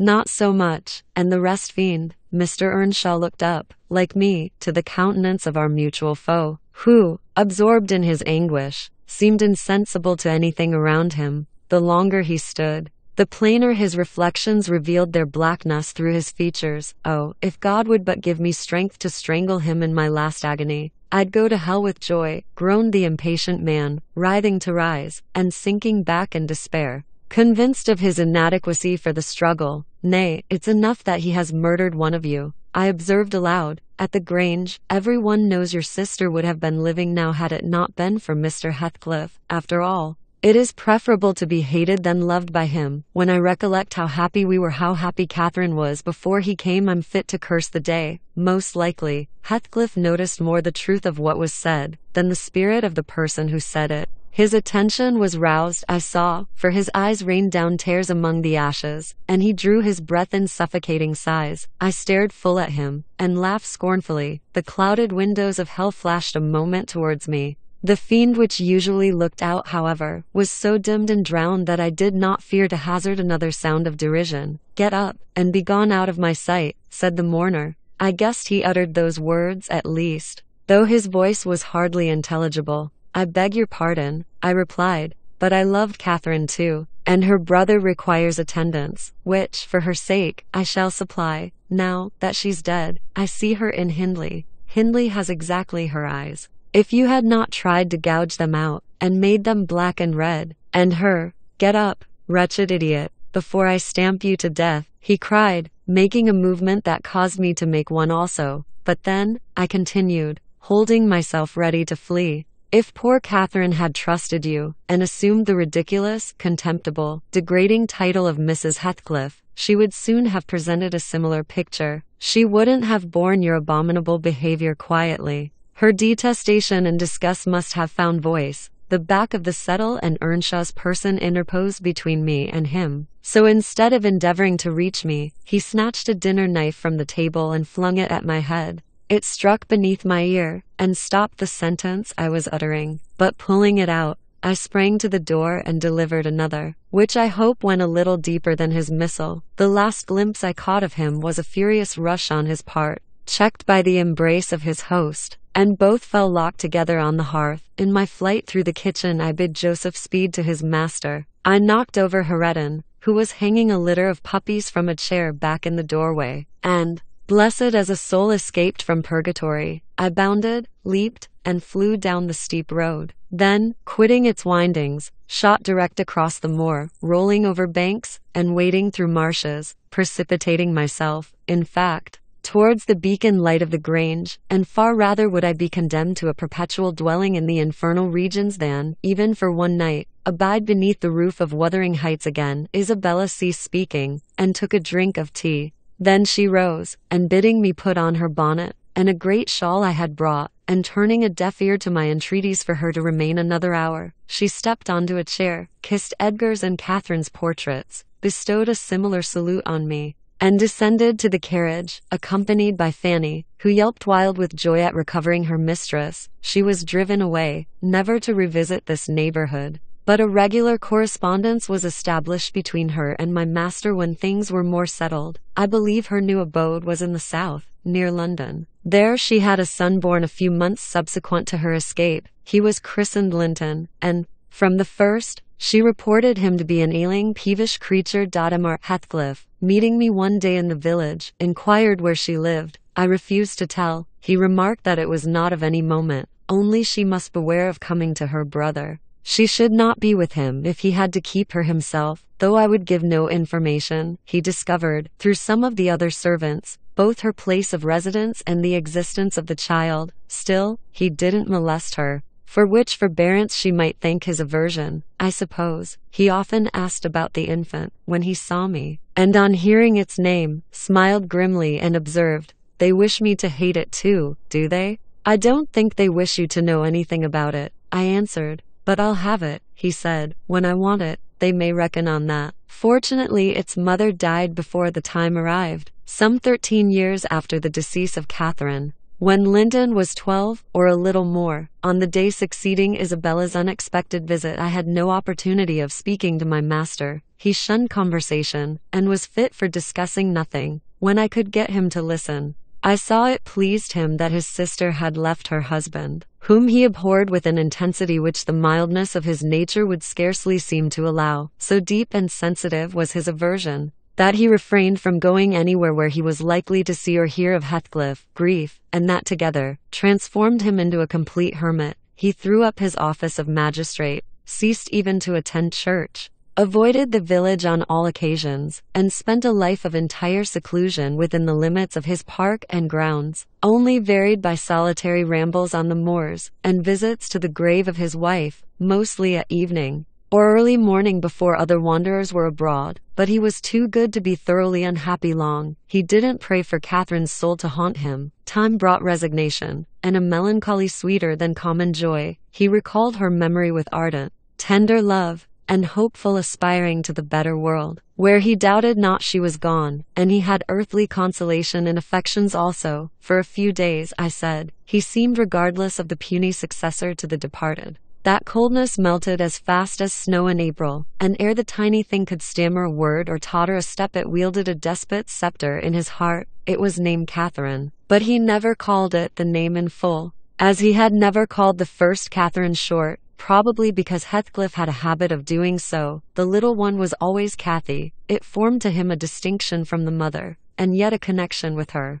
and his attachment sprang from its relation to her, far more than from its being his own. I used to draw a comparison between him and Hindley Earnshaw, and perplex myself to explain satisfactorily why their conduct was so opposite in similar circumstances. They had both been fond husbands, and were both attached to their children, and I could not see how they shouldn't both have taken the same road, for good or evil. But I thought in my mind, Hindley, with apparently the stronger head, has shown himself sadly the worse and the weaker man. When his ship struck, the captain abandoned his post, and the crew, instead of trying to save her, rushed into riot and confusion, leaving no hope for their luckless vessel. Linton, on the contrary, displayed the true courage of a loyal and faithful soul. He trusted God, and God comforted him. One hoped, and the other despaired. They chose their own lots, and were righteously doomed to endure them. But you'll not want to hear my moralizing, Mr. Lockwood. You'll judge, as well as I can, all these things. At least, you'll think you will, and that's the same. The end of Earnshaw was what might have been expected. It followed fast on his sisters.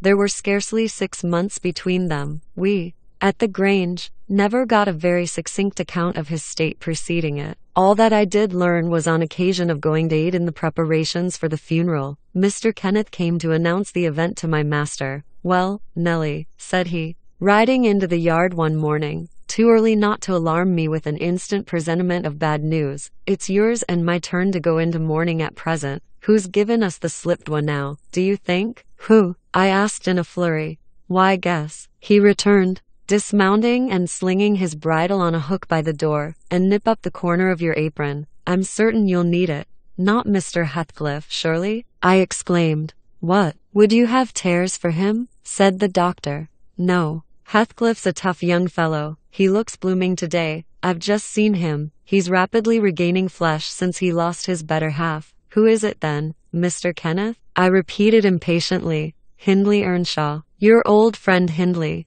he replied, "and my wicked gossip, though he's been too wild for me this long while. There, I said we should draw water. But cheer up. He died true to his character, drunk as a lord. Poor lad. I'm sorry too. One can't help missing an old companion. Though he had the worst tricks with him that ever man imagined, and has done me many a rascally turn. He's barely 27, it seems. That's your own age. Who would have thought you were born in 1 year? I confess this blow is greater to me than the shock of Mrs. Linton's death. Ancient associations lingered round my heart. I sat down in the porch and wept as for a blood relation, desiring Mr. Kenneth to get another servant to introduce him to the master. I could not hinder myself from pondering on the question, had he had fair play? Whatever I did, that idea would bother me. It was so tiresomely pertinacious that I resolved on requesting leave to go to Wuthering Heights and assist in the last duties to the dead. Mr. Linton was extremely reluctant to consent, but I pleaded eloquently for the friendless condition in which he lay, and I said my old master and foster brother had a claim on my services as strong as his own. Besides, I reminded him that the child Hareton was his wife's nephew, and in the absence of nearer kin, he ought to act as its guardian, and he ought to and must inquire how the property was left, and look over the concerns of his brother-in-law. He was unfit for attending to such matters then, but he bid me speak to his lawyer, and at length permitted me to go. His lawyer had been Earnshaw's also. I called at the village, and asked him to accompany me. He shook his head, and advised that Heathcliff should be let alone, affirming, if the truth were known, Hareton would be found little else than a beggar. His father died in debt, he said. The whole property is mortgaged, and the sole chance for the natural heir is to allow him an opportunity of creating some interest in the creditor's heart, that he may be inclined to deal leniently towards him. When I reached the Heights, I explained that I had come to see everything carried on decently, and Joseph, who appeared in sufficient distress, expressed satisfaction at my presence. Mr. Heathcliff said he did not perceive that I was wanted, but I might stay and order the arrangements for the funeral, if I chose. Correctly, he remarked, that fool's body should be buried at the crossroads, 7 without ceremony of any kind. I happened to leave him 10 minutes yesterday afternoon, and in that interval he fastened the 2 doors of the house against me, and he has spent the night in drinking himself to death deliberately. We broke in this morning, for we heard him snorting like a horse, and there he was, laid over the settle, Flaying and scalping would not have wakened him. I sent for Kenneth, and he came. But not till the beast had changed into carrion. He was both dead and cold, and stark. And so you'll allow it was useless making more stir about him. The old servant confirmed this statement, but muttered, I'd rather he'd go'n hissel for tea, doctor. I said ha ton tendo tea maester better nor him, and he warn't deed when I left. Not o tea sort. Deed ex. I insisted on the funeral being respectable. Mr. Heathcliff said I might have my own way there too, only, he desired me to remember that the money for the whole affair came out of his pocket. He maintained a hard, careless deportment, indicative of neither joy nor sorrow. If anything,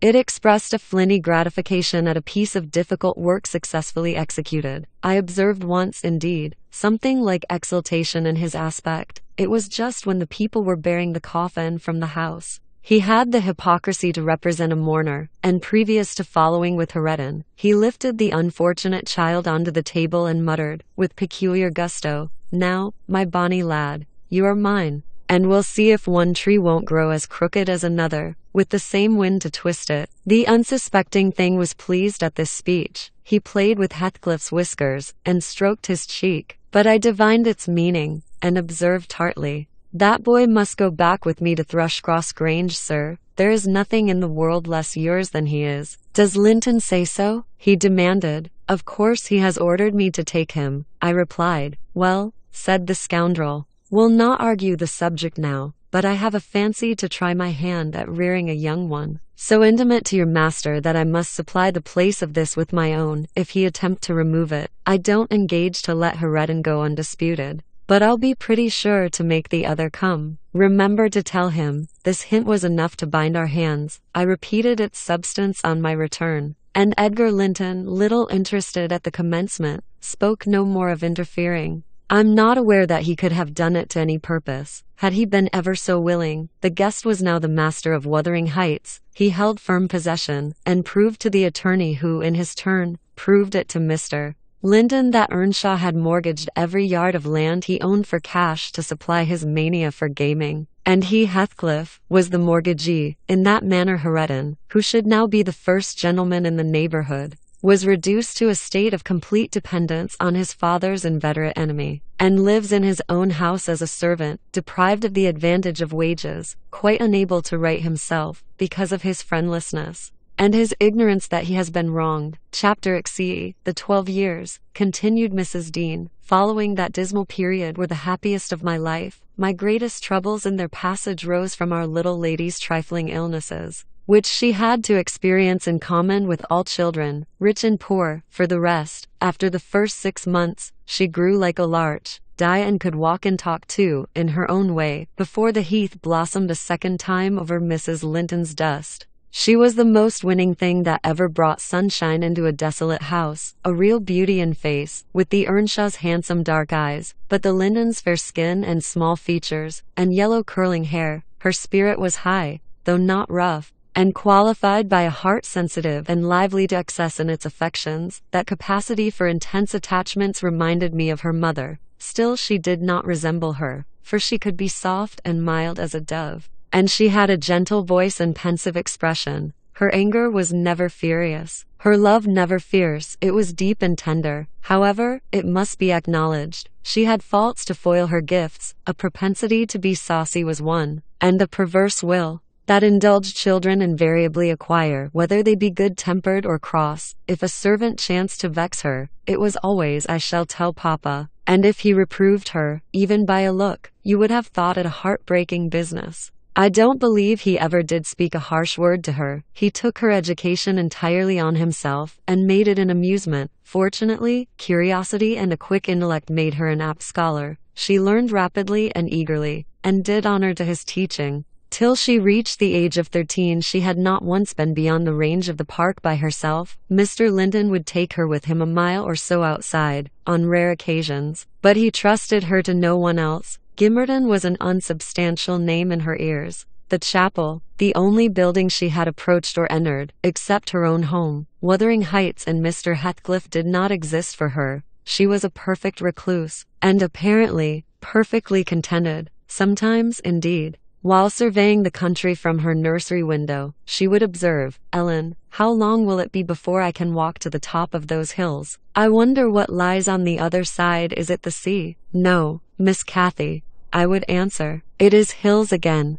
just like these." "And what are those golden rocks like when you stand under them?" she once asked. The abrupt descent of Penistone Crags particularly attracted her notice, especially when the setting sun shone on it and the topmost heights, and the whole extent of landscape besides lay in shadow. I explained that they were bare masses of stone, with hardly enough earth in their clefts to nourish a stunted tree. "And why are they bright so long after it is evening here?" she pursued. "Because they are a great deal higher up than we are," replied I. "You could not climb them. They are too high and steep. In winter the frost is always there before it comes to us. And deep into summer I have found snow under that black hollow on the northeast side." "Oh, you have been on them," she cried gleefully. "Then I can go too, when I am a woman. Has Papa been, Ellen?" "Papa would tell you, miss," I answered hastily, "that they are not worth the trouble of visiting. The moors, where you ramble with him, are much nicer, and Thrushcross Park is the finest place in the world. But I know the park, and I don't know those," she murmured to herself, "and I should delight to look round me from the brow of that tallest point. My little pony Minnie shall take me some time." One of the maids, mentioning the fairy cave, quite turned her head with a desire to fulfill this project. She teased Mr. Linton about it, and he promised she should have the journey when she got older. But Miss Catherine measured her age by months, and now, "Am I old enough to go to Penistone Crag?" was the constant question in her mouth. The road thither wound close by Wuthering Heights. Edgar had not the heart to pass it, so she received as constantly the answer, "Not yet, love, not yet." I said Mrs. Heathcliff lived above a dozen years after quitting her husband. Her family were of a delicate constitution. She and Edgar both lacked the ruddy health that you will generally meet in these parts. What her last illness was, I am not certain. I conjecture they died of the same thing, a kind of fever,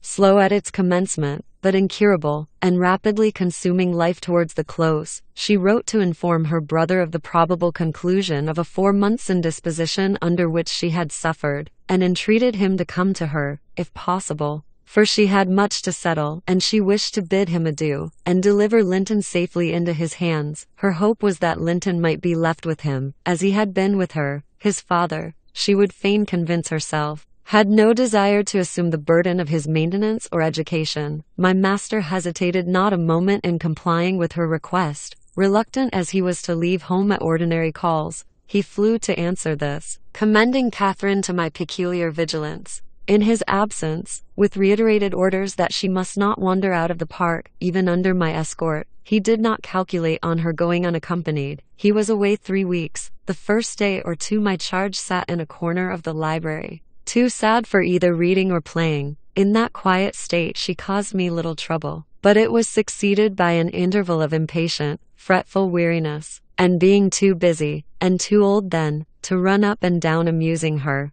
I hit on a method by which she might entertain herself. I used to send her on her travels round the grounds, now on foot, and now on a pony, indulging her with a patient audience of all her real and imaginary adventures when she returned. The summer shone in full prime, and she took such a taste for this solitary rambling that she often contrived to remain out from breakfast till tea, and then the evenings were spent in recounting her fanciful tales. I did not fear her breaking bounds, because the gates were generally locked, and I thought she would scarcely venture forth alone if they had stood wide open. Unluckily, my confidence proved misplaced. Catherine came to me, one morning, at 8 o'clock, and said she was that day an Arabian merchant, going to cross the desert with his caravan, and I must give her plenty of provision for herself and beasts, a horse, and 3 camels, personated by a large hound and a couple of pointers. I got together good store of dainties, and slung them in a basket on one side of the saddle, and she sprang up as gay as a fairy, sheltered by her wide-brimmed hat and gauze veil from the July sun, and trotted off with a merry laugh, mocking my cautious counsel to avoid galloping, and come back early. The naughty thing never made her appearance at tea. One traveller, the hound, being an old dog and fond of its ease, returned, but neither Cathy, nor the pony, nor the 2 pointers were visible in any direction. I dispatched emissaries down this path, and that path, and at last went wandering in search of her myself. There was a laborer working at a fence round a plantation, on the borders of the grounds. I inquired of him if he had seen our young lady. I saw her at morn, he replied. She would have me to cut her a hazel switch, DGS, and then she leapt her Galloway over the hedge yonder, where it is lowest, and galloped out of sight. You may guess how I felt at hearing this news. It struck me directly she must have started for Penistone Crags. What will become of her? I ejaculated, pushing through a gap which the man was repairing, and making straight to the high road. I walked as if for a wager, mile after mile, till a turn brought me in view of the heights. But no Catherine could I detect, far or near. The crags lie about 1.5 miles beyond Mr. Heathcliff's place, and that is 4 from the Grange.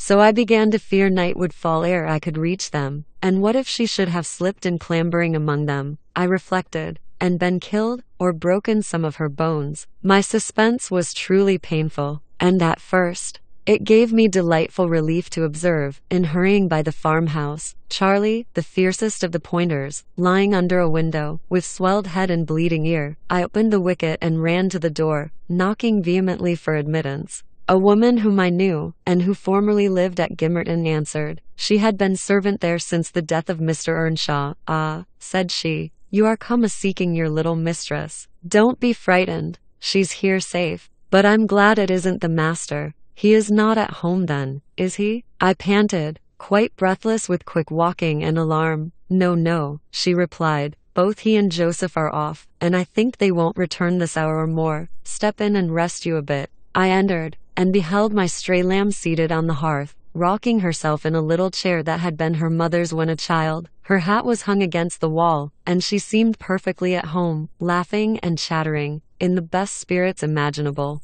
To Heredin, now a great, strong lad of 18, who stared at her with considerable curiosity and astonishment, comprehending precious little of the fluent succession of remarks and questions which her tongue never ceased pouring forth. Very well, miss, I exclaimed, concealing my joy under an angry countenance. This is your last ride, till Papa comes back. I'll not trust you over the threshold again, you naughty, naughty girl. Aha, Ellen, she cried, gaily, jumping up and running to my side. I shall have a pretty story to tell tonight. And so you've found me out. Have you ever been here in your life before? Put that hat on, and home at once, said I. am dreadfully grieved at you, Miss Cathy. You've done extremely wrong. It's no use pouting and crying. That won't repay the trouble I've had, scouring the country after you. To think how Mr. Linton charged me to keep you in, and you stealing off so. It shows you are a cunning little fox, and nobody will put faith in you any more. What have I done? Sobbed she, instantly checked.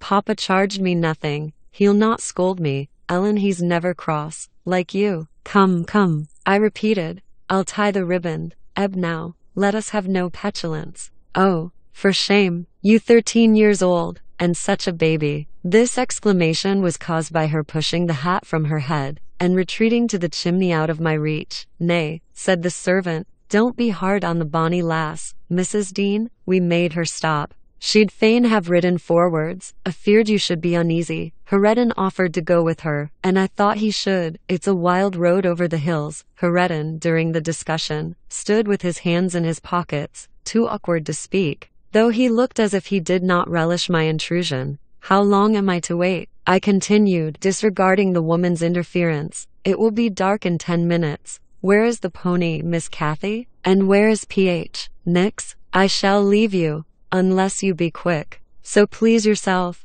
The pony is in the yard, she replied, and P.H. Nix is shut in there. He's bitten, and so is Charlie. I was going to tell you all about it, but you are in a bad temper, and don't deserve to hear. I picked up her hat, and approached to reinstate it, but perceiving that the people of the house took her part, she commenced capering round the room, and on my giving chase, ran like a mouse over and under and behind the furniture, rendering it ridiculous for me to pursue. Heredin and the woman laughed, and she joined them, and waxed more impertinent still, till I cried, in great irritation, well, Miss Cathy, if you were aware whose house this is, you'd be glad enough to get out. It's your father's, isn't it? Said she. turning to Heredin. Nay, he replied, looking down and blushing bashfully. He could not stand a steady gaze from her eyes, though they were just his own. Who's then your masters? She asked. He colored deeper, with a different feeling, muttered an oath, and turned away.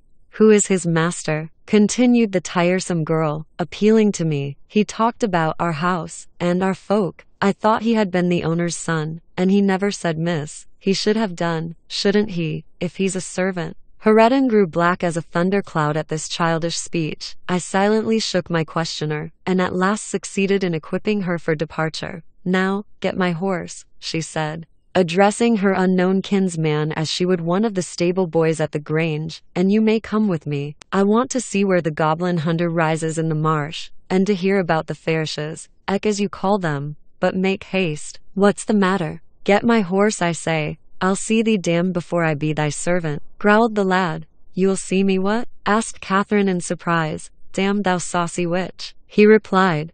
There, Miss Cathy, you see you have got into pretty company, I interposed. Nice words to be used to a young lady. Pray don't begin to dispute with him. Come, let us seek for Minnie ourselves, and be gone. But Ellen, cried she, staring fixed in astonishment, how dare he speak so to me? Mustn't he be made to do as I ask him? You wicked creature, I shall tell Papa what you said. Now then, Heredin did not appear to feel this threat, so the tears sprang into her eyes with indignation. You bring the pony, she exclaimed, turning to the woman, and let my dog free this moment. Softly, miss, answered she addressed. You'll lose nothing by being civil. Though Mr. Heredin there be not the master's son, he's your cousin, and I was never hired to serve you. He my cousin, cried Cathy, with a scornful laugh. Yes, indeed, responded her reprover. Oh, Ellen, don't let them say such things, she pursued in great trouble. Papa is gone to fetch my cousin from London. My cousin is a gentleman's son, she stopped, and wept outright, upset at the bare notion of relationship with such a clown. Hush, hush, I whispered. People can have many cousins and of all sorts, Miss Cathy, without being any the worse for it. Only they needn't keep their company if they be disagreeable and bad. He's not my cousin, Ellen, she went on, gathering fresh grief from reflection, and flinging herself into my arms for refuge from the idea. I was much vexed at her and the servant for their mutual revelations, having no doubt of Linton's approaching arrival, communicated by the former, being reported to Mr. Heathcliff, and feeling as confident that Catherine's first thought on her father's return would be to seek an explanation of the latter's assertion concerning her rude-bred kindred. Heredin, recovering from his disgust at being taken for a servant, seemed moved by her distress, and having fetched the pony round to the door, he took, to propitiate her, a fine crooked-legged terrier whelp from the kennel, and putting it into her hand, bid her whist, for he meant not, pausing in her lamentations. She surveyed him with a glance of awe and horror, then burst forth anew. I could scarcely refrain from smiling at this antipathy to the poor fellow, who was a well-made, athletic youth, good-looking in features, and stout and healthy, but attired in garments befitting his daily occupations of working on the farm and lounging among the moors after rabbits and game. Still, I thought I could detect in his physiognomy a mind owning better qualities than his father ever possessed. Good things lost amid a wilderness of weeds, to be sure, whose rankness far overtopped their neglected growth. Yet, notwithstanding evidence of a wealthy soil that might yield luxuriant crops under other and favorable circumstances, Mr. Heathcliff, I believe, had not treated him physically ill, thanks to his fearless nature, which offered no temptation to that course of oppression. He had none of the timid susceptibility that would have given zest to ill treatment, in Heathcliff's judgment. He appeared to have bent his malevolence on making him a brute. He was never taught to read or write, never rebuked for any bad habit which did not annoy his keeper, never led a single step towards virtue, or guarded by a single precept against vice. And from what I heard, Joseph contributed much to his deterioration, by a narrow-minded partiality which prompted him to flatter and pet him, as a boy, because he was the head of the old family. And as he had been in the habit of accusing Catherine Earnshaw and Heathcliff, when children, of putting the master past his patience, and compelling him to seek solace and drink by what he termed their offal ways, So at present he laid the whole burden of Hadrian's faults on the shoulders of the usurper of his property. If the lad swore, he wouldn't correct him, nor however culpably he behaved. It gave Joseph satisfaction, apparently, to watch him go the worst lengths. He allowed that the lad was ruined, that his soul was abandoned to perdition. But then he reflected that Heathcliff must answer for it. Hadrian's blood would be required at his hands.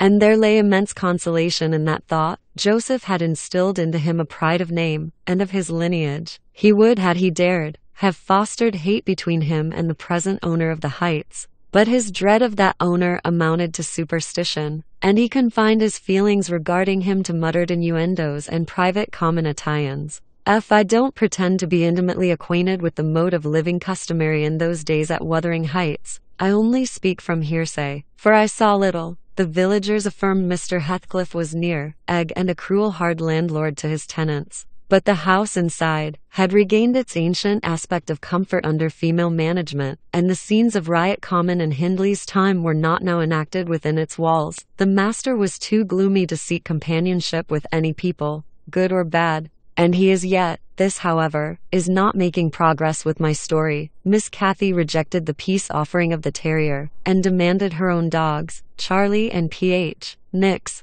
They came limping and hanging their heads, and we set out for home, sadly out of sorts. Every one of us. I could not wring from my little lady how she had spent the day, except that, as I supposed, the goal of her pilgrimage was Penistone Crags, and she arrived without adventure to the gate of the farmhouse. When Hadrian happened to issue forth, attended by some canine followers, who attacked her train, they had a smart battle. Before their owners could separate them, that formed an introduction. Catherine told Hadrian who she was, and where she was going, and asked him to show her the way. Finally, beguiling him to accompany her, he opened the mysteries of the fairy cave, and 20 other queer places. But being in disgrace, I was not favored with a description of the interesting objects she saw. I could gather, however, that her guide had been a favorite till she hurt his feelings by addressing him as a servant, and Heathcliff's housekeeper hurt hers by calling him her cousin. Then the language he had held to her rankled in her heart. She who was always love, and darling, and queen, and angel, with everybody at the Grange, to be insulted so shockingly by a stranger. She did not comprehend it. And hard work I had to obtain a promise that she would not lay the grievance before her father. I explained how he objected to the whole household at the Heights, and how sorry he would be to find she had been there. But I insisted most on the fact that if she revealed my negligence of his orders, he would perhaps be so angry that I should have to leave. And Cathy couldn't bear that prospect. She pledged her word, and kept it for my sake. After all, she was a sweet little girl. Chapter 6. A letter, edged with black, announced the day of my master's return. Isabella was dead, and he wrote to bid me get mourning for his daughter, and arrange a room, and other accommodations, for his youthful nephew. Catherine ran wild with joy at the idea of welcoming her father back, and indulged most sanguine anticipations of the innumerable excellencies of her real cousin. The evening of their expected arrival came.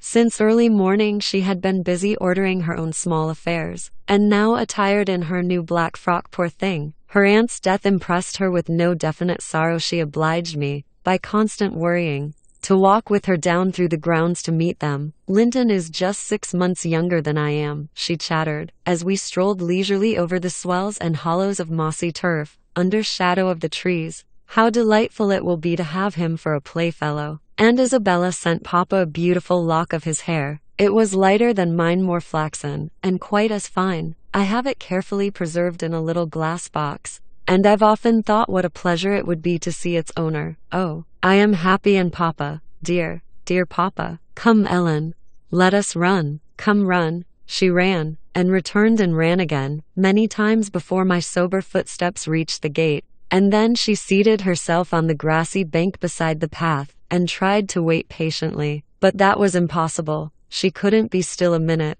How long they are, she exclaimed. Ah, I see some dust on the road. They are coming. No, when will they be here? May we not go a little way, half a mile, Ellen? Only just half a mile? Do say yes, to that clump of birches at the turn. I refused staunchly. At length her suspense was ended. The traveling carriage rolled in sight. Miss Kathy shrieked and stretched out her arms as soon as she caught her father's face looking from the window. He descended, nearly as eager as herself, and a considerable interval elapsed ere they had a thought to spare for any but themselves. While they exchanged caresses, I took a peep in to see after Linton. He was asleep in a corner, wrapped in a warm, fur-lined cloak, as if it had been winter, a pale, delicate, effeminate boy, who might have been taken for my master's younger brother. So strong was the resemblance, but there was a sickly peevishness in his aspect that Edgar Linton never had. The latter saw me looking, and having shaken hands, advised me to close the door, and leave him undisturbed, for the journey had fatigued him.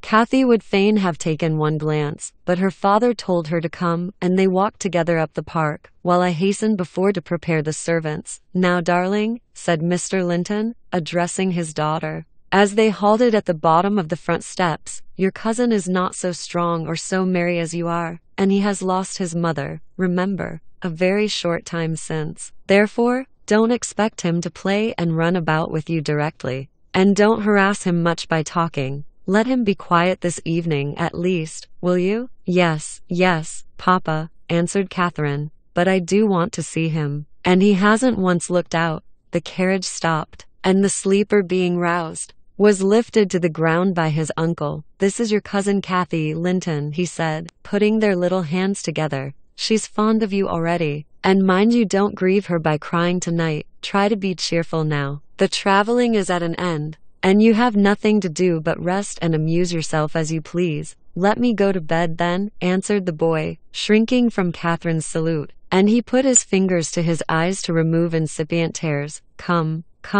there's a good child," I whispered, leading him in. "You'll make her weep to see how sorry she is for you." I do not know whether it was sorrow for him, but his cousin put on as sad a countenance as himself, and returned to her father. All three entered, and mounted to the library, where tea was laid ready. I proceeded to remove Linton's cap and mantle, and placed him on a chair by the table. But he was no sooner seated than he began to cry afresh. My master inquired what was the matter. "I can't sit on a chair," sobbed the boy. "Go to the sofa then, and Ellen shall bring you some tea," answered his uncle patiently. He had been greatly tried during the journey, I felt convinced, by his fretful ailing charge. Linton slowly trailed himself off, and lay down. Kathy carried a footstool and her cup to his side. At first she sat silent, but that could not last. She had resolved to make a pet of her little cousin, as she would have him to be, and she commenced stroking his curls, and kissing his cheek,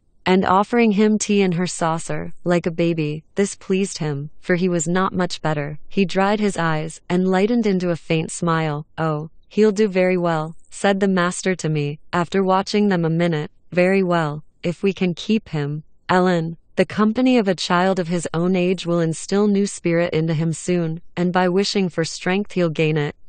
If we can keep him." I mused to myself, and sore misgivings came over me that there was slight hope of that. And then, I thought, however will that weakling live at Wuthering Heights? Between his father and Hareton, what playmates and instructors they'll be. Our doubts were presently decided even earlier than I expected. I had just taken the children upstairs, after tea was finished, and seen Linton asleep. He would not suffer me to leave him till that was the case. I had come down, and was standing by the table in the hall, lighting a bedroom candle for Mr. Edgar, when a maid stepped out of the kitchen and informed me that Mr. Heathcliff's servant Joseph was at the door, and wished to speak with the master. "I shall ask him what he wants first," I said, in considerable trepidation. A very unlikely hour to be troubling people, and the instant they have returned from a long journey. "I don't think the master can see him." Joseph had advanced through the kitchen as I uttered these words, and now presented himself in the hall. He was donned in his Sunday garments, with his most sanctimonious and sourest face, and holding his hat in one hand, and his stick in the other. He proceeded to clean his shoes on the mat.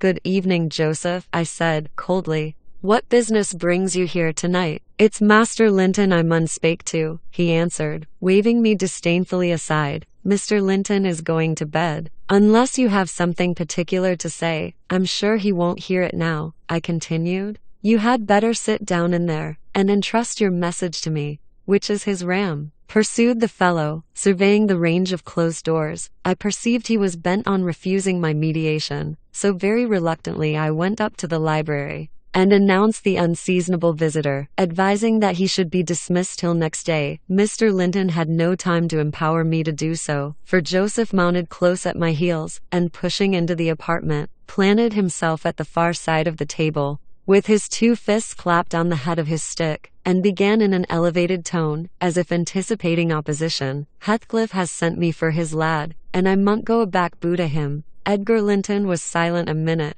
An expression of exceeding sorrow overcast his features. He would have pitied the child on his own account, but recalling Isabella's hopes and fears and anxious wishes for her son, and her commendations of him to his care, he grieved bitterly at the prospect of yielding him up, and searched in his heart how it might be avoided. No plan offered itself. The very exhibition of any desire to keep him would have rendered the claimant more peremptory. There was nothing left but to resign him. However, he was not going to rouse him from his sleep. "Tell Mr. Heathcliff," he answered calmly, "that his son shall come to Wuthering Heights tomorrow. He is in bed, and too tired to go the distance now. You may also tell him that the mother of Linton desired him to remain under my guardianship, and at present, his health is very precarious." "Noah," said Joseph, giving a thud with his prop on the floor, and assuming an authoritative air. "Noah. That means naught. Heathcliff makes no account o' t mother, nor ye norther.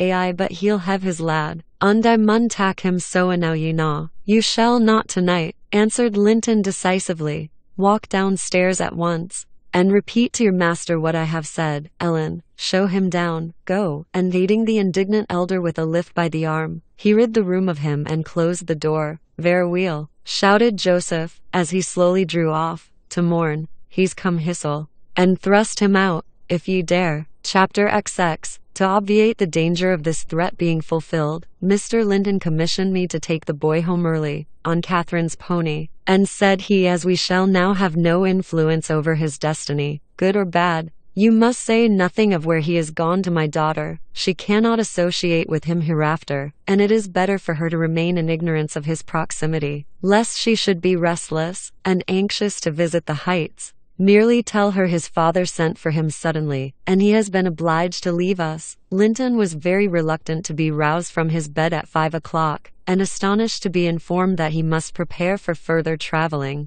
But I softened off the matter by stating that he was going to spend some time with his father, Mr. Heathcliff, who wished to see him so much. He did not like to defer the pleasure till he should recover from his late journey. "My father," he cried, in strange perplexity. "Mamma never told me I had a father. Where does he live?" "I'd rather stay with uncle. He lives a little distance from the Grange," I replied. "Just beyond those hills, not so far, but you may walk over here when you get hearty. And you should be glad to go home, and to see him. You must try to love him, as you did your mother, and then he will love you." "But why have I not heard of him before?" asked Linton. "Why didn't Mamma and he live together, as other people do?" "He had business to keep him in the north," I answered, "and your mother's health required her to reside in the south." "And why didn't Mamma speak to me about him?" persevered the child. "She often talked of uncle, and I learnt to love him long ago."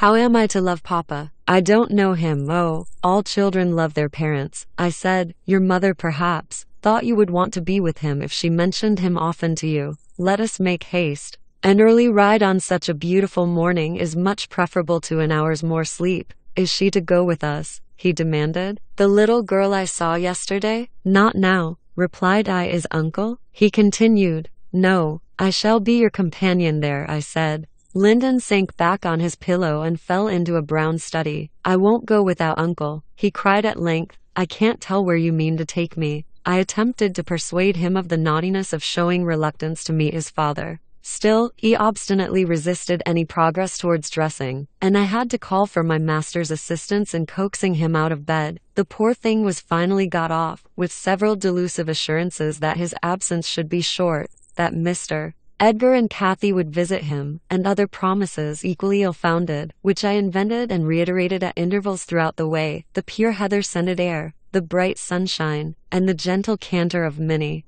relieved his despondency after a while. He began to put questions concerning his new home and its inhabitants, with greater interest and liveliness. "Is Wuthering Heights as pleasant a place as Thrushcross Grange?" he inquired. turning to take a last glance into the valley, whence a light mist mounted and formed a fleecy cloud on the skirts of the blue. It is not so buried in trees, I replied, and it is not quite so large, but you can see the country beautifully all round. And the air is healthier for you, fresher and drier. You will perhaps think the building old and dark at first, though it is a respectable house, the next best in the neighborhood, and you will have such nice rambles on the moors. Heredin Earnshaw, that is, Miss Cathy's other cousin, and so yours in a manner will show you all the sweetest spots, and you can bring a book in fine weather, and make a green hollow your study. And now and then, your uncle may join you in a walk. He does, frequently, walk out on the hills. And what is my father like? He asked. Is he as young and handsome as uncle? He's as young, said I, but he has black hair and eyes, and looks sterner, and he is taller and bigger altogether. He'll not seem to you so gentle and kind at first, perhaps, because it is not his way. Still, mind you, be frank and cordial with him, and naturally he'll be fonder of you than any uncle, for you are his own. Black hair and eyes, mused Linton. I can't fancy him. Then I am not like him, am I? Not much, I answered. Not a morsel, I thought, surveying with regret the white complexion and slim frame of my companion, and his large languid eyes, his mother's eyes, save that, unless a morbid touchiness kindled them a moment, they had not a vestige of her sparkling spirit. How strange that he should never come to see Mamma and me, he murmured. Has he ever seen me? If he has, I must have been a baby. I remember not a single thing about him. Why, Master Linton, said I, 300 miles is a great distance, and 10 years seem very different in length to a grown-up person compared with what they do to you. It is probable Mr. Heathcliff proposed going from summer to summer, but never found a convenient opportunity. And now it is too late. Don't trouble him with questions on the subject. It will disturb him, for no good. The boy was fully occupied with his own cogitations for the remainder of the ride, till we halted before the farmhouse garden gate. I watched to catch his impressions in his countenance. He surveyed the carved front and low-browed lattices, the straggling gooseberry bushes and crooked firs, with solemn intentness, and then shook his head. His private feelings entirely disapproved of the exterior of his new abode, but he had sense to postpone complaining. There might be compensation within. Before he dismounted, I went and opened the door. It was 6:30. The family had just finished breakfast. The servant was clearing and wiping down the table. Joseph stood by his master's chair telling some tale concerning a lame horse, and Heredin was preparing for the hayfield. Hello, Nellie, said Mr. Heathcliff, when he saw me. I feared I should have to come down and fetch my property myself. You've brought it, have you? Let us see what we can make of it. He got up and strode to the door. Heredin and Joseph followed in gaping curiosity. Poor Linton ran a frightened eye over the faces of the three. Sure lie, said Joseph after a grave inspection. He's swapped wi' ye, maester, and yon's his lass. Heathcliff, having stared his son into an ague of confusion, uttered a scornful laugh. God, what a beauty! What a lovely, charming thing! He exclaimed. Haven't they reared it on snails and sour milk, Nellie? Oh, damn my soul! But that's worse than I expected, and the devil knows I was not sanguine. I bid the trembling and bewildered child get down and enter. He did not thoroughly comprehend the meaning of his father's speech, or whether it were intended for him. Indeed, he was not yet certain that the grim, sneering stranger was his father, but he clung to me with growing trepidation. And on Mr. Heathcliff's taking a seat and bidding him come hither, he hid his face on my shoulder and wept. Tut, tut, said Heathcliff, stretching out a hand and dragging him roughly between his knees, and then holding up his head by the chin. None of that nonsense. We're not going to hurt thee. Linton, isn't that thy name? Thou art thy mother's child entirely. Where is my share in thee? Peeling chicken? He took off the boy's cap and pushed back his thick flaxen curls, felt his slender arms and his small fingers, during which examination Linton ceased crying, and lifted his great blue eyes to inspect the inspector. Do you know me? Asked Heathcliff, having satisfied himself that the limbs were all equally frail and feeble. No, said Linton, with a gaze of vacant fear. You've heard of me, I dare say? No, he replied again. No. What a shame of your mother, never to waken your filial regard for me. You are my son, then, I'll tell you. And your mother was a wicked slut to leave you in ignorance of the sort of father you possessed. Now, Don't wince, and color up. Though it is something to see you have not white blood, be a good lad, and I'll do for you, Nelly. If you be tired you may sit down. If not, get home again. I guess you report what you hear and see to the cipher at the Grange. And this thing won't be settled while you linger about it. Well, replied I hope you'll be kind to the boy, Mr. Heathcliff, or you'll not keep him long. And he's all you have akin in the wide world, that you will ever know. Remember. I'll be very kind to him, you needn't fear, he said, laughing, only nobody else must be kind to him. I'm jealous of monopolizing his affection, and to begin my kindness, Joseph, bring the lad some breakfast. Hareton, you infernal calf, be gone to your work. Yes, Nell, he added, when they had departed, my son is prospective owner of your place, and I should not wish him to die till I was certain of being his successor. Besides, he's mine.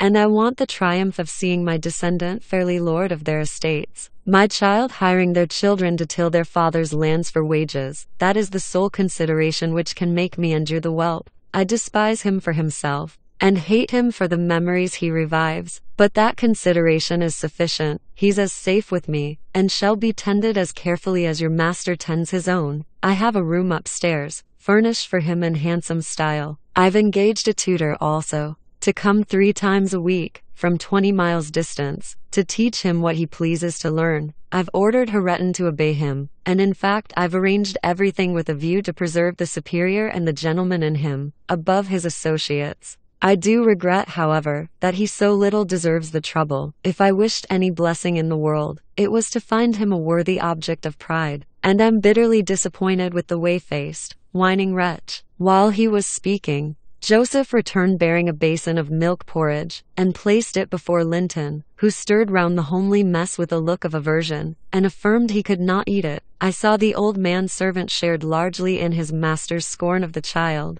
though he was compelled to retain the sentiment in his heart, because Heathcliff plainly meant his underlings to hold him in honor. Cannot eat it, repeated he, peering in Linton's face, and subduing his voice to a whisper, for fear of being overheard. But Maester Hareton never ate naught else, when he were a little un. And what were good in you for him's good in you for ye. I's rather think, I shouldn't eat it, answered Linton, snappishly. Take it away. Joseph snatched up the food indignantly, and brought it to us. Is there aught ails victuals? He asked, thrusting the tray under Heathcliff's nose. What should ail them? He said.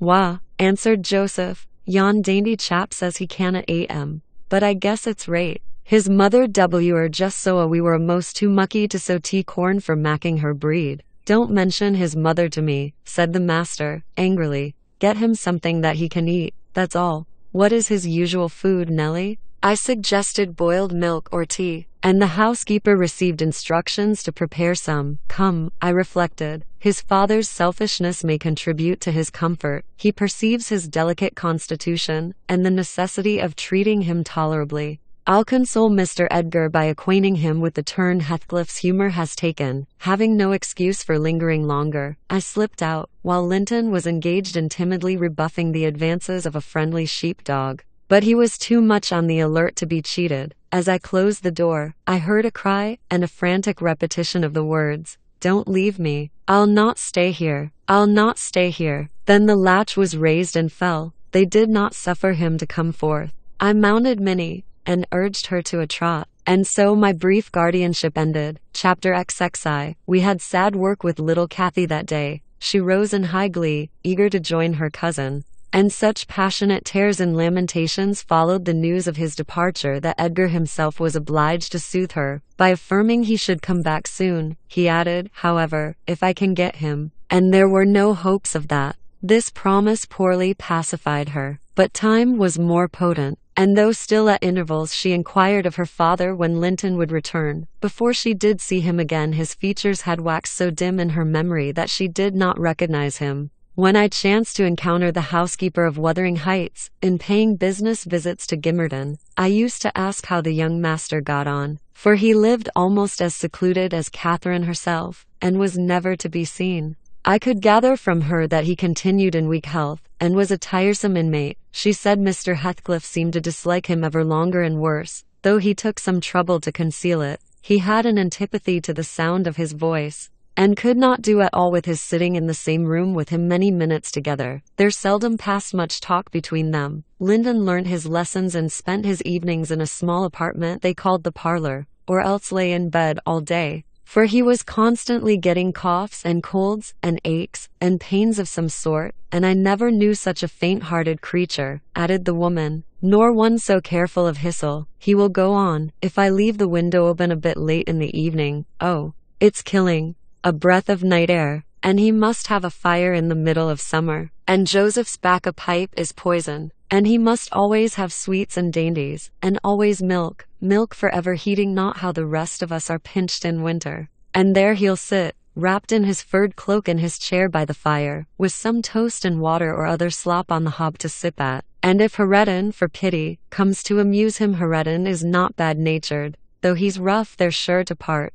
one swearing and the other crying. I believe the master would relish Earnshaw's thrashing him to a mummy, if he were not his son, and I'm certain he would be fit to turn him out of doors, if he knew half the nursing he gives Hissel. But then he won't go into danger of temptation. He never enters the parlor, and should Lyndon show those ways in the house where he is, he sends him upstairs directly. I divined, from this account, that utter lack of sympathy had rendered young Heathcliff selfish and disagreeable, if he were not so originally, and my interest in him consequently decayed, though still I was moved with a sense of grief at his lot, and a wish that he had been left with us. Mr. Edgar encouraged me to gain information. He thought a great deal about him, I fancy, and would have run some risk to see him, and he told me once to ask the housekeeper whether he ever came into the village. She said he had only been twice, on horseback, accompanying his father, and both times he pretended to be quite knocked up for 3 or 4 days afterwards. That housekeeper left, if I recollect rightly, 2 years after he came, and another,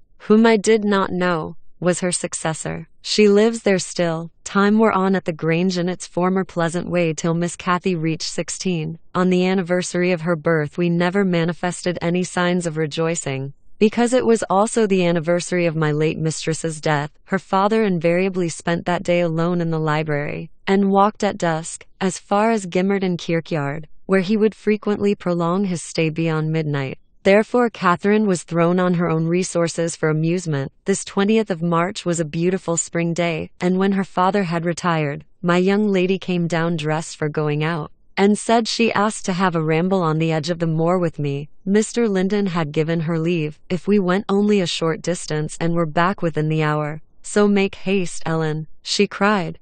I know where I wish to go, where a colony of moor game are settled. I want to see whether they have made their nests yet.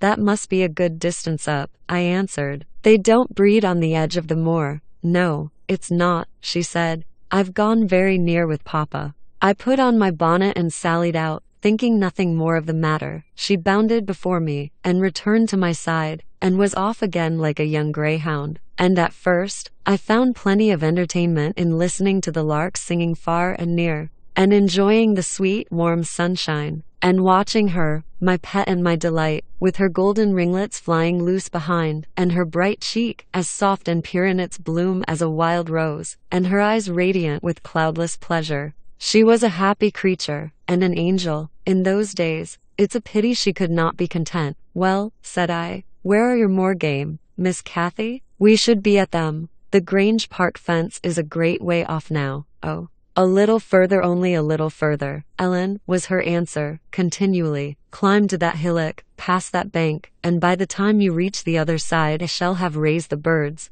But there were so many hillocks and banks to climb and pass, that, at length, I began to weary, and told her we must halt, and retrace our steps. I shouted to her, as she had outstripped me a long way. She either did not hear or did not regard, for she still sprang on, and I was compelled to follow. Finally, she dived into a hollow, and before I came in sight of her again, she was 2 miles nearer Wuthering Heights than her own home, and I beheld a couple of persons arrest her, one of whom I felt convinced was Mr. Heathcliff himself. Cathy had been caught in the fact of plundering, or at least, hunting out the nests of the grouse. The heights were Heathcliff's land, and he was reproving the poacher. I've neither taken any nor found any, she said, as I toiled to them, expanding her hands in corroboration of the statement. I didn't mean to take them. But Papa told me there were quantities up here, and I wished to see the eggs. Heathcliff glanced at me with an ill-meaning smile, expressing his acquaintance with the party, and consequently, his malevolence towards it, and demanded who Papa was. Mr. Linton of Thrushcross Grange, she replied. I thought you did not know me, or you wouldn't have spoken in that way. You suppose Papa is highly esteemed and respected, then? He said sarcastically. And what are you? Inquired Catherine, gazing curiously on the speaker. That man I've seen before. Is he your son? She pointed at Hareton, the other individual, who had gained nothing but increased bulk and strength by the addition of 2 years to his age. He seemed as awkward and rough as ever. Miss Cathy, I interrupted. It will be 3 hours instead of 1 that we are out presently. We really must go back. No, that man is not my son, answered Heathcliff, pushing me aside. But I have one, and you have seen him before too. And though your nurse is in a hurry, I think both you and she would be the better for a little rest. Will you just turn this knobbik of Heath and walk into my house? You'll get home earlier for the ease, and you shall receive a kind welcome. I whispered Catherine that she mustn't on any account accede to the proposal. It was entirely out of the question. Why? She asked aloud. I'm tired of running, and the ground is dewy. I can't sit here. Let us go, Ellen. Besides, he says I have seen his son. He's mistaken, I think. But I guess where he lives, at the farmhouse I visited in coming from Penistone Crags. Don't you? I do. Come, Nellie. Hold your tongue, it will be a treat for her to look in on us. Hareton, get forwards with the lass. You shall walk with me, Nellie. No, she's not going to any such place, I cried, struggling to release my arm, which he had seized. But she was almost at the door-stones already, scampering round the brow at full speed. Her appointed companion did not pretend to escort her. He shied off by the roadside, and vanished. Mr. Heathcliff, it's very wrong, I continued. You know you mean no good, and there she'll see Linton, and all will be told as soon as ever we return, and I shall have the blame. I want her to see Linton, he answered. He's looking better these few days. It's not often he's fit to be seen,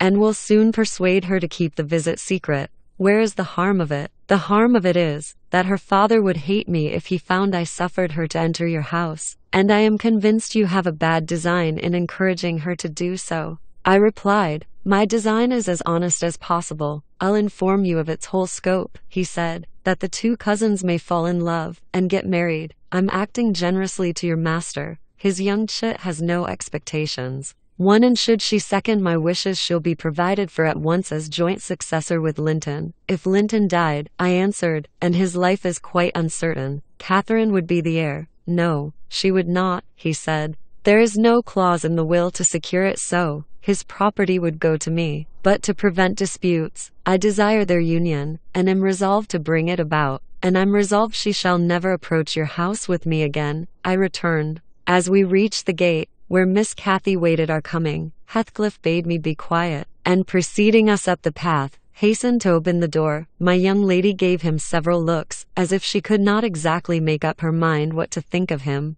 But now he smiled when he met her eye, and softened his voice in addressing her, and I was foolish enough to imagine the memory of her mother might disarm him from desiring her injury. Linton stood on the hearth. He had been out walking in the fields, for his cap was on, and he was calling to Joseph to bring him dry shoes. He had grown tall of his age, still wanting some months of 16. His features were pretty yet, and his eye and complexion brighter than I remembered them, though with merely temporary luster borrowed from the salubrious air and genial sun. Now, who is that? Asked Mr. Heathcliff, turning to Cathy. Can you tell? Your son? She said, having doubtfully surveyed, first one and then the other. Yes, yes, answered he, but is this the only time you have beheld him? Think, you have a short memory. Linton, don't you recall your cousin, that you used to tease us so with wishing to see? What?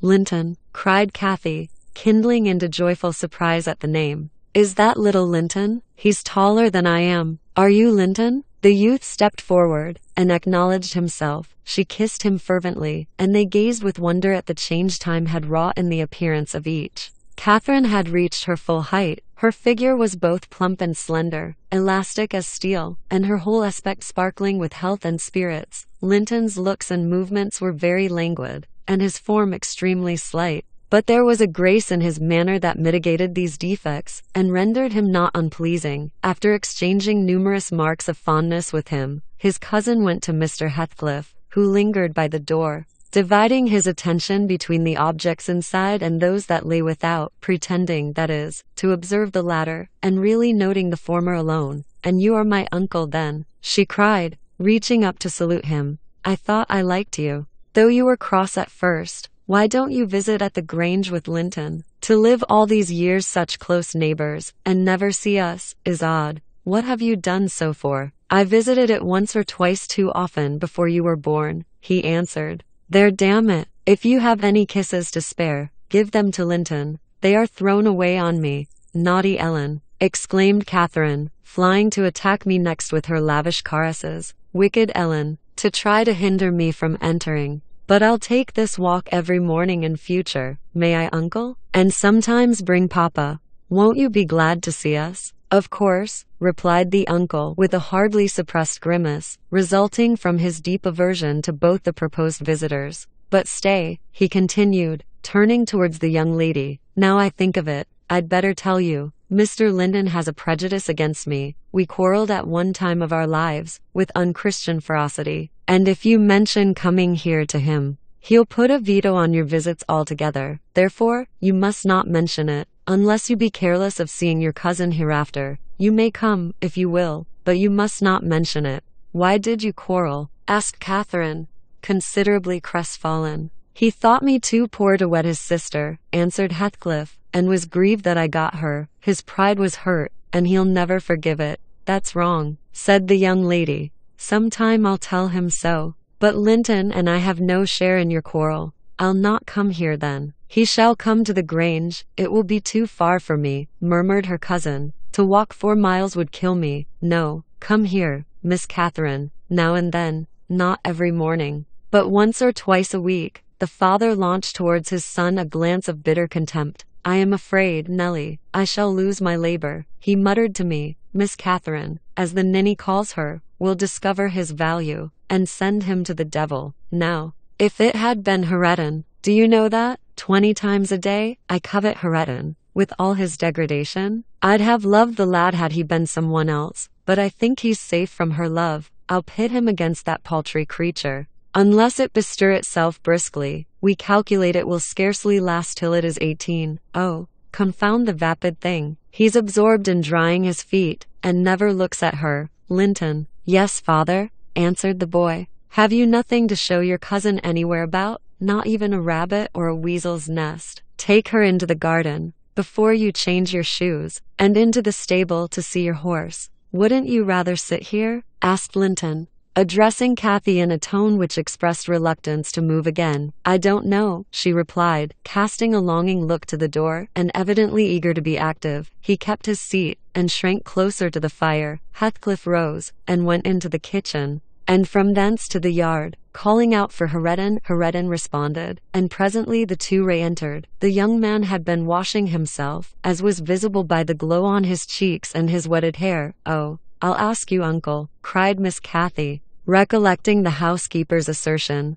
"That is not my cousin, is he?" "Yes," he replied, "your mother's nephew. Don't you like him?" Catherine looked queer. "Is he not a handsome lad?" he continued. The uncivil little thing stood on tiptoe, and whispered a sentence in Heathcliff's ear. He laughed. Hareton darkened. I perceived he was very sensitive to suspected slights, and had obviously a dim notion of his inferiority, but his master or guardian chased the frown by exclaiming, "You'll be the favorite among us, Hareton. She says you are a what was it? Well, something very flattering. Here, you go with her round the farm, and behave like a gentleman, mind. Don't use any bad words. And don't stare when the young lady is not looking at you, and be ready to hide your face when she is. And when you speak, say your words slowly, and keep your hands out of your pockets. Be off, and entertain her as nicely as you can." He watched the couple walking past the window. Earnshaw had his countenance completely averted from his companion. He seemed studying the familiar landscape with a stranger's and an artist's interest. Catherine took a sly look at him,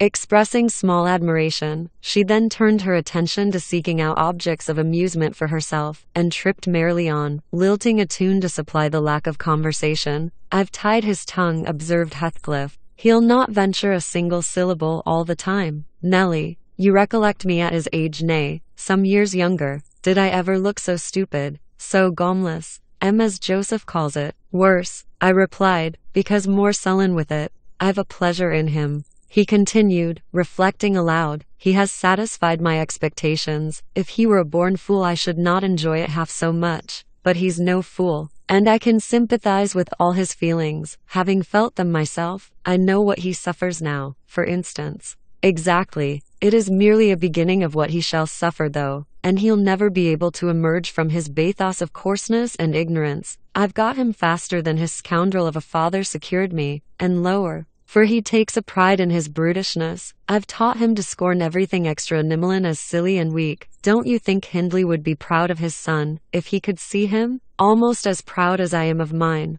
But there's this difference. One is gold put to the use of paving stones, and the other is tin polished to ape a service of silver. Mine has nothing valuable about it, yet I shall have the merit of making it go as far as such poor stuff can go. His had first-rate qualities, and they are lost, rendered worse than unavailing. I have nothing to regret. He would have more than any but I are aware of, and the best of it is, Heredin is damnably fond of me. You own that I've outmatched Hindley there. If the dead villain could rise from his grave to abuse me for his offspring's wrongs, I should have the fun of seeing the said offspring fight him back again, indignant that he should dare to rail at the one friend he has in the world. Heathcliff chuckled a fiendish laugh at the idea. I made no reply because I saw that he expected none. Meantime, our young companion, who sat too removed from us to hear what was said, began to evince symptoms of uneasiness. Probably repenting that he had denied himself the treat of Catherine's society for fear of a little fatigue, his father remarked the restless glances wandering to the window, and the hand irresolutely extended towards his cap. Get up,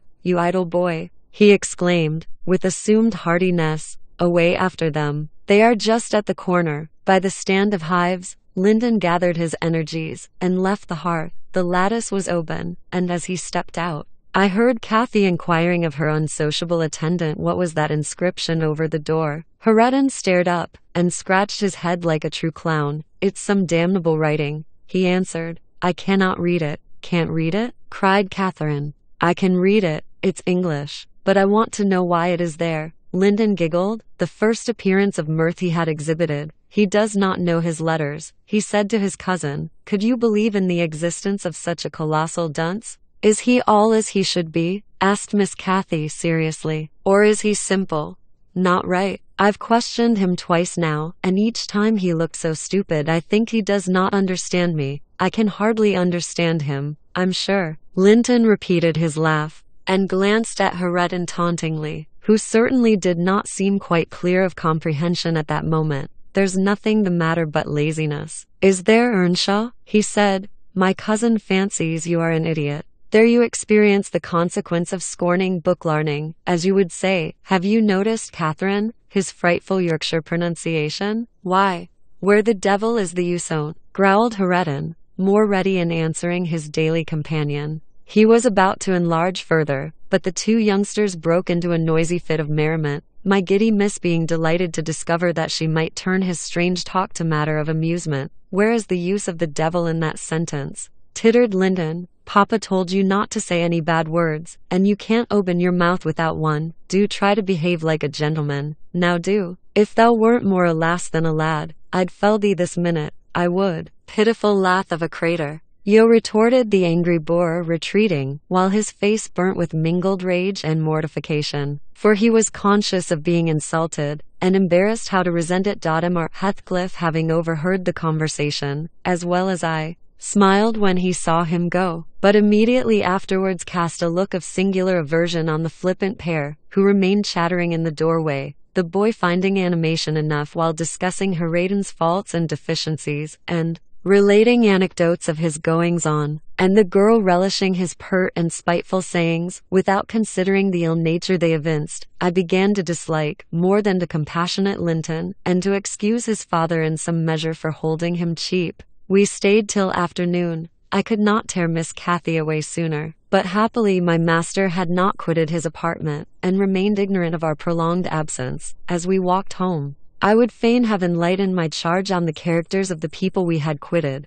but she got it into her head that I was prejudiced against them. Aha, she cried, you take Papa's side, Ellen. You are partial, I know. Or else you wouldn't have cheated me so many years into the notion that Linton lived a long way from here. I'm really extremely angry. Only I'm so pleased I can't show it. But you must hold your tongue about my uncle. He's my uncle, remember. And I'll scold Papa for quarreling with him. And so she ran on, till I relinquished the endeavor to convince her of her mistake. She did not mention the visit that night, because she did not see Mr. Linton. Next day it all came out, sadly to my chagrin. And still I was not altogether sorry. I thought the burden of directing and warning would be more efficiently borne by him than me. But he was too timid in giving satisfactory reasons for his wish that she should shun connection with the household of the Heights, and Catherine liked good reasons for every restraint that harassed her petted will. Papa, she exclaimed, after the morning's salutations, guess whom I saw yesterday, in my walk on the moors. Ah, Papa, you started. You've not done right,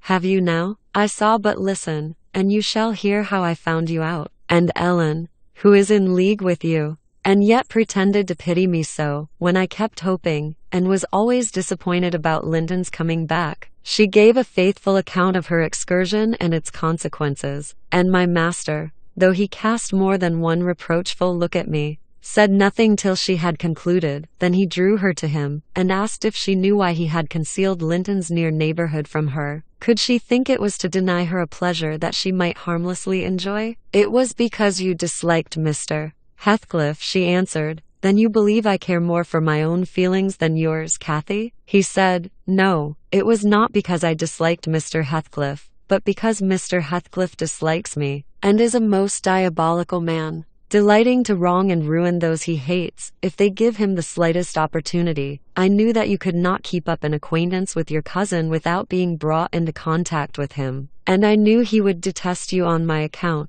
So for your own good, and nothing else, I took precautions that you should not see Linton again. I meant to explain this sometime as you grew older, and I'm sorry I delayed it, but Mr. Heathcliff was quite cordial, Papa, observed Catherine, not at all convinced. And he didn't object to our seeing each other. He said I might come to his house when I pleased. Only I must not tell you, because you had quarreled with him, and would not forgive him for marrying Aunt Isabella. And you won't. You are the one to be blamed. He is willing to let us be friends, at least, Linton and I, and you are not. My master, perceiving that she would not take his word for her uncle-in-law's evil disposition, gave a hasty sketch of his conduct to Isabella, and the manner in which Wuthering Heights became his property. He could not bear to discourse long upon the topic, for though he spoke little of it, he still felt the same horror and detestation of his ancient enemy that had occupied his heart ever since Mrs. Linton's death. She might have been living yet, if it had not been for him, was his constant bitter reflection, and in his eyes, Heathcliff seemed a murderer. Miss Cathy, conversant with no bad deeds except her own slight acts of disobedience, injustice, and passion, rising from hot temper and thoughtlessness, and repentative on the day they were committed, was amazed at the blackness of spirit that could brood on and cover revenge for years, and deliberately prosecute its plans without a visitation of remorse. She appeared so deeply impressed and shocked at this new view of human nature, excluded from all her studies and all her ideas till now, that Mr. Edgar deemed it unnecessary to pursue the subject. He merely added, "You will know hereafter, darling, why I wish you to avoid his house and family. Now return to your old employments and amusements, and think no more about them." Catherine kissed her father, and sat down quietly to her lessons for a couple of hours, according to custom. Then she accompanied him into the grounds, and the whole day passed as usual. But in the evening, when she had retired to her room, and I went to help her to undress, I found her crying, on her knees by the bedside. "Oh, fie, silly child," I exclaimed. "If you had any real griefs, you'd be ashamed to waste a tear on this little contrariety. You never had one shadow of substantial sorrow, Miss Catherine. Suppose, for a minute, that master and I were dead, and you were by yourself in the world. How would you feel then? Compare the present occasion with such an affliction as that, and be thankful for the friends you have, instead of coveting more. I'm not crying for myself, Ellen. she answered. It's for him. He expected to see me again tomorrow, and there he'll be so disappointed, and he'll wait for me, and I shan't come. Nonsense, said I. Do you imagine he has thought as much of you as you have of him? Hasn't he Heredin for a companion? Not 1 in 100 would weep at losing a relation they had just seen twice. For 2 afternoons, Linton will conjecture how it is, and trouble himself no further about you. But may I not write a note to tell him why I cannot come? She asked, rising to her feet. And just send those books I promised to lend him? His books are not as nice as mine, and he wanted to have them extremely, when I told him how interesting they were. May I not, Ellen? No indeed, replied I with decision. Then he would write to you, and there'd never be an end of it. No, Miss Catherine, the acquaintance must be dropped entirely. So Papa expects, and I shall see that it is done. But how can one little note? She recommenced, putting on an imploring countenance. Silence. I interrupted. We'll not begin with your little notes. Get into bed. She threw at me a very naughty look, so naughty that I would not kiss her good night at first. I covered her up, and shut her door. In great displeasure, but repenting halfway, I returned softly, and lo, there was Miss standing at the table with a bit of blank paper before her and a pencil in her hand, which she guiltily slipped out of sight on my entrance. You'll get nobody to take that, Catherine, I said, if you write it, and at present I shall put out your candle. I set the extinguisher on the flame, receiving as I did so a slap on my hand and a petulant cross thing. I then quitted her again, and she drew the bolt in one of her worst, most peevish humors. The letter was finished and forwarded to its destination by a milk fetcher who came from the village, but that I didn't learn till some time afterwards. Weeks passed on, and Kathy recovered her temper, though she grew wondrous fond of stealing off to corners by herself, and often, if I came near her suddenly while reading, she would start and bend over the book, evidently desirous to hide it, and I detected edges of loose paper sticking out beyond the leaves. She also got a trick of coming down early in the morning and lingering about the kitchen, as if she were expecting the arrival of something. And she had a small drawer in a cabinet in the library, which she would trifle over for hours, and whose key she took special care to remove when she left it. One day, as she inspected this drawer, I observed that the playthings and trinkets which recently formed its contents were transmuted into bits of folded paper. My curiosity and suspicions were roused. I determined to take a peep at her mysterious treasures. So, at night, as soon as she and my master were safe upstairs, I searched, and readily found among my house keys one that would fit the lock. Having opened, I emptied the whole contents into my apron, and took them with me to examine at leisure in my own chamber. Though I could not but suspect, I was still surprised to discover that they were a mass of correspondence daily almost. It must have been from Linton Heathcliff, answers to documents forwarded by her. The earlier dated were embarrassed and short. Gradually, however, they expanded into copious love letters, foolish, as the age of the writer rendered natural, yet with touches here and there which I thought were borrowed from a more experienced source. Some of them struck me as singularly odd compounds of ardor and flatness, commencing in strong feeling, and concluding in the affected, wordy style that a schoolboy might use to a fancied incorporeal sweetheart. Whether they satisfied Kathy I don't know, but they appeared very worthless trash to me. After turning over as many as I thought proper, I tied them in a handkerchief and set them aside, relocking the vacant drawer. Following her habit, my young lady descended early, and visited the kitchen. I watched her go to the door, on the arrival of a certain little boy, and while the dairymaid filled his can, she tucked something into his jacket pocket, and plucked something out. I went round by the garden, and laid wait for the messenger,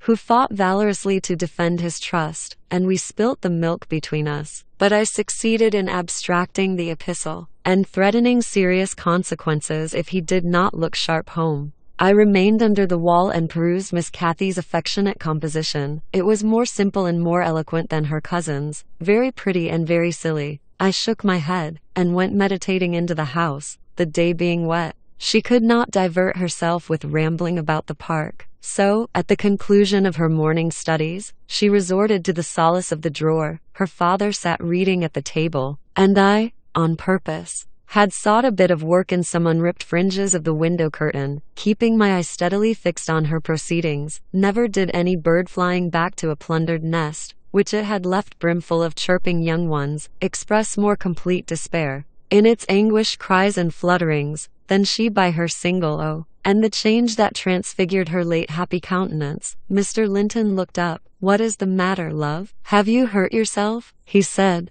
His tone and look assured her he had not been the discoverer of the hoard. "No, Papa," she gasped.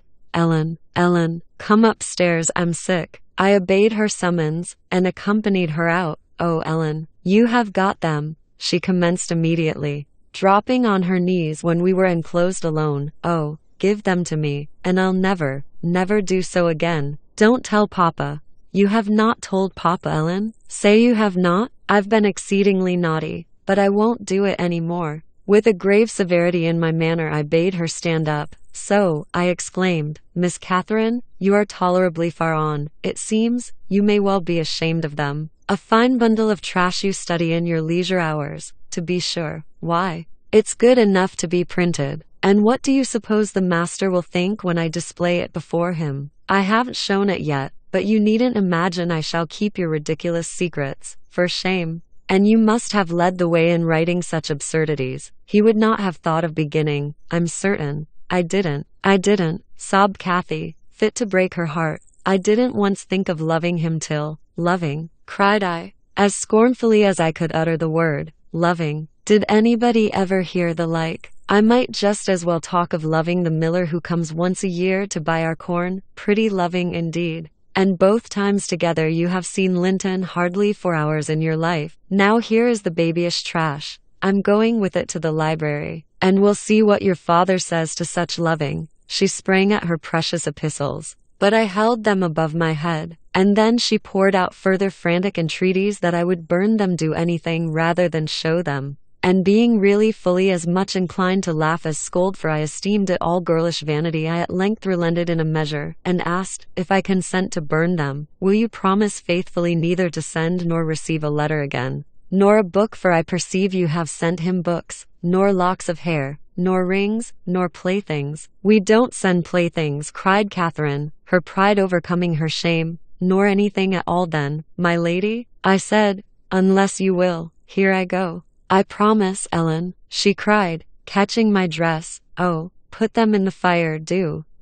But when I proceeded to open a place with the poker, the sacrifice was too painful to be borne. She earnestly supplicated that I would spare her one or two, Ellen, to keep for Linton's sake. I unknotted the handkerchief, and commenced dropping them in from an angle, and the flame curled up the chimney. "I will have one, you cruel wretch," she screamed, darting her hand into the fire, and drawing forth some half-consumed fragments, at the expense of her fingers. "Very well, and I will have some to exhibit to Papa," I answered, shaking back the rest into the bundle, and turning anew to the door. She emptied her blackened pieces into the flames, and motioned me to finish the immolation. It was done. I stirred up the ashes, and interred them under a shovelful of coals, and she mutely, and with a sense of intense injury, retired to her private apartment. I descended to tell my master that the young lady's qualm of sickness was almost gone, but I judged it best for her to lie down a while. She wouldn't dine, but she reappeared at tea, pale, and red about the eyes, and marvelously subdued in outward aspect. Next morning I answered the letter by a slip of paper, inscribed, "Master Heathcliff is requested to send no more notes to Miss Linton, as she will not receive them," and thenceforth the little boy came with vacant pockets. Chapter ZZI. Summer drew to an end, and early autumn. It was past Michaelmas, but the harvest was late that year, and a few of our fields were still uncleared. Mr. Linton and his daughter would frequently walk out among the reapers. At the carrying of the last sheaves they stayed till dusk, and the evening happening to be chill and damp, my master caught a bad cold that settled obstinately on his lungs, and confined him indoors throughout the whole of the winter, nearly without intermission. Poor Kathy, frightened from her little romance, had been considerably sadder and duller since its abandonment, and her father insisted on her reading less, and taking more exercise. She had his companionship no longer. I esteemed it a duty to supply its lack, as much as possible, with mine, an inefficient substitute, for I could only spare 2 or 3 hours, from my numerous diurnal occupations, to follow her footsteps, and then my society was obviously less desirable than his. On an afternoon in October, or the beginning of November, a fresh watery afternoon, when the turf and paths were rustling with moist, withered leaves, and the cold blue sky was half hidden by clouds, dark gray streamers, rapidly mounting from the west, and boding abundant rain, I requested my young lady to forego her ramble, because I was certain of showers. She refused, and I unwillingly donned a cloak, and took my umbrella to accompany her on a stroll to the bottom of the park, a formal walk which she generally affected if low-spirited, and that she invariably was when Mr. Edgar had been worse than ordinary, a thing never known from his confession, but guessed both by her and me from his increased silence and the melancholy of his countenance. She went sadly on. There was no running or bounding now, though the chill wind might well have tempted her to race, and often, from the side of my eye, I could detect her raising a hand, and brushing something off her cheek. I gazed round for a means of diverting her thoughts. On one side of the road rose a high, rough bank, where hazels and stunted oaks, with their roots half exposed, held uncertain tenure. The soil was too loose for the latter, and strong winds had blown some nearly horizontal. In summer, Miss Catherine delighted to climb along these trunks, and sit in the branches, swinging 20 feet above the ground, and I, pleased with her agility and her light, childish heart, still considered it proper to scold every time I caught her at such an elevation, but so that she knew there was no necessity for descending. From dinner to tea she would lie in her breeze-rocked cradle, doing nothing except singing old songs, my nursery lore, to herself, or watching the birds, joint tenants, feed and entice their young ones to fly, or nestling with closed lids, half thinking, half dreaming, happier than words can express. "Look, miss," I exclaimed, pointing to a nook under the roots of one twisted tree. "Winter is not here yet. There's a little flower up yonder, the last bud from the multitude of bluebells that clouded those turf steps in July with a lilac mist. Will you clamber up and pluck it to show to Papa?" Kathy stared a long time at the lonely blossom trembling in its earthy shelter, and replied, at length, "No, I'll not touch it, but it looks melancholy, does it not, Ellen?" "Yes," I observed, "about as starved and sackless up as you. Your cheeks are bloodless. Let us take hold of hands and run. You're so low. I dare say I shall keep up with you." "No," she repeated, and continued sauntering on, pausing at intervals to muse over a bit of moss, or a tuft of blanched grass, or a fungus spreading its bright orange among the heaps of brown foliage, and ever and anon, her hand was lifted to her averted face. "Catherine, why are you crying, love?" I asked, approaching and putting my arm over her shoulder. "You mustn't cry because Papa has a cold. Be thankful it is nothing worse." She now put no further restraint on her tears. Her breath was stifled by sobs. "Oh, it will be something worse," she said. "And what shall I do when Papa and you leave me, and I am by myself? I can't forget your words, Ellen. They are always in my ear. How life will be changed, how dreary the world will be, when Papa and you are dead."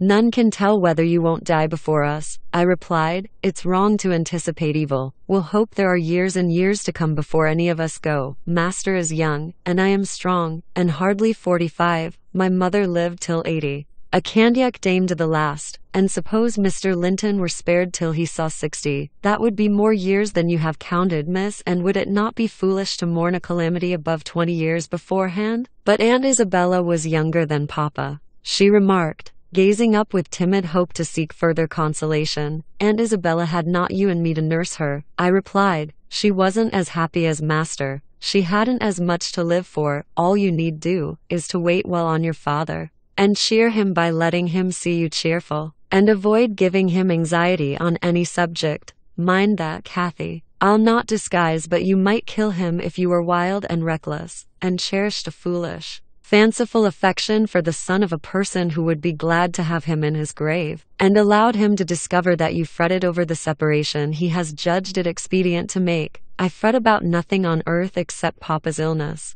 answered my companion. "I care for nothing in comparison with Papa, and I'll never, oh, never, while I have my senses, do an act or say a word to vex him. I love him better than myself, Ellen, and I know it by this. I pray every night that I may live after him, because I would rather be miserable than that he should be. That proves I love him better than myself." "Good words," I replied, "but deeds must prove it also. And after he is well, Remember, you don't forget resolutions formed in the hour of fear. As we talked, we neared a door that opened on the road, and my young lady, lightening into sunshine again, climbed up and seated herself on the top of the wall, reaching over to gather some hips that bloomed scarlet on the summit branches of the wild rose trees shadowing the highway side. The lower fruit had disappeared, but only birds could touch the upper, except for Kathy's present station. In stretching to pull them, her hat fell off, and as the door was locked, she proposed scrambling down to recover it. I bid her be cautious lest she got a fall, and she nimbly disappeared, but the return was no such easy matter.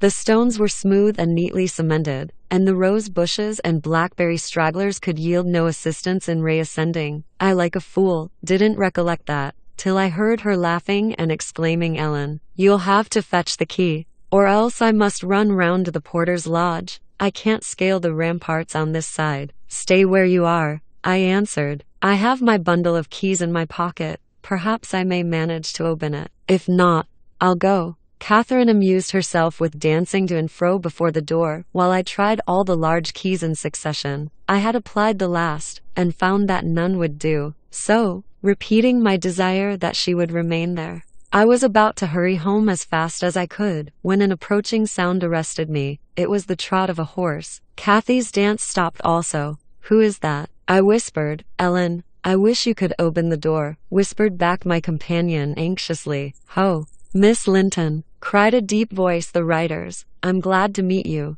Don't be in haste to enter, for I have an explanation to ask and obtain." "I shan't speak to you, Mr. Heathcliff," answered Catherine. "Papa says you are a wicked man, and you hate both him and me." "And Ellen says the same." "That is nothing to the purpose," said Heathcliff. He it was. "I don't hate my son, I suppose, and it is concerning him that I demand your attention." "Yes, you have cause to blush. 2 or 3 months since, were you not in the habit of writing to Linton? Making love in play, eh? You deserved, both of you, flogging for that. You especially, the elder, and less sensitive. As it turns out, I've got your letters, and if you give me any pertness I'll send them to your father. I presume you grew weary of the amusement and dropped it, didn't you? Well, you dropped Linton with it into a slough of despond, too. He was in earnest, in love really, as true as I live. He's dying for you, breaking his heart at your fickleness, not figuratively, but actually, though Heredin has made him a standing jest for 6 weeks, and I have used more serious measures, and attempted to frighten him out of his idiocy. He gets worse daily, and he'll be under the sod before summer, unless you restore him. How can you lie so glaringly to the poor child?" I called from the inside. "Pray write on. How can you deliberately get up such paltry falsehoods?" "Miss Cathy, I'll knock the lock off with a stone. You won't believe that vile nonsense. You can feel in yourself it is impossible that a person should die for love of a stranger." "I was not aware there were eavesdroppers," muttered the detected villain. "Worthy Mrs. Dean, I like you, but I don't like your double-dealing," he added aloud. "How could you lie so glaringly as to affirm I hated the poor child, and invent bugbear stories to terrify her from my doorstones? Catherine Linton, the very name warms me. My bonny lass, I shall be from home all this week. Go and see if I have not spoken truth. Do, there's a darling. Just imagine your father in my place, and Linton in yours. Then think how you would value your careless lover if he refused to stir a step to comfort you, when your father himself entreated him. And don't, from pure stupidity, fall into the same error. I swear, on my salvation, he's going to his grave, and none but you can save him." The lock gave way and I issued out. "I swear Linton is dying," repeated Heathcliff, looking hard at me, "and grief and disappointment are hastening his death. Nelly, if you won't let her go, you can walk over yourself. But I shall not return till this time next week, and I think your master himself would scarcely object to her visiting her cousin." "Come on," said I, taking Cathy by the arm and half forcing her to re-enter, for she lingered, viewing with troubled eyes the features of the speaker, too stern to express his inward deceit. He pushed his horse close, and bending down observed, "Miss Catherine, I'll own to you that I have little patience with Linton, and Heredin and Joseph have less. I'll own that he's with a harsh set. He pines for kindness, as well as love, and a kind word from you would be his best medicine. Don't mind Mrs. Dean's cruel cautions, but be generous, and contrive to see him. He dreams of you day and night, and cannot be persuaded that you don't hate him, since you neither write nor call. I closed the door, and rolled a stone to assist the loosened lock in holding it, and spreading my umbrella, I drew my charge underneath. For the rain began to drive through the moaning branches of the trees, and warned us to avoid delay. Our hurry prevented any comment on the encounter with Heathcliff, as we stretched towards home. But I divined instinctively that Catherine's heart was clouded now in double darkness. Her features were so sad, they did not seem hers. She evidently regarded what she had heard as every syllable true. The master had retired to rest before we came in. Cathy stole to his room to inquire how he was. He had fallen asleep, she returned, and asked me to sit with her in the library. We took our tea together, and afterwards she lay down on the rug, and told me not to talk, for she was weary. I got a book, and pretended to read. As soon as she supposed me absorbed in my occupation, she recommenced her silent weeping. It appeared, at present, her favorite diversion. I suffered her to enjoy it a while. Then I expostulated, deriding and ridiculing all Mr. Heathcliff's assertions about his son, as if I were certain she would coincide. Alas, I hadn't skill to counteract the effect his account had produced. It was just what he intended. You may be right, Ellen, she answered, but I shall never feel at ease till I know, and I must tell Linton it is not my fault that I don't write, and convince him that I shall not change. What use were anger and protestations against her silly credulity? We parted that night hostile, but next day beheld me on the road to Wuthering Heights, by the side of my wilful young mistress's pony. I couldn't bear to witness her sorrow, to see her pale, dejected countenance, and heavy eyes, and I yielded, in the faint hope that Linton himself might prove, by his reception of us, how little of the tale was founded on fact. Chapter Zixi. The rainy night had ushered in a misty morning, half frost, half drizzle, and temporary brooks crossed our path gurgling from the uplands. My feet were thoroughly wetted. I was cross and low, exactly the humor suited for making the most of these disagreeable things. We entered the farmhouse by the kitchen way, to ascertain whether Mr. Heathcliff were really absent, because I put slight faith in his own affirmation. Joseph seemed sitting in a sort of elysium alone, beside a roaring fire, a quart of ale on the table near him, bristling with large pieces of toasted oat cake, and his black, short pipe in his mouth. Catherine ran to the hearth to warm herself. I asked if the master was in. My question remained so long unanswered, that I thought the old man had grown deaf, and repeated it louder. "Nay," he snarled, or rather screamed through his nose. "Nay, Yamago back where ya come frau." "Joseph," cried a peevish voice, simultaneously with me, from the inner room.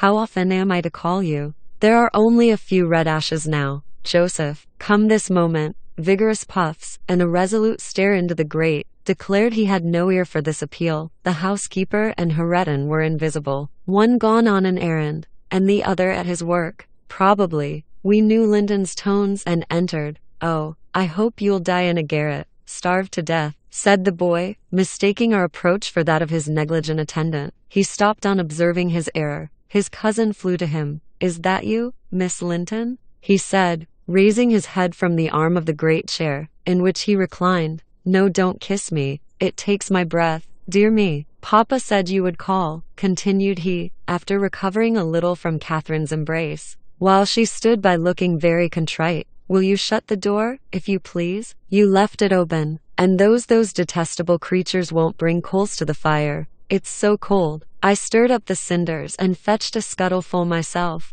The invalid complained of being covered with ashes, but he had a tiresome cough, and looked feverish and ill, so I did not rebuke his temper. "Well, Linton," murmured Catherine, when his corrugated brow relaxed, "are you glad to see me? Can I do you any good?" "Why didn't you come before?" he asked. "You should have come, instead of writing. It tired me dreadfully writing those long letters. I'd far rather have talked to you. Now, I can neither bear to talk, nor anything else. I wonder where Zilly is. Will you, looking at me, step into the kitchen and see?" I had received no thanks for my other service, and being unwilling to run to and fro at his behest, I replied, "Nobody is out there but Joseph." "I want to drink," he exclaimed fretfully, turning away. "Zillah is constantly gadding off to Gimmerton since Papa went. It's miserable, and I'm obliged to come down here." They resolved never to hear me upstairs. "Is your father attentive to you, Master Heathcliff?" I asked. perceiving Catherine to be checked in her friendly advances. Attentive? He makes them a little more attentive at least, he cried. The wretches. Do you know, Miss Linton, that brute Heredin laughs at me. I hate him. Indeed. I hate them all. They are odious beings. Kathy began searching for some water. She lighted on a pitcher in the dresser, filled a tumbler, and brought it. He bid her at a spoonful of wine from a bottle on the table, and having swallowed a small portion, appeared more tranquil, and said she was very kind. And are you glad to see me? Asked she, reiterating her former question, and pleased to detect the faint dawn of a smile. Yes, I am. It's something new to hear a voice like yours, he replied. But I have been vexed, because you wouldn't come, and Papa swore it was owing to me. He called me a pitiful, shuffling, worthless thing, and said you despised me, and if he had been in my place, he would be more the master of the Grange than your father by this time. But you don't despise me, do you, miss? I wish you would say Catherine or Kathy, interrupted my young lady. Despise you? No, next to Papa and Ellen. I love you better than anybody living. I don't love Mr. Heathcliff, though, and I dare not come when he returns. Will he stay away many days? Not many, answered Linton, but he goes on to the moors frequently, since the shooting season commenced, and you might spend an hour or two with me in his absence. Do say you will. I think I should not be peevish with you. You'd not provoke me, and you'd always be ready to help me, wouldn't you? Yes, said Catherine, stroking his long soft hair. If I could only get Papa's consent, I'd spend half my time with you, pretty Linton. I wish you were my brother, and then you would like me as well as your father, observed he more cheerfully. But Papa says you would love me better than him and all the world, if you were my wife. So I'd rather you were that. No, I should never love anybody better than Papa, she returned gravely, and people hate their wives sometimes, but not their sisters and brothers, and if you were the latter, you would live with us, and Papa would be as fond of you as he is of me. Linton denied that people ever hated their wives, but Kathy affirmed they did, and in her wisdom, instanced his own father's aversion to her aunt. I endeavored to stop her thoughtless tongue. I couldn't succeed till everything she knew was out. Master Heathcliff, much irritated, asserted her relation was false. Papa told me. And Papa does not tell falsehoods, she answered pertly. My Papa scorns yours, cried Linton. He calls him a sneaking fool. Yours is a wicked man, retorted Catherine, and you are very naughty to dare to repeat what he says. He must be wicked to have made Aunt Isabella leave him as she did. She didn't leave him, said the boy. You shouldn't contradict me. She did, cried my young lady. Well, I'll tell you something, said Linton. Your mother hated your father. Now then. Oh, exclaimed Catherine, too enraged to continue. And she loved mine, added he. You little liar. I hate you now, she panted, and her face grew red with passion. She did, sang Linton, sinking into the recess of his chair, and leaning back his head to enjoy the agitation of the other disputant, who stood behind. Hush, Master Heathcliff, I said. That's your father's tale too, I suppose. It isn't. You hold your tongue, he answered. She did, Catherine. She did. Kathy, beside herself, gave the chair a violent push, and caused him to fall against one arm. He was immediately seized by a suffocating cough that soon ended his triumph. It lasted so long that it frightened even me. As to his cousin, she wept with all her might, aghast at the mischief she had done. Though she said nothing, I held him till the fit exhausted itself. Then he thrust me away, and leant his head down silently. Catherine quelled her lamentations also, took a seat opposite, and looked solemnly into the fire. How do you feel now, Master Heathcliff? I inquired, after waiting 10 minutes. I wish she felt as I do, he replied. Spiteful, cruel thing. Heredin never touches me. He never struck me in his life. And I was better today, and there his voice died in a whimper. I didn't strike you, muttered Kathy, chewing her lip to prevent another burst of emotion. He sighed and moaned like one under great suffering, and kept it up for a quarter of an hour, on purpose to distress his cousin apparently, for whenever he caught a stifled sob from her he put renewed pain and pathos into the inflections of his voice. I'm sorry I hurt you, Linton, she said at length, racked beyond endurance. But I couldn't have been hurt by that little push, and I had no idea that you could either. You're not much, are you, Linton? Don't let me go home thinking I've done you harm. Answer. Speak to me. I can't speak to you, he murmured. You've hurt me so that I shall lie awake all night choking with this cough. If you had it, you'd know what it was. But you'll be comfortably asleep while I'm in agony, and nobody near me. I wonder how you would like to pass those fearful nights. And he began to wail aloud, for very pity of himself. Since you are in the habit of passing dreadful nights, I said, it won't be Miss who spoils your ease. You'd be the same had she never come. However, she shall not disturb you again. And perhaps you'll get quieter when we leave you. Must I go? Asked Catherine dolefully, bending over him. Do you want me to go, Linton? You can't alter what you've done, he replied, pettishly, shrinking from her. Unless you alter it for the worse by teasing me into a fever. Well then, I must go, she repeated. Let me alone, at least, said he. I can't bear your talking. She lingered, and resisted my persuasions to departure a tiresome while. But as he neither looked up nor spoke, she finally made a movement to the door, and I followed. We were recalled by a scream. Linton had slid from his seat onto the hearthstone, and lay writhing in the mere perverseness of an indulged plague of a child. Determined to be as grievous and harassing as it can, I thoroughly gauged his disposition from his behavior, and saw at once it would be folly to attempt humoring him. Not so my companion. She ran back in terror, knelt down, and cried, and soothed, and entreated, till he grew quiet from lack of breath, by no means from compunction at distressing her. I shall lift him onto the settle, I said, and he may roll about as he pleases. We can't stop to watch him. I hope you are satisfied, Miss Cathy, that you are not the person to benefit him, and that his condition of health is not occasioned by attachment to you. Now, then, there he is. Come away. As soon as he knows there is nobody by to care for his nonsense, he'll be glad to lie still. She placed a cushion under his head, and offered him some water. He rejected the latter, and tossed uneasily on the former, as if it were a stone or a block of wood. She tried to put it more comfortably. I can't do with that, he said. It's not high enough. Catherine brought another to lay above it. That's too high, murmured the provoking thing. How must I arrange it then? She asked despairingly. He twined himself up to her, as she half knelt by the settle, and converted her shoulder into a support. No, that won't do, I said. You'll be content with the cushion, Master Heathcliff. Miss has wasted too much time on you already. We cannot remain 5 minutes longer. Yes, we can, replied Cathy. He's good and patient now. He's beginning to think I shall have far greater misery than he will tonight, if I believe he is the worse for my visit, and then I dare not come again. Tell the truth about it,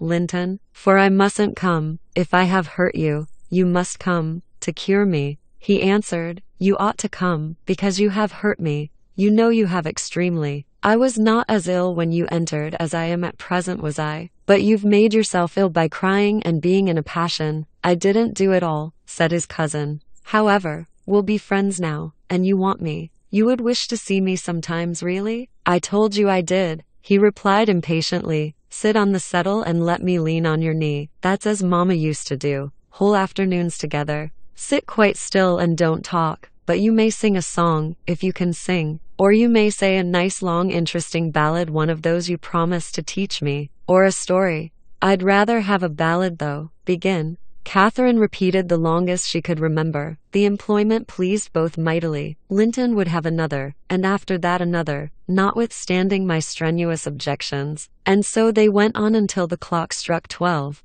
and we heard Hareton in the court, returning for his dinner. And tomorrow, Catherine, will you be here tomorrow? Asked young Heathcliff, holding her frock as she rose reluctantly. No, I answered, nor next day neither. She, however, gave a different response evidently, for his forehead cleared as she stooped and whispered in his ear. You won't go tomorrow, recollect, miss, I commenced, when we were out of the house. You are not dreaming of it, are you? She smiled. Oh, I'll take good care, I continued. I'll have that lock mended, and you can escape by no way else. I can get over the wall, she said laughing. The Grange is not a prison, Ellen, and you are not my gaoler. And besides, I'm almost 17. I'm a woman. And I'm certain Linton would recover quickly if he had me to look after him. I'm older than he is, you know, and wiser, less childish, am I not? And he'll soon do as I direct him, with some slight coaxing. He's a pretty little darling when he's good. I'd make such a pet of him if he were mine. We should never quarrel, should we, after we were used to each other? Don't you like him, Ellen? Like him? I exclaimed, the worst-tempered bit of a sickly slip that ever struggled into its teens, happily. As Mr. Heathcliff conjectured, he'll not win 20. I doubt whether he'll see spring indeed, and small loss to his family whenever he drops off, and lucky it is for us that his father took him. The kinder he was treated, the more tedious and selfish he'd be. I'm glad you have no chance of having him for a husband, Miss Catherine. My companion waxed serious at hearing this speech. To speak of his death so regardlessly wounded her feelings. He's younger than I, she answered, after a protracted pause of meditation, and he ought to live the longest. He must live as long as I do. He's as strong now as when he first came into the north. I'm positive of that. It's only a cold that ails him, the same as Papa has. You say Papa will get better, and why shouldn't he? Well, I cried,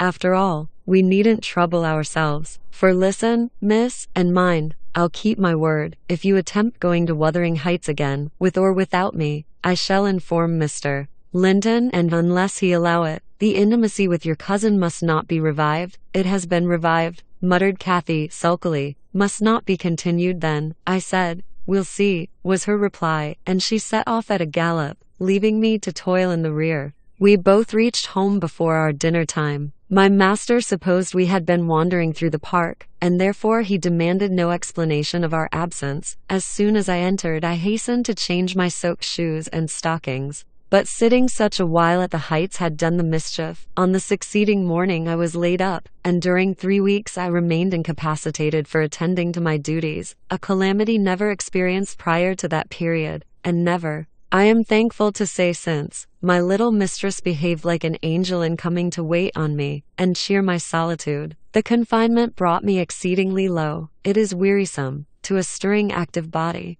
But few have slighter reasons for complaint than I had. The moment Catherine left Mr. Linton's room she appeared at my bedside. Her day was divided between us. No amusement usurped a minute. She neglected her meals, her studies, and her play. And she was the fondest nurse that ever watched. She must have had a warm heart, when she loved her father so, to give so much to me. I said her days were divided between us. But the master retired early, and I generally needed nothing after 6 o'clock. Thus the evening was her own. Poor thing. I never considered what she did with herself after tea, and though frequently, when she looked in to bid me good night, I remarked a fresh color in her cheeks and a pinkness over her slender fingers. Instead of fancying the hue borrowed from a cold ride across the moors, I laid it to the charge of a hot fire in the library. Chapter 6. At the close of 3 weeks I was able to quit my chamber and move about the house. And on the first occasion of my sitting up in the evening I asked Catherine to read to me, because my eyes were weak. We were in the library, the master having gone to bed. She consented, rather unwillingly, I fancied. And imagining my sort of books did not suit her, I bid her please herself in the choice of what she perused. She selected one of her own favorites, and got forward steadily about an hour. Then came frequent questions. Ellen, are not you tired? Hadn't you better lie down now? You'll be sick, keeping up so long, Ellen. No, dear. I'm not tired, I returned, continually. Perceiving me immovable, she essayed another method of showing her disrelish for her occupation. It changed to yawning and stretching. And Ellen, I'm tired. Give over then and talk, I answered. That was worse. She fretted and sighed, and looked at her watch till 8, and finally went to her room, completely overdone with sleep, judging by her peevish, heavy look,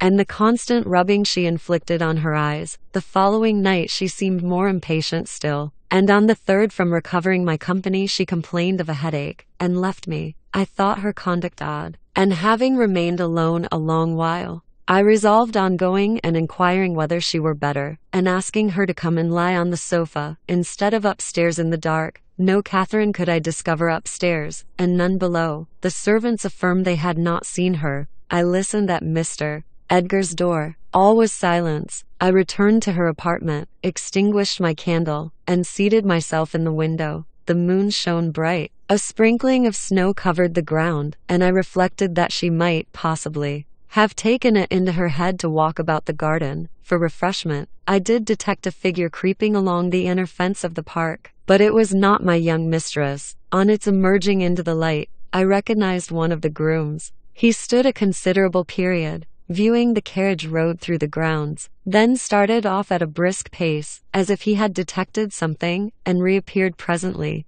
leading Mrs. Pony. And there she was, just dismounted, and walking by its side. The man took his charge stealthily across the grass towards the stable. Kathy entered by the casement window of the drawing room, and glided noiselessly up to where I awaited her. She put the door gently to, slipped off her snowy shoes, untied her hat, and was proceeding, unconscious of my espionage, to lay aside her mantle, when I suddenly rose and revealed myself. The surprise petrified her an instant. She uttered an inarticulate exclamation, and stood fixed. "My dear Miss Catherine," I began, too vividly impressed by her recent kindness to break into a scold, "where have you been riding out at this hour? And why should you try to deceive me by telling a tale? Where have you been? Speak." "To the bottom of the park," she stammered. "I didn't tell a tale." "And nowhere else?" I demanded. "No," was the muttered reply. "Oh, Catherine," I cried, sorrowfully, "you know you have been doing wrong, or you wouldn't be driven to uttering an untruth to me.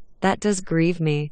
I'd rather be 3 months ill than hear you frame a deliberate lie." She sprang forward, and bursting into tears, threw her arms round my neck. "Well, Ellen, I'm so afraid of you being angry," she said. "Promise not to be angry, and you shall know the very truth. I hate to hide it." We sat down in the window seat. I assured her I would not scold, whatever her secret might be, and I guessed it, of course. So she commenced. "I've been to Wuthering Heights, Ellen, and I've never missed going a day since you fell ill, except thrice before, and twice after you left your room. I gave Michael books and pictures to prepare Minnie every evening, and to put her back in the stable. You mustn't scold him either, mind. I was at the Heights by 6:30, and generally stayed till 8:30, and then galloped home. It was not to amuse myself that I went. I was often wretched all the time. Now and then I was happy, once in a week perhaps. At first, I expected there would be sad work persuading you to let me keep my word to Linton, for I had engaged to call again next day, when we quitted him. But as you stayed upstairs on the morrow, I escaped that trouble.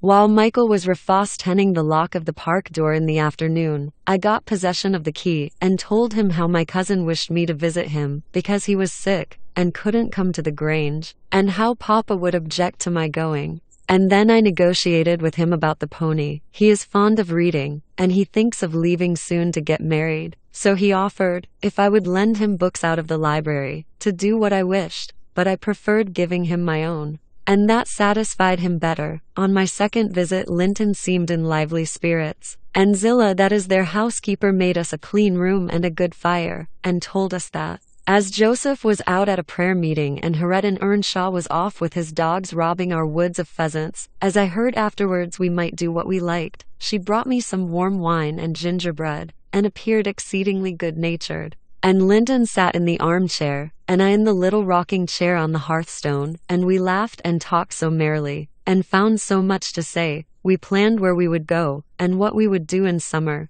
I needn't repeat that, because you would call it silly. One time, however, we were near quarreling. He said the pleasantest manner of spending a hot July day was lying from morning till evening on a bank of heath in the middle of the moors, with the bees humming dreamily about among the bloom, and the lark singing high up overhead, and the blue sky and bright sun shining steadily and cloudlessly. That was his most perfect idea of heaven's happiness. Mine was rocking in a rustling green tree, with a west wind blowing and bright white clouds flitting rapidly above, and not only larks, but throstles and blackbirds and linnets, and cuckoos pouring out music on every side, and the moors seen at a distance, broken into cool dusky dells. Yes, but close by great swells of long grass undulating in waves to the breeze, and woods and sounding water, and the whole world awake and wild with joy. He wanted all to lie in an ecstasy of peace. I wanted all to sparkle and dance in a glorious jubilee. I said his heaven would be only half alive, and he said mine would be drunk. I said I should fall asleep in his, and he said he could not breathe in mine, and began to grow very snappish. At last, we agreed to try both, as soon as the right weather came.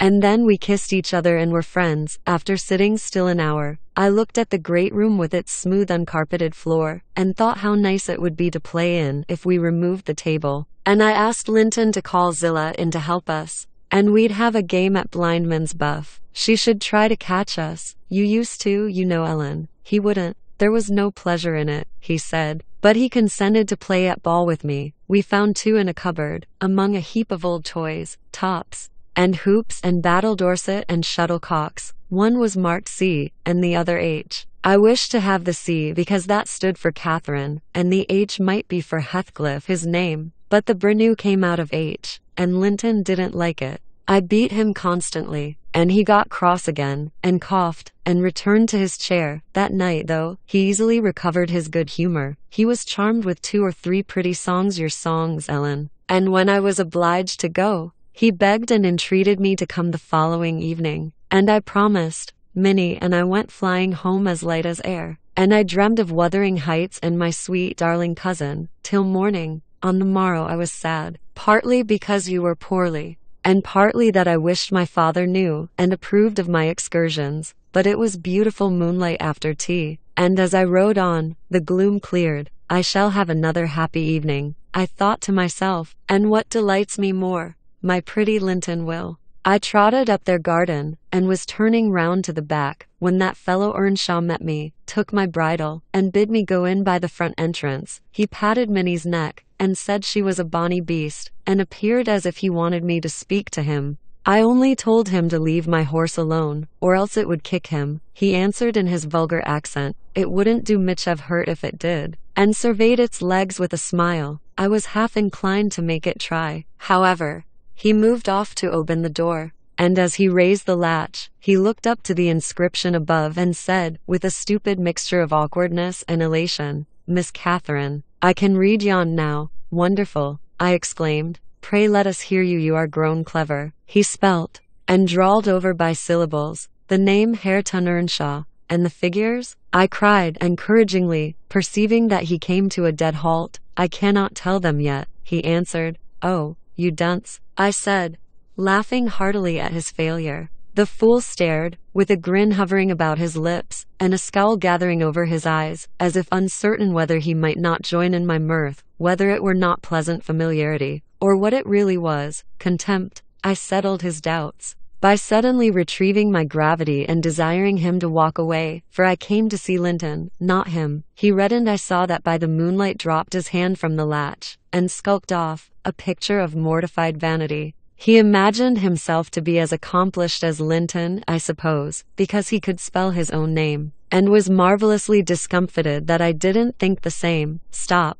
Miss Catherine, dear, I interrupted. I shall not scold, but I don't like your conduct there. If you had remembered that Hareton was your cousin as much as Master Heathcliff, you would have felt how improper it was to behave in that way. At least, it was praiseworthy ambition for him to desire to be as accomplished as Linton, and probably he did not learn merely to show off. You had made him ashamed of his ignorance before, I have no doubt, and he wished to remedy it and please you. To sneer at his imperfect attempt was very bad breeding. Had you been brought up in his circumstances, would you be less rude? He was as quick and as intelligent a child as ever you were, and I'm hurt that he should be despised now, because that base Heathcliff has treated him so unjustly. Well, Ellen, you won't cry about it, will you? She exclaimed, surprised at my earnestness. But wait, and you shall hear if he conned his beast so to please me, and if it were worthwhile being civil to the brute. I entered. Linton was lying on the settle, and half got up to welcome me. I'm ill tonight, Catherine, love, he said, and you must have all the talk, and let me listen. Come and sit by me. I was sure you wouldn't break your word, and I'll make you promise again, before you go. I knew now that I mustn't tease him, as he was ill, and I spoke softly and put no questions, and avoided irritating him in any way. I had brought some of my nicest books for him. He asked me to read a little of one, and I was about to comply, when Earnshaw burst the door open. Having gathered venom with reflection, he advanced direct to us, seized Linton by the arm, and swung him off the seat. Get to thy own room, he said, in a voice almost inarticulate with passion, and his face looked swelled and furious. Take her there if she comes to see thee. Thou shalt keep me out of this. begone we ye both. He swore at us, and left Linton no time to answer, nearly throwing him into the kitchen, and he clenched his fist as I followed, seemingly longing to knock me down. I was afraid for a moment, and I let one volume fall. He kicked it after me, and shut us out. I heard a malignant, crackly laugh by the fire, and turning, beheld that odious Joseph standing rubbing his bony hands, and quivering. I double you're sure he'd sarve ye out. He's a grand lad. He's gettin' rate spirit in him. He gnaws he gnaws. As weel as I do, who sud be measter yonder He made ye skifty properly.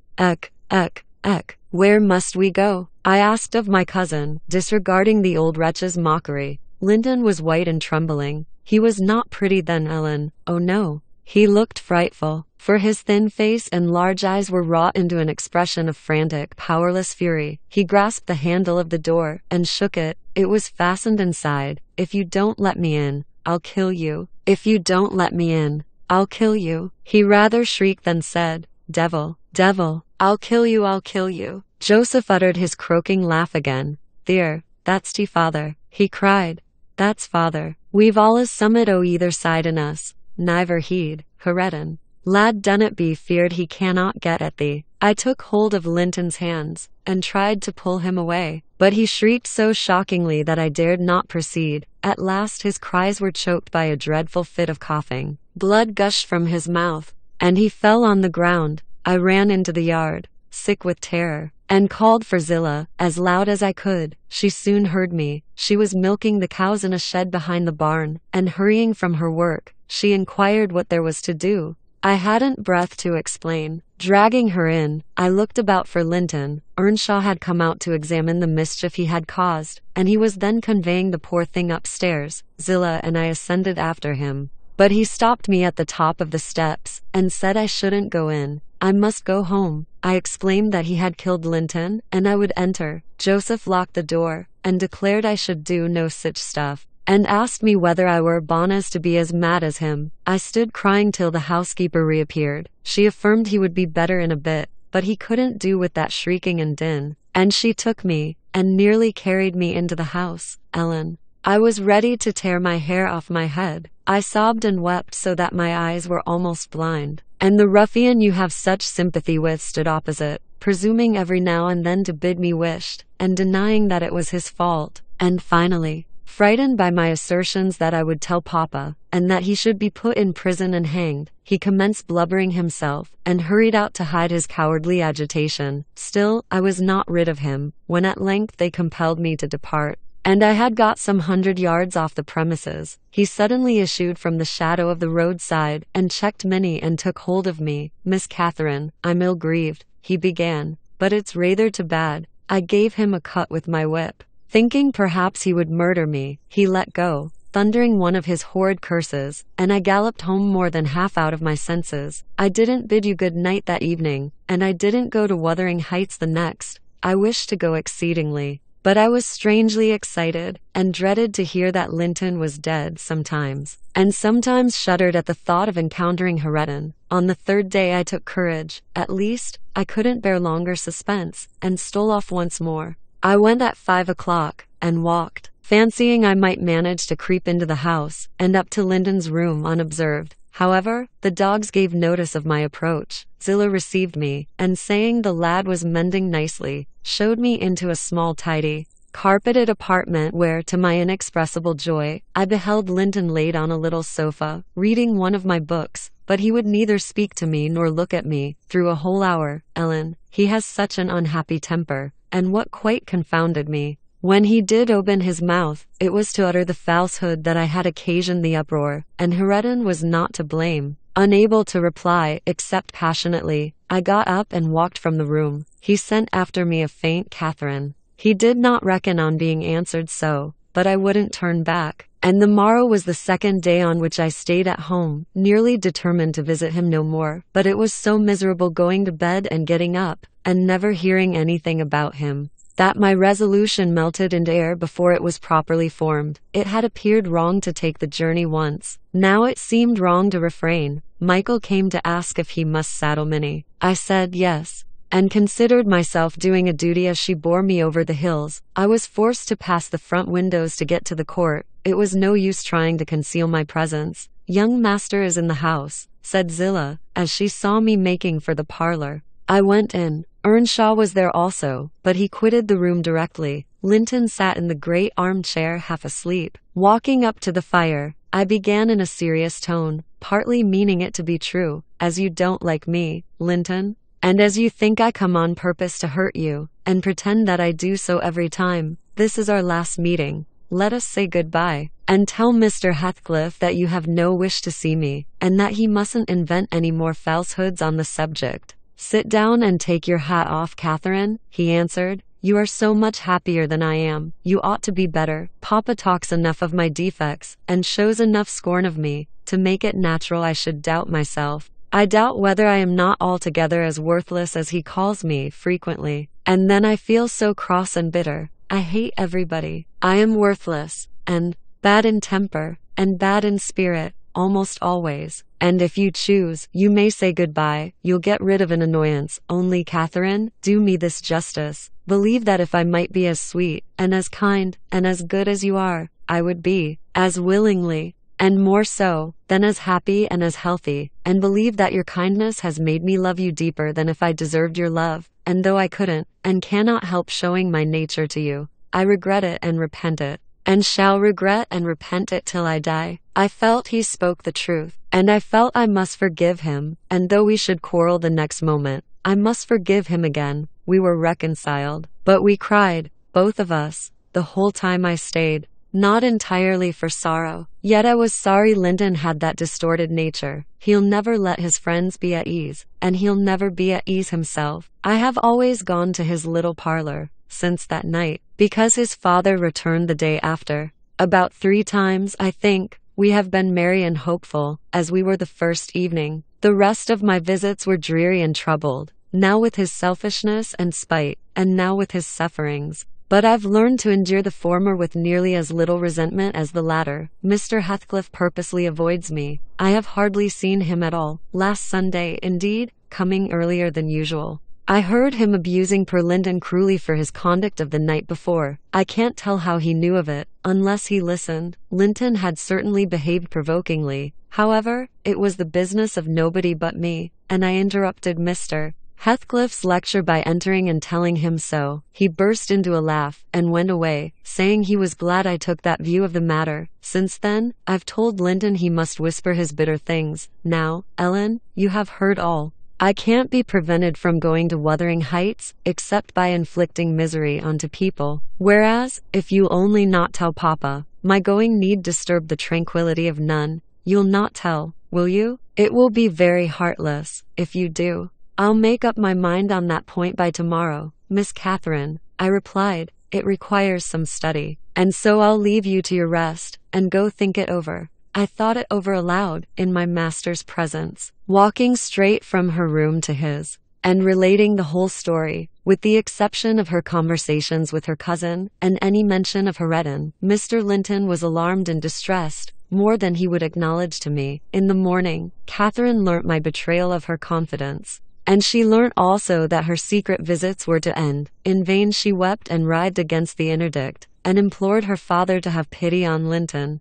All she got to comfort her was a promise that he would write and give him leave to come to the Grange when he pleased, but explaining that he must no longer expect to see Catherine at Wuthering Heights. Perhaps, had he been aware of his nephew's disposition and state of health, he would have seen fit to withhold even that slight consolation. Chapter XVS. "These things happened last winter, sir," said Mrs. Dean. "Hardly more than a year ago. Last winter. I did not think, at another 12 months' end, I should be amusing a stranger to the family with relating them. Yet, who knows how long you'll be a stranger? You're too young to rest always contented, living by yourself. And I some way fancy no one could see Catherine Linton and not love her. You smile. But why do you look so lively and interested when I talk about her? And why have you asked me to hang her picture over your fireplace? And why—" "Stop, my good friend," I cried. "It may be very possible that I should love her, but would she love me? I doubt it too much to venture my tranquility by running into temptation. And then my home is not here. I'm of the busy world, and to its arms I must return. Go on."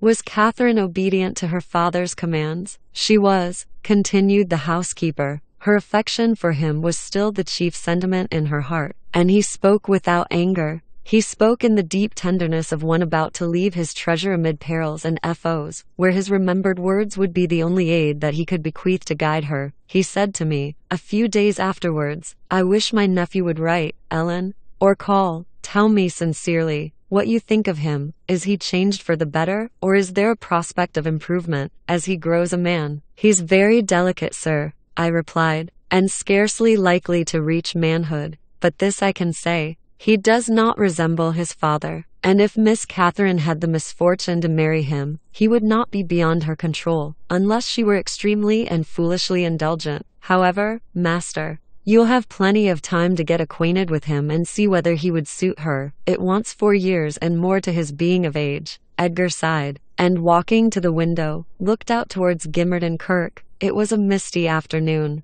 but the February sun shone dimly, and we could just distinguish the 2 fir trees in the yard, and the sparely scattered gravestones. "I've prayed often," he half soliloquized, "for the approach of what is coming, and now I begin to shrink, and fear it. I thought the memory of the hour I came down that glen a bridegroom would be less sweet than the anticipation that I was soon, in a few months, or possibly weeks, to be carried up, and laid in its lonely hollow. Ellen, I've been very happy with my little Kathy. Through winter nights and summer days she was a living hope at my side, but I've been as happy musing by myself among those stones, under that old church, lying, through the long June evenings, on the green mound of her mother's grave, and wishing yearning for the time when I might lie beneath it. What can I do for Kathy? How must I quit her? I'd not care one moment for Linton being Heathcliff's son, nor for his taking her from me. If he could console her for my loss, I'd not care that Heathcliff gained his ends, and triumphed in robbing me of my last blessing. But should Linton be unworthy, only a feeble tool to his father, I cannot abandon her to him, and,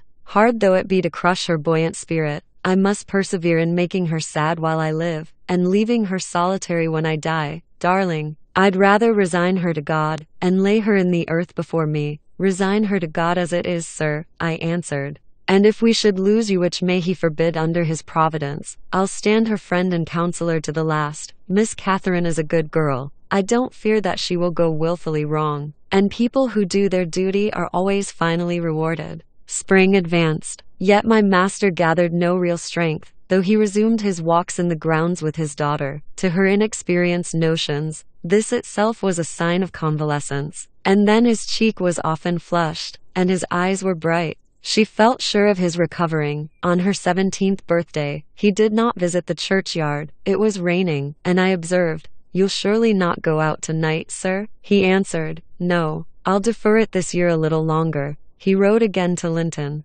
expressing his great desire to see him, and had the invalid been presentable, I've no doubt his father would have permitted him to come. As it was, being instructed, he returned an answer, intimating that Mr. Heathcliff objected to his calling at the Grange, but his uncle's kind remembrance delighted him, and he hoped to meet him sometimes in his rambles, and personally to petition that his cousin and he might not remain long so utterly divided. That part of his letter was simple, and probably his own. Heathcliff knew he could plead eloquently for Catherine's company then. "I do not ask," he said, "that she may visit here, but am I never to see her, because my father forbids me to go to her home? And you forbid her to come to mine? Do now and then ride with her towards the heights, and let us exchange a few words in your presence. We have done nothing to deserve this separation, and you are not angry with me. You have no reason to dislike me. You allow yourself, dear uncle, send me a kind note tomorrow, and leave to join you anywhere you please, except at Thrushcross Grange. I believe an interview would convince you that my father's character is not mine.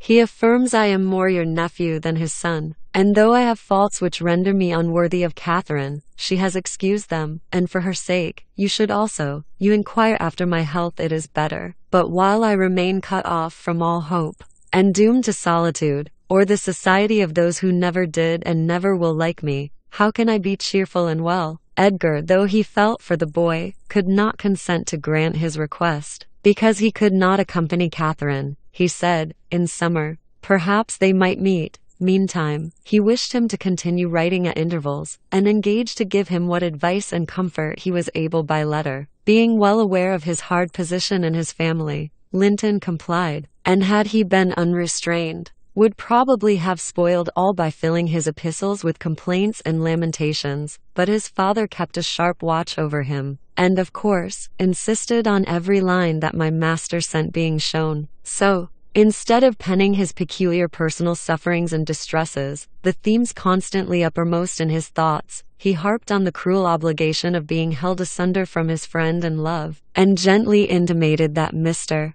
Linton must allow an interview soon, or he should fear he was purposely deceiving him with empty promises. Kathy was a powerful ally at home, and between them they at length persuaded my master to acquiesce in their having a ride or a walk together about once a week, under my guardianship, and on the moors nearest the Grange, for June found him still declining. Though he had set aside yearly a portion of his income for my young lady's fortune, he had a natural desire that she might retain or at least return in a short time to the house of her ancestors, and he considered her only prospect of doing that was by a union with his heir. He had no idea that the latter was failing almost as fast as himself, nor had anyone, I believe. No doctor visited the Heights, and no one saw Master Heathcliff to make report of his condition among us. I, for my part, began to fancy my forebodings were false, and that he must be actually rallying, when he mentioned riding and walking on the moors, and seemed so earnest in pursuing his object. I could not picture a father treating a dying child as tyrannically and wickedly as I afterwards learned Heathcliff had treated him, to compel this apparent eagerness.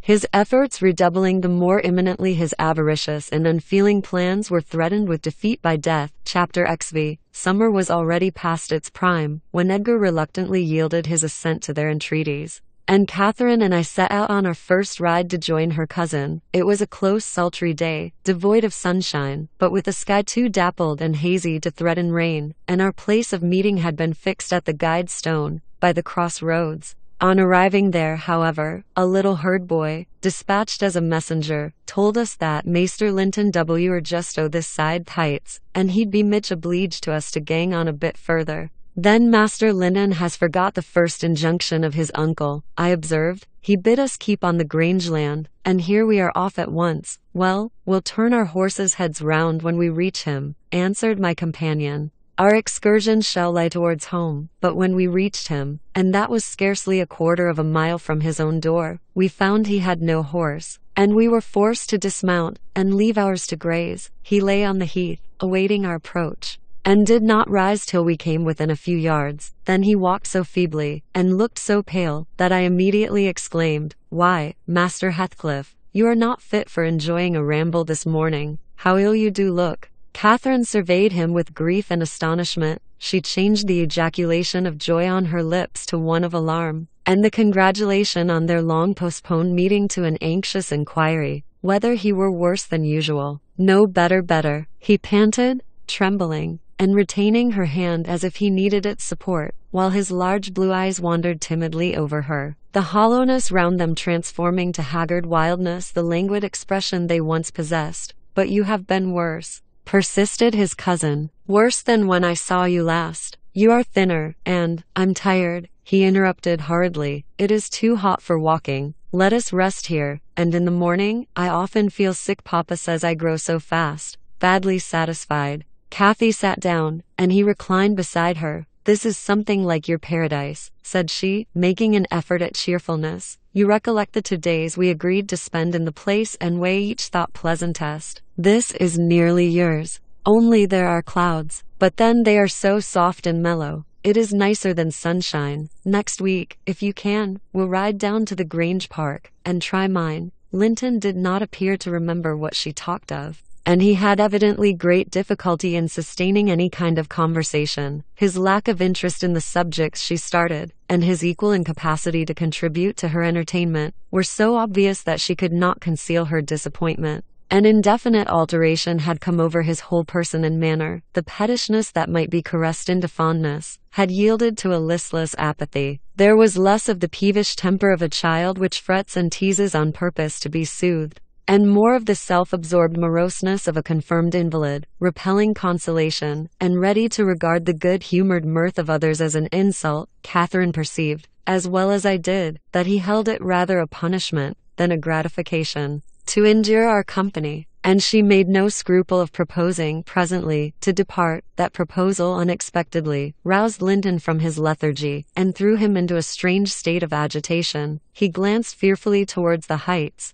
begging she would remain another half-hour at least. But I think, said Kathy, you'd be more comfortable at home than sitting here, and I cannot amuse you today, I see, by my tales, and songs, and chatter. You have grown wiser than I, in these 6 months. You have little taste for my diversions now, or else, if I could amuse you, I'd willingly stay to rest yourself, he replied. And Catherine, don't think or say that I'm very unwell. It is the heavy weather and heat that make me dull. And I walked about, before you came, a great deal for me. Tell uncle I'm in tolerable health, will you? I'll tell him that you say so, Linton. I couldn't affirm that you are, observed my young lady, wondering at his pertinacious assertion of what was evidently an untruth. And be here again next Thursday, continued he, shunning her puzzled gaze, and give him my thanks for permitting you to come. My best thanks, Catherine, and if you did meet my father, and he asked you about me, don't lead him to suppose that I've been extremely silent and stupid.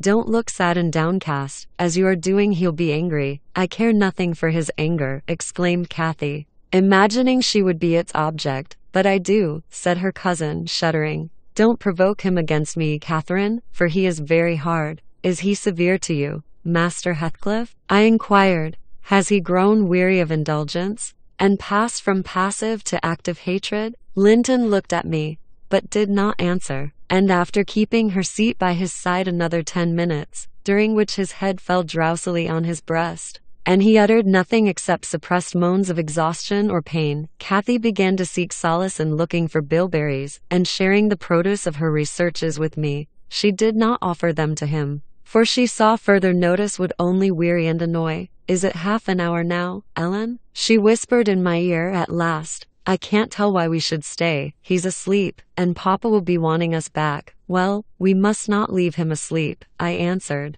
Wait till he wakes, and be patient. You were mighty eager to set off, but your longing to see poor Linton has soon evaporated. Why did he wish to see me? Returned Catherine, in his crossest humors. Formerly, I liked him better than I do in his present curious mood. It's just as if it were a task he was compelled to perform this interview for fear his father should scold him. But I'm hardly going to come to give Mr. Heathcliff pleasure, whatever reason he may have for ordering Linton to undergo this penance, and though I'm glad he's better in health, I'm sorry he's so much less pleasant, and so much less affectionate to me. You think he is better in health then? I said. Yes, she answered, because he always made such a great deal of his sufferings, you know. He is not tolerably well, as he told me to tell Papa, but he's better, very likely. There you differ with me, Miss Cathy, I remarked. I should conjecture him to be far worse. Linton here started from his slumber in bewildered terror, and asked if anyone had called his name. No, said Catherine, unless in dreams. I cannot conceive how you manage to doze out of doors, in the morning. I thought I heard my father, he gasped, glancing up to the frowning nab above us. You are sure nobody spoke? Quite sure, replied his cousin. Only Ellen and I were disputing concerning your health. Are you truly stronger, Linton, than when we separated in winter? If you be, I'm certain one thing is not stronger, your regard for me. Speak, are you? The tears gushed from Linton's eyes as he answered, Yes, I am. And still under the spell of the imaginary voice, his gaze wandered up and down to detect its owner. Kathy rose. For today we must part, she said, and I won't conceal that I have been sadly disappointed with our meeting, though I'll mention it to nobody but you. Not that I stand in awe of Mr. Heathcliff. Hush, murmured Linton. For God's sake, hush, he's coming. And he clung to Catherine's arm, striving to detain her. But at that announcement she hastily disengaged herself, and whistled to Minnie, who obeyed her like a dog. I'll be here next Thursday, she cried, springing to the saddle. Goodbye, quick, Ellen. And so we left him, scarcely conscious of our departure, so absorbed was he in anticipating his father's approach. Before we reached home, Catherine's displeasure softened into a perplexed sensation of pity and regret. largely blended with vague, uneasy doubts about Linton's actual circumstances, physical and social, in which I partook, though I counseled her not to say much. For a second journey would make us better judges. My master requested an account of our ongoings. His nephew's offering of thanks was duly delivered, Miss Cathy gently touching on the rest. I also threw little light on his inquiries, for I hardly knew what to hide and what to reveal. Chapter XV. 7 days glided away, everyone marking its course by the henceforth rapid alteration of Edgar Linton's state. The havoc that months had previously wrought was now emulated by the inroads of hours. Catherine we would fain have deluded yet, but her own quick spirit refused to delude her. It divined in secret, and brooded on the dreadful probability. Gradually ripening into certainty, she had not the heart to mention her ride. When Thursday came round, I mentioned it for her, and obtained permission to order her out of doors, for the library, where her father stopped a short time daily. The brief period he could bear to sit up in his chamber had become her whole world. She grudged each moment that did not find her bending over his pillow, or seated by his side. Her countenance grew wan with watching and sorrow, and my master gladly dismissed her to what he flattered himself would be a happy change of scene and society, drawing comfort from the hope that she would not now be left entirely alone after his death. He had a fixed idea, I guess by several observations he let fall, that as his nephew resembled him in person, he would resemble him in mind, for Linton's letters bore few or no indications of his defective character, and I, through pardonable weakness,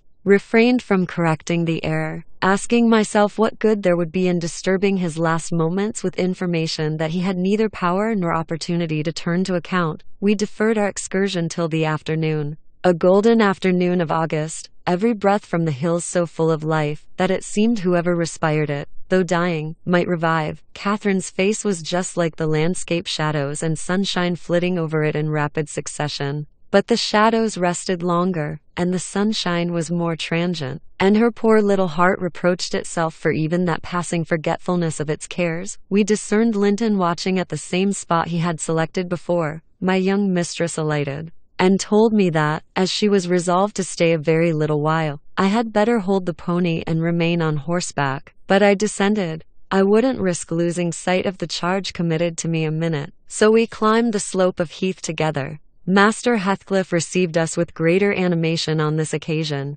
not the animation of high spirits though, nor yet of joy. It looked more like fear. "It is late," he said, speaking short and with difficulty. "Is not your father very ill? I thought you wouldn't come. Why won't you be candid?" cried Catherine, swallowing her greeting. "Why cannot you say at once you don't want me? It is strange, Linton, that for the second time you have brought me here on purpose, apparently to distress us both, and for no reason besides." Linton shivered, and glanced at her, half supplicating, half ashamed. But his cousin's patience was not sufficient to endure this enigmatical behavior. "My father is very ill," she said. "And why am I called from his bedside? Why didn't you send to absolve me from my promise, when you wished I wouldn't keep it? Come, I desire an explanation. Playing and trifling are completely banished out of my mind, and I can't dance attendance on your affectations now." "My affectations," he murmured. "What are they? For heaven's sake, Catherine,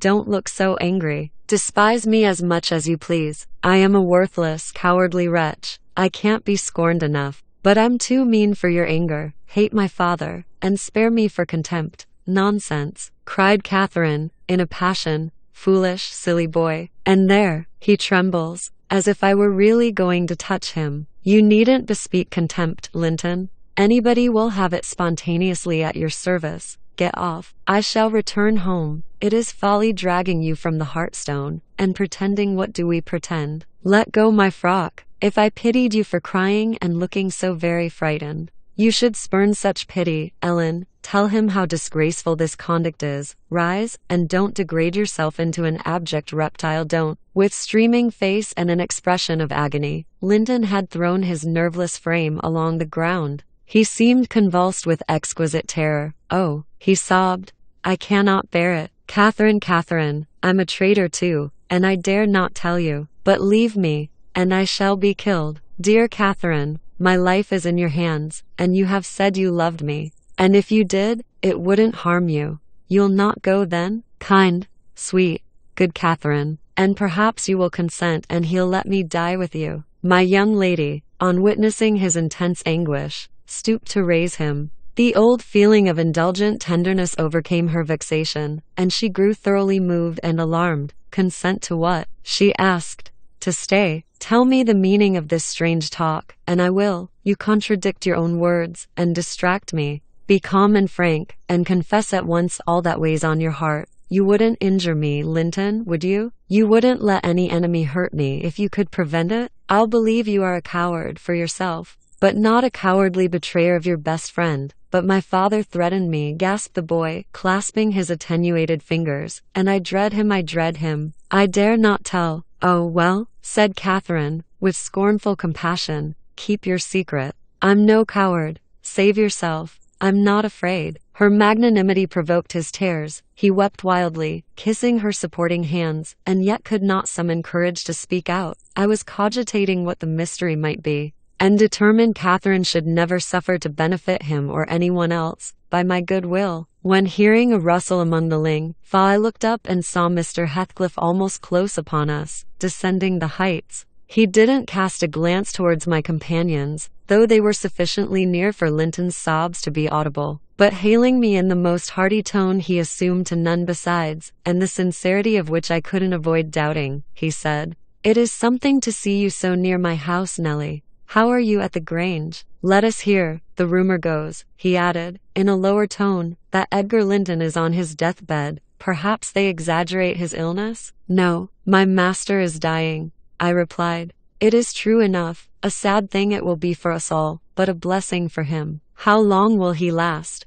do you think?" he asked. "I don't know," I said, "because," he continued, looking at the two young people, who were fixed under his eye. Linton appeared as if he could not venture to stir or raise his head, and Catherine could not move, on his account, because that lad yonder seems determined to beat me, and I'd thank his uncle to be quick, and go before him. Hullo, has the whelp been playing that game long? I did give him some lessons about snivelling. Is he pretty lively with Miss Linton generally?" "Lively? No, he has shown the greatest distress," I answered. "To see him, I should say, that instead of rambling with his sweetheart on the hills, he ought to be in bed, under the hands of a doctor." "He shall be, in a day or two," muttered Heathcliff. "But first get up, Linton. Get up," he shouted. "Don't grovel on the ground there. Up." This moment, Linton had sunk prostrate again in another paroxysm of helpless fear, caused by his father's glance towards him, I suppose. There was nothing else to produce such humiliation. He made several efforts to obey, but his little strength was annihilated for the time, and he fell back again with a moan. Mr. Heathcliff advanced, and lifted him to lean against a ridge of turf. "Now," said he, with curbed ferocity, "I'm getting angry, and if you don't command that paltry spirit of yours, damn you, get up directly." "I will, father," he panted, "only, let me alone, or I shall faint. I've done as you wished. I'm sure, Catherine will tell you that I have been cheerful. Ah, keep by me, Catherine. Give me your hand." "Take mine," said his father. "Stand on your feet. There, now she'll lend you her arm. That's right. Look at her. You would imagine I was the devil himself, Miss Linton, to excite such horror. Be so kind as to walk home with him, will you? He shudders if I touch him." "Linton dear," whispered Catherine, "I can't go to Wuthering Heights. Papa has forbidden me. He'll not harm you." "Why are you so afraid?" "I can never re-enter that house," he answered. "I'm not to re-enter it without you." "Stop," cried his father. "We'll respect Catherine's filial scruples. Nelly, take him in, and I'll follow your advice concerning the doctor, without delay." "You'll do well," replied I. "But I must remain with my mistress. To mind your son is not my business." "You are very stiff," said Heathcliff. "I know that, but you'll force me to pinch the baby and make it scream before it moves your charity. Come then, my hero. Are you willing to return, escorted by me?" He approached once more, and made as if he would seize the fragile being, but shrinking back, Linton clung to his cousin, and implored her to accompany him, with a frantic importunity that admitted no denial. However, I disapproved. I couldn't hinder her. Indeed, how could she have refused him herself? What was filling him with dread we had no means of discerning, but there he was, powerless under its gripe, and any addition seemed capable of shocking him into idiocy. We reached the threshold. Catherine walked in, and I stood waiting till she had conducted the invalid to a chair, expecting her out immediately, when Mr. Heathcliff, pushing me forward, exclaimed, "My house is not stricken with the plague, Nellie, and I have a mind to be hospitable today. Sit down, and allow me to shut the door." He shut and locked it also. I started. "You shall have tea before you go home," he added. "I am by myself. Hareton is gone with some cattle to the Leas. One and Zillah and Joseph are off on a journey of pleasure, and though I'm used to being alone, I'd rather have some interesting company, if I can get it. Miss Linton, take your seat by him. I give you what I have. The present is hardly worth accepting, but I have nothing else to offer. It is Linton, I mean." How she does stare. It's odd what a savage feeling I have to anything that seems afraid of me. Had I been born where laws are less strict and tastes less dainty, I should treat myself to a slow vivisection of those two, as an evening's amusement. He drew in his breath, struck the table, and swore to himself, "By hell, I hate them." "I am not afraid of you," exclaimed Catherine, who could not hear the latter part of his speech. She stepped close up, her black eyes flashing with passion and resolution. "Give me that key. I will have it," she said. "I wouldn't eat or drink here, if I were starving." Heathcliff had the key in his hand that remained on the table. He looked up, seized with a sort of surprise at her boldness, or possibly reminded, by her voice and glance, of the person from whom she inherited it. She snatched at the instrument, and half succeeded in getting it out of his loosened fingers, but her action recalled him to the present. He recovered it speedily. "Now, Catherine Linton," he said, "stand off, or I shall knock you down, and that will make Mrs. Dean mad." Regardless of this warning, she captured his closed hand and its contents again. "We will go," she repeated, exerting her utmost efforts to cause the iron muscles to relax, and finding that her nails made no impression, she applied her teeth pretty sharply. Heathcliff glanced at me, a glance that kept me from interfering a moment. Catherine was too intent on his fingers to notice his face. He opened them suddenly, and resigned the object of dispute, but ere she had well secured it, he seized her with the liberated hand, and pulling her on his knee, administered with the other a shower of terrific slaps on both sides of the head, each sufficient to have fulfilled his threat, had she been able to fall. At this diabolical violence I rushed on him furiously. "You villain!" I began to cry. "You villain!" A touch on the chest silenced me. I am stout, and soon put out of breath, and what with that and the rage, I staggered dizzily back, and felt ready to suffocate, or to burst a blood vessel. The scene was over in 2 minutes. Catherine released, put her 2 hands to her temples, and looked just as if she were not sure whether her ears were off or on. She trembled like a reed, poor thing, and leaned against the table perfectly bewildered. "I know how to chastise children, you see," said the scoundrel grimly, as he stooped to repossess himself of the key, which had dropped to the floor. "Go to Linton now, as I told you, and cry at your ease. I shall be your father. Tomorrow all the father you'll have in a few days, and you shall have plenty of that. You can bear plenty. You're no weakling. You shall have a daily taste, if I catch such a devil of a temper in your eyes again." Cathy ran to me instead of Linton, and knelt down and put her burning cheek on my lap, weeping aloud. Her cousin had shrunk into a corner of the settle, as quiet as a mouse, congratulating himself, I dare say, that the correction had alighted on another than him. Mr. Heathcliff, perceiving us all confounded, rose, and expeditiously made the tea himself. The cups and saucers were laid ready. He poured it out, and handed me a cup. "Wash away your spleen, he said, and help your own naughty pet and mine. It is not poisoned, though I prepared it. I'm going out to seek your horses." Our first thought, on his departure, was to force an exit somewhere. We tried the kitchen door, but that was fastened outside. We looked at the windows. They were too narrow for even Cathy's little figure. "Master Linton," I cried, seeing we were regularly imprisoned, "you know what your diabolical father is after, and you shall tell us, or I'll box your ears, as he has done your cousins." "Yes, Linton, you must tell," said Catherine. "It was for your sake I came, and it will be wickedly ungrateful if you refuse. Give me some tea, I'm thirsty, and then I'll tell you," he answered. "Mrs. Dean, go away. I don't like you standing over me. Now, Catherine, you are letting your tears fall into my cup. I won't drink that. Give me another." Catherine pushed another to him, and wiped her face. I felt disgusted at the little wretch's composure, since he was no longer in terror for himself, The anguish he had exhibited on the moor subsided as soon as ever he entered Wuthering Heights, so I guessed he had been menaced with an awful visitation of wrath if he failed in decoying us there. And that accomplished, he had no further immediate fears. Papa wants us to be married, he continued, after sipping some of the liquid, and he knows your papa wouldn't let us marry now. And he's afraid of my dying if we wait. So we are to be married in the morning, and you are to stay here all night. And if you do as he wishes, you shall return home next day, and take me with you. Take you with her. Pitiful changeling. Fec, I exclaimed. You marry? Why? The man is mad, or he thinks us fools every one. And do you imagine that beautiful young lady, that healthy, hearty girl, will tie herself to a little perishing monkey like you? Are you cherishing the notion that anybody, let alone Miss Catherine Linton, would have you for a husband? You want whipping for bringing us in here at all, with your dastardly puling tricks, and don't look so silly now. I've a very good mind to shake you severely, for your contemptible treachery, and your imbecile conceit. I did give him a slight shaking, but it brought on the cough, and he took to his ordinary resource of moaning and weeping, and Catherine rebuked me. Stay all night? No, she said, looking slowly round. Ellen, I'll burn that door down, but I'll get out. And she would have commenced the execution of her threat directly. But Linton was up in alarm for his dear self again. He clasped her in his two feeble arms, sobbing. Won't you have me, and save me? Not let me come to the Grange? Oh, darling Catherine, you mustn't go and leave after all. You must obey my father, you must.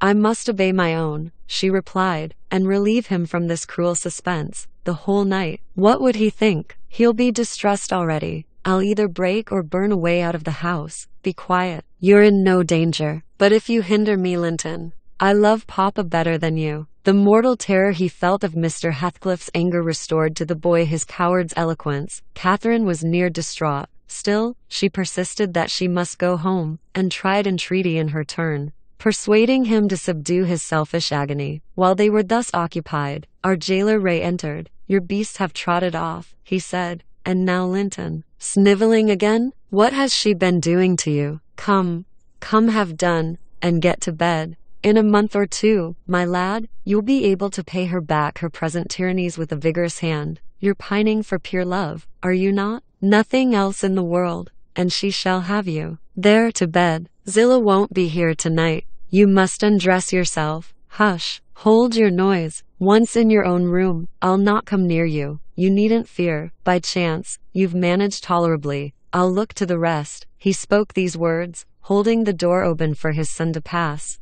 and the latter achieved his exit exactly as a spaniel might which suspected the person who attended on it of designing a spiteful squeeze. The lock was re-secured. Heathcliff approached the fire, where my mistress and I stood silent. Catherine looked up, and instinctively raised her hand to her cheek. His neighborhood revived a painful sensation. Anybody else would have been incapable of regarding the childish act with sternness, but he scowled on her and muttered, "Oh, you are not afraid of me? Your courage is well disguised. You seem damnably afraid." "I am afraid now," she replied, "because, if I stay, Papa will be miserable. And how can I endure making him miserable when he Mr. Heathcliff, let me go home. I promised to marry Linton. Papa would like me to, and I love him. Why should you wish to force me to do what I'll willingly do of myself?" "Let him dare to force you," I cried. "There's law in the land, thank God. There is, though we be in an out-of-the-way place. I'd inform if he were my own son, and it's felony without benefit of clergy." "Too." "Silence," said the ruffian. "To the devil with your clamor. I don't want you to speak, Miss Linton. I shall enjoy myself remarkably in thinking your father will be miserable. I shall not sleep for satisfaction. You could have hit on no surer way of fixing your residence under my roof for the next 24 hours than informing me that such an event would follow. As to your promise to marry Linton, I'll take care you shall keep it, for you shall not quit this place till it is fulfilled. Send Ellen, then, to let Papa know I'm safe," exclaimed Catherine, weeping bitterly. "Or marry me now. Poor Papa. Ellen, he'll think we're lost. What shall we do?" "Not he. He'll think you are tired of waiting on him, and run off for a little amusement," answered Heathcliff. "You cannot deny that you entered my house of your own accord, in contempt of his injunctions to the contrary." and it is quite natural that you should desire amusement at your age, and that you would weary of nursing a sick man, and that man only your father. Catherine, his happiest days were over when your days began. He cursed you, I dare say, for coming into the world. I did, at least, and it would just do if he cursed you as he went out of it. I'd join him. I don't love you. How should I? Weep away. As far as I can see, it will be your chief diversion hereafter. Unless Lyndon make amends for other losses, and your provident parent appears to fancy he may. His letters of advice and consolation entertained me vastly. In his last he recommended my Jewel to be careful of his, and kind to her when he got her. Careful and kind, that's paternal. But Lyndon requires his whole stock of care and kindness for himself. Lyndon can play the little tyrant well. He'll undertake to torture any number of cats, if their teeth be drawn and their claws pared. You'll be able to tell his uncle fine tales of his kindness when you get home again, I assure you. You're right there, I said. Explain your son's character. Show his resemblance to yourself, and then, I hope, Miss Cathy will think twice before she takes the cockatrice. I don't much mind speaking of his amiable qualities now, he answered, because she must either accept him or remain a prisoner, and you along with her, till your master dies. I can detain you both, quite concealed here. If you doubt, encourage her to retract her word, and you'll have an opportunity of judging. I'll not retract my word, said Catherine. I'll marry him within this hour. If I may go to Thrushcross Grange afterwards. Mr. Heathcliff, you're a cruel man, but you're not a fiend, and you won't, from mere malice, destroy irrevocably all my happiness. If Papa thought I had left him on purpose, and if he died before I returned, could I bear to live? I've given over crying, but I'm going to kneel here, at your knee, and I'll not get up, and I'll not take my eyes from your face till you look back at me. No, don't turn away. Do look. You'll see nothing to provoke you. I don't hate you. I'm not angry that you struck me. Have you never loved anybody in all your life, uncle? Never? You must look once. I'm so wretched. You can't help being sorry and pitying me. Keep your fingers off, and move, or I'll kick you, cried Heathcliff, brutally repulsing her. I'd rather be hugged by a snake. How the devil can you dream of fawning on me? I detest you. He shrugged his shoulders, shook himself indeed, as if his flesh crept with aversion, and thrust back his chair, while I got up, and opened my mouth, to commence a downright torrent of abuse. But I was rendered dumb in the middle of the first sentence, by a threat that I should be shown into a room by myself the very next syllable I uttered. It was growing dark. We heard a sound of voices at the garden gate. Our host hurried out instantly. He had his wits about him. We had not. There was a talk of 2 or 3 minutes, and he returned alone. I thought it had been your cousin Heredin.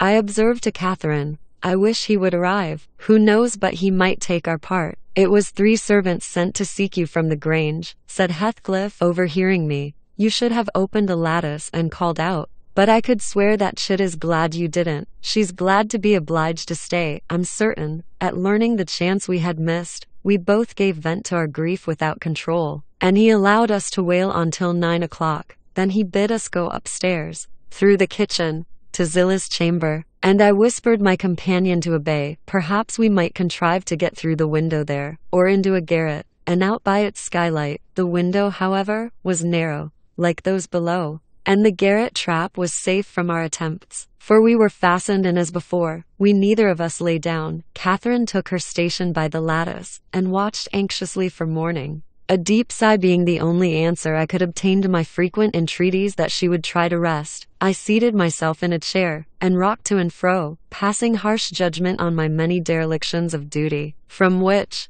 it struck me then, all the misfortunes of my employers sprang. It was not the case, in reality, I am aware, but it was, in my imagination, that dismal night, and I thought Heathcliff himself less guilty than I doubted. At 7 o'clock he came, and inquired if Miss Linton had risen. She ran to the door immediately, and answered, yes. Here then, he said, opening it, and pulling her out. I rose to follow, but he turned the lock again. I demanded my release. Be patient, he replied. I'll send up your breakfast in a while. I thumped on the panels and rattled the latch angrily, and Catherine asked why I was still shut up. He answered, I must try to endure it another hour, and they went away. I endured it 2 or 3 hours. At length, I heard a footstep, not Heathcliff's, I've brought you something to eat, said a voice. Open tea door. Complying eagerly, I beheld Hareton, laden with food enough to last me all day. Tack it, he added, thrusting the tray into my hand. Stay 1 minute, I began. Nay, cried he, and retired, regardless of any prayers I could pour forth to detain him, and there I remained enclosed the whole day, and the whole of the next night, and another, and another. 5 nights and 4 days I remained, altogether, seeing nobody but Hareton once every morning. And he was a model of a jailer, surly, and dumb, and deaf to every attempt at moving his sense of justice or compassion. Chapter XVI. On the 5th morning, or rather afternoon, a different step approached, lighter and shorter, and this time, the person entered the room. It was Zillah, donned in her scarlet shawl with a black silk bonnet on her head, and a willow basket swung to her arm. Dear Mrs. Dean, she exclaimed. Well, there is a talk about you at Gimmerton. I never thought but you were sunk in the Black Horse Marsh, and missy with you, till master told me you'd been found, and he'd lodged you here. What? And you must have got on Fen Island, sure? And how long were you in the hole? Did master save you, Mrs. Dean? But you're not so thin, you've not been so poorly, have you? Your master is a true scoundrel, I replied, but he shall answer for it. He needn't have raised that tale. It shall all be laid bare. What do you mean? Asked Zillah.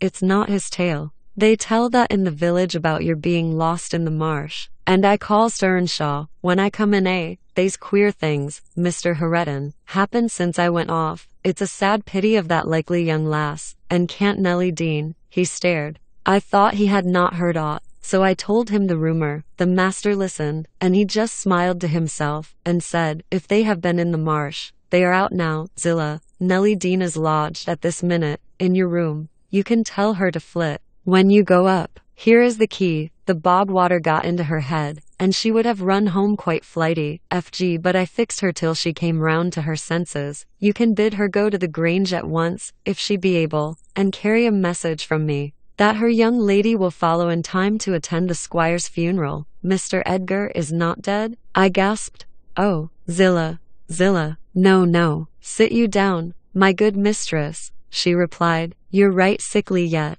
He's not dead. Dr. Kenneth thinks he may last another day. I met him on the road and asked. Instead of sitting down, I snatched my outdoor things and hastened below, for the way was free. On entering the house, I looked about for someone to give information of Catherine. The place was filled with sunshine, and the door stood wide open, but nobody seemed at hand, as I hesitated whether to go off at once, or return and seek my mistress. A slight cough drew my attention to the hearth. Linton lay on the settle, sole tenant, sucking a stick of sugar candy, and pursuing my movements with apathetic eyes. Where is Miss Catherine? I demanded sternly. Supposing I could frighten him into giving intelligence, by catching him thus, alone. He sucked on like an innocent. Is she gone? I asked. No, he replied. She's upstairs. She's not to go. We won't let her. You won't let her, little idiot, I exclaimed. Direct me to her room immediately, or I'll make you sing out sharply. Papa would make you sing out if you attempted to get there, he answered. He says I'm not to be soft with Catherine. She's my wife, and it's shameful that she should wish to leave me. He says she hates me and wants me to die, that she may have my money, but she shan't have it, and she shan't go home. She never shall. She may cry, and be sick as much as she pleases. He resumed his former occupation, closing his lids, as if he meant to drop asleep. Master Heathcliff, I resumed, have you forgotten all Catherine's kindness to you last winter, when you affirmed you loved her, and when she brought you books and sung you songs, and came many a time through wind and snow to see you? She wept to miss one evening, because you would be disappointed, and you felt then that she was 100 times too good to you, and now you believe the lies your father tells, though you know he detests you both, and you join him against her. That's fine gratitude, is it not? The corner of Linton's mouth fell, and he took the sugar candy from his lips. Did she come to Wuthering Heights because she hated you? I continued. Think for yourself. As to your money, she does not even know that you will have any, and you say she's sick. And yet you leave her alone, up there in a strange house. You who have felt what it is to be so neglected. You could pity your own sufferings. And she pitied them too. But but you won't pity hers. I shed tears. Master Heathcliff, you see an elderly woman, and a servant merely, and you, after pretending such affection, and having reason to worship her almost, store every tear you have for yourself, and lie there quite at ease. Ah, you're a heartless, selfish boy. I can't stay with her, he answered crossly. I'll not stay by myself. She cries so I can't bear it, and she won't give over, though I say I'll call my father. I did call him once, and he threatened to strangle her if she was not quiet. But she began again the instant he left the room, moaning and grieving all night long, though I screamed for vexation that I couldn't sleep. Is Mr. Heathcliff out? I inquired, perceiving that the wretched creature had no power to sympathize with his cousin's mental tortures. He's in the court, Fahey replied, talking to Dr. Kenneth, who says uncle is dying. Truly, at last, I'm glad, for I shall be master of the Grange after him. Catherine always spoke of it as her house. It isn't hers. It's mine. Papa says everything she has is mine. All her nice books are mine. She offered to give me them, and her pretty birds, and her pony Minnie, if I would get the key of our room, and let her out. But I told her she had nothing to give. They were all mine. And then she cried, and took a little picture from her neck, and said I should have that. 2 pictures in a gold case. On one side her mother, and on the other uncle, when they were young. That was yesterday. I said they were mine too, and tried to get them from her. The spiteful thing wouldn't let me. She pushed me off, and hurt me.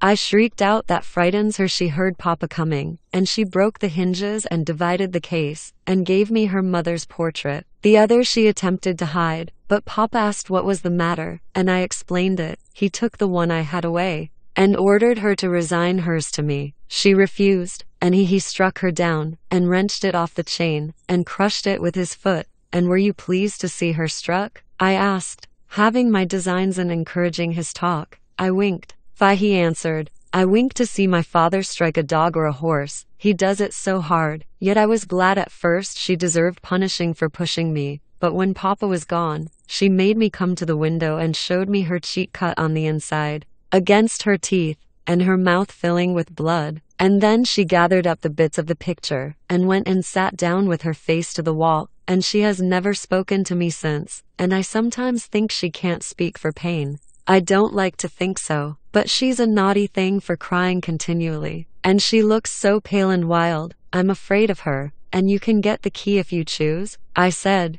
yes, when I am upstairs, he answered, but I can't walk upstairs now. In what apartment is it? I asked. Oh, he cried, I shan't tell you where it is. It is our secret. Nobody, neither Hareton nor Zillah, is to know. There, you've tired me. Go away. Go away. And he turned his face onto his arm, and shut his eyes again. I considered it best to depart without seeing Mr. Heathcliff, and bring a rescue for my young lady from the Grange. On reaching it, the astonishment of my fellow servants to see me, and their joy also, was intense. And when they heard that their little mistress was safe, 2 or 3 were about to hurry up and shout the news at Mr. Edgar's door. But I bespoke the announcement of it myself. How changed I found him, even in those few days. He lay an image of sadness and resignation awaiting his death. Very young he looked, though his actual age was 39. One would have called him 10 years younger at least. He thought of Catherine, for he murmured her name.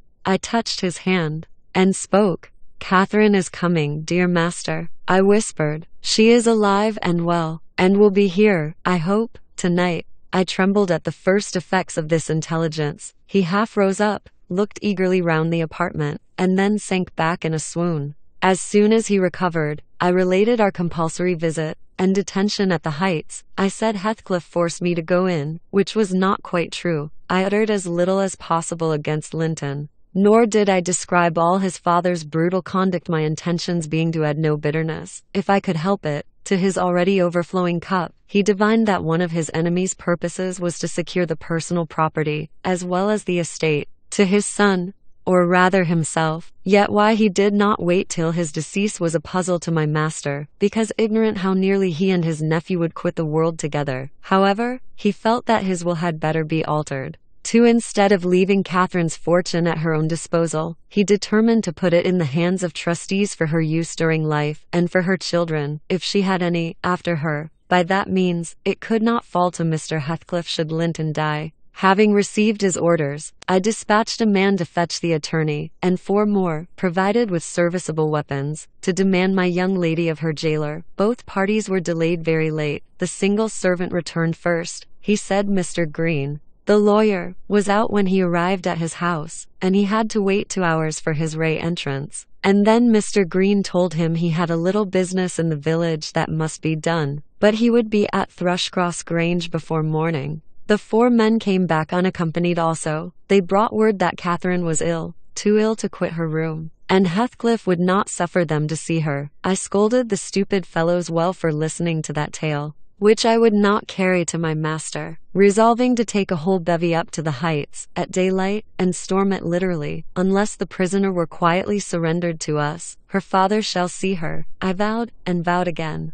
If that devil be killed on his own doorstones in trying to prevent it. Happily, I was spared the journey and the trouble. I had gone downstairs at 3 o'clock to fetch a jug of water, and was passing through the hall with it in my hand, when a sharp knock at the front door made me jump. "Oh, it is Green," I said, recollecting myself only Green, and I went on, intending to send somebody else to open it. But the knock was repeated, not loud, and still importunately. I put the jug on the banister and hastened to admit him myself. The harvest moon shone clear outside. It was not the attorney. My own sweet little mistress sprang on my neck sobbing, "Ellen, Ellen, is Papa alive?" "Yes," I cried. "Yes, my angel, he is. God be thanked. You are safe with us again." She wanted to run, breathless as she was, upstairs to Mr. Linton's room, but I compelled her to sit down on a chair, and made her drink, and washed her pale face, chafing it into a faint color with my apron. Then I said I must go first, and tell of her arrival, imploring her to say she should be happy with young Heathcliff. She stared, but soon comprehending why I counseled her daughter the falsehood, she assured me she would not complain. I couldn't abide to be present at their meeting. I stood outside the chamber door a quarter of an hour, and hardly ventured near the bed then. All was composed, however. Catherine's despair was as silent as her father's joy. She supported him calmly, in appearance, and he fixed on her features his raised eyes that seemed dilating with ecstasy. He died blissfully, Mr. Lockwood. He died so. Kissing her cheek, he murmured, "I am going to her, and you, darling child, shall come to us," and never stirred or spoke again, but continued that rapt, radiant gaze, till his pulse imperceptibly stopped and his soul departed. None could have noticed the exact minute of his death. It was so entirely without a struggle. Whether Catherine had spent her tears, or whether the grief were too weighty to let them flow, she sat there dry-eyed till the sun rose. She sat till noon, and would still have remained brooding over that deathbed. But I insisted on her coming away and taking some repose. It was well I succeeded in removing her, for at dinner time appeared the lawyer. Having called at Wuthering Heights to get his instructions how to behave, he had sold himself to Mr. Heathcliff. That was the cause of his delay in obeying my master's summons. Fortunately, no thought of worldly affairs crossed the latter's mind to disturb him. After his daughter's arrival, Mark Green took upon himself to order everything and everybody about the place. He gave all the servants but me notice to quit. He would have carried his delegated authority to the point of insisting that Edgar Linton should not be buried beside his wife, but in the chapel, with his family. There was the will, however, to hinder that, and my loud protestations against any infringement of its directions. The funeral was hurried over. Catherine, Mrs. Linton Heathcliff now, was suffered to stay at the Grange till her father's corpse had quitted it. She told me that her anguish had at last spurred Linton to incur the risk of liberating her. She heard the men I sent disputing at the door, and she gathered the sense of Heathcliff's answer. It drove her desperate. Linton, who had been conveyed up to the little parlor soon after I left, was terrified into fetching the key before his father reascended. He had the cunning to unlock and relock the door, without shutting it, and when he should have gone to bed, he begged to sleep with Hareton, and his petition was granted for once. Catherine stole out before break of day. She dared not try the doors lest the dogs should raise an alarm. She visited the empty chambers and examined their windows, and luckily, lighting on her mother's, she got easily out of its lattice, and onto the ground, by means of the fir tree close by. Her accomplice suffered for his share in the escape, notwithstanding his timid contrivances. Chapter 6. The evening after the funeral. My young lady and I were seated in the library, now musing mournfully, one of us despairingly on our loss, now venturing conjectures as to the gloomy future. We had just agreed the best destiny which could await Catherine would be a permission to continue resident at the Grange, at least during Linton's life, he being allowed to join her there, and I to remain as housekeeper.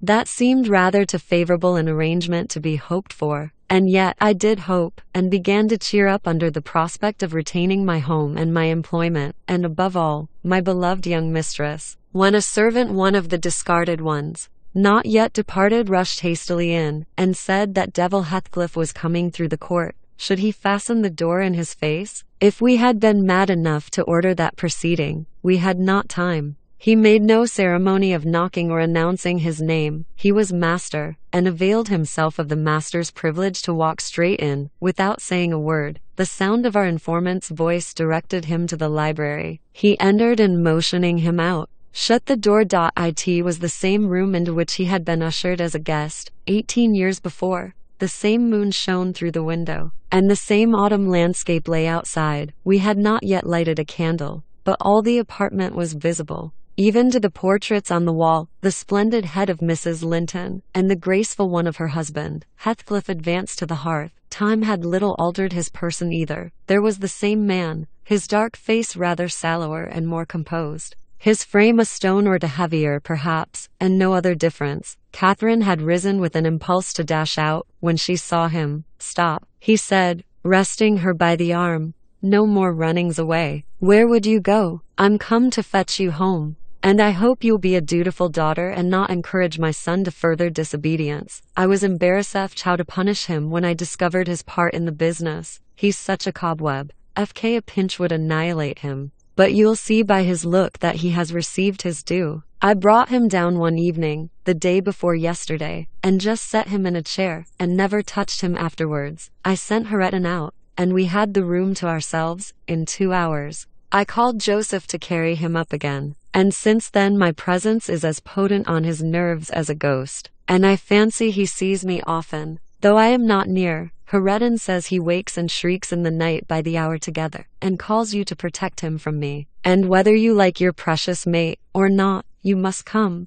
He's your concern now. I yield all my interest in him to you. Why not let Catherine continue here, I pleaded, and send Master Linton to her? As you hate them both, you'd not miss them. They can only be a daily plague to your unnatural heart. I'm seeking a tenant for the Grange, he answered. And I want my children about me, to be sure. Besides, that lassoes me her services for her bread. I'm not going to nurture her in luxury and idleness after Linton is gone. Make haste and get ready now. And don't oblige me to compel you. I shall, said Catherine. Linton is all I have to love in the world, and though you have done what you could to make him hateful to me, and me to him, you cannot make us hate each other, and I defy you to hurt him when I am by, and I defy you to frighten me. You are a boastful champion, replied Heathcliff, but I don't like you well enough to hurt him. You shall get the full benefit of the torment, as long as it lasts. It is not I who will make him hateful to you, it is his own sweet spirit. He's as bitter as gall at your desertion and its consequences. Don't expect thanks for this noble devotion. I heard him draw a pleasant picture to Zillah of what he would do if he were as strong as I. The inclination is there, and his very weakness will sharpen his wits to find a substitute for strength. I know he has a bad nature, said Catherine. He's your son, but I'm glad I've a better, to forgive it. And I know he loves me, and for that reason I love him. Mr. Heathcliff, you have nobody to love you, and however miserable you make us, we shall still have the revenge of thinking that your cruelty arises from your greater misery. You are miserable, are you not? Lonely, like the devil, and envious like him. Nobody loves you, nobody will cry for you when you die. I wouldn't be you. Catherine spoke with a kind of dreary triumph. She seemed to have made up her mind to enter into the spirit of her future family, and draw pleasure from the griefs of her enemies. You shall be sorry to be yourself presently, said her father-in-law, if you stand there another minute. Begone, witch, and get your things. She scornfully withdrew. In her absence, I began to beg for Zillah's place at the Heights. offering to resign mine to her. But he would suffer it on no account. He bid me be silent, and then, for the first time, allowed himself a glance round the room and a look at the pictures. Having studied Mrs. Linton's, he said, I shall have that home. Not because I need it, but he turned abruptly to the fire, and continued, with what, for lack of a better word, I must call a smile. I'll tell you what I did yesterday. I got the sexton, who was digging Linton's grave, to remove the earth off her coffin lid, and I opened it. I thought once I would have stayed there. When I saw her face again, it is hers yet. He had hard work to stir me, but he said it would change if the air blew on it. And so I struck one side of the coffin loose, and covered it up, not Linton's side, damn him. I wish he'd been soldered in lead, and I bribed the sexton to pull it away when I'm laid there, and slide mine out too. I'll have it made so. And then by the time Linton gets to us he'll not know which is which. You were very wicked, Mr. Heathcliff, I exclaimed. Were you not ashamed to disturb the dead? I disturbed nobody, Nelly, he replied, and I gave some ease to myself. I shall be a great deal more comfortable now, and you'll have a better chance of keeping me underground when I get there. Disturbed her? No, she has disturbed me, night and day, through 18 years, one incessantly remorselessly till yesternight. And yesternight I was tranquil. I dreamt I was sleeping the last sleep by that sleeper, with my heart stopped and my cheek frozen against hers. And if she had been dissolved into earth, too, or worse, what would you have dreamt of then? I said. Of dissolving with her, and being more happy still, he answered. Do you suppose I dread any change of that sort? I expected such a transformation on raising the lid, but I'm better pleased that it should not commence till I share it. Besides, unless I had received a distinct impression of her passionless features, that strange feeling would hardly have been removed. It began oddly. You know, I was wild after she died, and eternally, from dawn to dawn, praying her to return to me her spirit. I have a strong faith in ghosts. I have a conviction that they can, and do, exist among us. The day she was buried, there came a fall of snow. In the evening I went to the churchyard. It blew bleak as winter all round was solitary. I didn't fear that her fool of a husband would wander up the glen so late, and no one else had business to bring them there. Being alone, and conscious 2 yards of loose earth was the sole barrier between us. I said to myself, I'll have her in my arms again. If she be cold, I'll think it is this north wind that chills me, and if she be motionless, it is sleep. I got a spade from the tool house, and began to delve with all my might. It scraped the coffin. I fell to work with my hands. The wood commenced cracking about the screws. I was on the point of attaining my object, when it seemed that I heard a sigh from someone above, close at the edge of the grave, and bending down. If I can only get this off, I muttered. I wish they may shovel in the earth over us both. And I wrenched at it more desperately still. There was another sigh, close at my ear. I appeared to feel the warm breath of it displacing the sleet-laden wind. I knew no living thing in flesh and blood was by, but as certainly as you perceive the approach to some substantial body in the dark, though it cannot be discerned, so certainly I felt that Kathy was there, not under me, but on the earth. A sudden sense of relief flowed from my heart through every limb. I relinquished my labor of agony, and turned consoled at once, unspeakably consoled. Her presence was with me. It remained while I refilled the grave, and led me home. You may laugh, if you will, but I was sure I should see her there. I was sure she was with me, and I could not help talking to her. Having reached the heights, I rushed eagerly to the door. It was fastened, and I remember that accursed Earnshaw and my wife opposed my entrance. I remember stopping to kick the breath out of him, and then hurrying upstairs, to my room and hers. I looked round impatiently. I felt her by me. I could almost see her, and yet I could not. I ought to have sweat blood then, from the anguish of my yearning, from the fervor of my supplications, to have but one glimpse. I had not one. She showed herself, as she often was in life, a devil to me. And since then, sometimes more and sometimes less, I've been the sport of that intolerable torture, infernal, keeping my nerves at such a stretch that, if they had not resembled catgut, felt they would long ago have relaxed to the feebleness of Linton's. When I sat in the house with Heredin, it seemed that on going out I should meet her. When I walked on the moors I should meet her coming in. When I went from home I hastened to return. She must be somewhere at the Heights, I was certain, and when I slept in her chamber I was beaten out of that. I couldn't lie there. For the moment I closed my eyes, she was either outside the window, or sliding back the panels, or entering the room, or even resting her darling head on the same pillow as she did when a child. And I must open my lids to see. And so I opened and closed them 100 times a night to be always disappointed. It racked me. I've often groaned aloud, till that old rascal Joseph no doubt believed that my conscience was playing the fiend inside of me. Now, since I've seen her, I'm pacified a little. It was a strange way of killing, not by inches, but by fractions of hairbreadths, to beguile me with the spectre of a hope through 18 years. Mr. Heathcliff paused and wiped his forehead. His hair clung to it, wet with perspiration. His eyes were fixed on the red embers of the fire, the brows not contracted, but raised next the temples, diminishing the grim aspect of his countenance, but imparting a peculiar look of trouble, and a painful appearance of mental tension towards one absorbing subject. He only half addressed me, and I maintained silence. I didn't like to hear him talk. After a short period he resumed his meditation on the picture, took it down and leant it against the sofa to contemplate it at better advantage. And while so occupied Catherine entered, announcing that she was ready, when her pony should be saddled. "Send that over tomorrow," said Heathcliff to me. Then turning to her, he added, "You may do without your pony. It is a fine evening, and you'll need no ponies at Wuthering Heights. For what journeys you take, your own feet will serve you. Come along." "Goodbye, Ellen," whispered my dear little mistress, as she kissed me. Her lips felt like ice. "Come and see me, Ellen. Don't forget.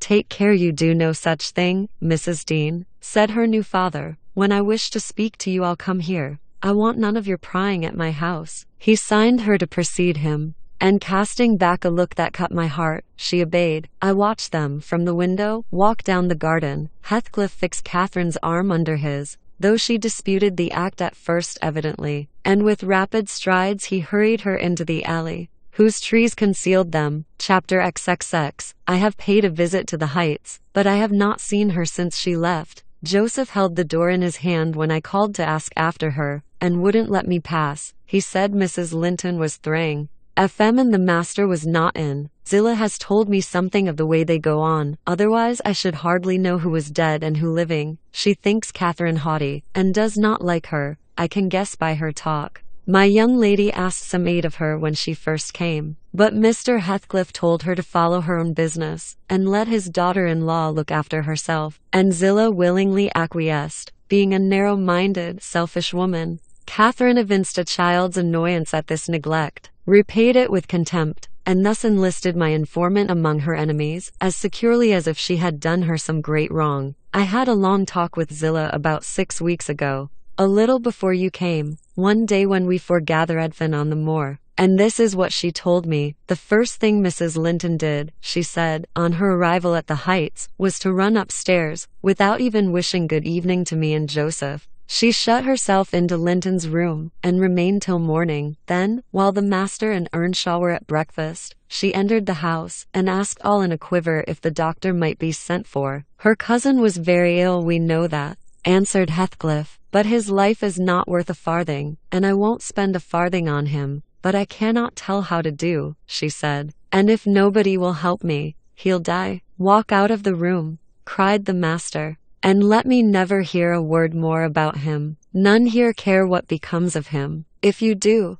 act the nurse. If you do not, lock him up and leave him." Then she began to bother me, and I said I'd had enough plague with the tiresome thing. We each had our tasks, and hers was to wait on Linton. Mr. Heathcliff bid me leave that labor to her. How they managed together, I can't tell. I fancy he fretted a great deal, and moaned hisself o' night and day, and she had precious little rest. One could guess by her white face and heavy eyes. She sometimes came into the kitchen all Wildred-like, and looked as if she would fain beg assistance. But I was not going to disobey the master. I never dared disobey him, Mrs. Dean, and, though I thought it wrong that Kenneth should not be sent for, it was no concern of mine either to advise or complain, and I always refused to meddle. Once or twice, after we had gone to bed, I've happened to open my door again and seen her sitting crying on the stairs top, and then I've shut myself in quick, for fear of being moved to interfere. I did pity her then, I'm sure, still I didn't wish to lose my place, you know. At last,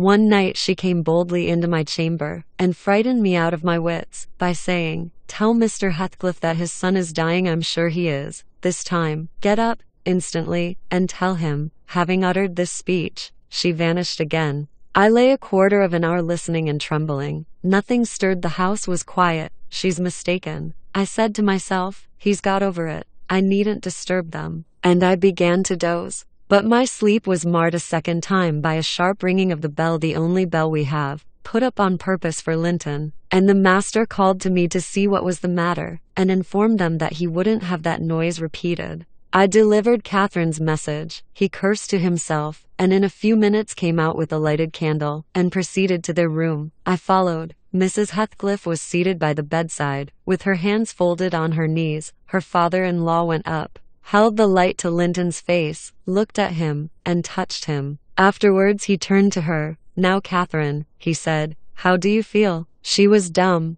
"How do you feel, Catherine?" he repeated. "He's safe, and I'm free," she answered. "I should feel well, but," she continued, with a bitterness she couldn't conceal, "you have left me so long to struggle against death alone, that I feel and see only death. I feel like death." And she looked like it too. I gave her a little wine. Hareton and Joseph, who had been wakened by the ringing and the sound of feet, and heard our talk from outside, now entered. Joseph was fain, I believe, of the lad's removal. Hareton seemed a thought bothered, though he was more taken up with staring at Catherine than thinking of Linton. But the master bid him get off to bed again. We didn't want his help. He afterwards made Joseph remove the body to his chamber, and told me to return to mine, and Mrs. Heathcliff remained by herself. In the morning, he sent me to tell her she must come down to breakfast. She had undressed, and appeared going to sleep, and said she was ill, at which I hardly wondered. I informed Mr. Heathcliff, and he replied, "Well, let her be till after the funeral, and go up now and then to get her what is needful, and as soon as she seems better, tell me." Cathy stayed upstairs a fortnight, according to Zillah, who visited her twice a day, and would have been rather more friendly. But her attempts at increasing kindness were proudly and promptly repelled. Heathcliff went up once, to show her Linton's will. He had bequeathed the whole of his, and what had been her, movable property, to his father. The poor creature was threatened, or coaxed, into that act during her week's absence, when his uncle died. The lands, being a minor, he could not meddle with. However, Mr. Heathcliff has claimed and kept them in his wife's right, and his also, I suppose, legally. At any rate, Catherine, destitute of cash and friends, cannot disturb his possession. Nobody, said Zillah, ever approached her door, except that once, but and nobody asked anything about her. The first occasion of her coming down into the house was on a Sunday afternoon. She had cried out, when I carried up her dinner, that she couldn't bear any longer being in the cold, and I told her the master was going to Thrushcross Grange, and Earnshaw, and I needn't hinder her from descending. So, as soon as she heard Heathcliff's horse trot off, she made her appearance, donned in black, and her yellow curls combed back behind her ears as plain as a Quaker. One she couldn't comb them out. Joseph and I generally go to chapel on Sundays. The kirk, you know, has no minister now, explained Mrs. Dean, and they call the Methodist or Baptist place, I can't say which it is, at Gimmerton, a chapel. Joseph had gone, she continued, but I thought proper to bide at home. Young folks are always the better for an elder's overlooking, and Hareton, with all his bashfulness, isn't a model of nice behavior. I let him know that his cousin would very likely sit with us, and she had been always used to see the Sabbath respected.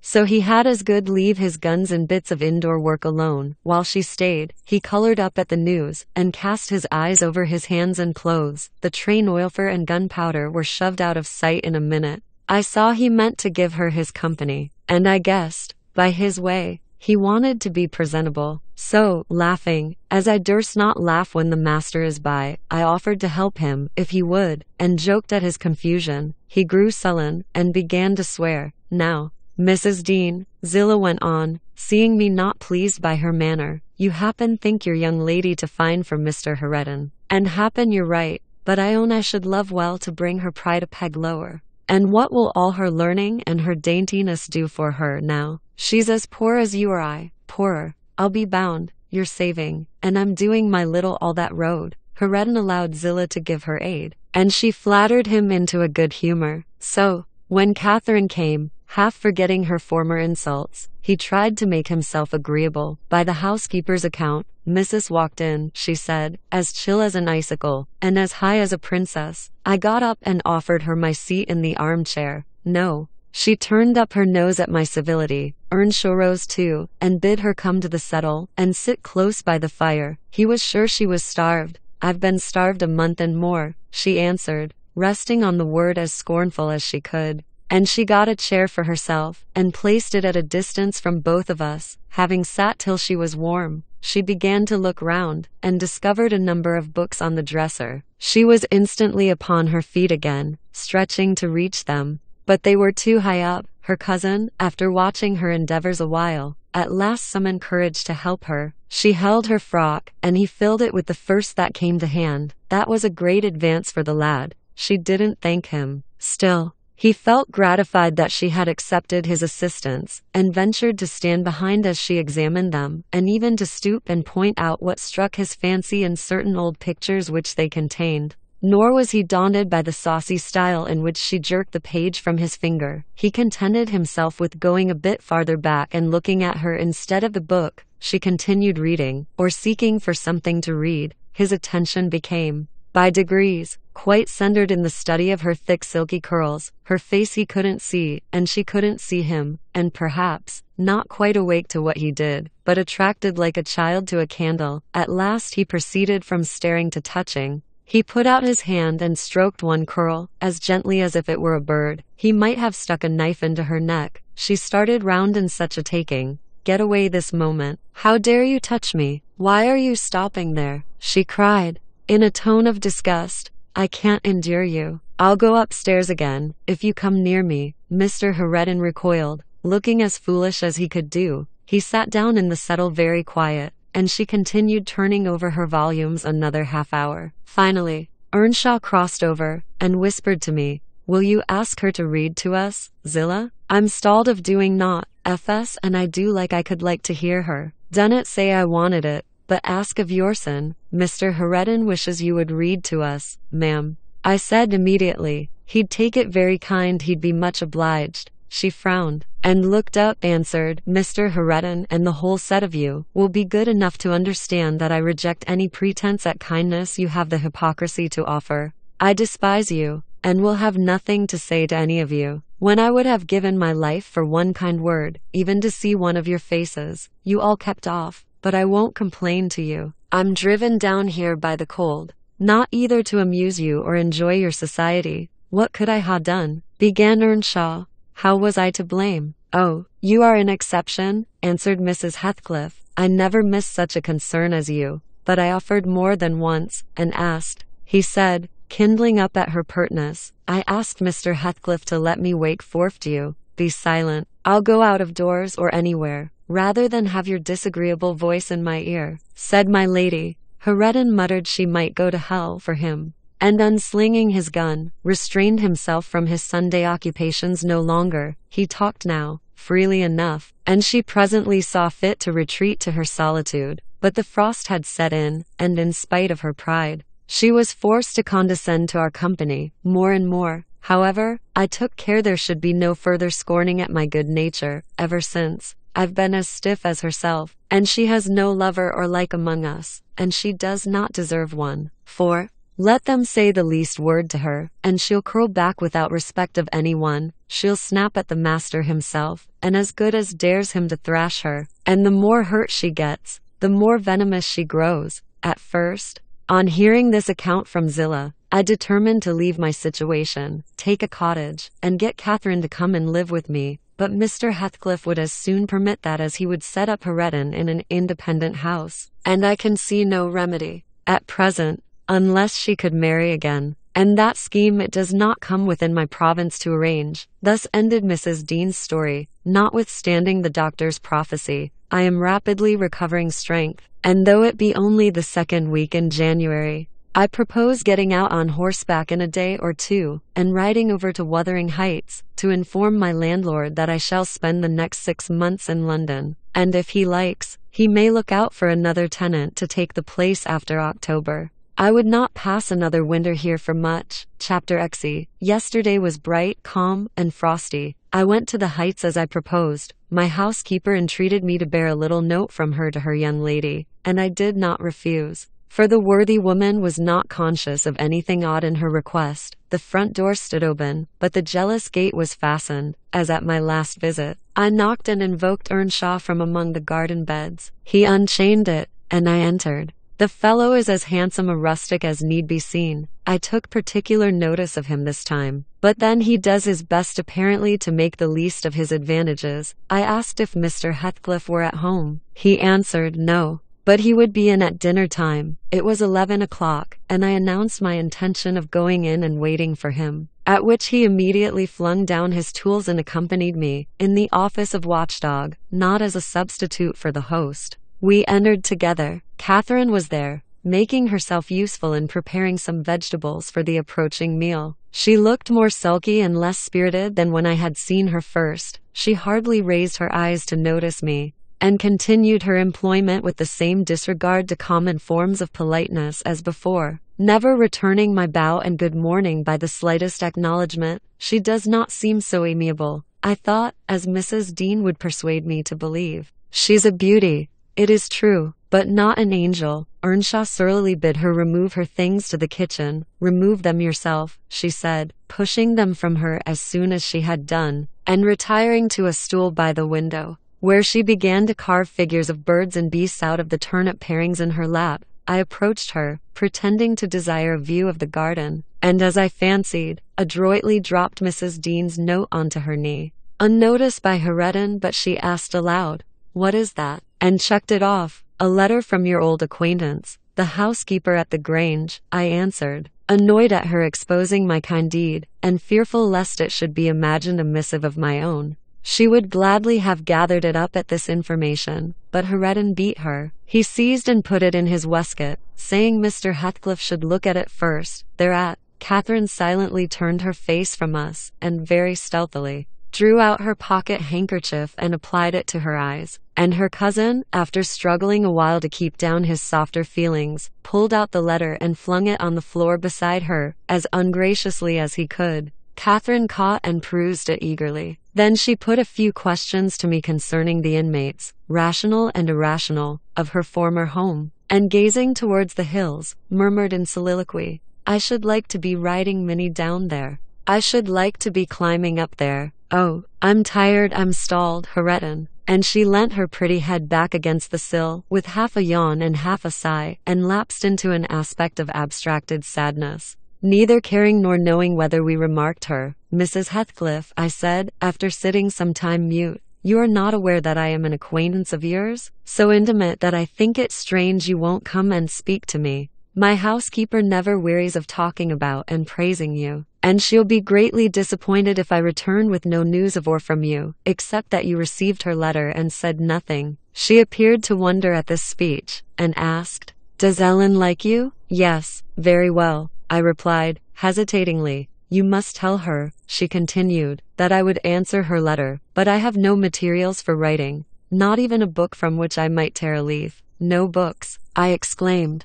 "How do you contrive to live here without them? If I may take the liberty to inquire, though provided with a large library, I'm frequently very dull at the Grange. Take my books away, and I should be desperate. I was always reading, when I had them," said Catherine, "and Mr. Heathcliff never reads, so he took it into his head to destroy my books. I have not had a glimpse of one for weeks. Only once, I searched through Joseph's store of theology, to his great irritation. And once, Heredin, I came upon a secret stock in your room, some Latin and Greek, and some tales and poetry, all old friends. I brought the last here and you gathered them, as a magpie gathers silver spoons, for the mere love of stealing. They are of no use to you. Or else you concealed them in the bad spirit that, as you cannot enjoy them, nobody else shall. Perhaps your envy counseled Mr. Heathcliff to rob me of my treasures, but I've most of them written on my brain and printed in my heart, and you cannot deprive me of those." Earnshaw blushed crimson when his cousin made this revelation of his private literary accumulations, and stammered an indignant denial of her accusations. "Mr. Heredin is desirous of increasing his amount of knowledge," I said, coming to his rescue. He is not envious, but emulous of your attainments. He'll be a clever scholar in a few years, and he wants me to sink into a dunce. Meantime, answered Catherine, yes, I hear him trying to spell and read to himself, and pretty blunders he makes. I wish you would repeat Chevy Chase one as you did yesterday. It was extremely funny. I heard you. And I heard you turning over the dictionary to seek out the hard words, and then cursing because you couldn't read the explanations. The young man evidently thought it too bad that he should be laughed at for his ignorance, and then laughed at for trying to remove it. I had a similar notion. And remembering Mrs. Dean's anecdote of his first attempt at enlightening the darkness in which he had been reared, I observed, but Mrs. Heathcliff, we have each had a commencement, and each stumbled and tottered on the threshold. Had our teachers scorned instead of aiding us, we should stumble and totter yet. Oh, she replied, I don't wish to limit his acquirements. Still, he has no right to appropriate what is mine, and make it ridiculous to me with his vile mistakes and mispronunciations. Those books, both prose and verse, are consecrated to me by other associations, and I hate to have them debased and profaned in his mouth. Besides, of all, he has selected my favorite pieces that I love the most to repeat, as if out of deliberate malice. Hareton's chest heaved in silence a minute. He labored under a severe sense of mortification and wrath, which it was no easy task to suppress. I rose, and from a gentlemanly idea of relieving his embarrassment, took up my station in the doorway. Surveying the external prospect as I stood, he followed my example, and left the room, but presently reappeared, bearing half a dozen volumes in his hands, which he threw into Catherine's lap, exclaiming, Take them. I never want to hear, or read, or think of them again. I won't have them now, she answered. I shall connect them with you, and hate them. She opened one that had obviously been often turned over, and read a portion in the drawling tone of a beginner, then laughed, and threw it from her. And listen, she continued, provokingly, commencing a verse of an old ballad in the same fashion. But his self-love would endure no further torment. I heard, and not altogether disapprovingly, a manual check given to her saucy tongue. The little wretch had done her utmost to hurt her cousin's sensitive though uncultivated feelings, and a physical argument was the only mode he had of balancing the account, and repaying its effects on the inflictor. He afterwards gathered the books and hurled them on the fire. I read in his countenance what anguish it was to offer that sacrifice to spleen. I fancied that as they consumed, he recalled the pleasure they had already imparted, and the triumph and ever-increasing pleasure he had anticipated from them. And I fancied I guessed the incitement to his secret studies also. He had been content with daily labor and rough animal enjoyments, till Catherine crossed his path. Shame at her scorn, and hope of her approval, were his first prompters to higher pursuits, and instead of guarding him from one and winning him to the other, his endeavors to raise himself had produced just the contrary result. Yes, that's all the good that such a brood as you can get from them, cried Catherine, sucking her damaged lip, and watching the conflagration with indignant eyes. You'd better hold your tongue now, he answered fiercely,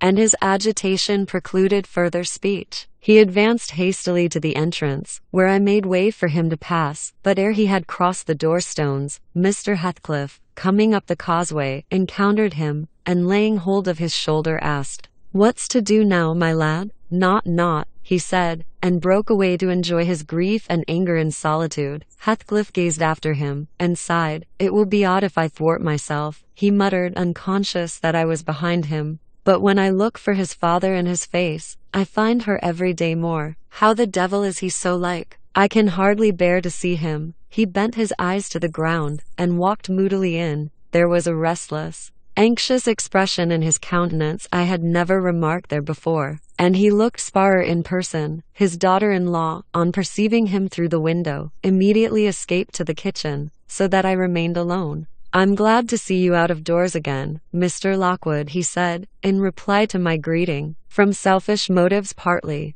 I don't think I could readily supply your loss in this desolation. I've wondered more than once what brought you here. An idle whim. I fear, sir, was my answer, or else an idle whim is going to spirit me away. I shall set out for London next week, and I must give you warning that I feel no disposition to retain Thrushcross Grange beyond the 12 months I agreed to rent it. I believe I shall not live there any more. Oh, indeed. You're tired of being banished from the world, are you? he said, but if you be coming to plead off paying for a place you won't occupy, your journey is useless. I never relent in exacting my due from anyone. I'm coming to plead off nothing about it, I exclaimed, considerably irritated. Should you wish it, I'll settle with you now, and I drew my notebook from my pocket. No, he replied, coolly. You'll leave sufficient behind to cover your debts, if you fail to return. I'm not in such a hurry. Sit down and take your dinner with us. A guest that is safe from repeating his visit can generally be made welcome. Catherine, bring the things in.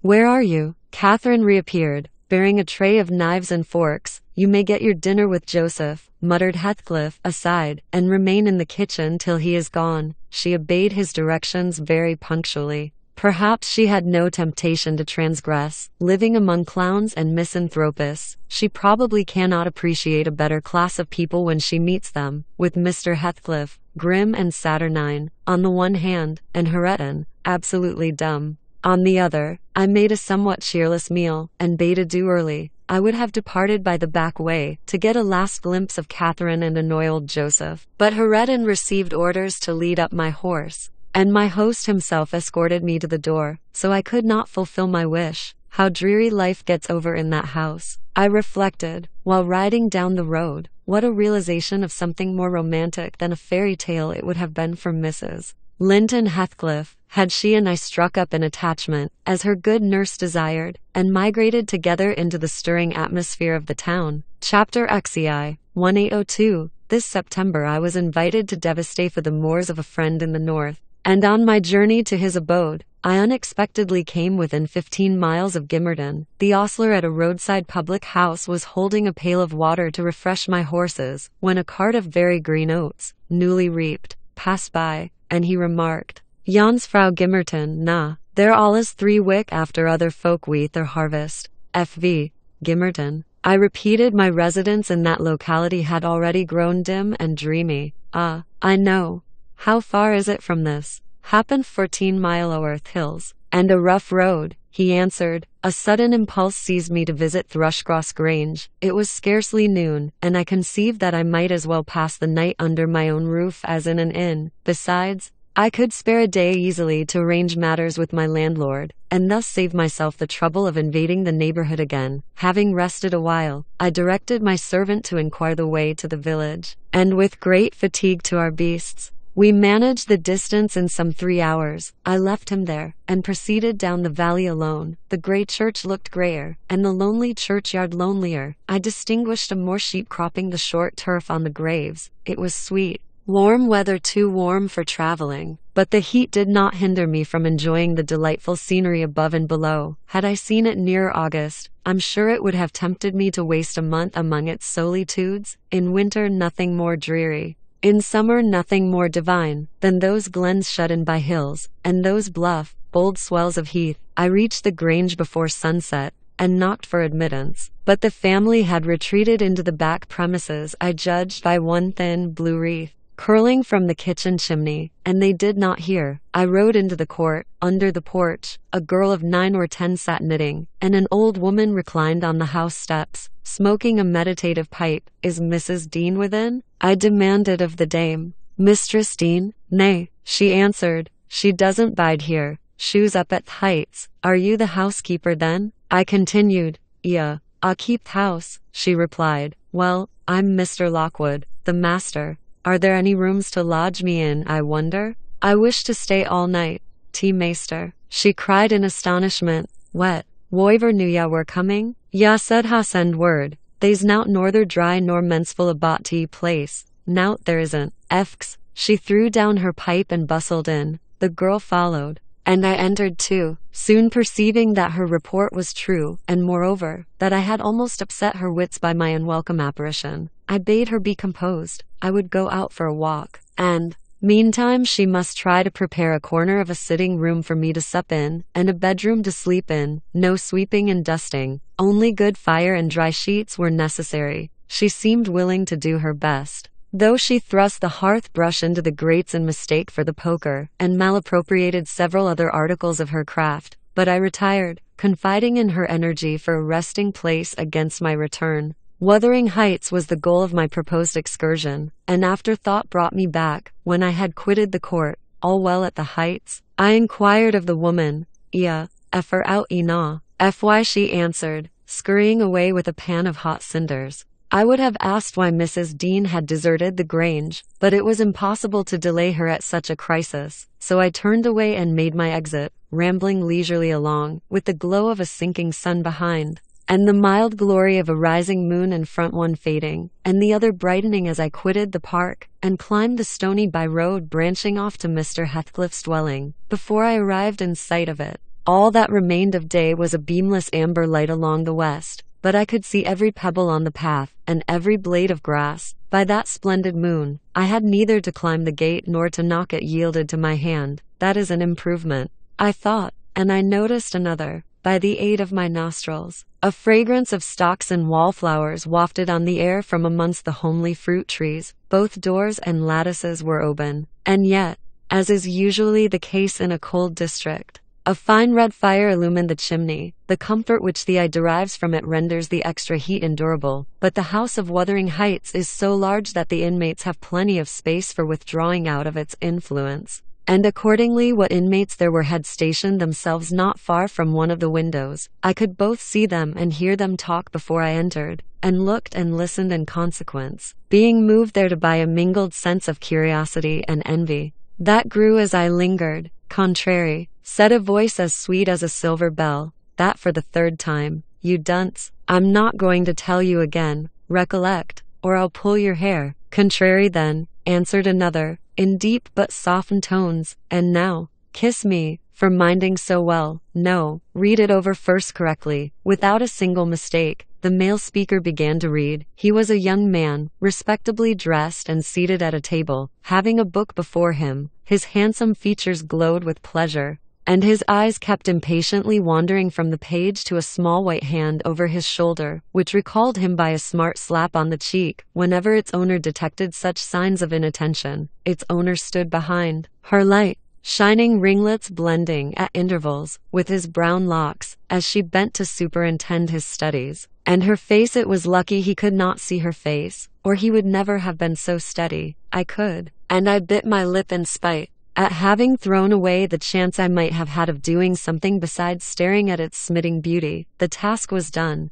not free from further blunders, but the pupil claimed a reward, and received at least 5 kisses, which, however, he generously returned. Then they came to the door, and from their conversation I judged they were about to issue out and have a walk on the moors. I supposed I should be condemned in Hareton Earnshaw's heart, if not by his mouth, to the lowest pit in the infernal regions if I showed my unfortunate person in his neighborhood then. And feeling very mean and malignant, I skulked round to seek refuge in the kitchen. There was unobstructed admittance on that side also, and at the door sat my old friend Nellie Dean, sewing and singing a song, which was often interrupted from within by harsh words of scorn and intolerance, uttered in far from musical accents. "I'd rather, byth half, have 'em swearing I my lugs fro morn to neat, nor hearken ye ha siver," said the tenant of the kitchen, in answer to an unheard speech of Nellie's. "It's a blazing shame, that I cannot open t' blessed book, but ye set up them glories to Satan,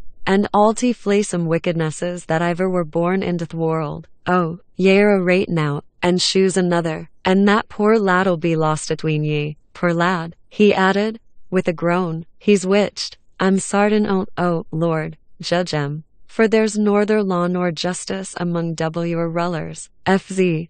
No, or we should be sitting in flaming faggots, I suppose," retorted the singer, "but wisht, old man, and read your Bible like a Christian, and never mind me. This is Fairy Annie's wedding when a bonny tunic goes to a dance." Mrs. Dean was about to recommence, when I advanced, and recognizing me directly, she jumped to her feet, crying, "Why, bless you, Mr. Lockwood, how could you think of returning in this way? All's shut up at Thrushcross Grange. You should have given us notice." "I've arranged to be accommodated there, for as long as I shall stay," I answered. "I depart again tomorrow." "And how are you transplanted here, Mrs. Dean?" "Tell me that."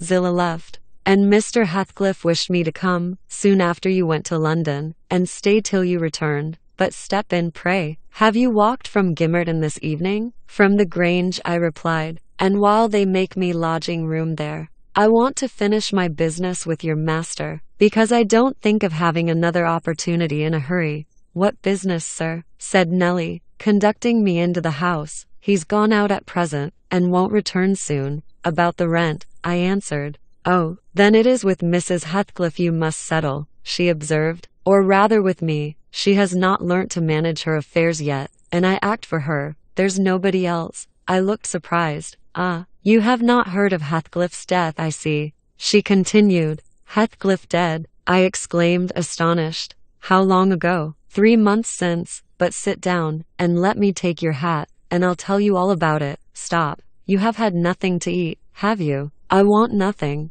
I have ordered supper at home. You sit down too. I never dreamt of his dying. Let me hear how it came to pass. You say you don't expect them back for some time, the young people? No, I have to scold them every evening for their late rambles. But they don't care for me. At least, have a drink of our old ale. It will do you good. You seem weary. She hastened to fetch it before I could refuse. And I heard Joseph asking whether it weren't a crying scandal that she should have followers at her time of life. And then, to get them Jock skak out o' t meester's cellar. He fair sham to bide still and see it. She did not stay to retaliate, but Ray entered in a minute, bearing a reaming silver pint, whose contents I lauded with becoming earnestness, and afterwards she furnished me with the sequel of Heathcliff's history. He had a queer end, as she expressed it. I was summoned to Wuthering Heights, within a fortnight of your leaving us, she said, and I obeyed joyfully, for Catherine's sake. My first interview with her grieved and shocked me. She had altered so much since our separation. Mr.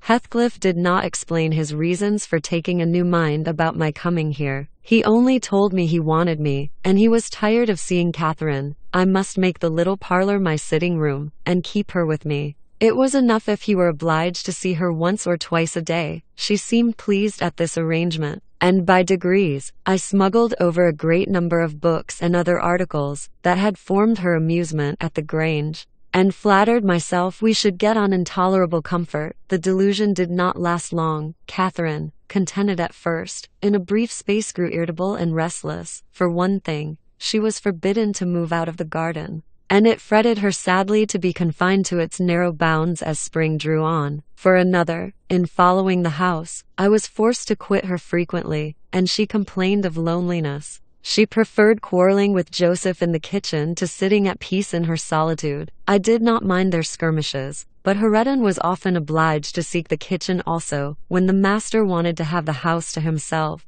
And though in the beginning she either left it at his approach, or quietly joined in my occupations, and shunned remarking or addressing him, and though he was always as sullen and silent as possible, after a while, she changed her behavior, and became incapable of letting him alone, talking at him, commenting on his stupidity and idleness, expressing her wonder how he could endure the life he lived, how he could sit a whole evening staring into the fire, and dozing. He's just like a dog. Is he not, Ellen? She once observed, or a cart horse. He does his work, eats his food, and sleeps eternally. What a blank, dreary mind he must have. Do you ever dream, Heredin? And if you do, what is it about? But you can't speak to me. Then she looked at him, but he would neither open his mouth nor look again. He's perhaps dreaming now, she continued. He twitched his shoulder as Juno twitches hers. Ask him, Ellen. Mr. Heredin will ask the master to send you upstairs if you don't behave, I said. He had not only twitched his shoulder but clenched his fist, as if tempted to use it. I know why Heredin never speaks when I am in the kitchen, she exclaimed. On another occasion, he is afraid I shall laugh at him, Ellen. What do you think? He began to teach himself to read once, and because I laughed, he burned his books and dropped it. Was he not a fool? Were not you naughty? I said. Answer me that. Perhaps I was, she went on, but I did not expect him to be so silly. Heredin, if I gave you a book, would you take it now? I'll try. She placed one she had been perusing on his hand. He flung it off, and muttered, if she did not give over, he would break her neck. Well, I shall put it here, she said, in the table drawer, and I'm going to bed. Then she whispered me to watch whether he touched it, and departed, but he would not come near it. And so I informed her in the morning. To her great disappointment, I saw she was sorry for his persevering sulkiness and indolence. Her conscience reproved her for frightening him off improving himself. She had done it effectually, but her ingenuity was at work to remedy the injury,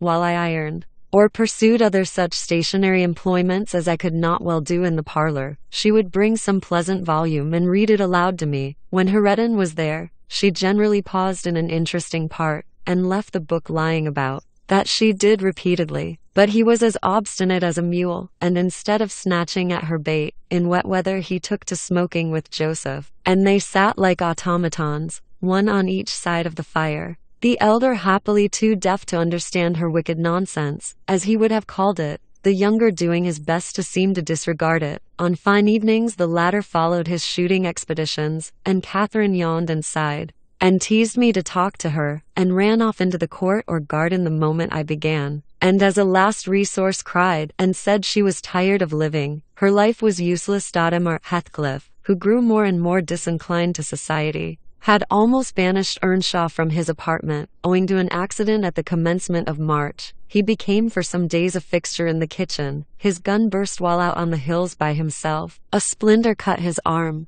and he lost a good deal of blood before he could reach home. The consequence was that, perforce, he was condemned to the fireside and tranquility, till he made it up again. It suited Catherine to have him there, at any rate. It made her hate her room upstairs more than ever, and she would compel me to find out business below, that she might accompany me. On Easter Monday, Joseph went to Gimmerton Fair with some cattle, and in the afternoon, I was busy getting up linen in the kitchen. Earnshaw sat, morose as usual, at the chimney corner, and my little mistress was beguiling an idle hour with drawing pictures on the window panes, varying her amusement by smothered bursts of songs, and whispered ejaculations, and quick glances of annoyance and impatience in the direction of her cousin, who steadfastly smoked, and looked into the grate, at a notice that I could do with her no longer intercepting my light. She removed to the hearthstone. I bestowed little attention on her proceedings, but presently I heard her begin, "I've found out, Heredin, that I want that I'm glad that I should like you to be my cousin now if you had not grown so cross to me,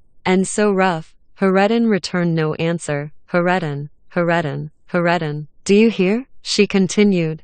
Get off wi' ye, he growled, with uncompromising gruffness. Let me take that pipe, she said, cautiously advancing her hand and abstracting it from his mouth. Before he could attempt to recover it, it was broken, and behind the fire, he swore at her and seized another. Stop, she cried. You must listen to me first, and I can't speak while those clouds are floating in my face. Will you go to the devil? He exclaimed, ferociously, and let me be. No, she persisted. I won't. I can't tell what to do to make you talk to me. And you are determined not to understand. When I call you stupid, I don't mean anything. I don't mean that I despise you. Come. You shall take notice of me, Heredin. You're my cousin, and you shall own me. I shall have naught to do wi' you and your muckig pride, and your damned mocking tricks. He answered, I'll go to hell, body and soul, before I look sideways after you again. Side out o' gate, gee now, this minute. Catherine frowned, and retreated to the window seat chewing her lip, and endeavoring, by humming an eccentric tune, to conceal a growing tendency to sob. You should be friends with your cousin, Mr. Heredin. I interrupted. Since she repents of her sauciness, it would do you a great deal of good. It would make you another man to have her for a companion. A companion, he cried, when she hates me, and does not think me fit to wipe her shoon. Girlfriend, nay. If it made me a king, I'd not be scorned for seeking her goodwill any more. It is not I who hate you, it is you who hate me, wept Cathy, no longer disguising her trouble. You hate me as much as Mr. Heathcliff does, and more. You're a damned liar, began Earnshaw. Why have I made him angry? By taking your part then, 100 times. And that when you sneered at and despised me, and go on plaguing me, and I'll step in yonder, and say you worried me out of the kitchen. I didn't know you took my part, she answered, drying her eyes, and I was miserable and bitter at everybody. But now I thank you, and beg you to forgive me. What can I do besides? She returned to the hearth, and frankly extended her hand. He blackened and scowled like a thundercloud, and kept his fists resolutely clenched, and his gaze fixed on the ground. Catherine, by instinct, must have divined it was obdurate perversity, and not dislike, that prompted this dogged conduct. For,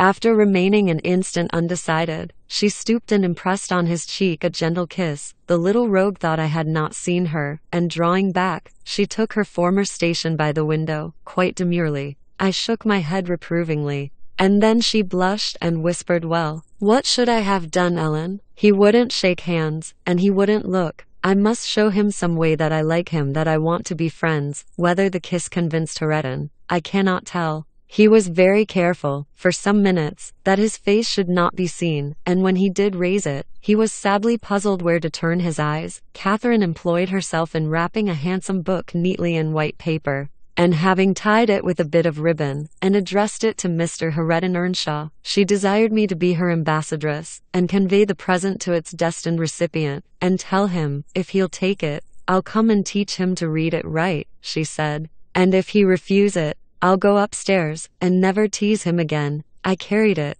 and repeated the message, anxiously watched by my employer. Heredin would not open his fingers, so I laid it on his knee. He did not strike it off either. I returned to my work. Catherine leaned her head and arms on the table, till she heard the slight rustle of the covering being removed. Then she stole away, and quietly seated herself beside her cousin. He trembled, and his face glowed. All his rudeness and all his surly harshness had deserted him. He could not summon courage, at first, to utter a syllable in reply to her questioning look, and her murmured petition. "Say you forgive me, Heredin, do. You can make me so happy by speaking that little word." He muttered something inaudible. "And you'll be my friend," added Catherine, interrogatively. "Nay, you'll be ashamed of me every day of your life," he answered. "And the more ashamed, the more you know me, and I cannot bide it. So you won't be my friend?" she said, smiling as sweet as honey, and creeping close up. I overheard no further distinguishable talk,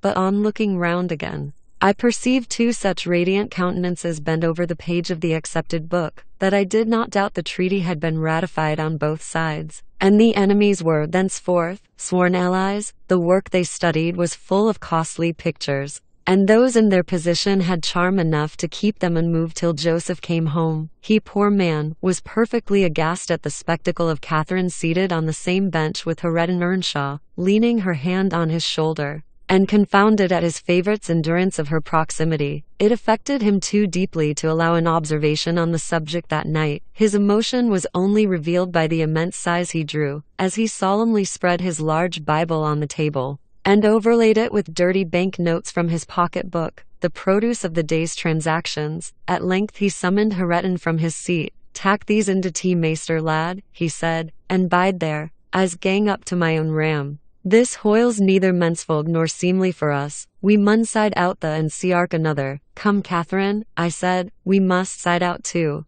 I've done my ironing. Are you ready to go?" "It is not 8 o'clock," she answered, rising unwillingly. "Heredin, I'll leave this book upon the chimney-piece, and I'll bring some more tomorrow. Ony books that ya leave, I shall tak into th' house," said Joseph, "and it'll be mitch if ya find them ageen. So, ya may plaise yourseln, Gi." Cathy threatened that his library should pay for hers, and smiling as she passed Heredin, went singing upstairs, lighter of heart, I ventured to say, than ever she had been under that roof before, except perhaps during her earliest visits to Linton. The intimacy thus commenced grew rapidly. Though it encountered temporary interruptions, Earnshaw was not to be civilized with a wish, and my young lady was no philosopher, and no paragon of patience, but both their minds tending to the same point, one loving and desiring to esteem, and the other loving and desiring to be esteemed. They contrived in the end to reach it. You see, Mr. Lockwood, it was easy enough to win Mrs. Heathcliff's heart, but now, I'm glad you did not try. The crown of all my wishes will be the union of those two. I shall envy no one on their wedding day. There won't be a happier woman than myself in England. Chapter XCZ. On the morrow of that Monday, Earnshaw being still unable to follow his ordinary employments, and therefore remaining about the house, I speedily found it would be impracticable to retain my charge beside me, as heretofore. She got downstairs before me, and out into the garden, where she had seen her cousin performing some easy work, and when I went to bid them come to breakfast, I saw she had persuaded him to clear a large space of ground from currant and gooseberry bushes. and they were busy planning together an importation of plants from the Grange. I was terrified at the devastation which had been accomplished in a brief half-hour. The black currant trees were the apple of Joseph's eye, and she had just fixed her choice of a flower bed in the midst of them. There, that will be all shown to the master, I exclaimed, the minute it is discovered. And what excuse have you to offer for taking such liberties with the garden? We shall have a fine explosion on the head of it. See if we don't, Mr. Hareton. I wonder you should have no more wit than to go and make that mess at her bidding. I'd forgotten they were Joseph's, answered Earnshaw, rather puzzled. But I'll tell him I did it. We always ate our meals with Mr. Heathcliff. I held the mistress's post in making tea and carving, so I was indispensable at table. Catherine usually sat by me, but today she stole nearer to Hareton, and I presently saw she would have no more discretion in her friendship than she had in her hostility. Now, mind you don't talk with and notice your cousin too much, were my whispered instructions as we entered the room. It will certainly annoy Mr. Heathcliff, and he'll be mad at you both. I'm not going to, she answered. The minute after, she had sidled to him, and was sticking primroses in his plate of porridge. He dared not speak to her there. He dared hardly look. And yet she went on teasing, till he was twice on the point of being provoked to laugh. I frowned, and then she glanced towards the master, whose mind was occupied on other subjects than his company, as his countenance evinced, and she grew serious for an instant, scrutinizing him with deep gravity. Afterwards she turned, and recommenced her nonsense. At last, Hareton uttered a smothered laugh. Mr. Heathcliff started. His eye rapidly surveyed our faces. Catherine met it with her accustomed look of nervousness and yet defiance, which he abhorred. It is well you are out of my reach, he exclaimed. What fiend possesses you to stare back at me continually, with those infernal eyes? Down with them, and don't remind me of your existence again. I thought I had cured you of laughing. It was me, muttered Hareton. What do you say? Demanded the master. Hareton looked at his plate, and did not repeat the confession. Mr. Heathcliff looked at him a bit, and then silently resumed his breakfast and his interrupted musing. We had nearly finished, and the two young people prudently shifted wider asunder, so I anticipated no further disturbance during that sitting, when Joseph appeared at the door,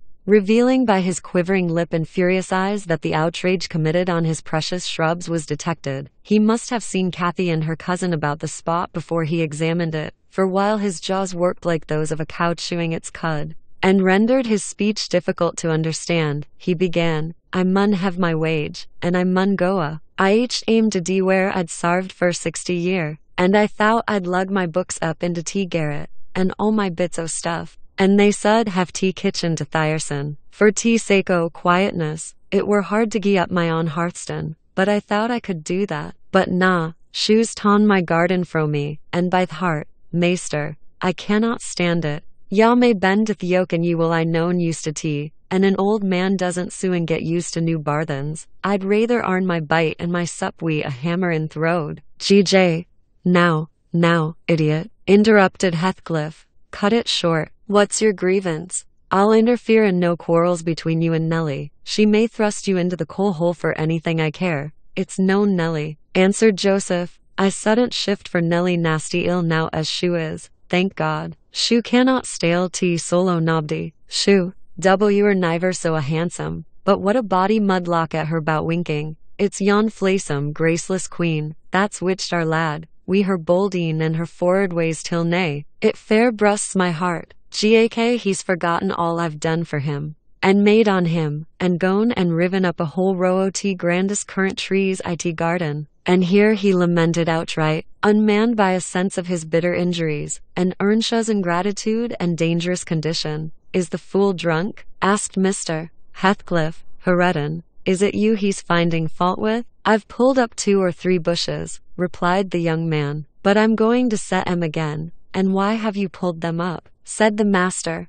Catherine wisely put in her tongue. We wanted to plant some flowers there, she cried. I'm the only person to blame, for I wished him to do it. And who the devil gave you leave to touch a stick about the place? Demanded her father-in-law, much surprised. And who ordered you to obey her? He added, turning to Hareton. The latter was speechless. His cousin replied, you shouldn't grudge a few yards of earth for me to ornament, when you have taken all my land. Your land, Insolent slut, you never had any, said Heathcliff. And my money, she continued, returning his angry glare, and meantime biting a piece of crust, the remnant of her breakfast. Silence, he exclaimed. Get done and be gone. And Heredin's land, and his money, pursued the reckless thing. Heredin and I are friends now, and I shall tell him all about you. The master seemed confounded a moment. He grew pale, and rose up, eyeing her all the while, with an expression of mortal hate. If you strike me, Heredin will strike you, she said, so you may as well sit down. If Heredin does not turn you out of the room, I'll strike him to hell, thundered Heathcliff. Damnable witch, dare you pretend to rouse him against me? Off with her, do you hear? Fling her into the kitchen. I'll kill her. Ellen Dean, if you let her come into my sight again. Heredin tried under his breath to persuade her to go. Drag her away, he cried savagely. Are you staying to talk? And he approached to execute his own command. He'll not obey you, wicked man, any more, said Catherine, and he'll soon detest you as much as I do. Wished, muttered the young man, reproachfully. I will not hear you speak so to him. Have done, but you won't let him strike me? She cried. Come then, he whispered earnestly. It was too late. Heathcliff had caught hold of her. Now, you go, he said to Earnshaw. Accursed witch. This time she has provoked me when I could not bear it, and I'll make her repent it forever. He had his hand in her hair. Heredin attempted to release her locks, entreating him not to hurt her that once. Heathcliff's black eyes flashed. He seemed ready to tear Catherine in pieces, and I was just worked up to risk coming to the rescue, when of a sudden his fingers relaxed. He shifted his grasp from her head to her arm, and gazed intently in her face. Then he drew his hand over his eyes, stood a moment to collect himself apparently, and turning anew to Catherine said, with assumed calmness, you must learn to avoid putting me in a passion, or I shall really murder you sometime. Go with Mrs. Dean, and keep with her, and confine your insolence to her ears. As to Heredin Earnshaw, if I see him listen to you, I'll send him seeking his bread where he can get it. Your love will make him an outcast and a beggar. Nellie, take her, and leave me, all of you, leave me. I led my young lady out. She was too glad of her escape to resist. The other followed, and Mr. Heathcliff had the room to himself till dinner. I had counseled Catherine to dine upstairs, but as soon as he perceived her vacant seat, he sent me to call her. He spoke to none of us, ate very little, and went out directly afterwards, intimating that he should not return before evening. The two new friends established themselves in the house during his absence, where I heard Heredin sternly check his cousin, on her offering a revelation of her father-in-law's conduct to his father. He said he wouldn't suffer a word to be uttered in his disparagement. If he were the devil, it didn't signify. He would stand by him, and he'd rather she would abuse himself, as she used to, than begin on Mr. Heathcliff. Catherine was waxing cross at this, but he found means to make her hold her tongue, by asking how she would like him to speak ill of her father. Then she comprehended that Earnshaw took the master's reputation home to himself, and was attached by ties stronger than reason could break chains, forged by habit, which it would be cruel to attempt to loosen. She showed a good heart, thenceforth, in avoiding both complaints and expressions of antipathy concerning Heathcliff, and confessed to me her sorrow that she had endeavored to raise a bad spirit between him and Heredin. Indeed, I don't believe she has ever breathed a syllable, in the latter's hearing, against her oppressor since, when this slight disagreement was over, they were friends again, and as busy as possible in their several occupations of pupil and teacher. I came in to sit with them, after I had done my work, and I felt so soothed and comforted to watch them, that I did not notice how time got on. You know, they both appeared in a measure my children. I had long been proud of one, and now, I was sure, the other would be a source of equal satisfaction. His honest, warm, and intelligent nature shook off rapidly the clouds of ignorance and degradation in which it had been bred, and Catherine's sincere commendations acted as a spur to his industry. His brightening mind brightened his features, and added spirit and nobility to their aspect. I could hardly fancy it the same individual I had beheld on the day I discovered my little lady at Wuthering Heights, after her expedition to the crags. While I admired and they labored, dusk drew on, And with it returned the master. He came upon us quite unexpectedly, entering by the front way, and had a full view of the whole three, ere we could raise our heads to glance at him. Well, I reflected, there was never a pleasanter, or more harmless sight. And it will be a burning shame to scold them. The red firelight glowed on their two bonny heads, and revealed their faces animated with the eager interest of children. For though he was 23 and she 18,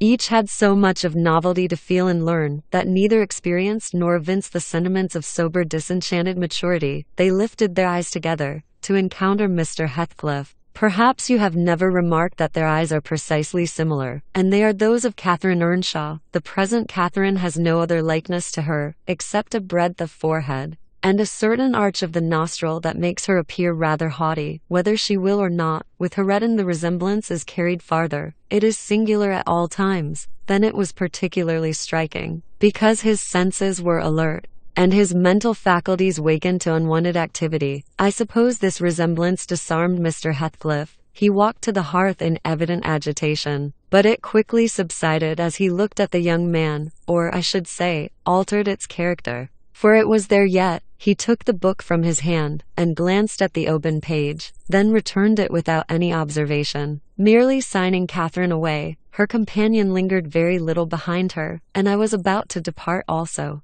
But he bid me sit still. It is a poor conclusion, is it not? He observed, having brooded a while on the scene he had just witnessed, an absurd termination to my violent exertions. I get levers and mattocks to demolish the two houses, and train myself to be capable of working like Hercules, and when everything is ready and in my power, I find the will to lift a slate off either roof has vanished. My old enemies have not beaten me. Now would be the precise time to revenge myself on their representatives. I could do it, and none could hinder me. But where is the use? I don't care for striking. I can't take the trouble to raise my hand. That sounds as if I had been laboring the whole time only to exhibit a fine trait of magnanimity. It is far from being the case. I have lost the faculty of enjoying their destruction, and I am too idle to destroy for nothing. Nellie, there is a strange change approaching. I'm in its shadow at present. I take so little interest in my daily life that I hardly remember to eat and drink. Those two who have left the room are the only objects which retain a distinct material appearance to me,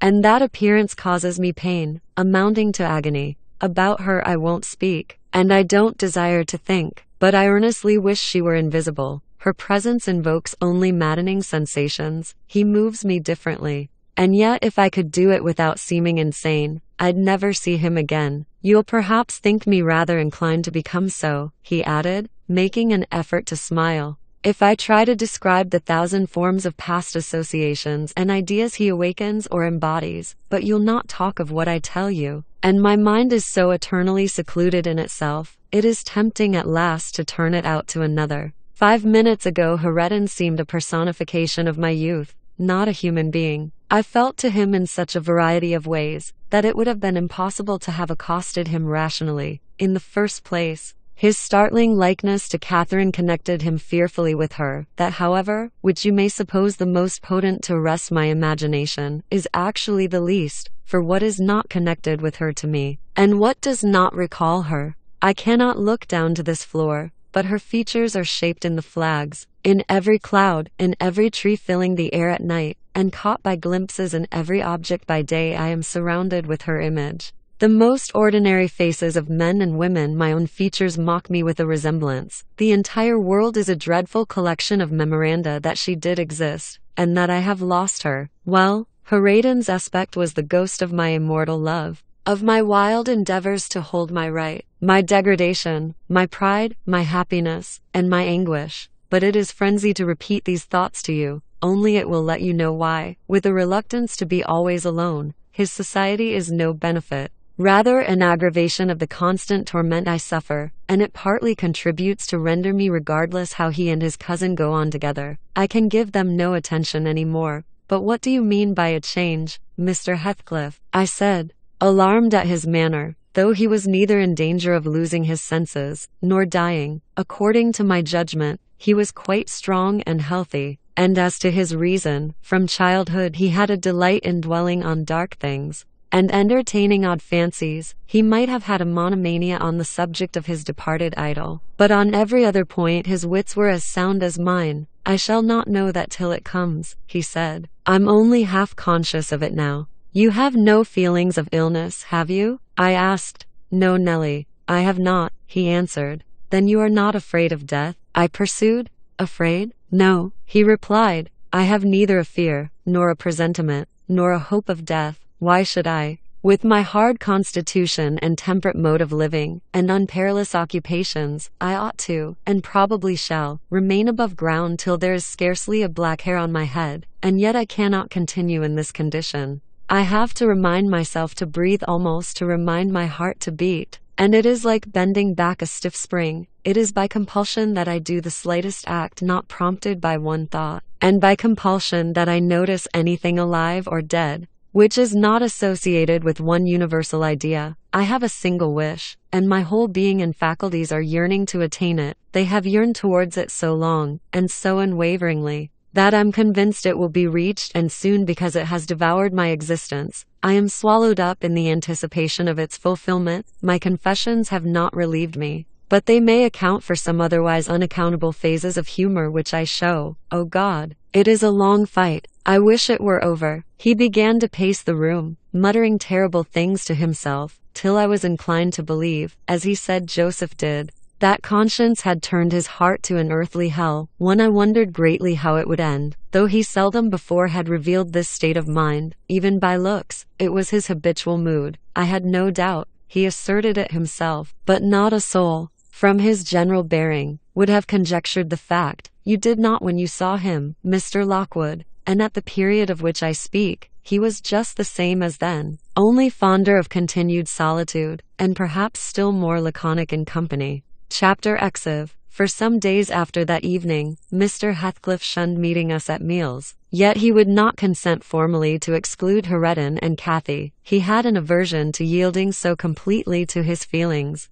choosing rather to absent himself, and eating once in 24 hours seemed sufficient sustenance for him. One night, after the family were in bed, I heard him go downstairs, and out at the front door. I did not hear him re-enter, and in the morning I found he was still away. We were in April then. The weather was sweet and warm, the grass as green as showers and sun could make it, and the 2 dwarf apple trees near the southern wall in full bloom. After breakfast, Catherine insisted on my bringing a chair and sitting with my work under the fir trees at the end of the house, and she beguiled Hareton, who had perfectly recovered from his accident, to dig and arrange her little garden, which was shifted to that corner by the influence of Joseph's complaints. I was comfortably reveling in the spring fragrance around, and the beautiful soft blue overhead, when my young lady, who had run down near the gate to procure some primrose roots for a border, returned only half laden, and informed us that Mr. Heathcliff was coming in, and he spoke to me, she added, with a perplexed countenance.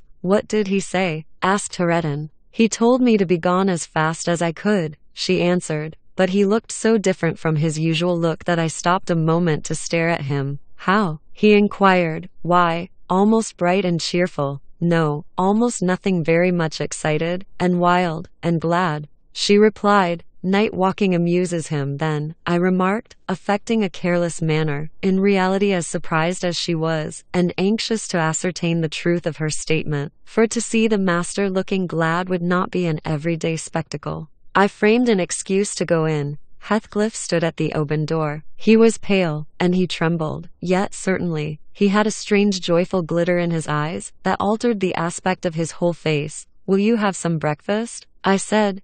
"You must be hungry. Rambling about all night." I wanted to discover where he had been, but I did not like to ask directly. "No, I'm not hungry," he answered, averting his head, and speaking rather contemptuously, as if he guessed I was trying to divine the occasion of his good humor. I felt perplexed. I didn't know whether it were not a proper opportunity to offer a bit of admonition. "I don't think it right to wander out of doors," I observed, "instead of being in bed. It is not wise, at any rate this moist season. I dare say you'll catch a bad cold, or a fever. You have something the matter with you now." "Nothing but what I can bear," he replied, "and with the greatest pleasure, provided you'll leave me alone. Get in, and don't annoy me." I obeyed, and in passing, I noticed he breathed as fast as a cat. Yes, I reflected to myself, we shall have a fit of illness. I cannot conceive what he has been doing. That noon he sat down to dinner with us, and received a heaped-up plate from my hands, as if he intended to make amends for previous fasting. I've neither cold nor fever,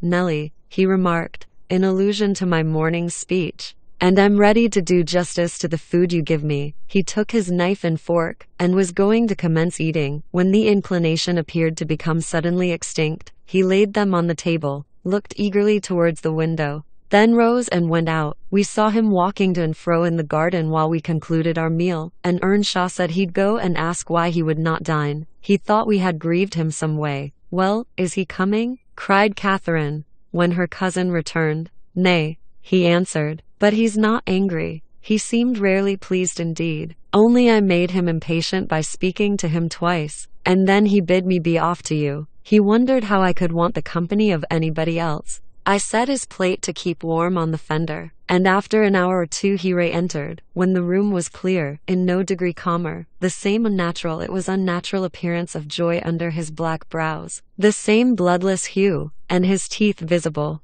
now and then, in a kind of smile, his frame shivering, not as one shivers with chill or weakness, but as a tight-stretched cord vibrates a strong thrilling, rather than trembling. I will ask what is the matter, I thought, or who should? And I exclaimed, have you heard any good news, Mr. Heathcliff? You look uncommonly animated. Where should good news come from to me? He said, I'm animated with hunger, and seemingly, I must not eat. Your dinner is here, I returned. Why won't you get it? I don't want it now, he muttered hastily. I'll wait till supper, and Nellie, once for all, let me beg you to warn Hareton and the other away from me. I wish to be troubled by nobody. I wish to have this place to myself. Is there some new reason for this banishment? I inquired. Tell me why you are so queer, Mr. Heathcliff. Where were you last night? I'm not putting the question through idle curiosity, but you are putting the question through very idle curiosity. He interrupted, with a laugh, yet I'll answer it. Last night I was on the threshold of hell. Today I am within sight of my heaven. I have my eyes on it, hardly 3 feet to sever me. And now you'd better go.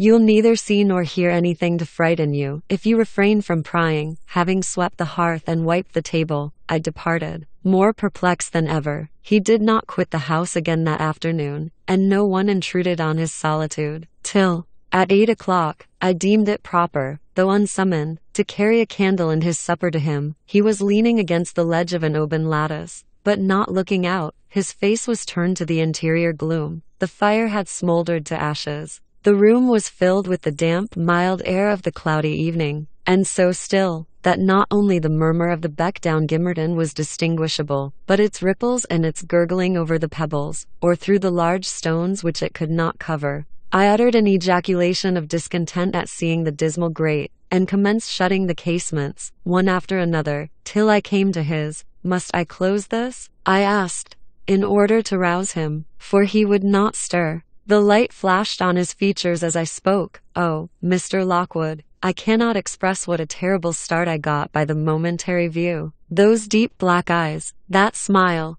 and ghastly paleness. It appeared to me, not Mr. Heathcliff, but a goblin, and, in my terror, I let the candle bend towards the wall, and it left me in darkness. Yes, close it, he replied, in his familiar voice. There. That is pure awkwardness. Why did you hold the candle horizontally? Be quick, and bring another. I hurried out in a foolish state of dread, and said to Joseph, the master wishes you to take him a light and rekindle the fire, for I dared not go in myself again just then. Joseph rattled some fire into the shovel, and went. But he brought it back immediately, with the supper tray in his other hand, explaining that Mr. Heathcliff was going to bed, and he wanted nothing to eat till morning. We heard him mount the stairs directly. He did not proceed to his ordinary chamber, but turned into that with the panelled bed. Its window, as I mentioned before, is wide enough for anybody to get through, and it struck me that he plotted another midnight excursion, of which he had rather we had no suspicion.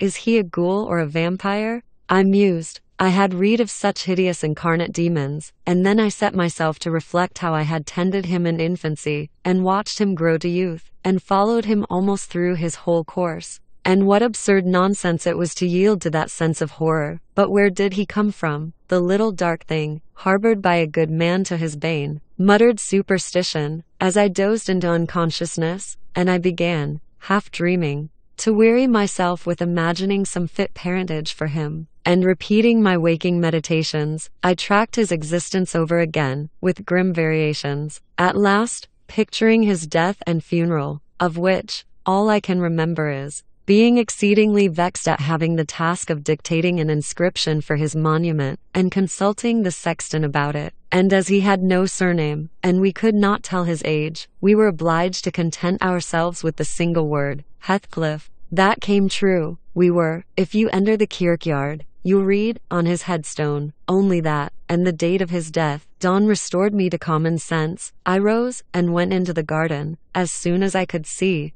to ascertain if there were any footmarks under his window. There were none. He has stayed at home, I thought, and he'll be all right today. I prepared breakfast for the household, as was my usual custom, but told Hareton and Catherine to get theirs ere the master came down, for he lay late. They preferred taking it out of doors, under the trees, and I set a little table to accommodate them. On my re-entrance, I found Mr. Heathcliff below. He and Joseph were conversing about some farming business. He gave clear, minute directions concerning the matter discussed, but he spoke rapidly, and turned his head continually aside, and had the same excited expression, even more exaggerated. When Joseph quitted the room, he took his seat in the place he generally chose, and I put a basin of coffee before him. He drew it nearer, and then rested his arms on the table, and looked at the opposite wall, as I supposed, surveying one particular portion, up and down, with glittering, restless eyes, and with such eager interest that he stopped breathing during half a minute together. "Come now," I exclaimed, pushing some bread against his hand. "Eat and drink that,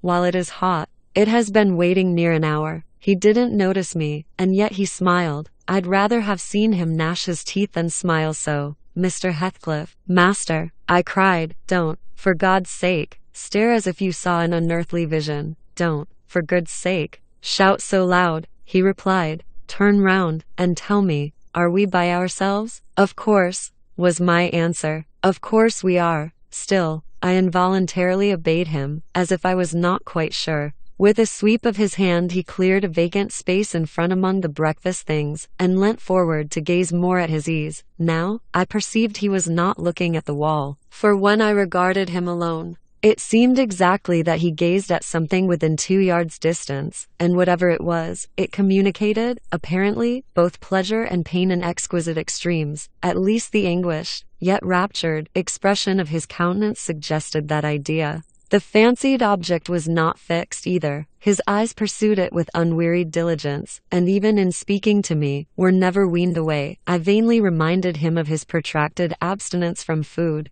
If he stirred to touch anything in compliance with my entreaties, if he stretched his hand out to get a piece of bread, his fingers clenched before they reached it, and remained on the table, forgetful of their aim. I sat, a model of patience, trying to attract his absorbed attention from its engrossing speculation, till he grew irritable, and got up, asking why I would not allow him to have his own time in taking his meals, and saying that on the next occasion I needn't wait. I might set the things down and go. Having uttered these words, he left the house, slowly sauntered down the garden path, and disappeared through the gate. The hours crept anxiously by. Another evening came. I did not retire to rest till late, and when I did, I could not sleep. He returned after midnight, and instead of going to bed, shut himself into the room beneath. I listened, and tossed about, and finally, dressed and descended. It was too irksome to lie there, harassing my brain with 100 idle misgivings. I distinguished Mr. Heathcliff's step, restlessly measuring the floor, and he frequently broke the silence by a deep inspiration, resembling a groan. He muttered detached words also. The only one I could catch was the name of Catherine, coupled with some wild term of endearment or suffering, and spoken as one would speak to a person present, low and earnest, and wrung from the depth of his soul. I had not courage to walk straight into the apartment, but I desired to divert him from his reverie, and therefore fell foul of the kitchen fire, stirred it, and began to scrape the cinders. It drew him forth sooner than I expected. He opened the door immediately, and said, "Nellie, come, here, is it morning? Come in with your light." It is striking 4, I answered. You want a candle to take upstairs. You might have lit one at this fire. No, I don't wish to go upstairs, he said. Come in, and kindle me a fire, and do anything there is to do about the room. I must blow the coals red first, before I can carry any, I replied, getting a chair and the bellows. He roamed to and fro, meantime, in a state approaching distraction, his heavy sighs succeeding each other so thick as to leave no space for common breathing between. When day breaks, I'll send for Green, he said. I wish to make some legal inquiries of him while I can bestow a thought on those matters, and while I can act calmly. I have not written my will yet, and how to leave my property I cannot determine. I wish I could annihilate it from the face of the earth. I would not talk so, Mr. Heathcliff, I interposed. Let your will be a while. You'll be spared to repent of your many injustices yet. I never expected that your nerves would be disordered. They are, at present, marvelously so, however, and almost entirely through your own fault. The way you've passed these 3 last days might knock up a Titan. One, do take some food, and some repose. You need only look at yourself in a glass to see how you require both. Your cheeks are hollow, and your eyes bloodshot, like a person starving with hunger and going blind with loss of sleep. It is not my fault that I cannot eat or rest, he replied. I assure you it is through no settled designs. I'll do both, as soon as I possibly can. But you might as well bid a man struggling in the water rest within arm's length of the shore. I must reach it first, and then I'll rest. Well, never mind, Mr. Green. As to repenting of my injustices, I've done no injustice, and I repent of nothing. I'm too happy, and yet I'm not happy enough. My soul's bliss kills my body, but does not satisfy itself. Happy, master? I cried. Strange happiness. If you would hear me without being angry, I might offer some advice that would make you happier. What is that? He asked. Give it. You are aware, Mr. Heathcliff, I said, that from the time you were 13 years old you have lived a selfish, unchristian life, and probably hardly had a Bible in your hands during all that period. You must have forgotten the contents of the book, and you may not have space to search it now. Could it be hurtful to send for some minister of any denomination? It does not matter which, to explain it, and show you how very far you have erred from its precepts, and how unfit you will be for its heaven, unless a change takes place before you die. I'm rather obliged than angry, Nellie, he said, for you remind me of the manner in which I desire to be buried. It is to be carried to the churchyard in the evening. You and Hareton may, if you please, accompany me, and mind, particularly, to notice that the sexton obeys my directions concerning the 2 coffins. No minister need come, nor need anything be said over me. I tell you I have nearly attained my heaven, and that of others is altogether unvalued and uncoveted by me.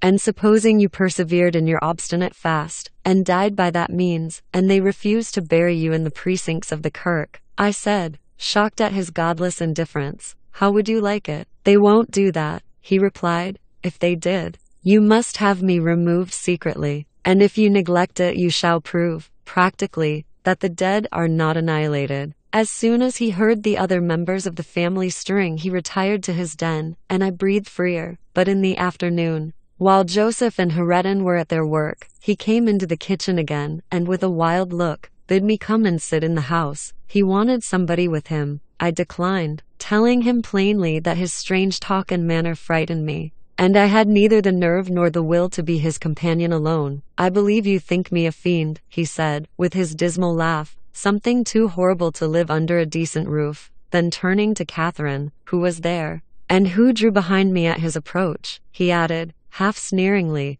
will you come, Chuck? I'll not hurt you. No, to you I've made myself worse than the devil. Well, there is one who won't shrink from my company. By God, she's relentless. Oh, damn it. It's a nut terribly too much for flesh and blood to bear even mine. He solicited the society of no one more. At dusk he went into his chamber. Through the whole night, and far into the morning, we heard him groaning and murmuring to himself. Hareton was anxious to enter, but I bid him fetch Mr. Kenneth, and he should go in and see him. When he came, and I requested admittance and tried to open the door, I found it locked, and Heathcliff bid us be damned. He was better, and would be left alone. So the doctor went away. The following evening was very wet. Indeed, it poured down till day dawn, And as I took my morning walk round the house, I observed the master's window swinging open, and the rain driving straight in. He cannot be in bed, I thought. Those showers would drench him through. He must either be up or out, but I'll make no more ado.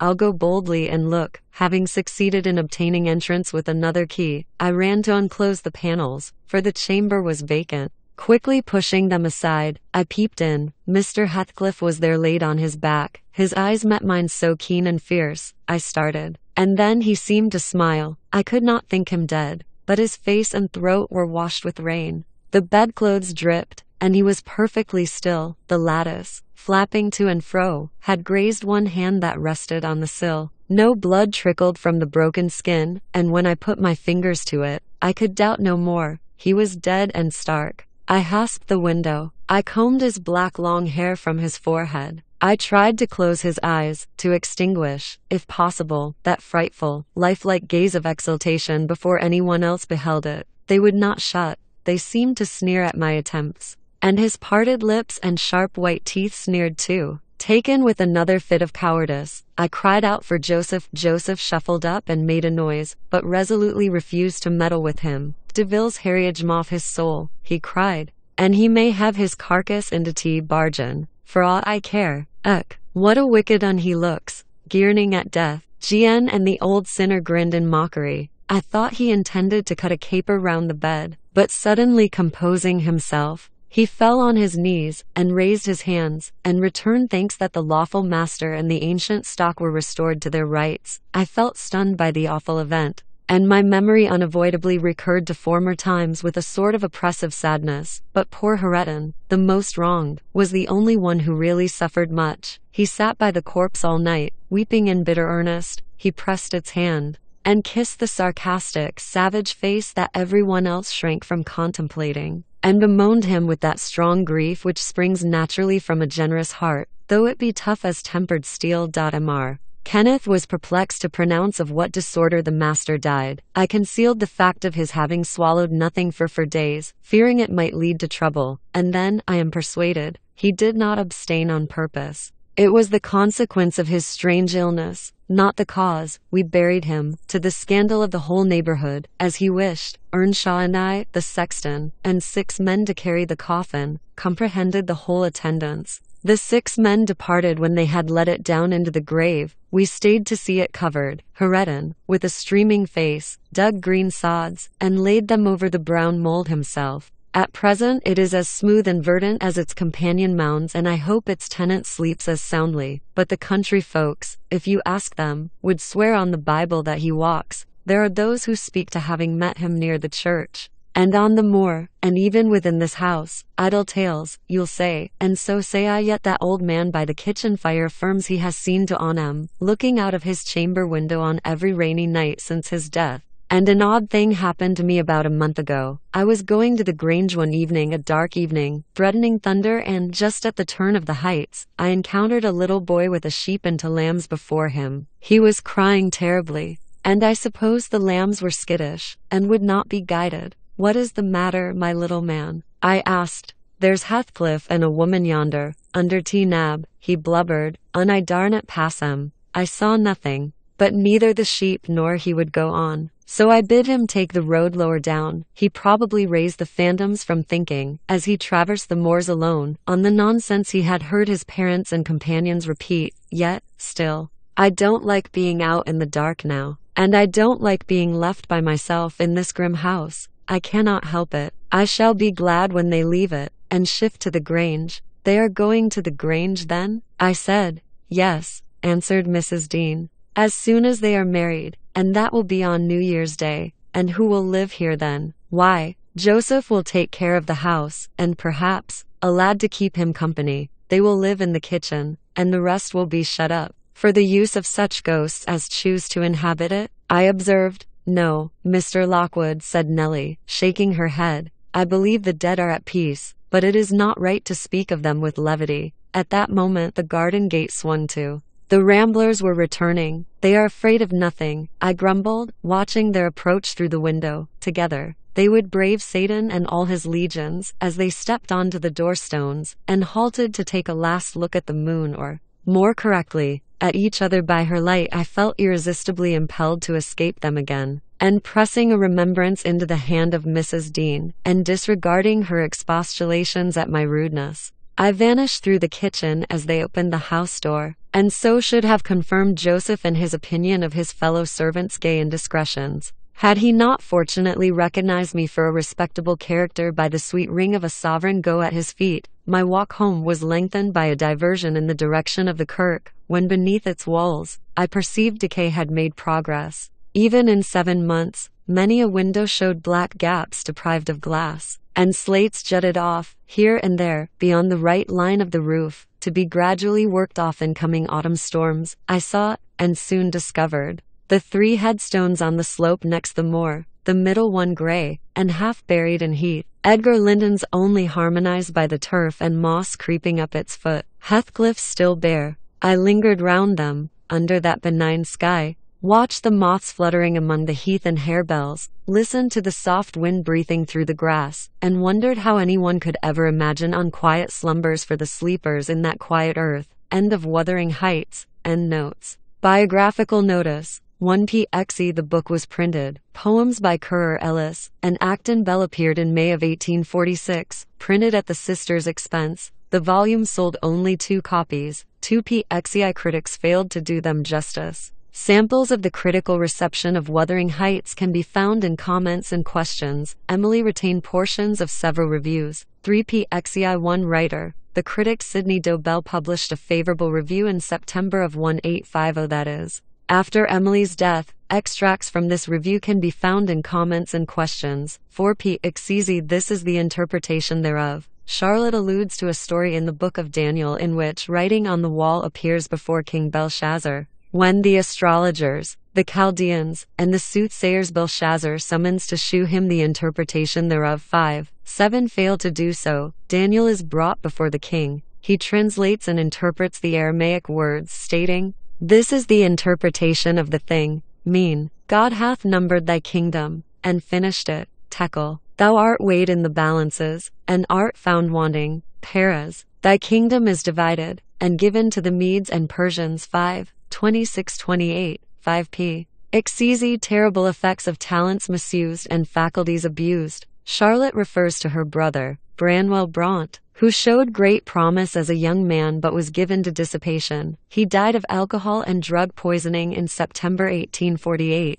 At the age of 31, 6pxe Very heat and burden of the day. This is an allusion to laborers who have borne the burden and heat of the day. Matthew 20:12. 7pxxv Neither Emily nor Anne was learned. Emily was, in fact, very learned. Like her siblings, she had access from childhood to a wide variety of books and periodicals, which she absorbed. Besides acquiring a knowledge of French and German, she was also well versed in both Latin and Greek, as well as in classical literature, those learned fields that were predominantly the purview of men at the time. M. Heger, the director of the pension at Heger in Brussels, where Emily and Charlotte studied in 1842, characterized Emily as having a head for logic and a capability of argument, unusual in a man and rare indeed in a woman. Quoted in Barker, The Brant, S. p. 392. See for further reading. Preface. 1px A horror of great darkness. And when the sun was going down, a deep sleep fell upon Abraham, and lo, an horror of great darkness fell upon him. Genesis 15:12. 2p harrow the valleys, or be bound with a band in the furrow. Canst thou bind the unicorn with his band in the furrow? Or will he harrow the valleys after thee? Job 39:10.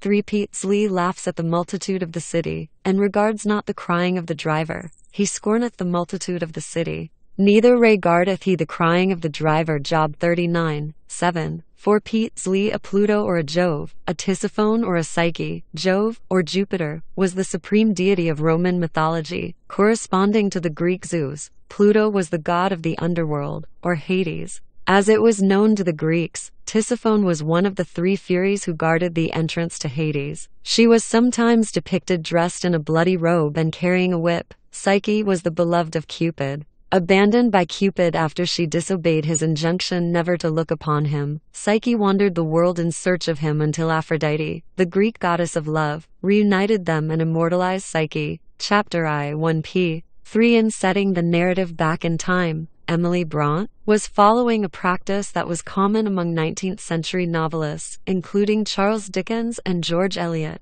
Sir Walter Scott's Waverley, or T.I. 60 Years Since 1814 provides one of the most popular precedents for this practice, and the work of Scott, widely read by the Bront family, was influential in shaping Emily's imagination. While Wuthering Heights begins in 1801 with Lockwood's account, the ensuing narrative that is framed within his account details events that occurred in the 30 years from 1771 to the present, which encompasses the years 1801 and 1802, and concludes by looking forward to 1803. Within the complex narrative and temporal structure of the novel, references to time abound, enabling readers to fix the dates of the action with some specificity. The genealogy of the Earnshaw and Linton families provided in this edition of Wuthering Heights offers a starting point for understanding the chronology of events in the novel. 2p3 Thrushcross Grange, Pondon Hall, near the Bront home at Haworth Parsonage, has often been cited as the model for Thrushcross Grange. When Emily visited the hall, she would have seen a plaque bearing the date 1801, the year it was rebuilt. 3p4 Wuthering Heights.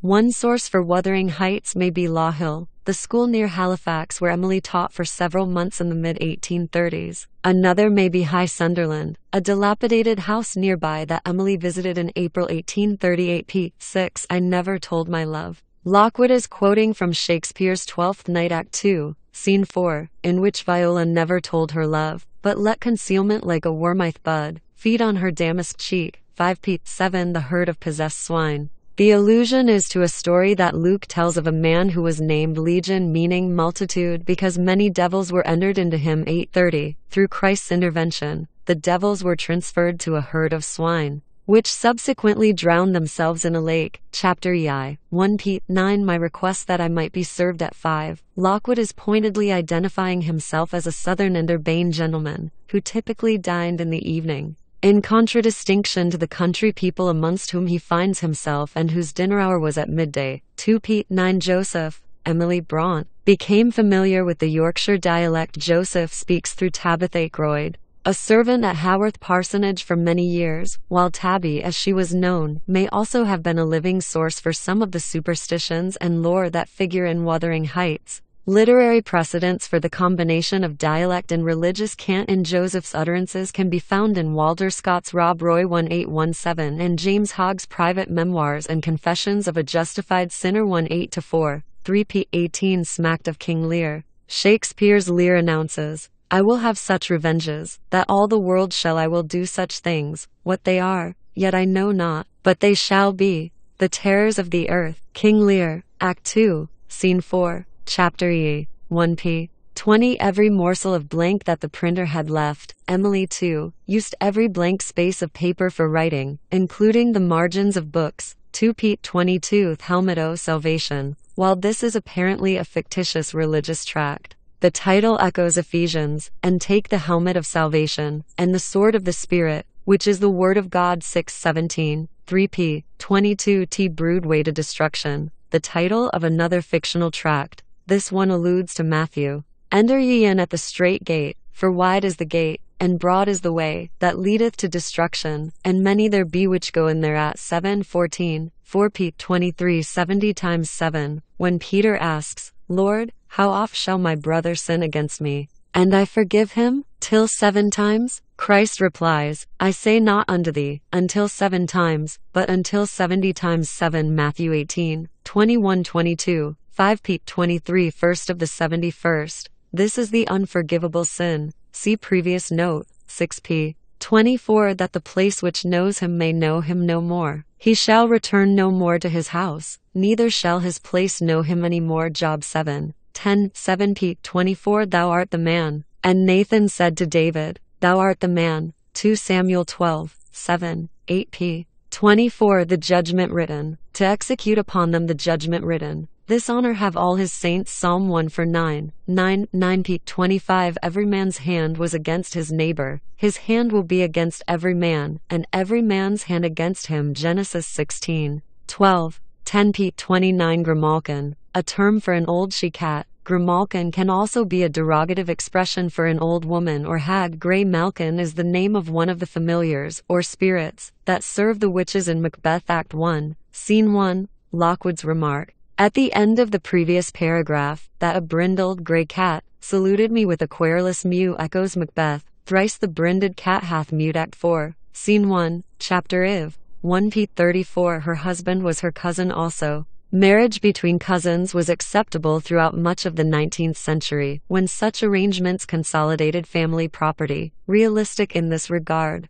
the quasi-incestuous relationships represented in Wuthering Heights are also typical of Gothic literature. 2p35. It's a cuckoos. Cuckoos lay their eggs in the nests of other birds. Thus, the cuckoos that hatch are, in effect, both orphans and interlopers. 3p36. She commenced. The device of having a faithful retainer narrate a family saga is also present in Maria Edgeworth's Castle Rackrent 1800, in which the devoted Thady Quirke tells the story of 3 generations of the Rackrents, a family of Irish landowners, both a historical and a regional novel. Castle Rackrent was an important precedent for the work of Sir Walter Scott. See above, Chapter 1. Note 1.4p37. Liverpool, situated where the River Mersey meets the Irish Sea, became a major centre for the British slave trade in the 18th century. The port was extensively populated by transient foreigners and was also a refuge for the Irish, who fled famines in the 18th and 19th centuries. Chapter V. 1p41. Curate. A curate is a low-ranking clergyman. A perpetual curate, on the other hand, is comparable to a vicar, or parish priest, in that he holds a living, or a post that provides revenues from an endowment. The curate to whom Nellie refers appears to be of the latter type. Emily Braunt's father, Patrick, was perpetual curate at the Church of Steady Michael and All Angels in Haworth from 1826 until his death in 1861. Chapter Vi. 1p49. She did not yell out. Emily herself was bitten by a stray dog when she was 15, fearful of contracting rabies. She cauterized the wound with a hot iron and then remained silent about the incident until the danger of infection had passed. Charlotte Braunt used the episode in Shirley 1849, which presents a romanticized portrait of Emily, to p50. Magistrate. A magistrate is a justice of the peace. Outside London, country gentry held the office of magistrates, as does Mr. Linton and then his son, Edgar. Chapter V. 1p50. For songs. In Joseph's stern creed, songs were for the idle and the sinful. 2p55. A Christmas box. Given on the first weekday after Christmas, or Boxing Day, a Christmas box was traditionally a gift of money enclosed in a small box and presented to servants and others who had been of service throughout the year, as well as to the poor. Chapter V. 1p68. Loading lime on the further side of Penistone Crags. Penistone Crags is a quarry near Haworth. It is also called Penistone Quarry. Lime is used to improve the soil for farming. Chapter X. 1p81. The fate of Milo. Milo was a mythical Greek athlete whose hands became trapped in the oak tree he was attempting to tear apart and who was then devoured by wolves. 2p82. The universe would turn to a mighty stranger. Catherine's speech, culminating in the famous assertion, "Nellie, I am Heathcliff," echoes Emily Braunt's earlier poem No Coward Soul Is Mine. 1.846. Though earth and moon were gone, and suns and universes ceased to be, and thou wert left alone, every existence would exist in thee. Lines 2024. No Coward Soul Is Mine was among the poems that Charlotte selected for the 1850 edition of Wuthering Heights. 3p85. Noah and Lot. Spare the righteous. God spared not the old world, but saved Noah the eighth person, a preacher of righteousness, and delivered just Lot, vexed with the filthy conversation of the wicked. 2 Peter 2-5, 2:7, 4p85. Jonah. Like Noah and Lot, Jonah is a figure from the Old Testament. He was swallowed by a huge fish after being thrown overboard by sailors who were trying to appease Jehovah. Jonah survived in the belly of the fish for 3 days and then was delivered to dry land. Chapter X. 1p91. Sizer's place at college. A sizer is a scholarship student. 2p91. Drawing blood from his foster country. The American War of Independence ended in March 1783. p100. To bird of bad omen. Among the many kinds of birds said to augur good or bad fortune are the albatross and the raven. Considered by sailors to be an auspicious sign, the albatross in Samuel Taylor Coleridge's Rime of the Ancient Mariner 1798 becomes a symbol of sin and guilt precisely because this bird of good omen is slain by the mariner. On the other hand, because ravens are carrion eaters, they have been represented as foretelling death and destruction, as in Macbeth, where it is the raven that croaks the fatal entrance of Duncan Act 1, Scene 5, 4 p. 103 Grand Sizes. The Grand Assizes were highly ceremonial biannual sessions in which judges from London travelled to the country to try cases that were too serious or complicated for local magistrates, as the subsequent allusion to the apostles Paul, Peter, John, and Matthew indicates. However, Joseph uses to the term figuratively to suggest the Last Judgment. 5 p. 103 T. Broad Road, wide is the gate, and broad is the way, that leadeth to destruction. Matthew 7, 14, 6 p. 104 A justice meeting at next town. Like his father, Edgar Linton is a magistrate, or justice of the peace. Outside London, magistrates travelled to towns where cases were tried in assizes, or quarterly meetings. Chapter She, 1 p. 112 If you fancy I'll suffer unrevenged. The intensity with which Heathcliff dedicates himself to revenge recalls John Milton's Satan, who devotes himself to the study of revenge with unconquerable will. Paradise Lost, Book 1, Chapter She, 1 p. 120 To Fairy Cave. This was probably the famous Yortis Cave, situated in Thornton on Lonsdale. 2 p. 124 An exile, an outcast. Catherine's speech echoes the fallen angel Moloch's in Paradise Lost. What can be worse than to dwell here, driv out from bliss? Condemned in this, abhorred deep to utter woe. Book 2, 3 p. 125 I wish I were out of doors. My sister Emily loved the moors, wrote Charlotte in her preface to the Poems by Emily, which were published in the 1850 edition of Wuthering Heights. She found in the bleak solitude many and dear delights, and not the least and best loved was liberty. Liberty, Charlotte continued, was the breath of Emily's nostrils. Without it, she perished. 4 p. 125 Why am I so changed?